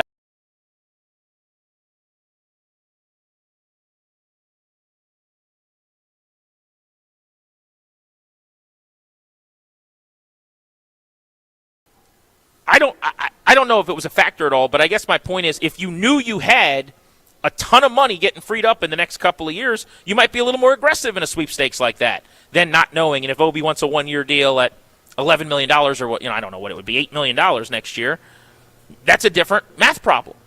So I just think there are real examples where you can't convince me that them not knowing is anything other than a detriment to the roster build. It is. But at the same time, my lead is still, it's Ovi, greatest DC athlete of all time, most important athlete of my lifetime in this city, far and away, and it's going to be up to him, and I want to be respectful to that. And it should be up to him. Again, I hope it doesn't get lost in the sauce. I think two things can be true. It's not an advantage to the team to not know. It's not an advantage to the team to know or to not know, rather. Do we have $8, $9, $10 million in salary cap availability or not? Like, as you said, with the trade deadline this year, should we be, I'm just saying for the sake of argument, I don't know that they're in the exact spot for this, but should we be selling right now and gear up for next year because we know we've got $9 million coming off the cap and we could use that for a player and maybe another kind of fringe third or fourth line guy or a second defenseman or something? Or should we be going all in because we're going to keep this window open because Ovi's coming back for a year, 2 years, whatever? Those are important things to know for the future. This is one of those crossroad type moments here, again, coming up at the trade deadline early March, where it would behoove them, it would be helpful to have some kind of inclination as to what their roster might look like next year. Maybe it's possible that he will tell ownership or that is front office that's true. At some point soon, and he's not going to say anything publicly until after the season. If he were to do that and it could inform their trade deadline and how they operate, I think that's all that matters. You don't owe me anything, right? Or the fans anything. Although I would point out it would be nice to be able to properly celebrate him, knowing it's the end, if it is going to be the end. Like I would hate for the season to end and then we find out he's not ever going to play in a game at Capital One Arena again. But my guess is if there's uncertainty still looming and nobody knows the answer, everyone's going to treat it as if it might be his final games anyway. You remember when Ryan Zimmerman is like crying in at bat and we're like, oh, this really is the end. But he hadn't really said it. We just kind of assumed, and everyone, every time he came to the plate, was like, this could be the last time he sees him. I think we'll do that with Ovi at the end of this season, one way or the other. But you'd like to know so that you can, frankly, pay the correct respects to this guy that has changed this sport in this city. Well, let's open up the phones on this at 800-636-1067. It is certainly a complicated situation. Alex Ovechkin telling NHL.com yesterday that he is now probably going to decide his future after the end of this season, which seems less than ideal for the Capitals. Does that timeline work for you? I mean, it's going to be up to him. He's going to call his own shots here. What's your reaction to that? 800-636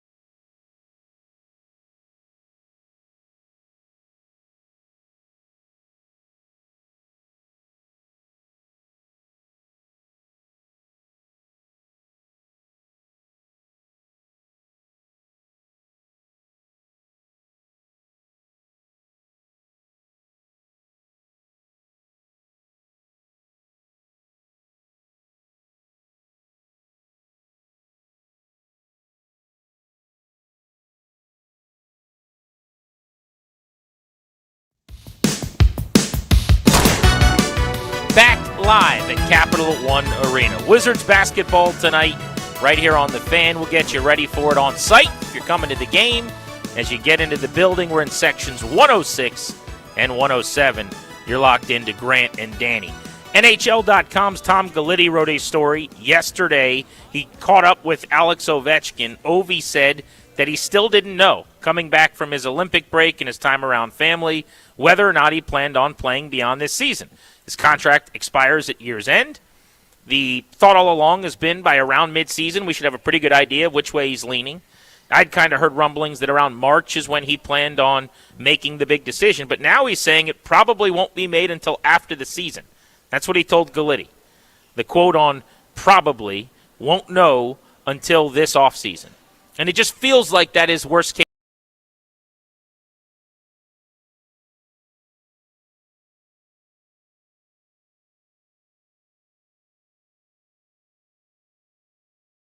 And he is a very unique circumstance where not just the best player in team history, the best athlete in city history in the major sports, but on top of that, a guy that changed the way hockey's viewed in the entire town. Yeah, it's hard to overstate the impact he's had.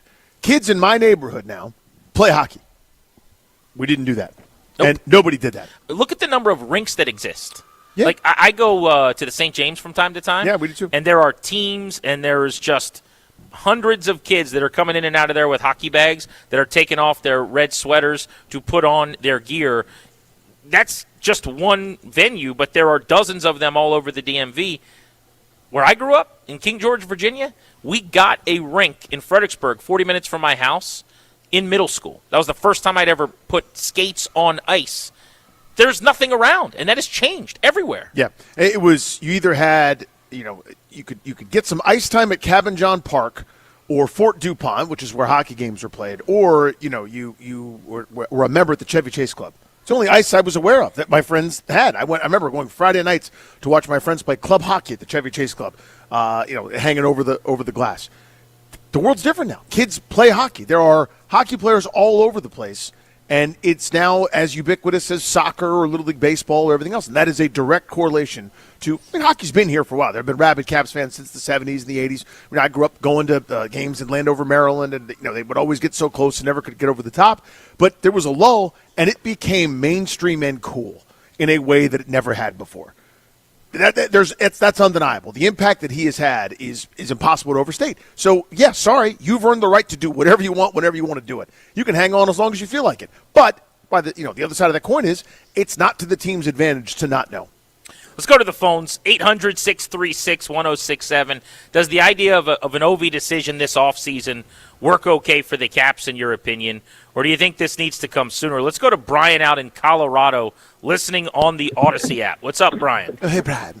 Hey, I'm just calling. So I actually had a question for you guys about it, because you mentioned earlier that you thought it's possible that Ovi might say something privately to management before the end of the offseason. And I was curious if there's any kind of move that management would make for, the trade deadline or something like that might be a tell to you that he's not coming back. Well, I would Smart say question. If they go big with a younger guy whose contract into the future is significant, you're paying someone, you're taking on like $9 million a year in the future, or someone who is either on an expiring deal that they're going to have to re-sign, otherwise you wouldn't have made the trade. So they give up like a young player and picks for this really good young player who's about to hit the market. Well, pretty clearly then they know they're going to keep this guy around at a lot of money, and where's that money going to come from? It's freed up by, very likely, not having to pay Ovechkin a huge sum. So, yeah, to me the tell would be taking on a really big contract in the next 2 or 3 years in terms of AAV against an exploding cap. Where you would go, well, how is that going to fit? Unless ... Yeah, right? or just, they obviously feel like they're going to have a lot of money available. A good chunk of that money could be the Ovechkin cash. But I would have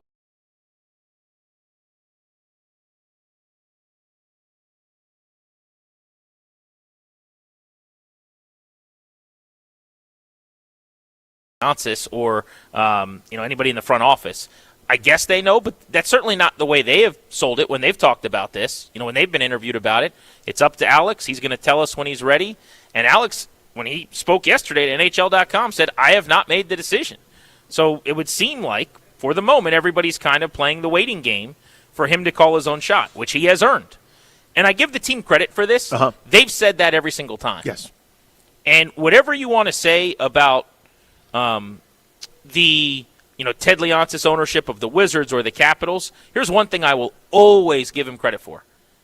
The way they treat their players and the way the players talk about the ownership, especially the stud players that mean a lot to the city, like there is a really familial respect there. You know what I mean? I do. You see those guys at the games watching the other teams with Leonsis. And I believe that they want to do right by Ovechkin and that they would prioritize however he wants this thing to end over the best case scenario for the Capitals in the short term in terms of roster building. Whether that's good news or bad news for a season ticket holder or a fan or whatever, I think that's the way it would go. I think so too. Ben in Silver Spring, what's up? I think it's a done deal. I think that what's happening is everything's done except for the details, and there's one big detail we left out. It's not just what Ovechkin wants or what the Capital front office wants, but the league, is going to want a farewell tour. I'm thinking it's going to be a one-year contract with maybe an option. And here's the real thing. Here's a real wrench to throw into this. What if he has a 35-goal, 70-point year next year? Now what do you do? Yeah, now what? So before you go, though, you're saying you think it's a done deal, meaning him saying he's going to decide this offseason, you're taking that as he's definitely coming back? I think he's coming back for 1 year. What's up for discussion are the details of the one-year contract. Will there be an option? And somewhat behind-the-scene discussions between the front office, the league office, and Ovechkin for the farewell tour. So the league part of this is actually an interesting point that I hadn't really considered. I don't know that they get a say, honestly, but they would certainly glom on. They would want Ovi for another year, and they would want the tour that he has kind of not allowed them to have by not making the decision. But I would say the same thing about the team. Like if I'm Grant Leonsis here, if I'm Ted, I would say, hey man, we want to do right by you. Yeah. We want to celebrate you. You got to let us know so that we can make sure we roll out the red carpet. They're first class, and he gets a goal. They're giving him the golden stick. Somebody plays 1,000 games. They're doing a big celebration and send him to another country for a week. Like they do this cool stuff. They're going to want to do all of that to the greatest extent they ever have for Ovi on his way out. The other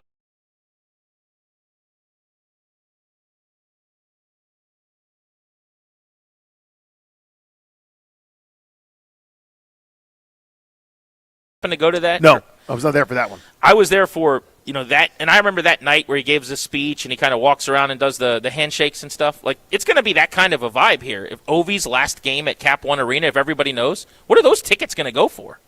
Exactly. Yeah. So if you're part of the team and thinking about the business, I think that would matter to you some too. Right. Rather than him just deciding this offseason, oh, I'm done, and you never got to do that. Yeah, you'd like to do that, but again, we're talking about deference to the player. If he's made it clear to you, I can't do a ceremony before every puck drop.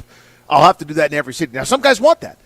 I think LeBron wants that, right? He wants to go through and he wants to give a speech in Memphis and in San Antonio and in Denver and in wherever.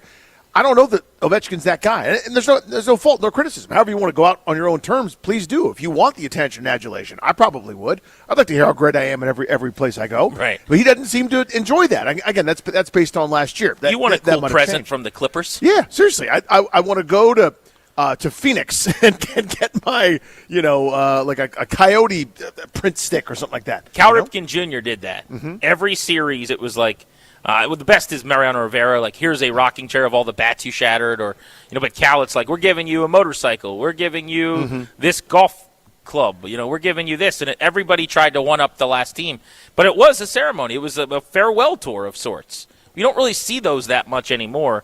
But yeah, if Ovi says this offseason, this is it, you're opting into that, and I've always kind of felt like he didn't want to do that. To your point, which is why my prediction all along has been he will announce with like 2-3 weeks left in the season, this is it.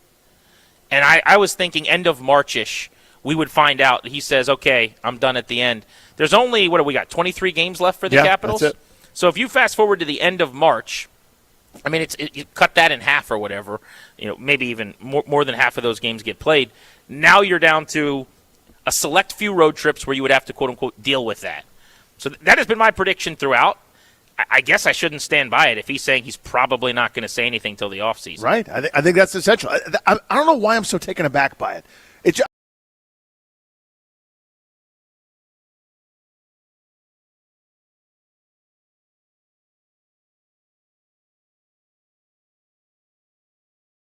not till the offseason. It just keeps getting pushed back. Yep. Jonathan in Manassas, you're on Grant and Danny. What's good? Yeah, thanks for taking my call. Hey, Ovi is full stop the greatest athlete in DC history. He can do whatever he wants. I do want to see him play in the playoffs. I don't want to necessarily see him play for another team in the playoffs, but if he wants to be traded to really go for a cup because he's not going to win another one with the Caps, they're simply not good enough. They may not even be a playoff team this year, or unless they're just a low-level playoff team at best. Then if that's what he really wants, then I'd love to see him vying for a Stanley Cup or even in a conference final. He's still got a lot of game. I mean, this is a guy with 48 points in 59 games, and this is on limited minutes, which I think has actually hurt his flow and sync of the line. Well, and the hopefully power when they play come to back that after point, this long rest. thanks for the call. Like the power play to his point has not been nearly as effective. So if you look at his power play goals by season, I mean, it's nowhere near where it normally is all season. Yeah. Some of that is bad luck, 4 inches to the right, and maybe it's in instead of going It's off a the huge post. number or of inches. You're missing. It's a lot of inches. Massive. But I think that, there's going to be a few of those where there's a correction, and maybe by the end of the year he's at 9 power play goals or whatever. But yeah, I think that if he played next year, I would, if I had to guess, 17 goals or like 32 goals, I'd say 32. I bet him goals. 32. Yeah. And there's still value in that for sure. It's just how much are you paying him? Good point at the end too. Like if you look at the Caps' current situation, I view them as a team that could make the playoffs this year. I think they're in a really good spot going into next year, especially, honestly, if they get money freed up from Ovechkin to go get even faster and younger. But they were the top team in the Metro when they went into this 24-game spiral where they played 7, 13, and 4 hockey. And now they're outside looking in. They had won 4 of their final 5 games going into the break and started to look good again. They haven't really been healthy without Pierre-Luc Dubois, countless injuries. I think they could probably make the playoffs, but it's unlikely that they do. How much does that change this, I guess, is my question. If Ovi gets into the playoffs and you can go on a run and you get to the Eastern Conference Final or you win a series and lose in round 2, that might be a way where you feel like, all right, at least I got back to the playoffs.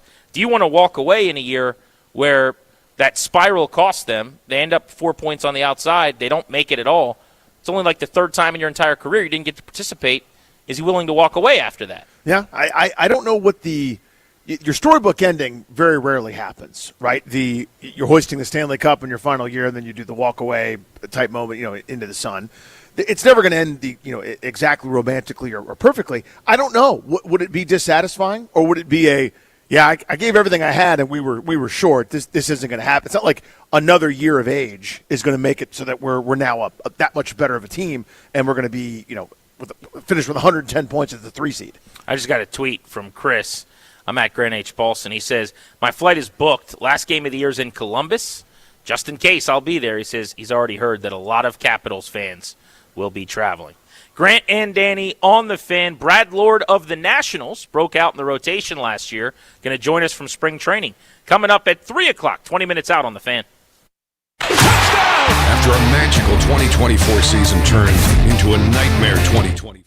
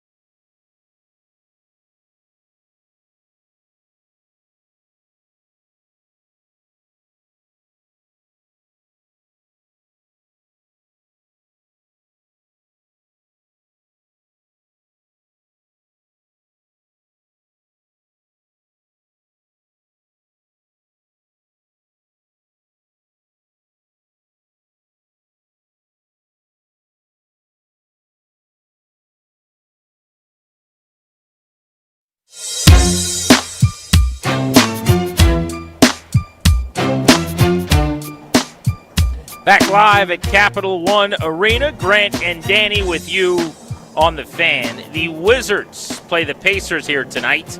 We'll have the game for you when we are done on your flagship home for the Caps, the Wiz, the Nats, teams you care about here in DC sports. I'm just happy that Danny was able to get in and he's in a decent mood.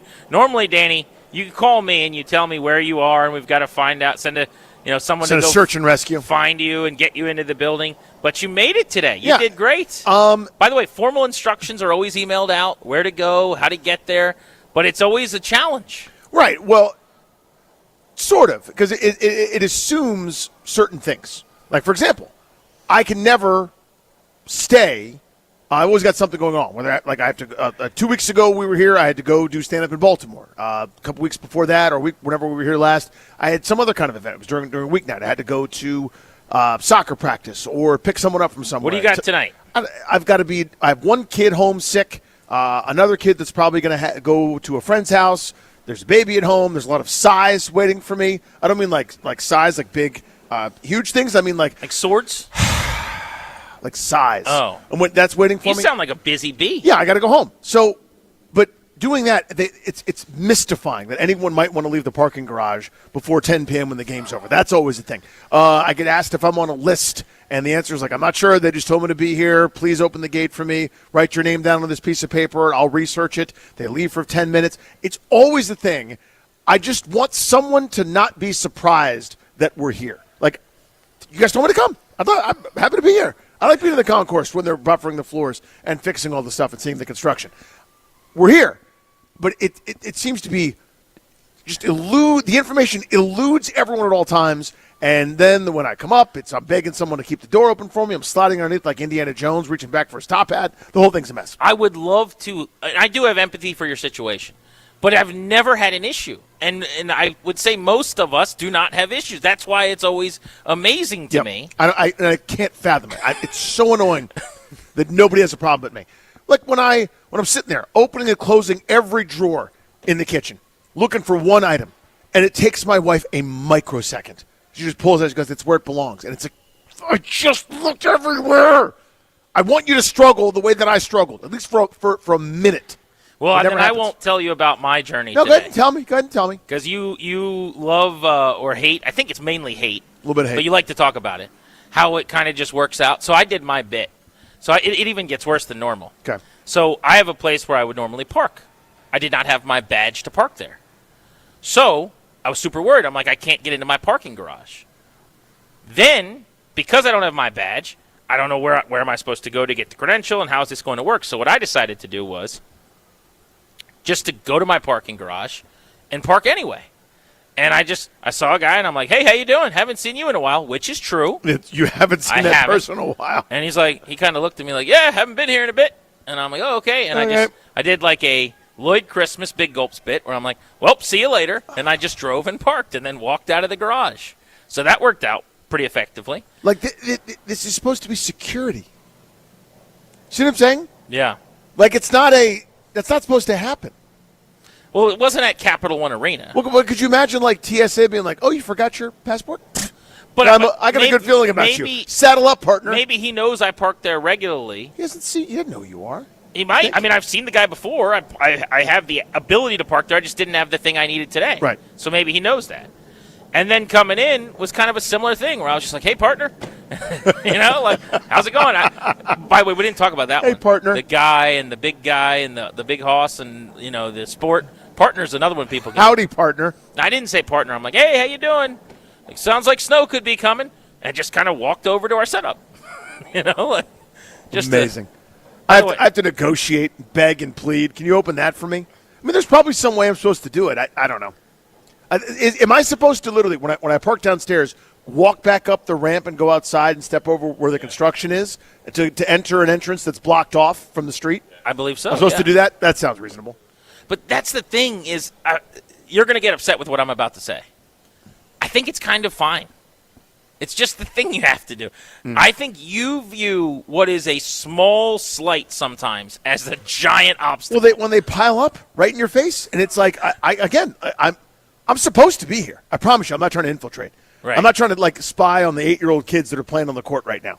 You know what I mean? Like I'm not doing committing some corporate espionage. Like I'm just trying to do a radio show, man. It's not full Milton, but it's like you never had like your shirt will get like I don't know, like the top of it'll like get stuck, so it like kind of comes up, and it's just like sitting on your side, or, rather than like laying all the way down or something. Okay. It'd be like you're like, oh, now what am I gonna do? Instead of just like pulling your shirt My down. shirt's broken. Yeah, like that. To me, that's what you do sometimes. Do you think there's any of that at all, or no?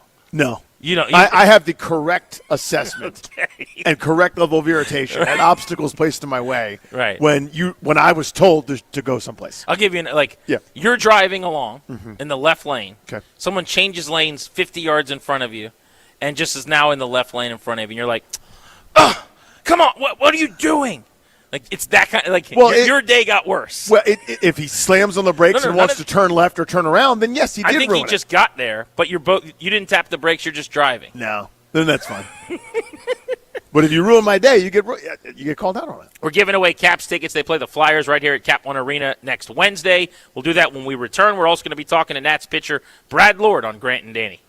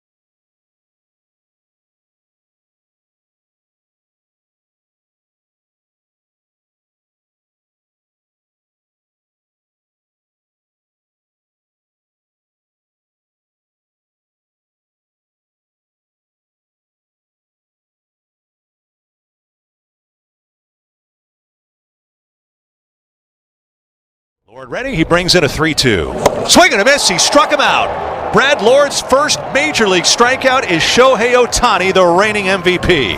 That's the way to draw it up. That's the way to start your night.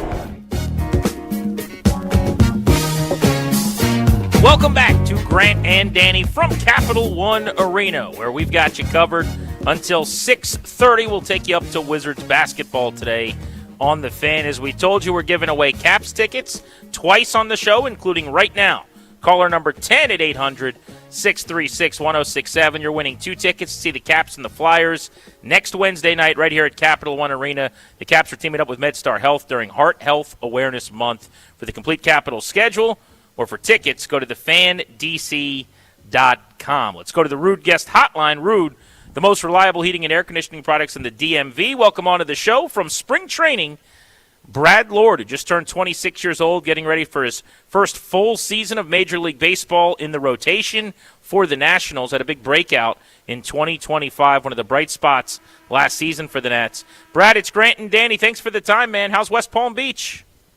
Thank you guys for having me on. West Palm Beach has been great. It's been a lot of fun, awesome weather, and guys are just excited. Well, it's raining today up here in D.C., and it's going to snow this weekend. So do you want to just come back up here and do a couple workouts, or are you good down there? I might stay down here in the sunshine. It's fine. It's about low to mid 80s here today, so it feels nice.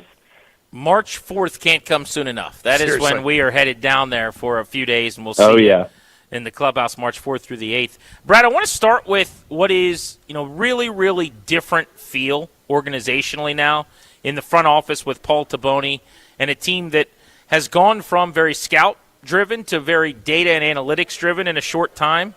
How obvious and different is the paradigm for you? Is it night and day like it would feel on the outside, or does it not feel that way working out at spring training? Yeah, it feels night and day. Just the energy level and the confidence through the coaching staff and around the locker room really is just through the roof. We're all excited to get out there and compete, and the front office and coaching staff has confidence in us, and that gives us a lot of confidence to go out there and just perform the way that we know we can. Brad, I'm going to gas you up a little bit here, not just because you're on the show, but because I think it's underrated what you did last year. Out of the bullpen sometimes, then starting, then bullpen, then starting, then bullpen, then starting, then serving popcorn, and then back in the starting rotation again. I don't think people understand how difficult what you pulled off last year was to get yourself established in the big leagues, and now people are bullish and excited about you and your future here in Washington. How challenging was that? Brag a little bit last year, being in the role that you were in, and then kind of thriving each time you got the chance. Yeah, I mean it definitely comes with its challenges, switching back and forth between roles. But I think I'd always just kind of looked at it as my job is to go out there and throw strikes and just compete in the zone, and this is what I can control, and everything else is just not worry about it and just keep going out there and competing and filling up the strike zone and just trying to give the team the best chance to win. So just try to simplify it and look at it that way. And yes, there still was some just the physical aspects to overcome of switching from bullpen to starting. So it definitely was tough, but we took it in stride and just kept going at it. Brad Lord was a huge success story for the previous regime. He was drafted in the 18th round out of South Florida, developed into a contributor at the major league level, and one of the true exciting young arms in the organization. And now with this new group, there's a chance that he really takes off and becomes a household name for years to come for the Nationals. He's joining us on Grant and Danny. Going back into the data and the fresh approach that I'm so excited about, is there any examples you can give us of technology that's been introduced that you guys might have not had before? I'm thinking for hitters, I know the traject machines now exist in West Palm, will be at Nats Park and maybe in Rochester. Is there anything for pitchers in that way that you're using more differently? You guys have always had Repsodo and Edutronic and all that, but and even in practice or just coaching, are there things that weren't happening before that are now?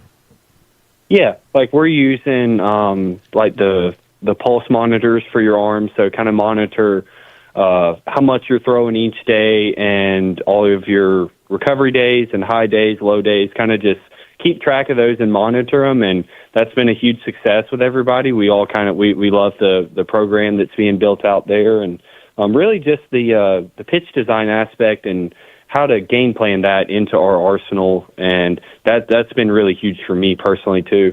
Developing my off-speed pitches more and just kind of really sharpen them up and fine-tuning everything, and so it's that and just overall across the board. Brad Lord, fastball, slider, sinker, changeup, 4-pitch mix. So going to the design, because people hear that and they're like, pitch design. I mean, everything now, it's almost like a lab. It's a science. It's about shape. Yep. It's about spin. It's about inches of movement, right? I mean, are you guys were doing some of that before. You had an iPad out there on the mounds throwing in West Palm a year ago. How's it different now in terms of the pitch building? Yeah, really, and it's a lot about looking at how a guy releases a baseball and seeing how the baseball comes off of his fingers, and is that via like really an figuring out camera, or how are you doing that? Yeah, we're using like an Edgertronic camera with that, but really having the understanding of, all right, gripping it on this seam is really going to maximize the amount of spin we can get and the amount of movement we can get. So that's really been eye-opening for me, is just messing around with different seam orientations is what they call it, to get the right movement and the right spin that we want on a pitch. And it makes your pitch a whole lot better when it spins correctly. Brad Lord with us here on Grant and Danny. So I watching you come up and pitch, and I'm watching hitters against you, Brad, and hitters don't look comfortable. And I think that's kind of always the story to me. It's like I've seen guys that throw like 102 that are just giving up hat spinning tracers off the wall every other pitch. I've seen guys with ungodly breaking stuff that explodes everywhere, get tattooed or walk the yard. Hitters don't seem to have a real fun at bat against you. Why do you think that is? I would think it would just go back to the deception in my mechanics and arm action. It's from what hitters have told me, and it's tough to pick up the ball out of hand, and it just gets on you really quick. So that's kind of what I've heard from a few guys. So I'll take it and run with it. So is there something now, as you're, as you were talking to Grant about kind of tweaking and adding and grips and improving your stuff, are you still able to maintain that part of your delivery even while kind of adding to the repertoire? Does that make sense? Like, can you keep what makes you while maybe, improving some of those grips and spins? Oh yeah, definitely. Yeah, definitely. The mechanics and everything stays the same, and it's all just, it's really at release and changing the grips to get the right spin axis and efficiency, and it makes it easier to throw, so you really don't have to change anything. Brad Lord going to be gunning for a rotation spot in spring training. Safe bet to be in the Nats' first 5 as part of the rotation to start the year. Wasn't a lot of movement. Wasn't a lot of money spent by the team or veterans brought in, obviously. But in the rotation toward the end of the offseason, Miles Michaelis, I knew, was thrown on the backfield today. The 37-year-old veteran was brought over, former St. Louis Cardinal. And Foster Griffin has come back to the States. He was pitching in the NPB. He's 30, to kind of provide some presence, eat some innings with yourself and Josiah Gray back from injury and Cade Cavalli, and then Irvin and Parker. What's the competition like in the rotation, and how will guys like Michaelis and Griffin, do you think, fit in here in terms of helping from that veteran side of things? Yeah, it's definitely those Griffin and Michaelis. They offer a lot of veteran just knowledge and presence, and they've been around the game a while, and so it's really fun to pick their brains and learn from them just the little things throughout the game. And the competition's been a lot of fun. We all look forward every day to just going out there and honestly competing. You do compete against each other, but we look at it as a good thing. We're driving each other. We're forcing each other to get better and work harder. And so it's a nice, friendly competition, and it's a lot of fun. Brad, what do you like in game in terms of coaching? Are you someone that wants to hear that you weren't, maximizing your supination at like a 14-degree prognosis angle? Like, I want you to exercise and breathe through your eyelids and sink your pelvic floor 12% more? Or are you like, don't talk to me, I'm trying to compete in the major leagues? Which kind of style are you in terms of how you want to be talked to while you're on the bump? I kind of like a little bit of both. I like to hear some feedback, and just kind of any little thing that I'm doing during the game that I could do better. But then also not necessarily trying to think too much. Thinking too much on the mound is usually never a good recipe for success. Kind of get in your head a little bit. So just kind of try to find that happy medium. All right, I'm going to put you on the spot here. Last year for the Nationals, you were the guy that at this point, if I would have said, hey, who's someone nobody's really talking about that's going to have a really good year and 365 days from now is going to be a much bigger deal in this organization than they are now? Like, you would have been an answer. Give me a name like that, if you would, from camp this year, based on either your time in the minor leagues or just what you're seeing, someone that you go, I think this guy's a little bit slept on. I would definitely say Riley Cornelio. He was the pitcher of the year last year for the organization, and one of my good friends. And just watching him throw, just catch play and throw into batters too. His stuff is nasty and electric, and I think he's going to have a really good career. That's a great answer. In terms of working with catchers, are you, I was thinking of Chris Sale, who's like source of pride, has never shaken anybody off in his whole life and won't challenge a pitch or anything like that.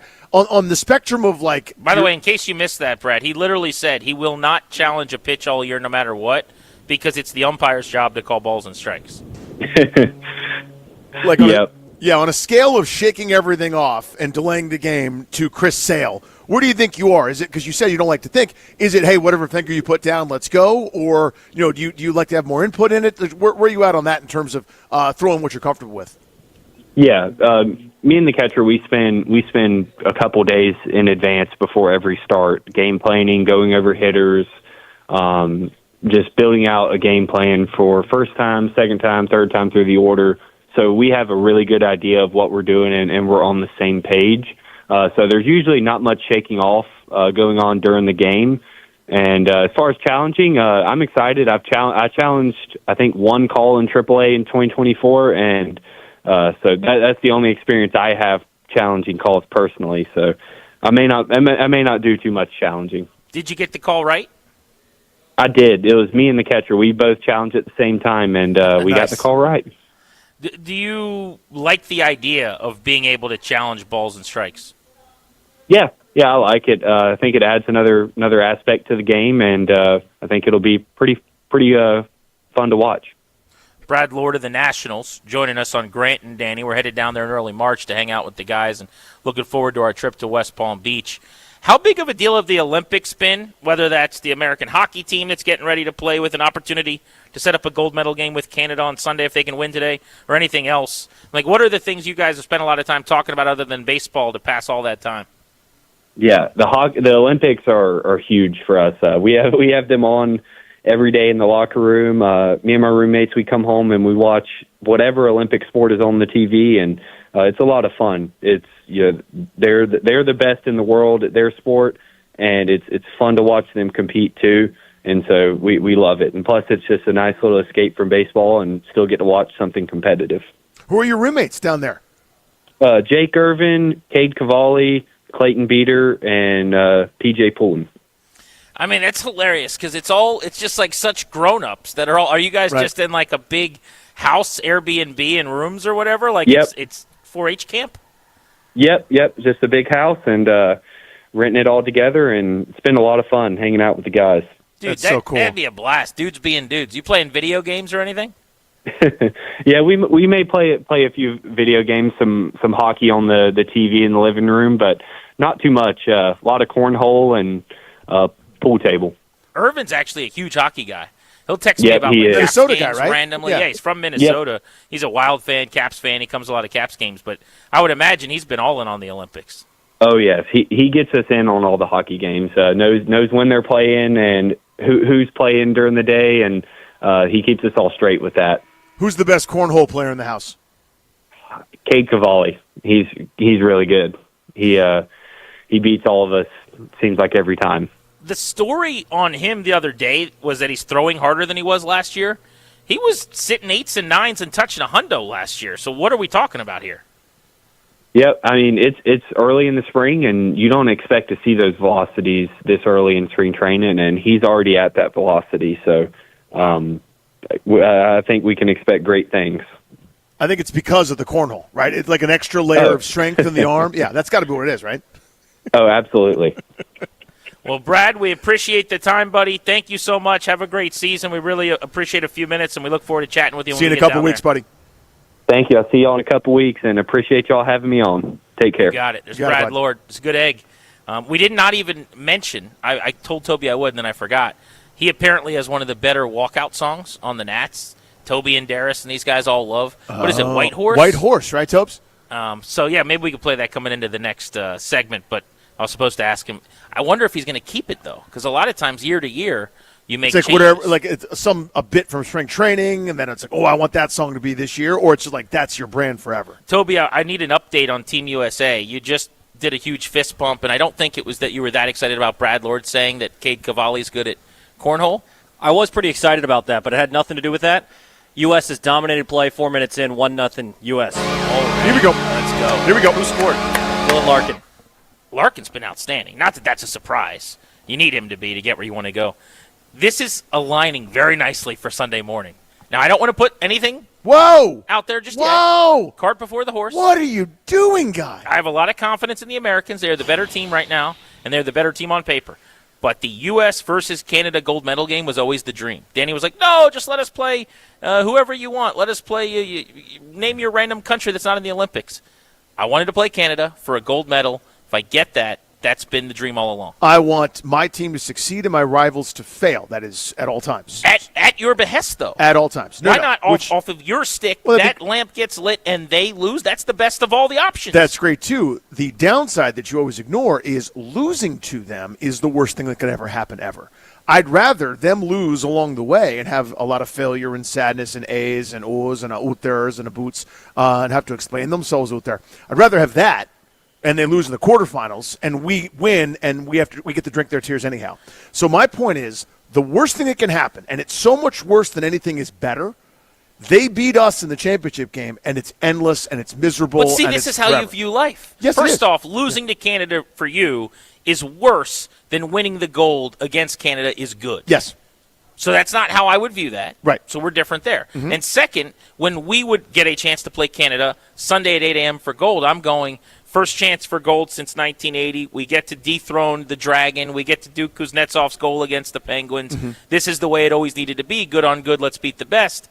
You're going, oh, no, we might lose to Canada. Yeah, because that's the worst-case scenario. I try to avoid the worst-case scenario and go – the best case is the United States wins gold. Over Canada. Over Canada, over but that Finland, would be over Cleveland, over Ontario, over Mexico. I don't care. What's Cleveland have to do with this? Nothing.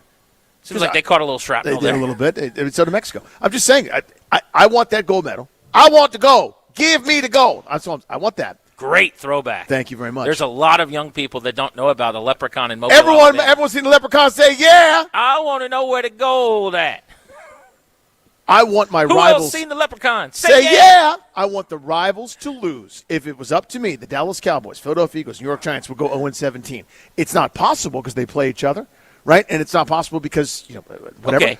But that's the dream scenario. Some sort of weird, quirky year. Washington undefeated, Super Bowl. My three hated teams that I hate always lose. Always. Danny, it's not like a bad season. Oh, we didn't beat Dallas in the NFC title game. That's not how anything works. But I'm asking you, rivals fail, we succeed. That's would only a win over the Cowboys in the NFC Championship game be better than a win over the Carolina Panthers? No, I want to go. Panthers is good. That's a good obscure team. Yeah, let's go that. Win over the Cowboys NFC Championship game be better than beating the Panthers. Of course it is. The answer is yes. Of course it is. That's all I'm trying to say. We're going to get the game. No, that's not we won it all along. That's not for buckle debate. up, Buttercup. That's not up for debate. And also, you're putting the cart way before the horse. The horse is back there getting water. The cart's up there. Put that cart behind. Okay? Second thing I'm telling you is there is the amount of good units, call that a 10 out of 10. The negative unit of losing to the rival, potentially. I don't have a rival here. Negative 1 trillion life-altering, I'll never get over it kind of thing.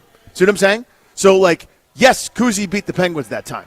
9 other times, they stole everything from me. But the cup run... Those 9 will never, ever, ever heal. The cup run was better because you beat the Penguins. Yeah.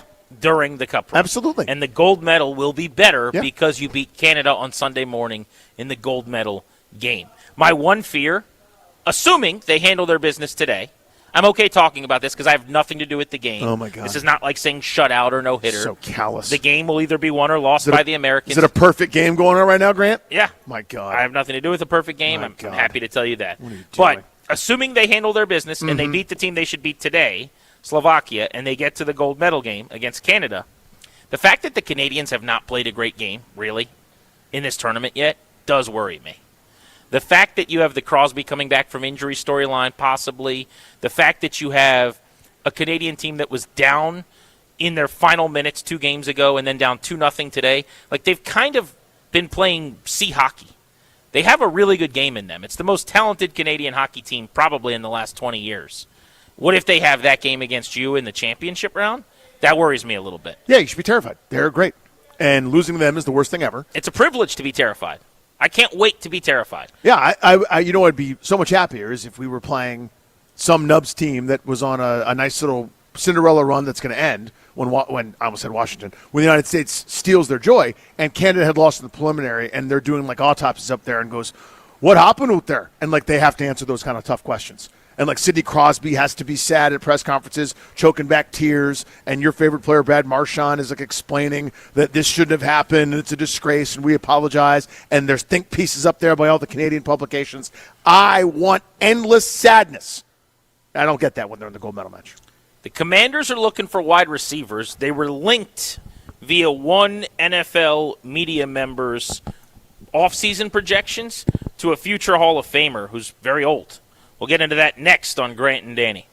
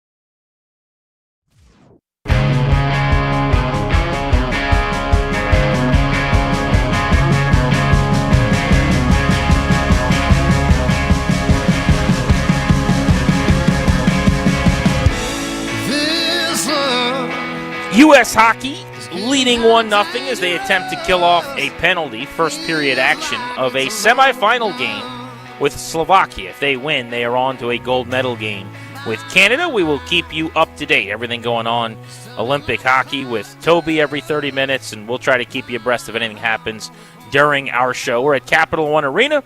Grant and Danny with you on the Fan. SI had a piece written by Connor Orr.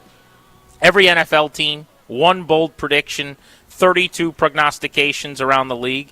And for the Commanders, what Orr wrote was that they would sign wide receiver Mike Evans in free agency, the former Tampa Bay Buck Hall of Famer to be. Yeah. He says, despite interest from the Bills, Washington can commit more with breathing room under the salary cap. The push to get Jaden Daniels to a Super Bowl before his rookie contract ends up expiring is real. He said Evans is one of the most quarterback-friendly receivers in the league. I don't think there's anything I disagree with there. I think the Bills make the most sense for him. He's absolutely very quarterback-friendly. He's like a tight end in that way. He's a nice comfort blanket, basically, for a passer. When he's covered, he's open. Does he know that they think receivers at 30 shouldn't make any money? That's the question. Didn't they not want to pay Terry McLaurin because he's an old head? He's like 3 years younger than Mike Evans, man. Mike Evans is about to be in his age 33 season. I have a hard time believing the Commanders have a ton of interest. Now, could they do the Bobby Wagner, Zach Ertz bit where they sign him for 1 year? I guess. But if you're Evans, I'll bet you're looking for 2 or more. You would think. Now, if he decides he cherry picks a situation like this one, is into the cut of David Blau's jib and is all about Jaden Daniels, maybe. I think there's better places for him to go. Buffalo, I think, makes a lot of sense, as might Baltimore or a couple spots. But the fact is, when he's healthy, that's a big if now. Hold on. He just missed a whole bunch of games this past year. But when he's right, Mike Evans goes for over 1,000 yards and between 8 and 12 touchdowns. That's valuable. That matters. That helps. And it's the way that he does it, too. It's the contested catch down the field, even though he doesn't run that 4-3, 4-4 anymore. It doesn't matter. Still getting behind people. He could still go get it. And that threat matters an awful lot. It's the thing. Now, it would come differently if it's Alec Pierce, who's sprinting past people. It's differently if it's healthy Tyreek Hill or some of the other bona fide deep threats in the league. But Evans doing it, it's, again, when he doesn't have a step, he's got a step. Because he's 6'5", 230 pounds. He missed 3 games 2 seasons ago. He missed 9 games last year.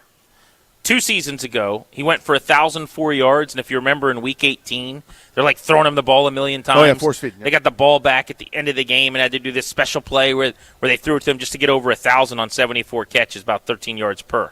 Last year, he was productive at times. I'm not going to sit here and tell you he's not, but it was 30 grabs for 360 in 8 games on 62 targets. So some of the numbers are reflecting that he has hit a wall. Yes. I need to know what price point is. Also, if he comes in here, he's your second wide receiver. I'd like to do something that has a chance to outperform that. Like, I view him now as probably a 50-plus catch, 600 kind of yard, red zone threat. He could catch 6-7 touchdowns next year maybe. But I'm going to take a bigger swing than Mike Evans, and they have to at some point stop signing guys that are 33 years old. I would like the point to be now. I would like to stop signing 33-year-olds sooner rather than later. I'm 100% with that. But we've talked about this a bunch. Yes, I want them to major in that. I want them to major in younger, faster, more, under more team control, bigger swings that go longer. There is still room for as you said, the Bobby Wagner 1-year role, right, or the 2-year role. I don't know that this is the right fit. I'm not saying it is or isn't. I'd have to know. Is last year the beginning of the end, or was it a blip because he suffered a freak injury, wasn't quite himself? I don't know the answer to that. They're going to have to find that out. But if he's right, that skill set is still really, really valuable. You could do that and still major in the thing that you and I are talking about, which is younger and faster. Almost everywhere else, this is a nice weapon for Jaden Daniels to have opposite Terry McLaurin. Yeah, I actually think if you're going to have, let's just say, 2 of those Bobby Wagner types on your team, this is a good fit. Yeah. Because even at 33, he's 6'5" and 230. He is so different than anything else you'll have on your roster. We said earlier we were joking about Ovi. If he's 50, he could come out on the power play and score a goal. Mike Evans in the red zone 5 years from now is going to be one of the better red zone threats from the 10-yard line and in, running fades and things in the league. That is what he does. It's what's going to put a gold jacket on him eventually in the Hall of Fame.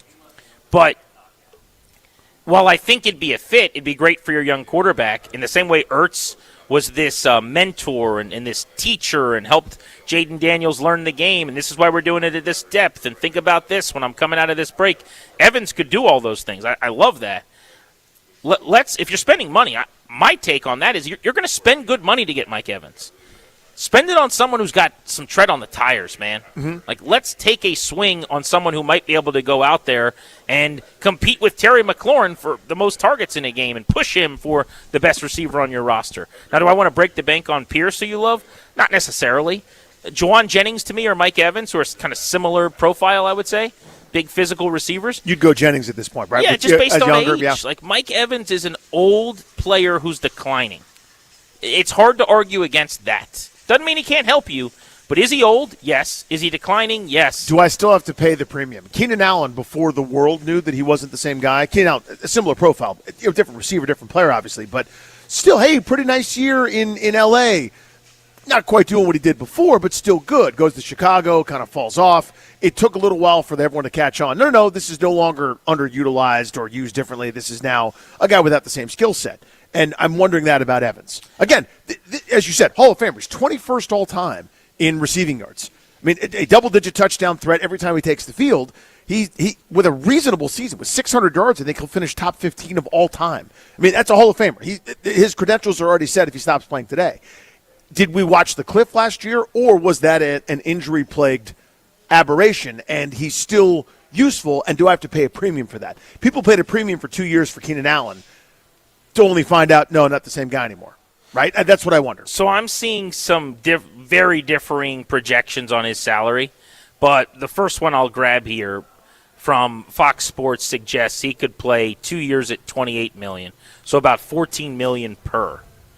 I just think you could spend that $14 million more wisely at wide receiver. I don't hate that number. I don't love that number. I certainly don't like that number a whole lot.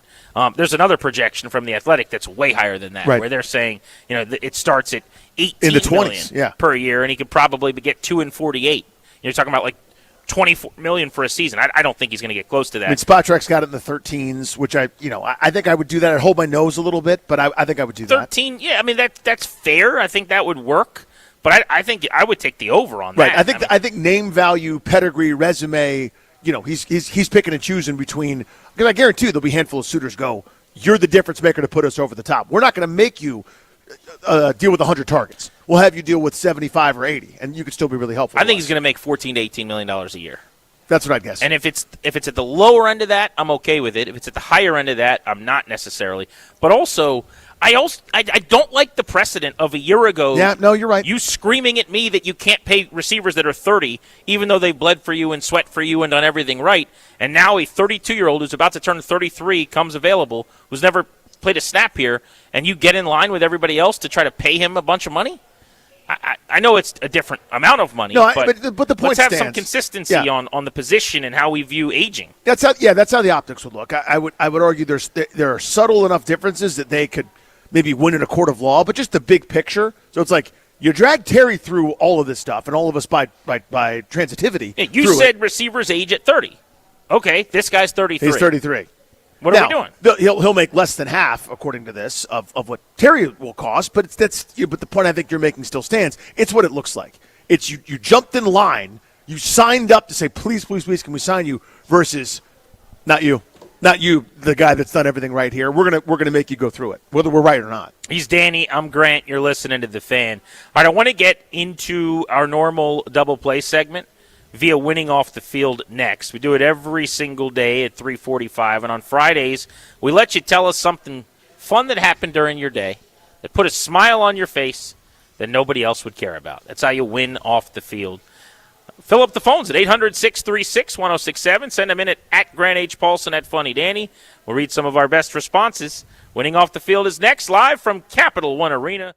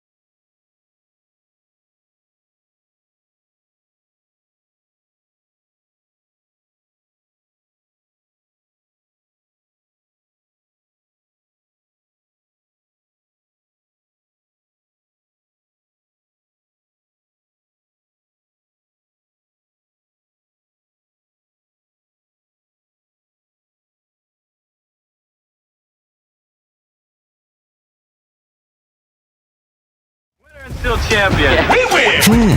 How are you winning off the field? Tell us now on Grant and Danny. Winning off the field? All I do is win, win, win, no matter what. Got money on my mind, I can never get enough. And every time I step up in the building, everybody hands go up. And they stay there. Back live at Capital One Arena, Grant and Danny on the Fan.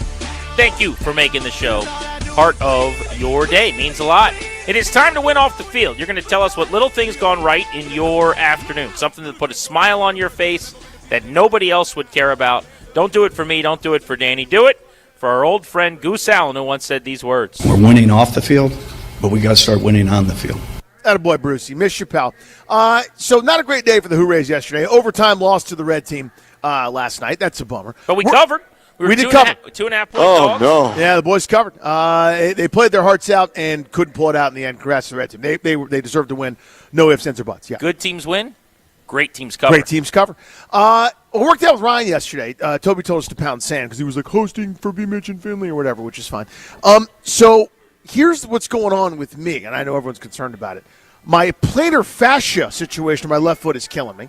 Both my knees hurt, but my shoulders are not sore from yesterday's workout. I thought they would be. Everything else hurts, but the parts we worked out aren't as sore as I thought they would be. Therefore, I am. Winning off the field? So you're very sore. Yeah, but it's not from working out. It's sore because I'm an old bitch. So my plantar fascia hurts. I got jumper's knee in both knees. They're killing me. Killing me. And my left foot hurts like hell, but it's not from working out. What I'm getting at is, did you have to mention working out at all, or did you just crowbar that into those? No, I was trying to explain. I am in pain and discomfort. Right, but you could have just said, oh, I see. I have 2 pain and discomfort. No, 3 really. Both knees and left foot. Right. But the one other spot I could be in discomfort, I'm not. Well, I just want to say congrats on the working out. Well, I know you're looking down on it, and I understand that. Because it's a lot to deal with. I was just trying to explain the setup. If I'm like, my shoulder isn't sore, that wouldn't make any sense. I have to let you know that we went through a pretty rigorous workout yesterday. Very good workout. The Americans just scored their second goal, a power play snipe from Tage Thompson of the Buffalo Sabres. On their way, my friends, out shooting Slovakia 11-8, 40 seconds to go in the first period. That feels like a big one, doesn't it? They were dominating play. That felt very Capitals postseason, where you're kicking the other team's ass, don't have as much to show for it. That was a huge goal to pot before the end of the period. I had not been on the Peacock app in a long, long time. Okay. It's not an app I use a ton, if I'm going to be honest, to like stream shows, watch things. And so when Toby told me that that's what I needed to get on to watch this game, I was like, oh, no, what's my name going to be? What's my number? Password? How do I what's do my that? Email? And this never happens where it's just easy and seamless. But I go to Peacock. My username is still there. I fill in the password that I would assume that it is. Never going to actually work. And it not only worked, but it popped up, and right there was the game saying, would you like to stream the game? It's like, hey, Grant, you want to watch this? It's never been easier to watch something. Yeah. That's never how it goes. No. It's always a gigantic pain in the butt. So because it worked out so well for me, therefore I am. Winning off the field? Let's go to Rich, who's in Olney. First in line in his normal been a minute, Rich. pole position. Back in the saddle. What's up, Rich? How you guys doing today? Hi, Richard. So next week, my wife will be running a marathon in California, and she asked for a ride to the airport. I asked her what time the plane left. She said at 6 a.m, so that's like a 4 a.m. situation to get there. Yep. I pawned it off on my 21-year-old son, didn't really give him much of an option. Therefore, I am. Winning off the field? Sleeping comfortably. Therefore, you are still in a warm bed. That's the nice thing about having older children, I would imagine. I'm not there yet. You're not there yet. No. But there's going to be a time where you could just have them do things you don't want to do. That's you, buddy. If you'd like to continue using the car, this is what you'll use it for. Let's go to Dan in Fairfax. Dan, how are you winning off the field? Boys, I call every once in a while when I get out of work a little early on Fridays, which is today, but also a customer of ours left a review directly to my boss, a regional manager, and I got kudos today. That's how I'm double. Winning off the field? Winning off the field? And sweet of the customer, too. I should do that more, and I don't, because I know that restaurants and bars really like it. But if you go somewhere and you eat something you really like or the service is extra special, just leave the Google review and be like, hey, this place does a really good job on their French fries. or whatever. Yeah. I don't do that. I should do that. I know, especially because the negative review can be so damaging. Oh, it's worth right 100 positive reviews. Right. It feels like and you get a lot of this. Someone's just going to be like 1 star your restaurant because they're mad about the one thing, or they're not. They just don't like you. Yeah, like every once in a while, I'll if I'm shopping for some kind of product, I'll look at the reviews just to see like, hey, this doesn't work as advertised, or for like big red flags. And sometimes they'll be so stupid, like 1 star. The product picture looked purple and it was more chartreuse. And it's like, oh, okay, you're ruining the algorithm for this company, for this brand, for this thing. That kind of stuff is stupid. DC. In Manassas Park. Remember this guy? This is Manassas in D.C. By the way, the last time we were at the arena he called in, and he was sitting in his car having a beer. On his way. No, he was in a parking lot in Manassas. Right, with a beer. In a park. And I told him, don't do that. Right. Hey, DC, what's up, man? Well, I got a problem here. Seems like every time you have this segment on and I happen to be listening, something bad starts off the day. This morning, I get up. I'm lucky. I've got one of those things, car starters. I get in my car, hoping to be a little bit warm. And as soon as I notice it, the red light, the low air pressure light's on. I think, well, that's funny. So I got up, went to the top of the hill where I live, and got out and looked at it, and it was flat. So there's a 7-Eleven. Well, maybe I shouldn't have said their name. It's too late now. But I got up There's there. There's 2 numbers with a dash. Yeah. Those things to fill up air, put in my credit card. Mm-hmm. It's like $9. It's not that much, but it's kind of stupid for. It's just air, man. Air. I'm with you. Anyway, give me the air for free. Yeah, air should be so free. The machine's not working. So I'm there with the flat. I mean, it's flat to the rim. I called a buddy. He said I can get up there, but it's going to be about an hour. Well, I got to a place. He aired my tire up. I got to a place. He fixed my flat. I got to work about 2 hours late, which was not fun. But anyway, finally, the day's come to an end, and I am sitting in that same park. Yep. Drinking. I knew it. I just opened my first Busch Light. And I've got my friend Pam here. Now, I just opened her first beer. Now, Pam is from Pittsburgh, so she drinks Iron City Light. I drink Busch Light. Damn it, Pam! Oh, never mind. Sorry. What'd you do, Pam? Pam? She just spilled a beer in my lap. Oh, no. So, Yins might have to pay for that. In the park, having a beer with my friend, and boy, I'm listening to you guys, feeling good. Pam spills the beer in my lap. So, Bruce Allen, here's to you, buddy. You damn right. I've got, listen to these guys. I've got a cold beer. Pam's got a cold beer. And now she's sucking the beer off my pants. The beer. So, winning off the field. The beer. Very good. The beer All off right, my before pants. we go any further. Good heavens, DC. Yeah, I think we'll. Family program, off of the pants, I believe. Off the pants. She was getting the beer off of his pants. I will look forward to our next call from DC and Manassas because he's 2 for 2. I got Pam and Phyllis here. I got 2 ladies. I could also listen to him for a while. He's got one of those voices where he said, like, when he said of up here or up there, it's like up air. Yep. So he said air again. He's like, you're getting air in his tires, but he's up air. You remember when we had Rusty Harden on all those years ago? No. You don't remember that? That might have been a Holden thing. It could be, honestly. But I remember speaking to Rusty Harden, and I'm like, yeah, your client did this, that, and the other thing. And he's like, well, I'm not so sure about that. Next thing you know, I'm like, you're probably right. I'm guilty. He's not. Like, he has that same kind of delivery where it's like an aw shucks sort of attitude, but he's like, pull the wool over on you. Lou's in D.C. What's up, Lou? What's up, guys? Hey, Lou. So, tonight, I'm coming home from work. I got a 40-ounce dry-aged porterhouse. Oh, buddy. I'm going to grill that up. Yeah. My wife and daughter and her friend are going to a concert, so I don't have to deal with anybody. Just enjoy myself. They're happy. I'm happy, so therefore I am. Winning off the field. Attaboy. Lou, that is intoxicating. That's the way the game is played. That's it. A 40-ounce porterhouse and Lou. That's it. It's a good life. I had a nice steak last night. What'd you have? Delicious ribeye. Oh, ribby? Mashed potatoes. Good folks over at Randy's. A great American restaurant. Well, you had a batted in last night? I did. What was the occasion? Just because it was Thursday? My buddy Joe came up. Oh, we wanted Breadless to Joe. go wine and dine Yeah. a little bit. Wanted to catch up, do some shtick. And So he can't have any carbs, so you went to a place that yeah, purveys we in really good meat. Decided to eat some. He's been vegan for a while, so I wanted to get him a steak. He's been vegan too. He's not actually. Oh, I just- is he on a meat strike until the Jaguars win a playoff game? That's probably Is that what it is? what's happening. As soon as we return, your Beltway Blitz, and we're giving away our final pair of Caps tickets this week. You want to see them play the Flyers right here at Capital One Arena next Wednesday, you got to be listening to the Fan. Winning off the field. Sports Radio 106.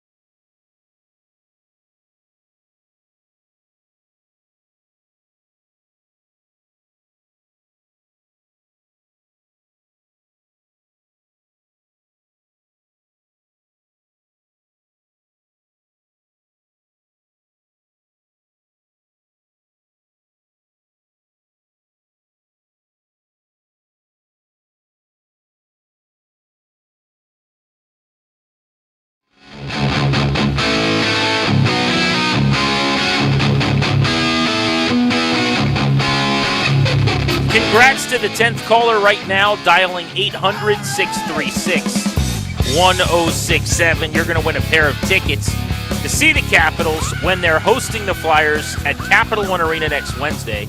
We're actually sitting at Capital One Arena ahead of the Wizards game against the Pacers, which is coming your way tonight on The Fan. Right now, we're at sections 106 and 107. But if you want to win the Caps tickets, dial us. For the complete Caps schedule and tickets, visit thefandc.com. What are you doing to protect your family's assets? Is the exclusive sponsor of our show. The law firm of Condori and Moorhead can help you draft your last will and testament, set up a living trust, or put together a medical power of attorney. Schedule a free consultation with their attorneys today by visiting kmlawyers.com, and be sure to let them know that we sent you. That's kmlawyers.com.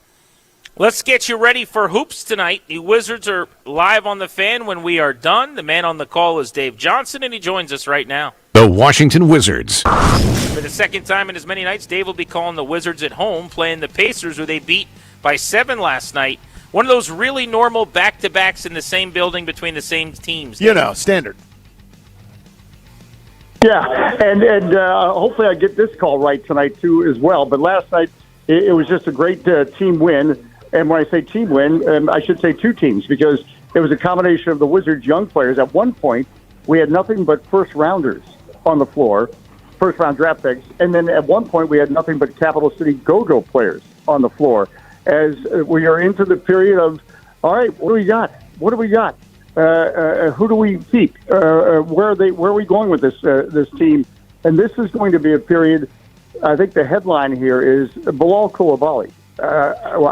He is going to get an opportunity to do more things. He's going to get an opportunity to be on the ball more. These are critical 29 games. If you want one day for the next 29 games, final 29 games, to be a push for the playoffs, you have to take advantage of this time. And certain players, I believe, it will be especially important for. And one of them is Bilal Coulibaly. Dave, what's the latest on Alex Sarr and his return? I think probably a week. That's not official. He does have that hamstring injury. It's obviously a real hamstring injury. Is not that there's fake hamstring injuries. I don't want to insinuate that, but he was not part of the Rising Star weekend on the floor. But hopefully we get him back as he wants to finish. We will get him back as he wants to finish his season, not his career, on a strong note, because it's been a very good season and exciting. That Trae Young has been given the go-ahead to ramp up on-court activities, and I think that's what we're so excited to see. What's it going to look like with Trae Young and Alex Sarr on the court? You can picture just Sarr going up, getting it, and scoring an easy 2 points. So it's still pretty likely that we're going to see Trae Young this season, yeah? I really believe we're going to see both Trae Young and Anthony Davis. Maybe not for extended time, but I think we want to see them on the court. Anthony Davis, his hand injury is progressing at the right rate, but he'll be reevaluated in 2 weeks. So he's, not on the same return to action timetable as Trae Young is, but it's encouraging that Trae Young is able to ramp up his on-court activities. And again, Will Dawkins has said this. You want to let's see Trae Young for a couple games and how he integrates with this young team, because you can practice things all you want, and we talked about it last night on the broadcast. His players are getting NBA game time that if they were on another team they wouldn't be getting. There's nothing like NBA game time. And I don't care if it's the Wizards against the Pacers or the Wizards against the Oklahoma City Thunder. It's just different when it's actual game time. Dave, you mentioned Bilal Coulibaly's final stretch here. I think this is also big for Bub Carrington, a guy that I think early on this year was trying to, find what his role was going to be. Now that there was sort of more competition there in the backcourt, I think he settled in kind of nicely, but kind of a chance for him to solidify some kind of major roles. This team gets more and more competitive heading into next year. Your thoughts on Bub's season to this point, what he could do the last 29 games or so? Well, yeah, you hit it on the head. He had kind of a slow burn, if you will, to the start of the season, which is why initially he was not on the Rising Stars All-Star. He was a replacement for Alex Sarr, but it wasn't just, okay, let's get another Wizards guy. His play, it kind of mirrors Deshaun George last year. We said Deshaun George, if his upward trajectory had started a little bit earlier before the All-Star game last year, he'd probably be a part of the Rising Stars. Well, the same thing for Bob Carrington. He had the better start to last season than Keyshawn George, who, by the way, as I get off topic, but Keyshawn George has doubled his numbers this year. So if you just want to look statistically, he's on another level right now. But for Bob Carrington, who, by the way, continues to be the Cal Ripken-like Iron Man, not missing a game. He didn't miss any games last year. In his rookie season, he's yet to miss a game this year. And we're seeing him just, seize moments, whether it's the shots he makes or the decisions he makes. And this, again, getting back to nothing replaces these kind of reps when you know, okay, I've got to look for my shot, or the better option is to move the ball. And he is showing that, with these draft picks, and this is what is exciting about the Wizards. These are guys that you can just keep listing. These are guys that are NBA players, and they're going to have nice careers. Maybe somebody's going to elevate to a superstar status, because again, we're still talking about young players. Will Riley, who doesn't get mentioned often, has impressed us so much. He's another rookie. He just turned 20. I think all accounts of Trey Johnson and what he's done in this rookie season.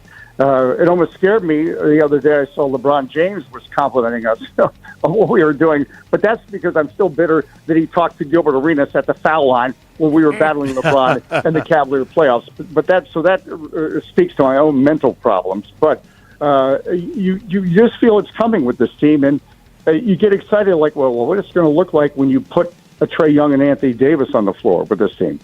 Well said. Dave, thank you, buddy. Have a great call tonight at Capital One Arena.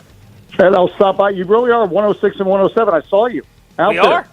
It's a lonely concourse, but when people know you're there, they're going to flock to you once we open the doors at 6 o'clock. They're going to be all over you. If anybody says, yeah, something's going on down in the concourse, everything's piled up, you'll know why. That's us. All right. Or it's the Rita's ice cream. One of the two. Thank you, buddy. Let's talk football. The NFL. Frank Schwab of Yahoo Sports joins us on G&D to spin us around the National Football League. Frank, international games, we now know all of them, right? There's nothing else that could trickle out where the league has some deal where they're going to a different country or they're adding another game in London. It's 9, right? That's what's happening? I believe it's 9, yeah. I don't think they can add any more, though I'm sure they'd want to. We all know they want to get to 16 somehow, and they keep creeping it up every year. Oh, now it's in 7, now it's 9, next year it's going to be 10, and one day we'll wake up and it'll be all 16, I'm sure. Yeah, every week there'll be a game, everyone plays one overseas or something like that. The reason I asked was because Washington is actually going to be playing one of these games, and we've been doing this process of elimination. Like, okay, it's not going to be there, it's not going to be there.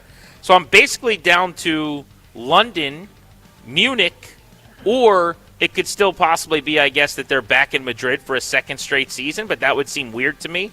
Would you think they would send them back to the same place, or wouldn't you want, like, 2 fan bases to go there and grow the game that way? Yeah, I don't. Do they have marketing rights in Madrid? I'm not very up on the whole marketing rights thing. Yeah, then it doesn't make any sense. Yeah. If you're one of these teams, and I don't understand it. I'll be honest with you. I'm like, really? The New York Giants have marketing rights in Munich? Like, who cares? Like, what? I guess that helps build a fan base in Munich. I don't know how it would. Like, if you're seeing it on TV or something. Anyway, it doesn't make it. If you have those marketing rights, it would make more sense to do it year after year. Make it like, the Jaguars are in London now, or they're kind of a fixture there and almost becoming a pseudo home team for them. Yeah, I wouldn't see any reason to send the Commanders back to Madrid again. Well, what's the point? What were you really getting out of that? You'd rather spread it around. Maybe you send them back there to get a better show than they put on last year with that beat-up team they had. But, yeah, no, you're probably right. It's down to 2 instead of 3. What's the market going to be for Mike Evans? Are people going to view it as a beginning of the end or a freak injury? Landed on his collarbone, and I think it was concussed this year. It wasn't like it's a bunch of small tissue things that have added up. Is he still a star that maybe had at a bargain, or did we witness the beginning of the end last year? Yeah, and I probably come somewhat short of star still. I don't know if he could be that dude anymore, but let's compare him and Tyreek real quick, right? with Mike Evans, you are getting a guy who's universally respected. He's been great in the locker room from all accounts. He's been a steady performer. He doesn't complain. He goes out there and produces. And he had a bunch of, like you said, kind of short-term fluky injuries. I don't think there's anything in there that's going to carry it forward to this year when you compare him to Tyreek, who obviously has a lot of off-field baggage. It just seems like constant drama, who is coming off a horrific knee injury. So I look at those two side by side and say, I'd much rather take the chance on Evans. At least I know I'm getting a solid citizen, right? Like, you're going to have somebody who's good in your locker room who might not be the 1,200-yard guy anymore, but I still trust him to make some big plays, and I kind of give him a pass for last year. Now, there's general aging. You're going to get injured more often. You're going to be less productive, but I still think Mike Evans can be a good one-year guy for whoever, the Ravens, the Bills, all the teams we know need receivers. I still think Mike Evans can be a solid 1 year, maybe even 2 year guy for them. Do you think Travis Kelce plays this season in Kansas City? I don't know. I keep going back and forth. I never thought. I mean, when last season started, halfway through last season, I thought there's no way this guy would come back. Why? Go enjoy your life. You've already exceeded any expectations for your career. You might be the greatest tight end of all time. But he played pretty well. I mean, I thought he was kind of cooked, to be honest with you. But I was pleasantly surprised. Travis Kelce had a good year.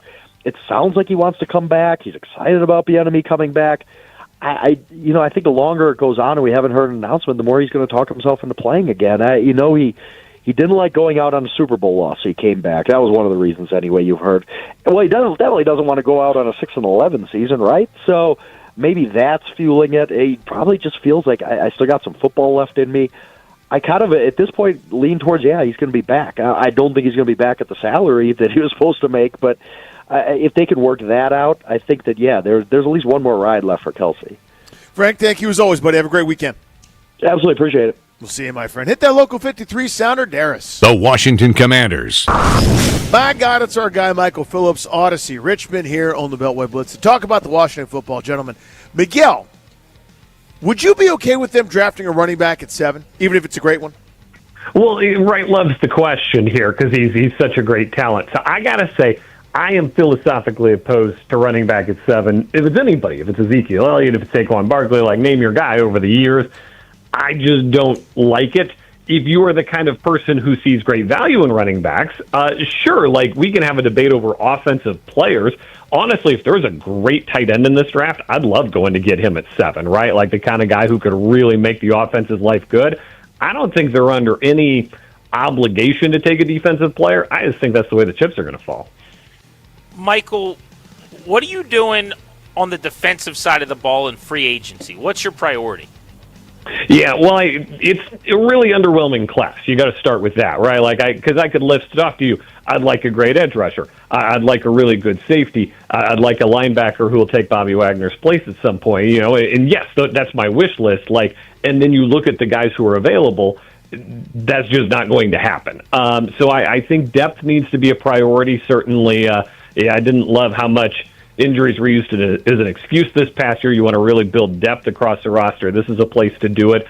But I think you've also got to be realistic that a lot of the impact guys you're maybe chasing outside of a Trey Hendrickson, there's just not a lot out there in terms of signings that are going to make you go, wow.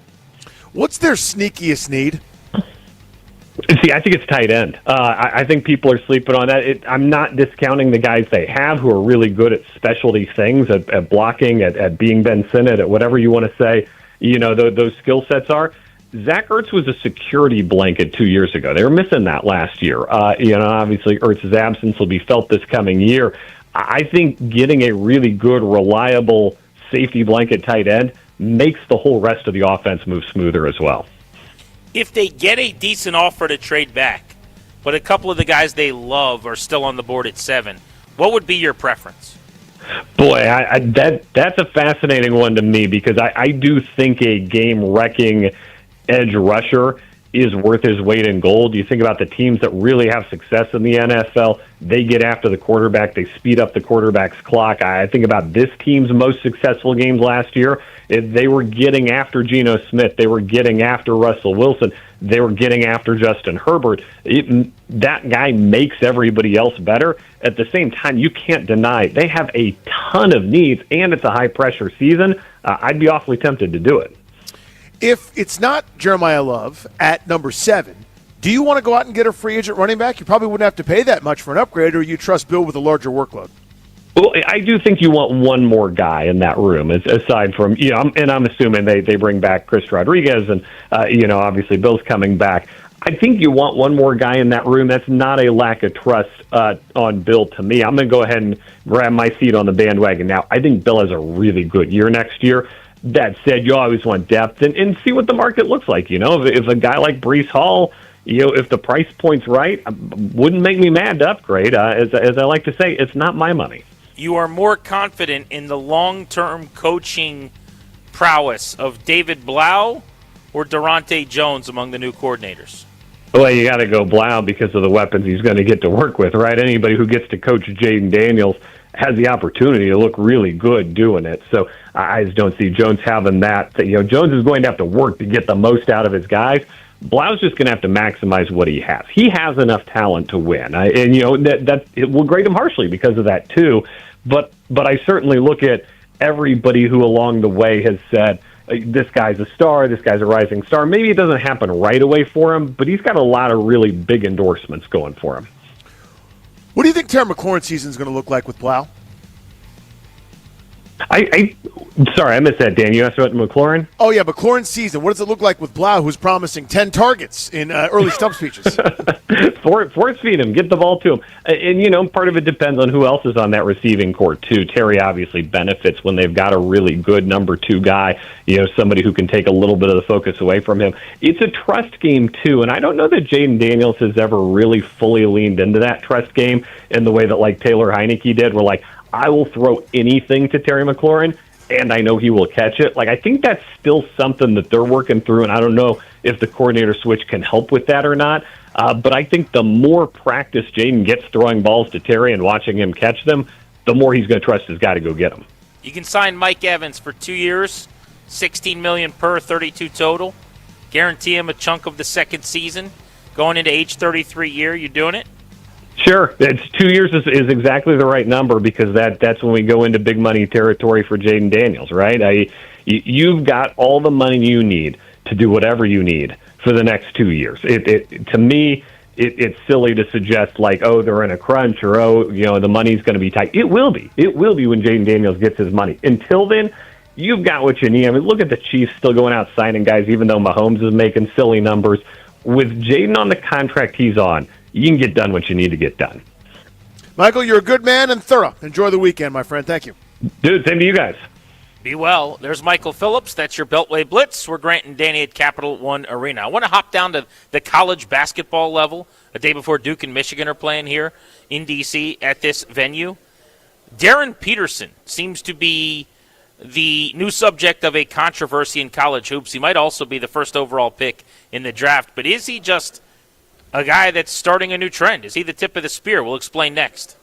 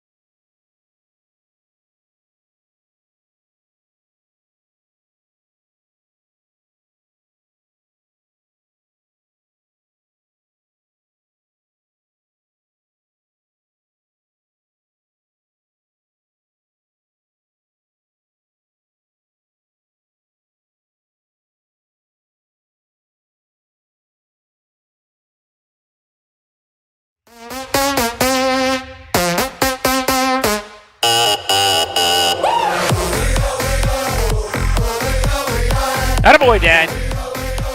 I knew you had it in you. Playing a little party till we die on a Friday, just like the people demanded. The people did demand this. Yeah. Grant and Danny on the Fan from Capital One Arena. The party was on. The route was on, it looked like, for a couple seconds there.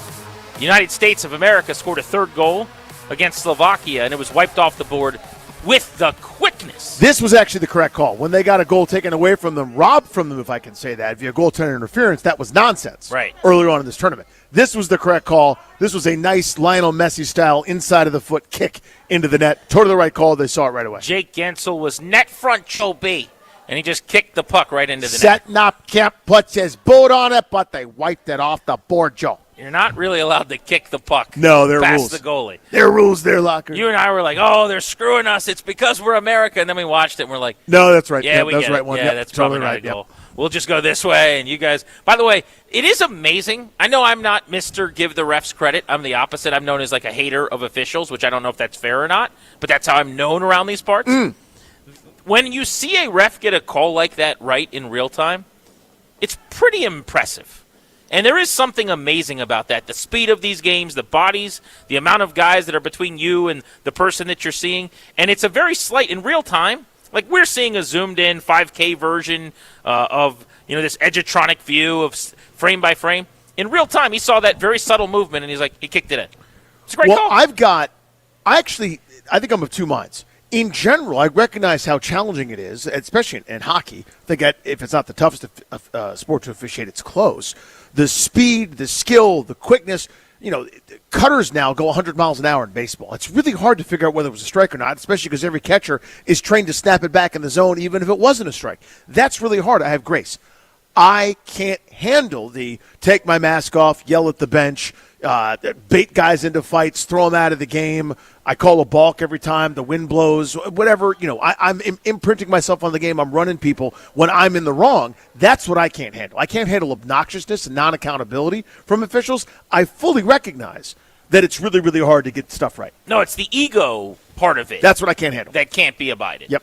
I'm going to help you with technology, and you can boo-hoo about it, and I'll just drag you into 2026 because it is too hard and it is a difficult job.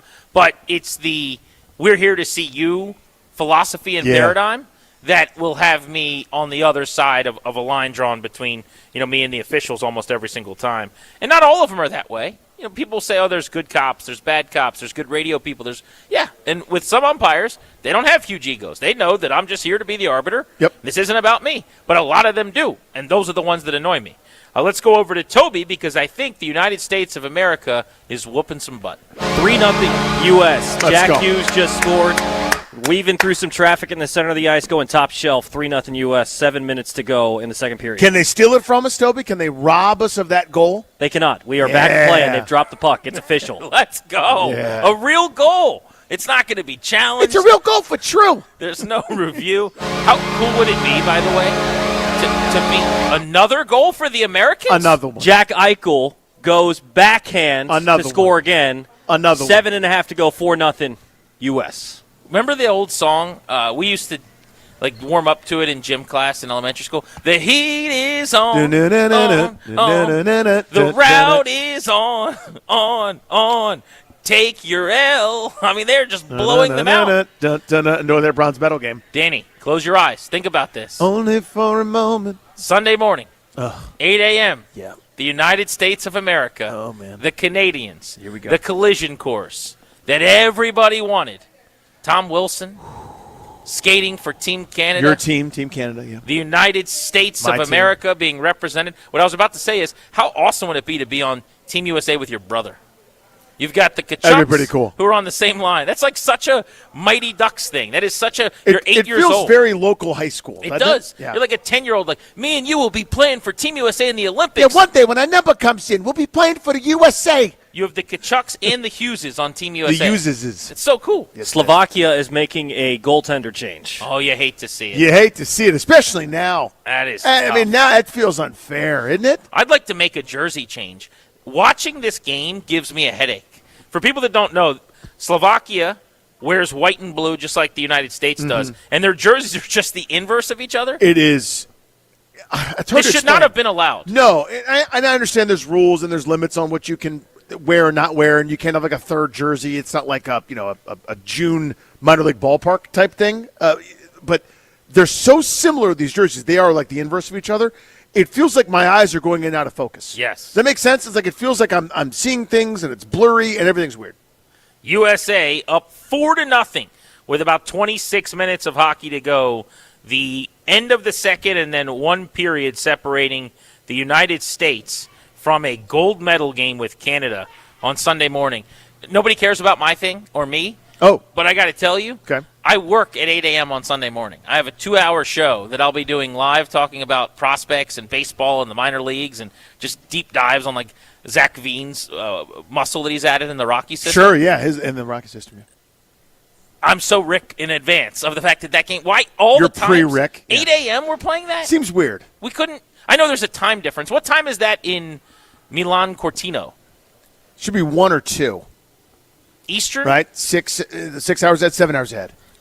I'm looking up the exact time. I think part of the reason that it's a little bit earlier because they've been playing their games a lot later. I believe the closing all the games have been at 3 o'clock. They want to get this done before the closing ceremony. So that'll be 2:10 local in Milan. There you go. And when's the closing ceremony? That night? That evening. I guess that's more important than my little thing. That you can go to the closing ceremony after your game. I guess. But shouldn't they have thought about my thing a little bit? They should. Everyone should be thinking about your thing. I think so, too. I mean, 8 I think about your thing sometimes. That is, seriously, a little bit nubby, though, Danny. My thing. Your thing is not nubby. It's so No, nubby. it's fine. You shouldn't be embarrassed about how you were made. But also, the fact that it's on at 8 a.m., this is the main event. This is the whole Olympics. With all due respect to Ilya Malinin and this figure skater and that curler, and there's the been moguls and 86 this. million hours of And curling. millions. And whatever Darius tells you, it's too much curling. This is the whole point. This game is what everyone's been waiting for. It's this. This is the tournament that makes this thing. I know some people tune in like, this is here comes this Lutz and Axels and Foleys and different things on the ice, and I want to see people skate backwards and do movements that no human being would ever do, and they get judged on that too, and it's dumb.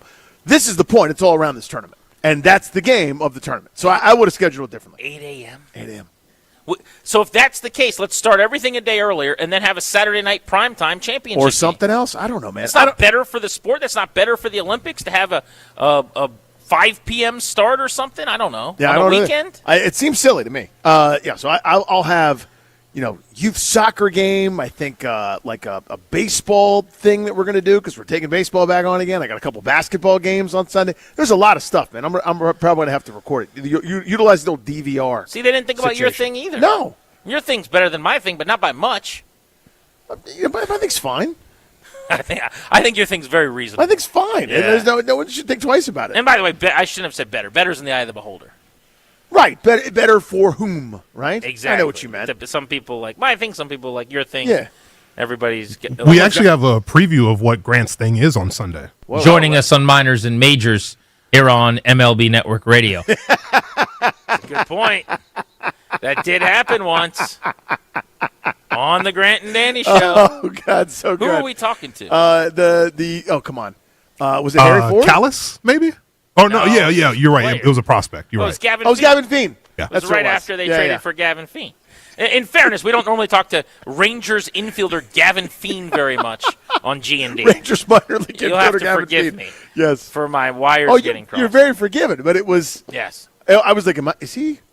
What is he doing? Is he going to use this on his weekend show? You were just smirking at me, and I'm like, what did I do? And you're like, did you mean to do that? Do you know what you did? And I was like, no. You're like, you just said minors and majors on MLB Network. Joining us on Minors and Majors here on MLB Network Radio. And you didn't believe me. The minors and majors is super bad because it's the wrong show name. But to go all in with the double, now the wrong network as well. The double reset. So it's because it's once that switch has been hit, the full thing plays. In other words, like Darius has something on the board right now, right? Where if he pushes the button, it's like 7 seconds or 8 seconds worth of. That's what the clip is. That's your clip. Right. You push the button for that clip, and that's the entire thing. Grant and Danny on 106.7 The Fan. I didn't stop at Grant and Danny. I said on 106.7 The Fan. If it makes you feel any better, I've said Grant and Danny on Sirius XM several times. Yeah. That's normally when I'm talking to a Nat or someone from D.C. or whatever. But, yeah, that was a weird thing. And we talked about this. The number of times Vic down the line has been like, it's not 106.7 The Fan. It's the Nationals Radio Network, you idiot. That one's a little more forgivable and subtle. Like Come on, man. I've told you this so many times. I just got the text that you never want to get, by the way. This is, you probably got one of these somewhere along the way. And I quote, Truman just cut McKinley's hair. Oh, no. Oh, no. That is bad. Oh, no. I said, how much? A few chunks, the side and the back. Oh, my God. This. And for people that are at home, Truman is not a barber. No, at Floyd's 99. That's my 4-year-old son. Was this supervised, or did he just, ambush? No, it sounds like this was a solo operation.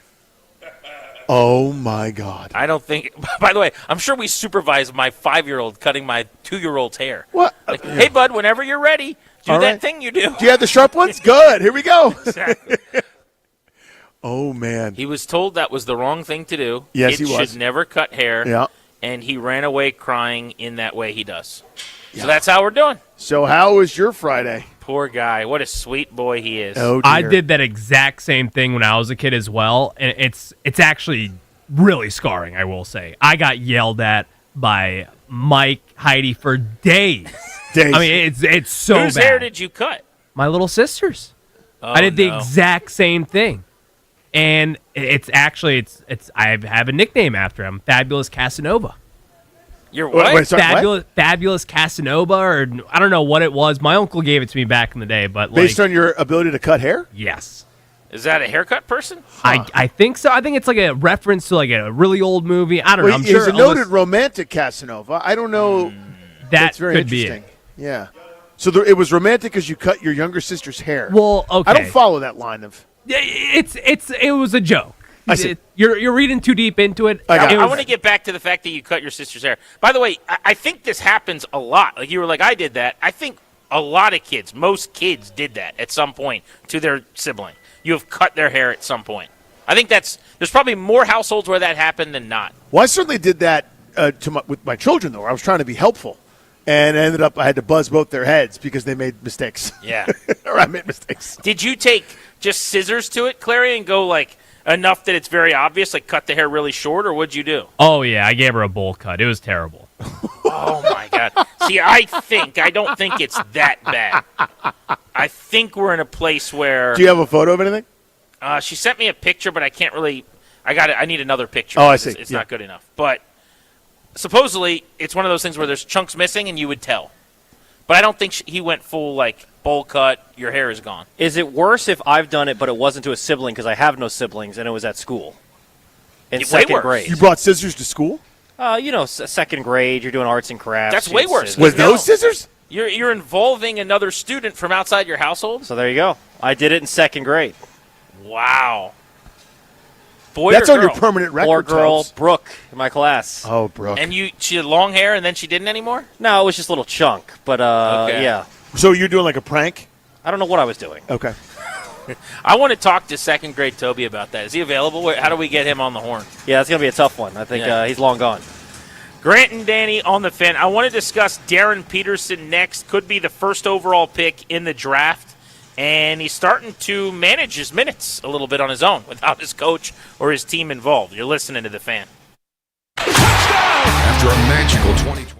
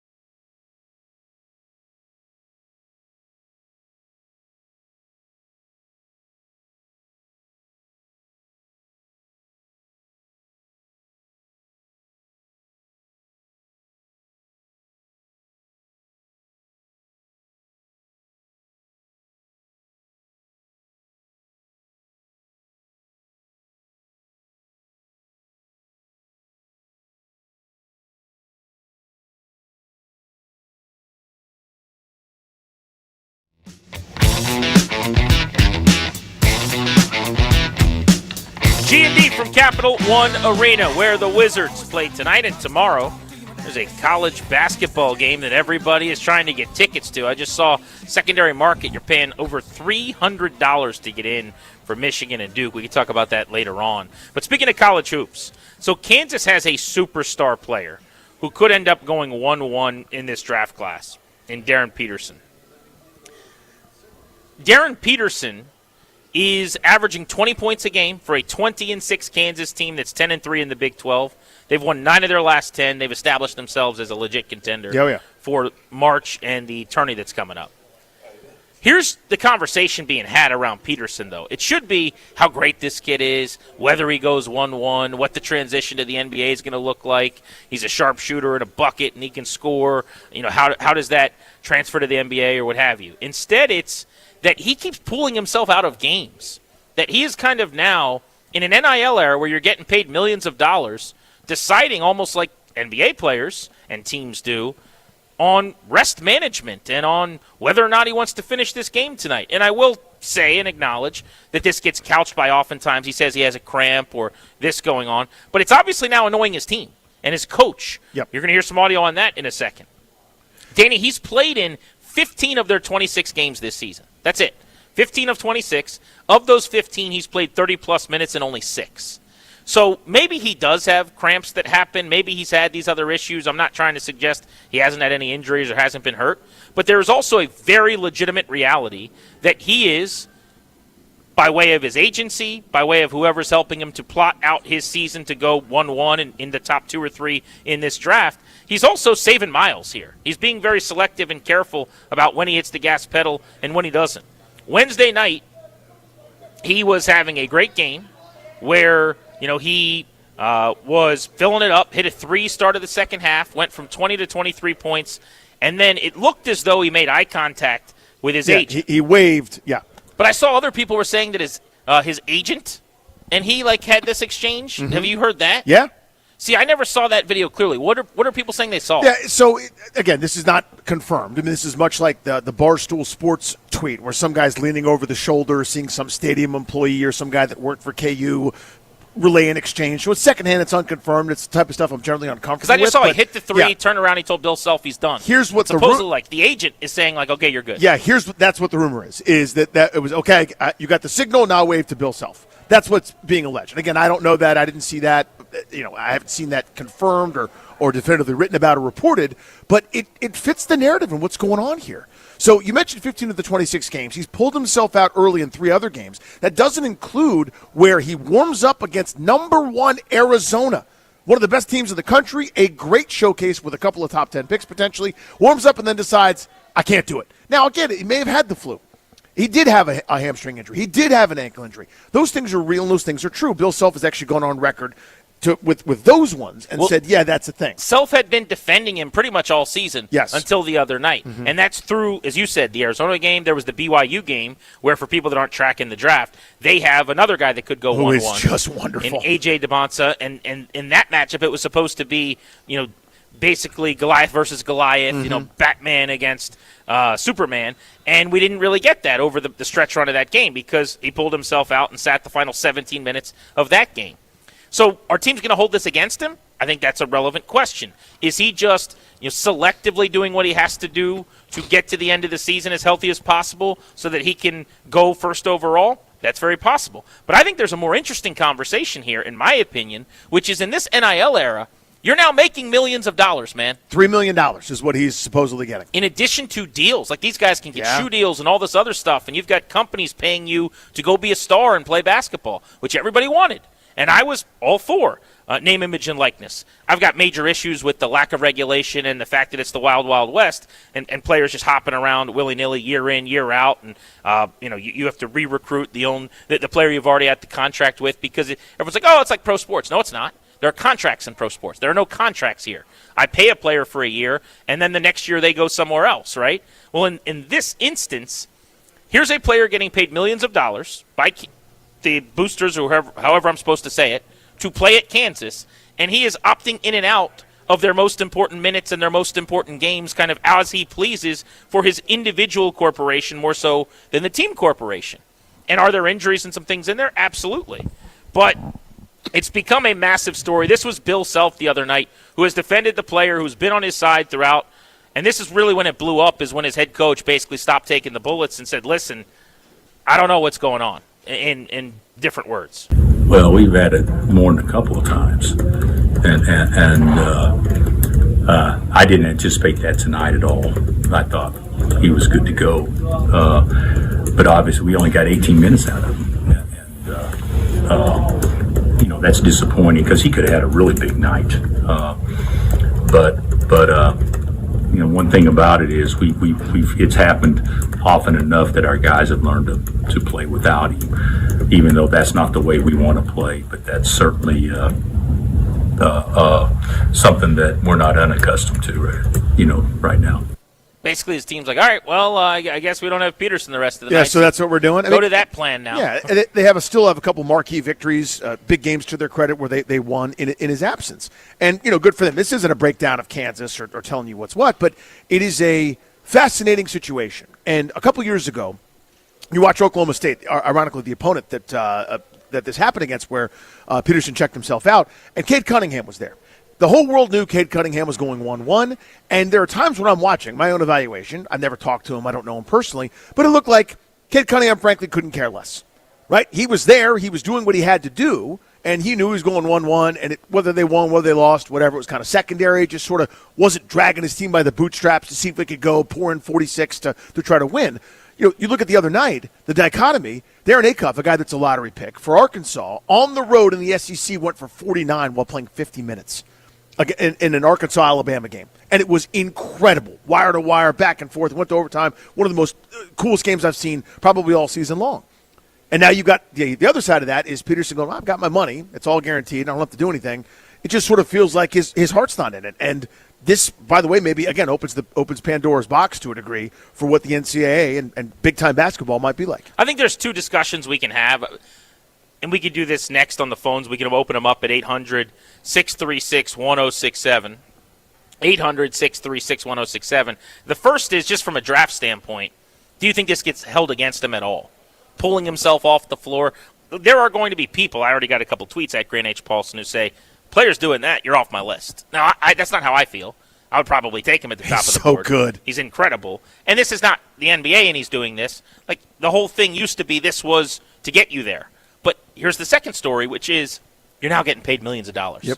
Isn't there some obligation to make good on your part of this? If we're going to do it this way, and we've already decided that you could just hop around year to year to year and kind of there's no contract and no, even though you're getting the education and you're at the school and you've got the scholarship and you're getting the millions of dollars, that there's no nothing that you owe the team kind of in the long term. Okay, that's fine. But how about in the short term? How about right now? You're getting paid for this season. Shouldn't you, have to play when the team thinks you're going to play and deems that you're healthy enough to play? Which did not happen the other night. 800-636-1067 if you want to join us next on Grant and Danny.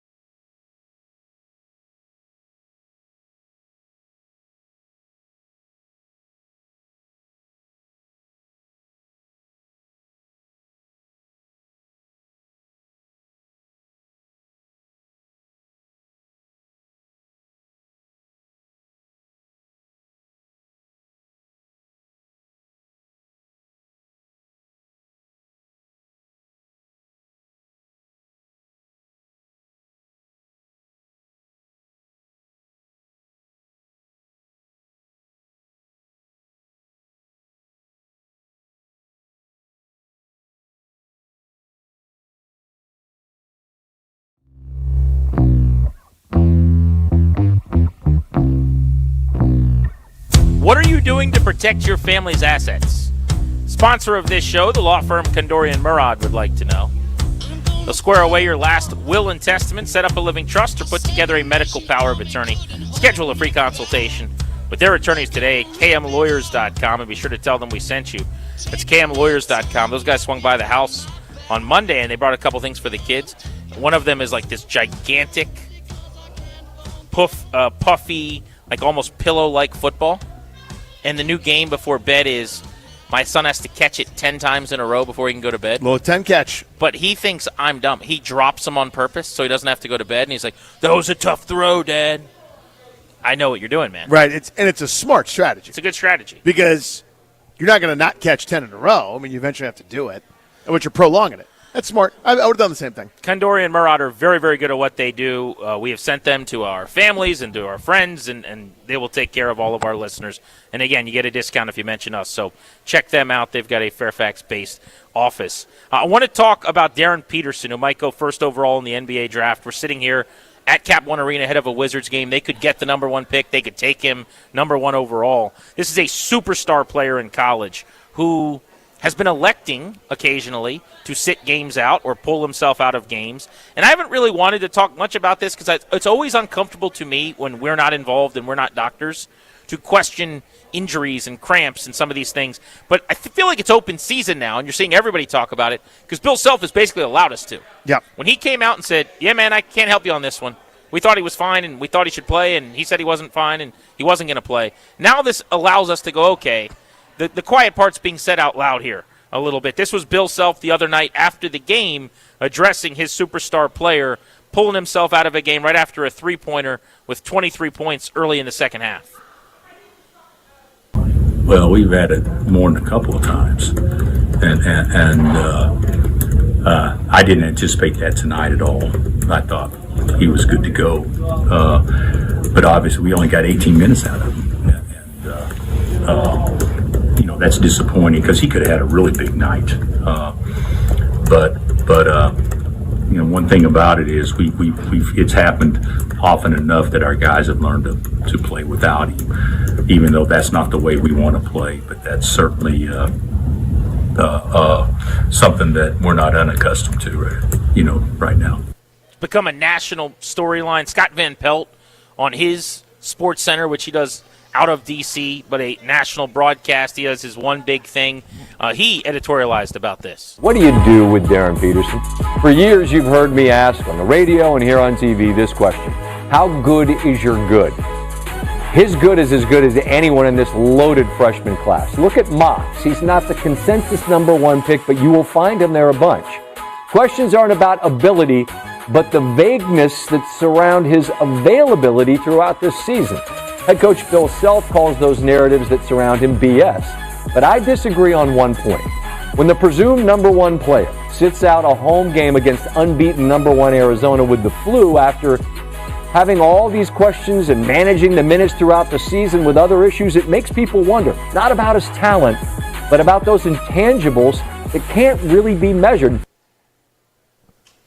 The narrative is out there.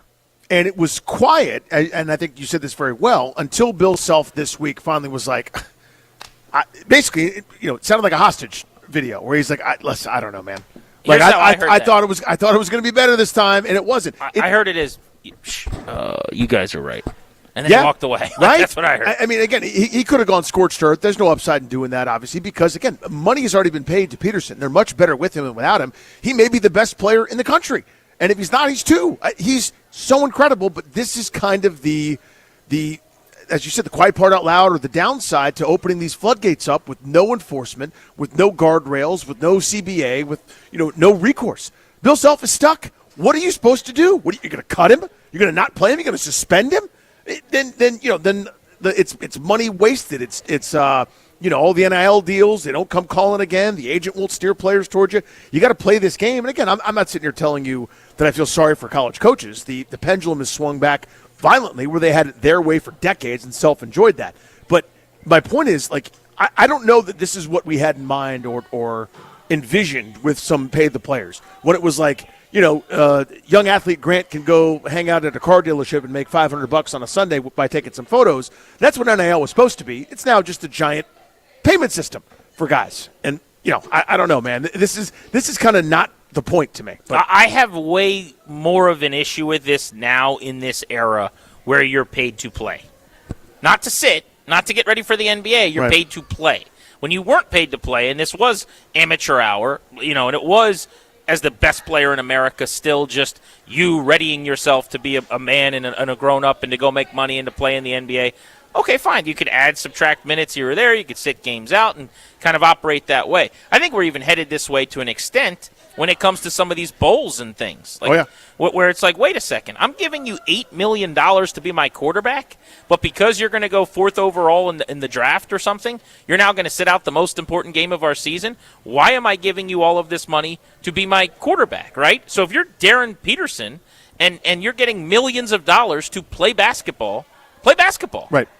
I think that and again, he's been injured some. I want to make sure we're fair about that. Yes. There has been, and Bill Self has gone on record but multiple that's not times. what happened the other night, and that's according to Bill Self. And that's not what happened the other night. And that's now it gives rise to, in a valid way, in my view, other questions. Where, okay, what about the other time he checked himself in early? What about the time that he had flu-like symptoms against Arizona?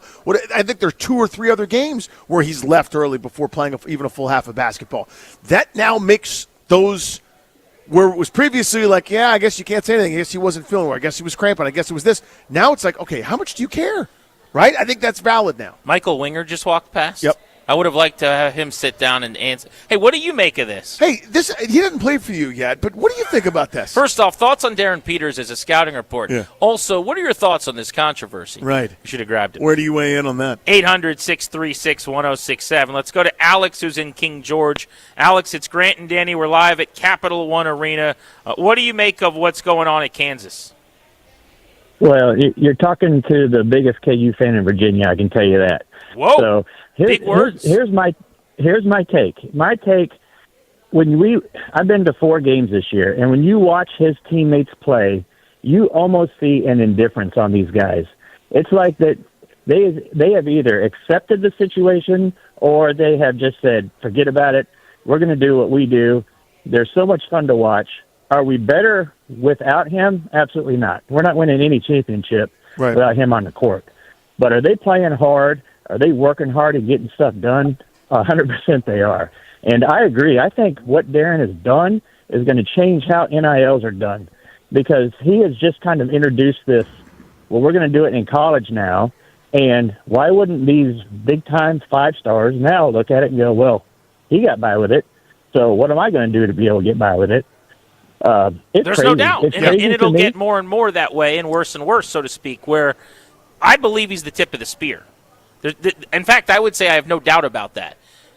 This is new, but it's not going to be a one-off. Right. Why would anyone do it differently if he and his agent can dictate when he comes on and off the floor? The other thing is, it's so competitive to get a guy like that. What is Kansas going to do? Take a stand?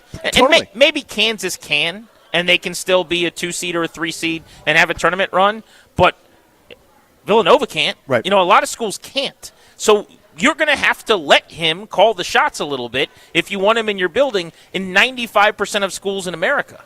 Yeah, so that's what his agent and him are going to do, and it's what the next guy's going to do. Yeah, it started, with Hunter Dickinson going. They said, "What do you plan on doing next year?" And he goes, "Whoever gives me the most money." I respected that. I mean, it was transparent. It was what it was. That's how this began. This is the next level. This, to your point, is taking. I'm sitting out the bowl game because it's meaningless football and it's a dumb exhibition, and I don't really need a Palm Pilot from whatever Poulet and Weed Eater Bowl. I'm preparing for the NFL draft, and I'm not going to get injured in the name of a nothing game. That's a 1 out of 10. This is now a 6 out of 10. The next one's going to be I'll play a couple games for you, but I'm really on to the next thing. If you want me at all, you still have to pay. But it's not a bowl game. Right? It's a regular season game. Oh, yeah. And drive by drive, he's going, nah, not this drive. I'm sitting out this series. I'll sit out this quarter. I don't feel great. Right. It's literally random games where he's just kind of picking and choosing. And if you believe the theory, I don't necessarily buy this, but the conspiracy theory of these people are like, look, his agent motions to him, and now he pulls himself out. That basically you just come over to the sideline after a drive, and he goes, not this drive. And so you're like, can't go this time, coach. And then in the fourth quarter, you might come back out there. That's what it is. It's regular season games and random plays in series if we're doing a football comp. That's just not how this has worked in the past. Barry's in Potomac Falls on Grant and Danny. What's up, Barry? How are you? I'm good, and please don't hate me. I'm a huge college sports fan, but this is what's inherent in the world when you put so much money behind amateur sports. We're the only country in the world that follows amateur sports like this. The rest of the world says get the best to the front of the line. I don't care how old you are. So you're going to have problems like this. And I don't know how you fix it. And the second thing is it could be mental health. Whether it is or isn't, they could play on that. So I think that this is something that's going to happen more and more. And yes, if I was a player getting paid $4 million a year and I knew I was going pro, I'd sit out. I would sit out my bowl game. You cannot risk getting hurt. Look what just happened to Sidney Crosby in the Olympics. So I know you got a lot of calls, but it's going to be a fundamental challenge for the. I appreciate you, man. I'm sorry. No, don't worry. No apologies necessary. Good Great call. Thanks. So the only part of that I would hesitate to say is ascribing a mental health diagnosis from afar. No idea on that. I have no clue. I don't want to start speculating in that regard. Well, I think what he suggested was players could come and go from the floor or the field as they please, and whether it's true or not, say they're having something going on. And that's what I wanted to get to. I don't know about this specific case, but it's absolutely on the table because you said it right. This is the tip of the spear where if you want these great players, you're going to have to play their game their way. Now, sometimes you'll just get A.J. DeBonsa, who's just all he wants to do is beat you. And he's playing against everybody. They don't quite have enough ammunition to beat the top teams in the country, but he's playing 40 minutes a night, scoring 39, and doing everything he possibly can. I got to bring him to comparison. I'm not getting too in-depth into Arkansas's bench rotations, but on the road in the SEC, Darren Acuff, who's going in the lottery, is going in the top 5 or 6 or 7, is going 50 minutes and scored 49 points in an overtime loss. Like, killing himself to compete and try to go win. And that's awesome, and it should be celebrated. And the flip side is, well, why wouldn't I just do that? Darren Peterson already made money coming out of high school, signed an NIL deal as a high school student, and now got millions from Kansas already. Doesn't have to do anything. It's going to be a top couple of pick. If that's rewarded, why wouldn't that incentivize others to follow in his footsteps, to your point? I also wonder, as it pertains to the agent involvement, like if in fact that's what's happening here, and he's like, okay, you're done, don't play the rest of this game. Like, at what point do some schools just go to the agent and say, hey, give us your program that he's on this year? Because that's what it's going to take for us to get him. So they're not going to let you do that at Kansas, but guess what? We'll let you do it here. And the agent goes, yeah, we're going to play 17 games. We want no more than 20 minutes. And then you're on these restrictions, and it's like an arm with Tommy John or something. Mm-hmm. I think we could be headed there, too, where you have like 3 guys that you can only use for X minutes. Again, I could go through the numbers. I pulled them all up. Even in the games he's played, and it's only 15 of the 26 this season, he's played 30-plus minutes just 6 times. Yeah.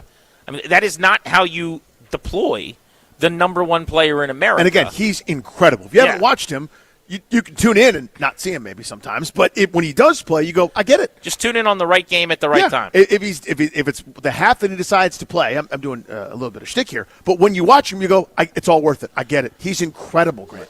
There is a better sports conversation, too, that's like specific on the floor sports, which is actually about how this should affect his draft status. And like Michael Winger just walked through the concourse. We're at Capital One Arena. He runs all of Monumental Basketball, including the Wizards and the Mystics.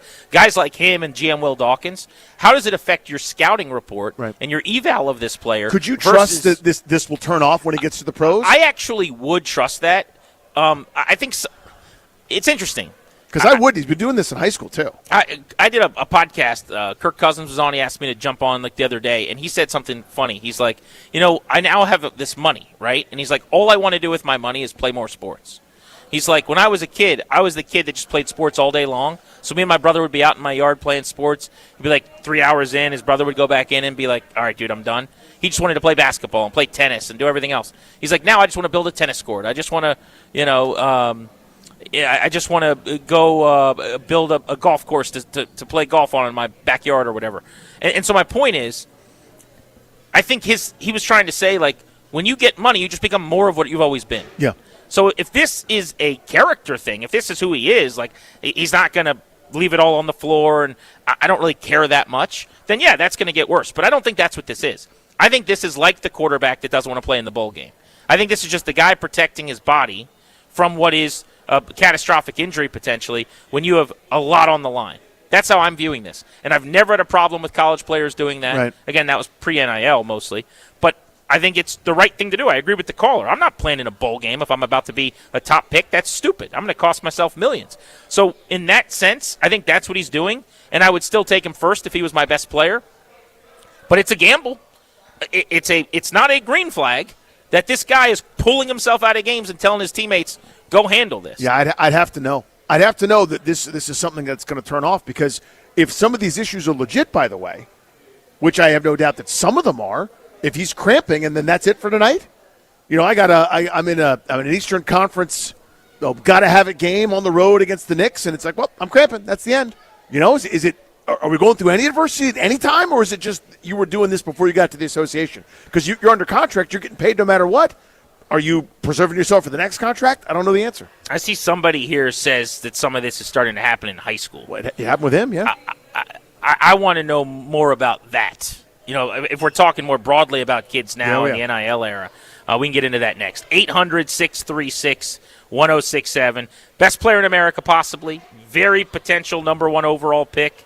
Is supposedly taking cues from his camp on when to get in and out of the lineup and on and off the floor.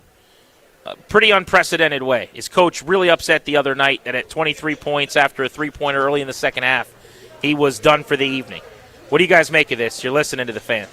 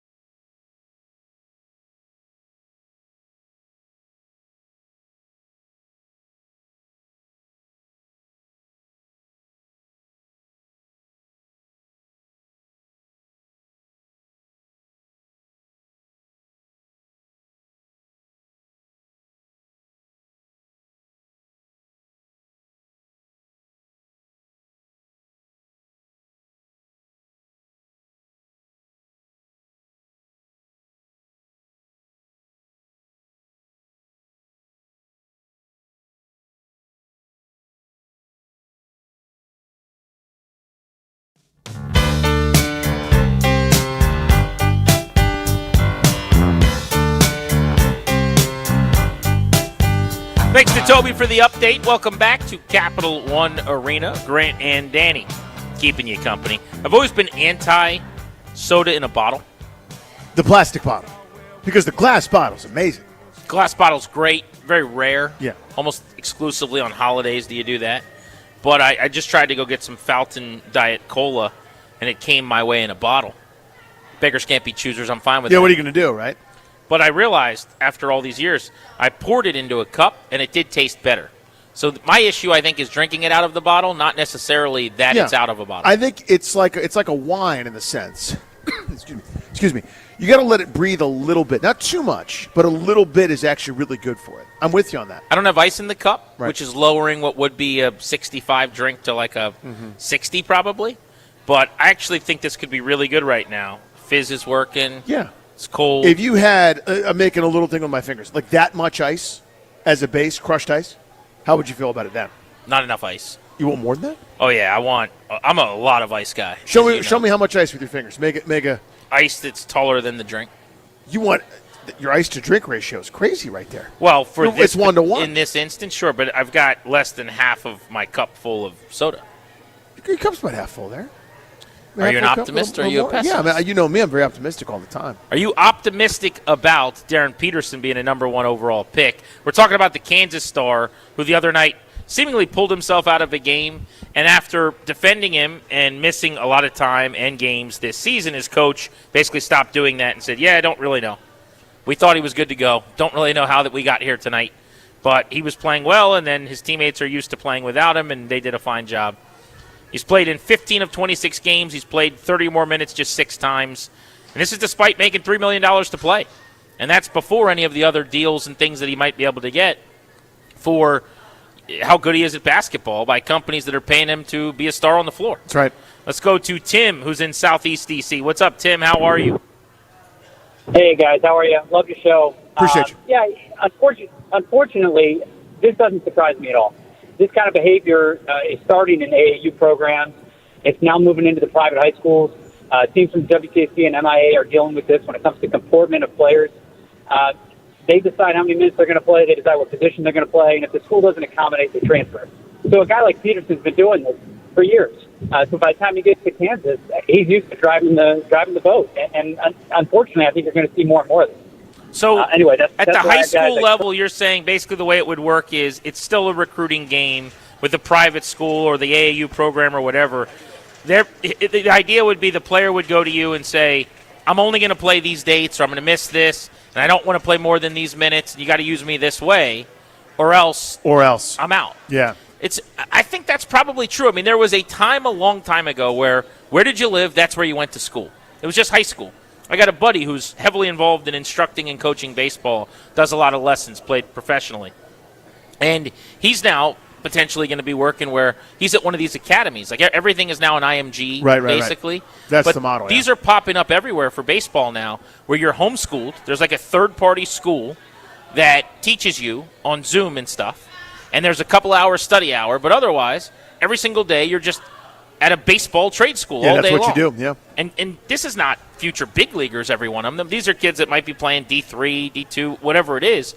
But like that's now the new model. Right. And so I guess if your whole life has been about that and you've always been able to dictate to your high school team, hey, I'm actually going to go to this academy if you don't play me at catcher and you don't make sure that I get, bat fourth in the order or whatever it is, I guess if that's what you're used to, then it's not weird what he's doing at Kansas. Yeah, it's all trickle down from the highest levels. I mean, that's how we got this multi-billion-dollar youth sports industry, right? That we've all kind of had to contribute to with travel ball for 7-year-olds. I mean, that's how you get there. If you want let alone pros, you want the college scholarship, you got to be on one of these elite programs. You want to be part of that elite program, you probably better play this travel ball by the time you're 16. If you want to make the 16-year-old team, you better make the 14-year-old team. In order to make the 14-year-old team, you had to make the 12-year-old team, which, of course, feeds from the 10-year-old team, and you're 7, you're already behind because your kid isn't switch hitting and hitting the ball 815 feet with backspin. And, he's meeting the ball on plane like he's a 10-year big leaguer.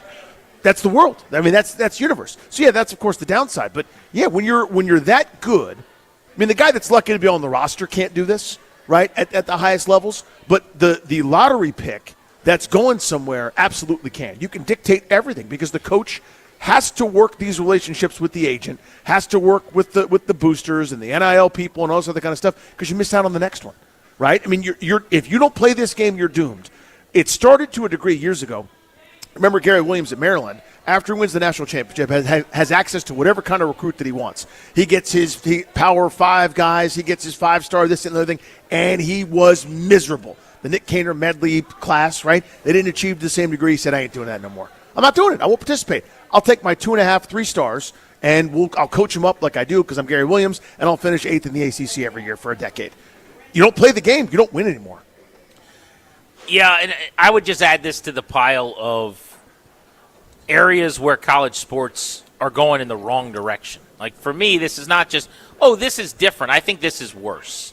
As a consumer, yeah, I'm not a Kansas fan, but it's certainly worse if you're a Kansas fan. But I think if you're a college sports fan, a lot of this is worse. I don't know how you could argue otherwise. Doesn't mean players should not get paid some money. Doesn't mean NIL shouldn't exist. It should. But can we at least acknowledge that when everyone thought I was crazy and people like me were crazy for saying, we need to have a better plan than just saying, pay everybody. Yeah. This was the point. Yeah, they swooped in with their capes, wrote their columns, called everybody terrible names if you didn't agree, and then washed their hands of it and went on to the next cause. I've told this story before. I wish I could remember where I was speaking. But I was brought in to do this speaking engagement, and everyone was awesome, so nice, so cool. One of those things that you do it, and you're like, I wish I did that more often. And they brought me in, and they're like, hey, we want you to talk about sports, take some questions. And so I did this. It was somewhere in Maryland. And at the end, we did this Q&A for like 30 minutes. And there was a bunch of questions about the then Redskins and all this other stuff. But the last question, or one of the last questions, was someone said, do you think college athletes should be paid? And in a very long-winded way, I said yes. But there was a lot of caveats, and it's going to be bad, and it's going to be worse, and it'll change forever. And you would have thought I just screamed profanities at everybody there. I mean, I went from like everyone was like, "Wow, this is impressive." People are not in on Grant Paulson Oh anymore. my! I mean, Yeah. it was like actually a little bit awkward and contentious with some people. And not that I was arguing with them, but they were very upset at what I said. And I just wonder, like, you see what I'm saying at all? Like, there are no rules. There are no rules. There are no contracts. You can't say it's just like the pro sports. No, it isn't. You're not signing a contract. There's no CBA. You're not binded Yeah. to anything. Right. There is no players association and league and a collectively bargained operation. There's none of that. So it isn't like this at all. It's No. just wide open, unregulated, and who is that benefiting in the grand scheme? Yeah, I mean, Darren Peterson benefits. Like the Kind player, of. We'll yeah, see. I mean, well, is he going to develop the same way? Is he you're going probably to right. learn the right lessons? Is he going to get to the point where he can overcome the way he would need to? That's totally fair. But the point is, he'll still be the first or second pick in the draft. He'll make his $3 million. Won't put his body through the rigors of He will make more a money, for regular, sure. a college basketball season, especially in that Big 12, where there's a whole bunch of really good teams and a bunch of teams that want to beat the brakes off you, playing a national championship caliber schedule. He's not going to go through that. So, in the minds of a lot of people, he'll win. And I put that in quotation marks because you'll get to the association. So you're right, but I agree with everything you're saying. It is I know we sound like the old man shaking his fist at the sea, and I want to just put one more group in the crosshairs here. The NCAA missed on everything. They were so bad for so many years and lost in court, weren't prepared for this, basically just said, we lose so much, we quit. They just took their ball and went home, figuratively. And they're letting everything go. They're letting pros play college basketball again, and nobody knows which way is up because there's no regulatory body. There's nothing. There's no CBA to govern it. There's no enforcement. There's nothing to curb any of this stuff. It's just the wild, wild west, and now it's swung so far where the player and agent, so to speak, have all the control. Mark's in PG County on Grant and Danny. What's up, Mark? Hey, I can just imagine with the tournament coming up and this kind of focus, aside from injury, if any of that were true, I'm sure the gambling community can't be happy because he probably tickled a couple of numbers just by pulling himself out.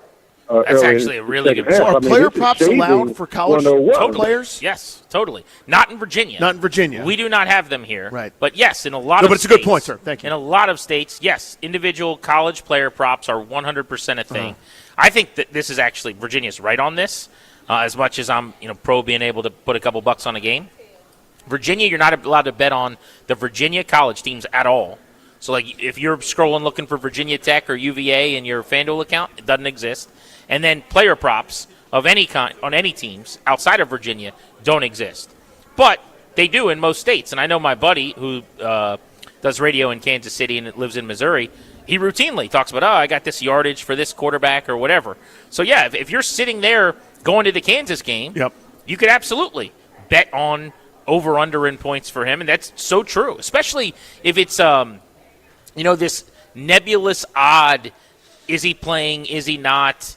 Did you take him out of the game? Did he take himself out of the game? No injury report, nothing wrong. What is going on? He just leaves. And after the game, the coach is like, yeah, we thought he was fine. He just didn't want to keep going. How can you possibly tell me that that's not an issue when we have – I'm not suggesting anything nefarious. In fact, I'm quite sure that's not happening. But the NBA's looking into any player that pulls himself out of a game or gets hurt and leaves and the under hits and enough money's bet. You're asking for so many problems. I hadn't even thought about that. It's a really good point. Let's go to Sean in Richmond. What's up, Sean? How are you? Good. First-time caller, long-time listener.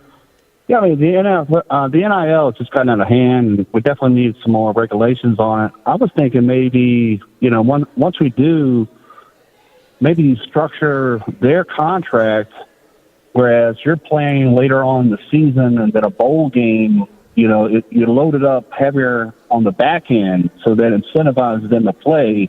And my second point is that, the NFL has got to look at this probably as a character issue that, hey, we're not going to draft this guy 1 or 2 if he's going to quit on his team because, what's he going to do for us once he gets there? So I think that's fair. Here's my counter to your first point, though. It's a good call. I appreciate it.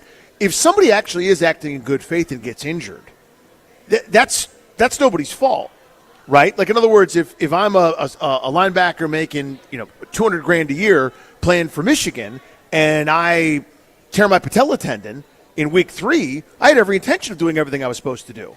You know what I mean? I don't want a guy not getting paid because he didn't meet a games or a snap count or whatever. Maybe, you're talking about more of a bonus structure, but even still, everybody signed that in good faith and did what they were supposed to do. I'm with you on being able to withhold if it's more of a, dude, you didn't play because you didn't feel like it. That's not cool. You know what I mean? But that language is tough, and it's hard to enforce that sort of deal without a CBA, arbitration, and everything else. Top of the hour coming up in about 20 minutes at 6 o'clock. LeBron James was very complimentary of what the Wizards have been doing. You will hear that audio right here on The Fan. Celebrating 30 years of the Sports Junkies. That's got to be a record. Listen for details on events, exclusive merch. You'll like this. And follow or subscribe to the Junkies podcast feed for Throwback 30 segments.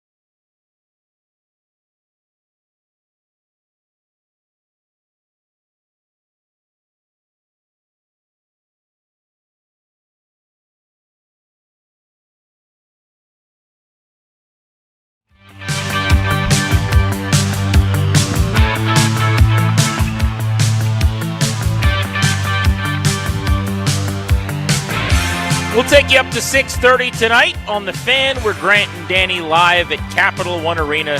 The Wizards and the Pacers getting ready to play the second of back-to-back at home here in D.C. By the way, you saw yesterday, right at the end of our show, some of the rumored changes coming that the NBA might levy to keep teams from trying to tank. Well, nothing more fitting than discussing that while we're here with the Pacers. As and I the said, Wizards. it's kind of funny. I mean, the eyes of the sport right now are kind of on what these teams are doing and the Jazz are doing and teams down at the very, very bottom, at least here in the Eastern Conference. What do you make of some of the possibilities moving forward to get rid of tanking? The one that made the most sense that I had already pitched was, and I hate this in baseball and I hate it in basketball, I don't think they should be doing this. I'm team tank. I think the Wizards should be allowed to tank if they want to.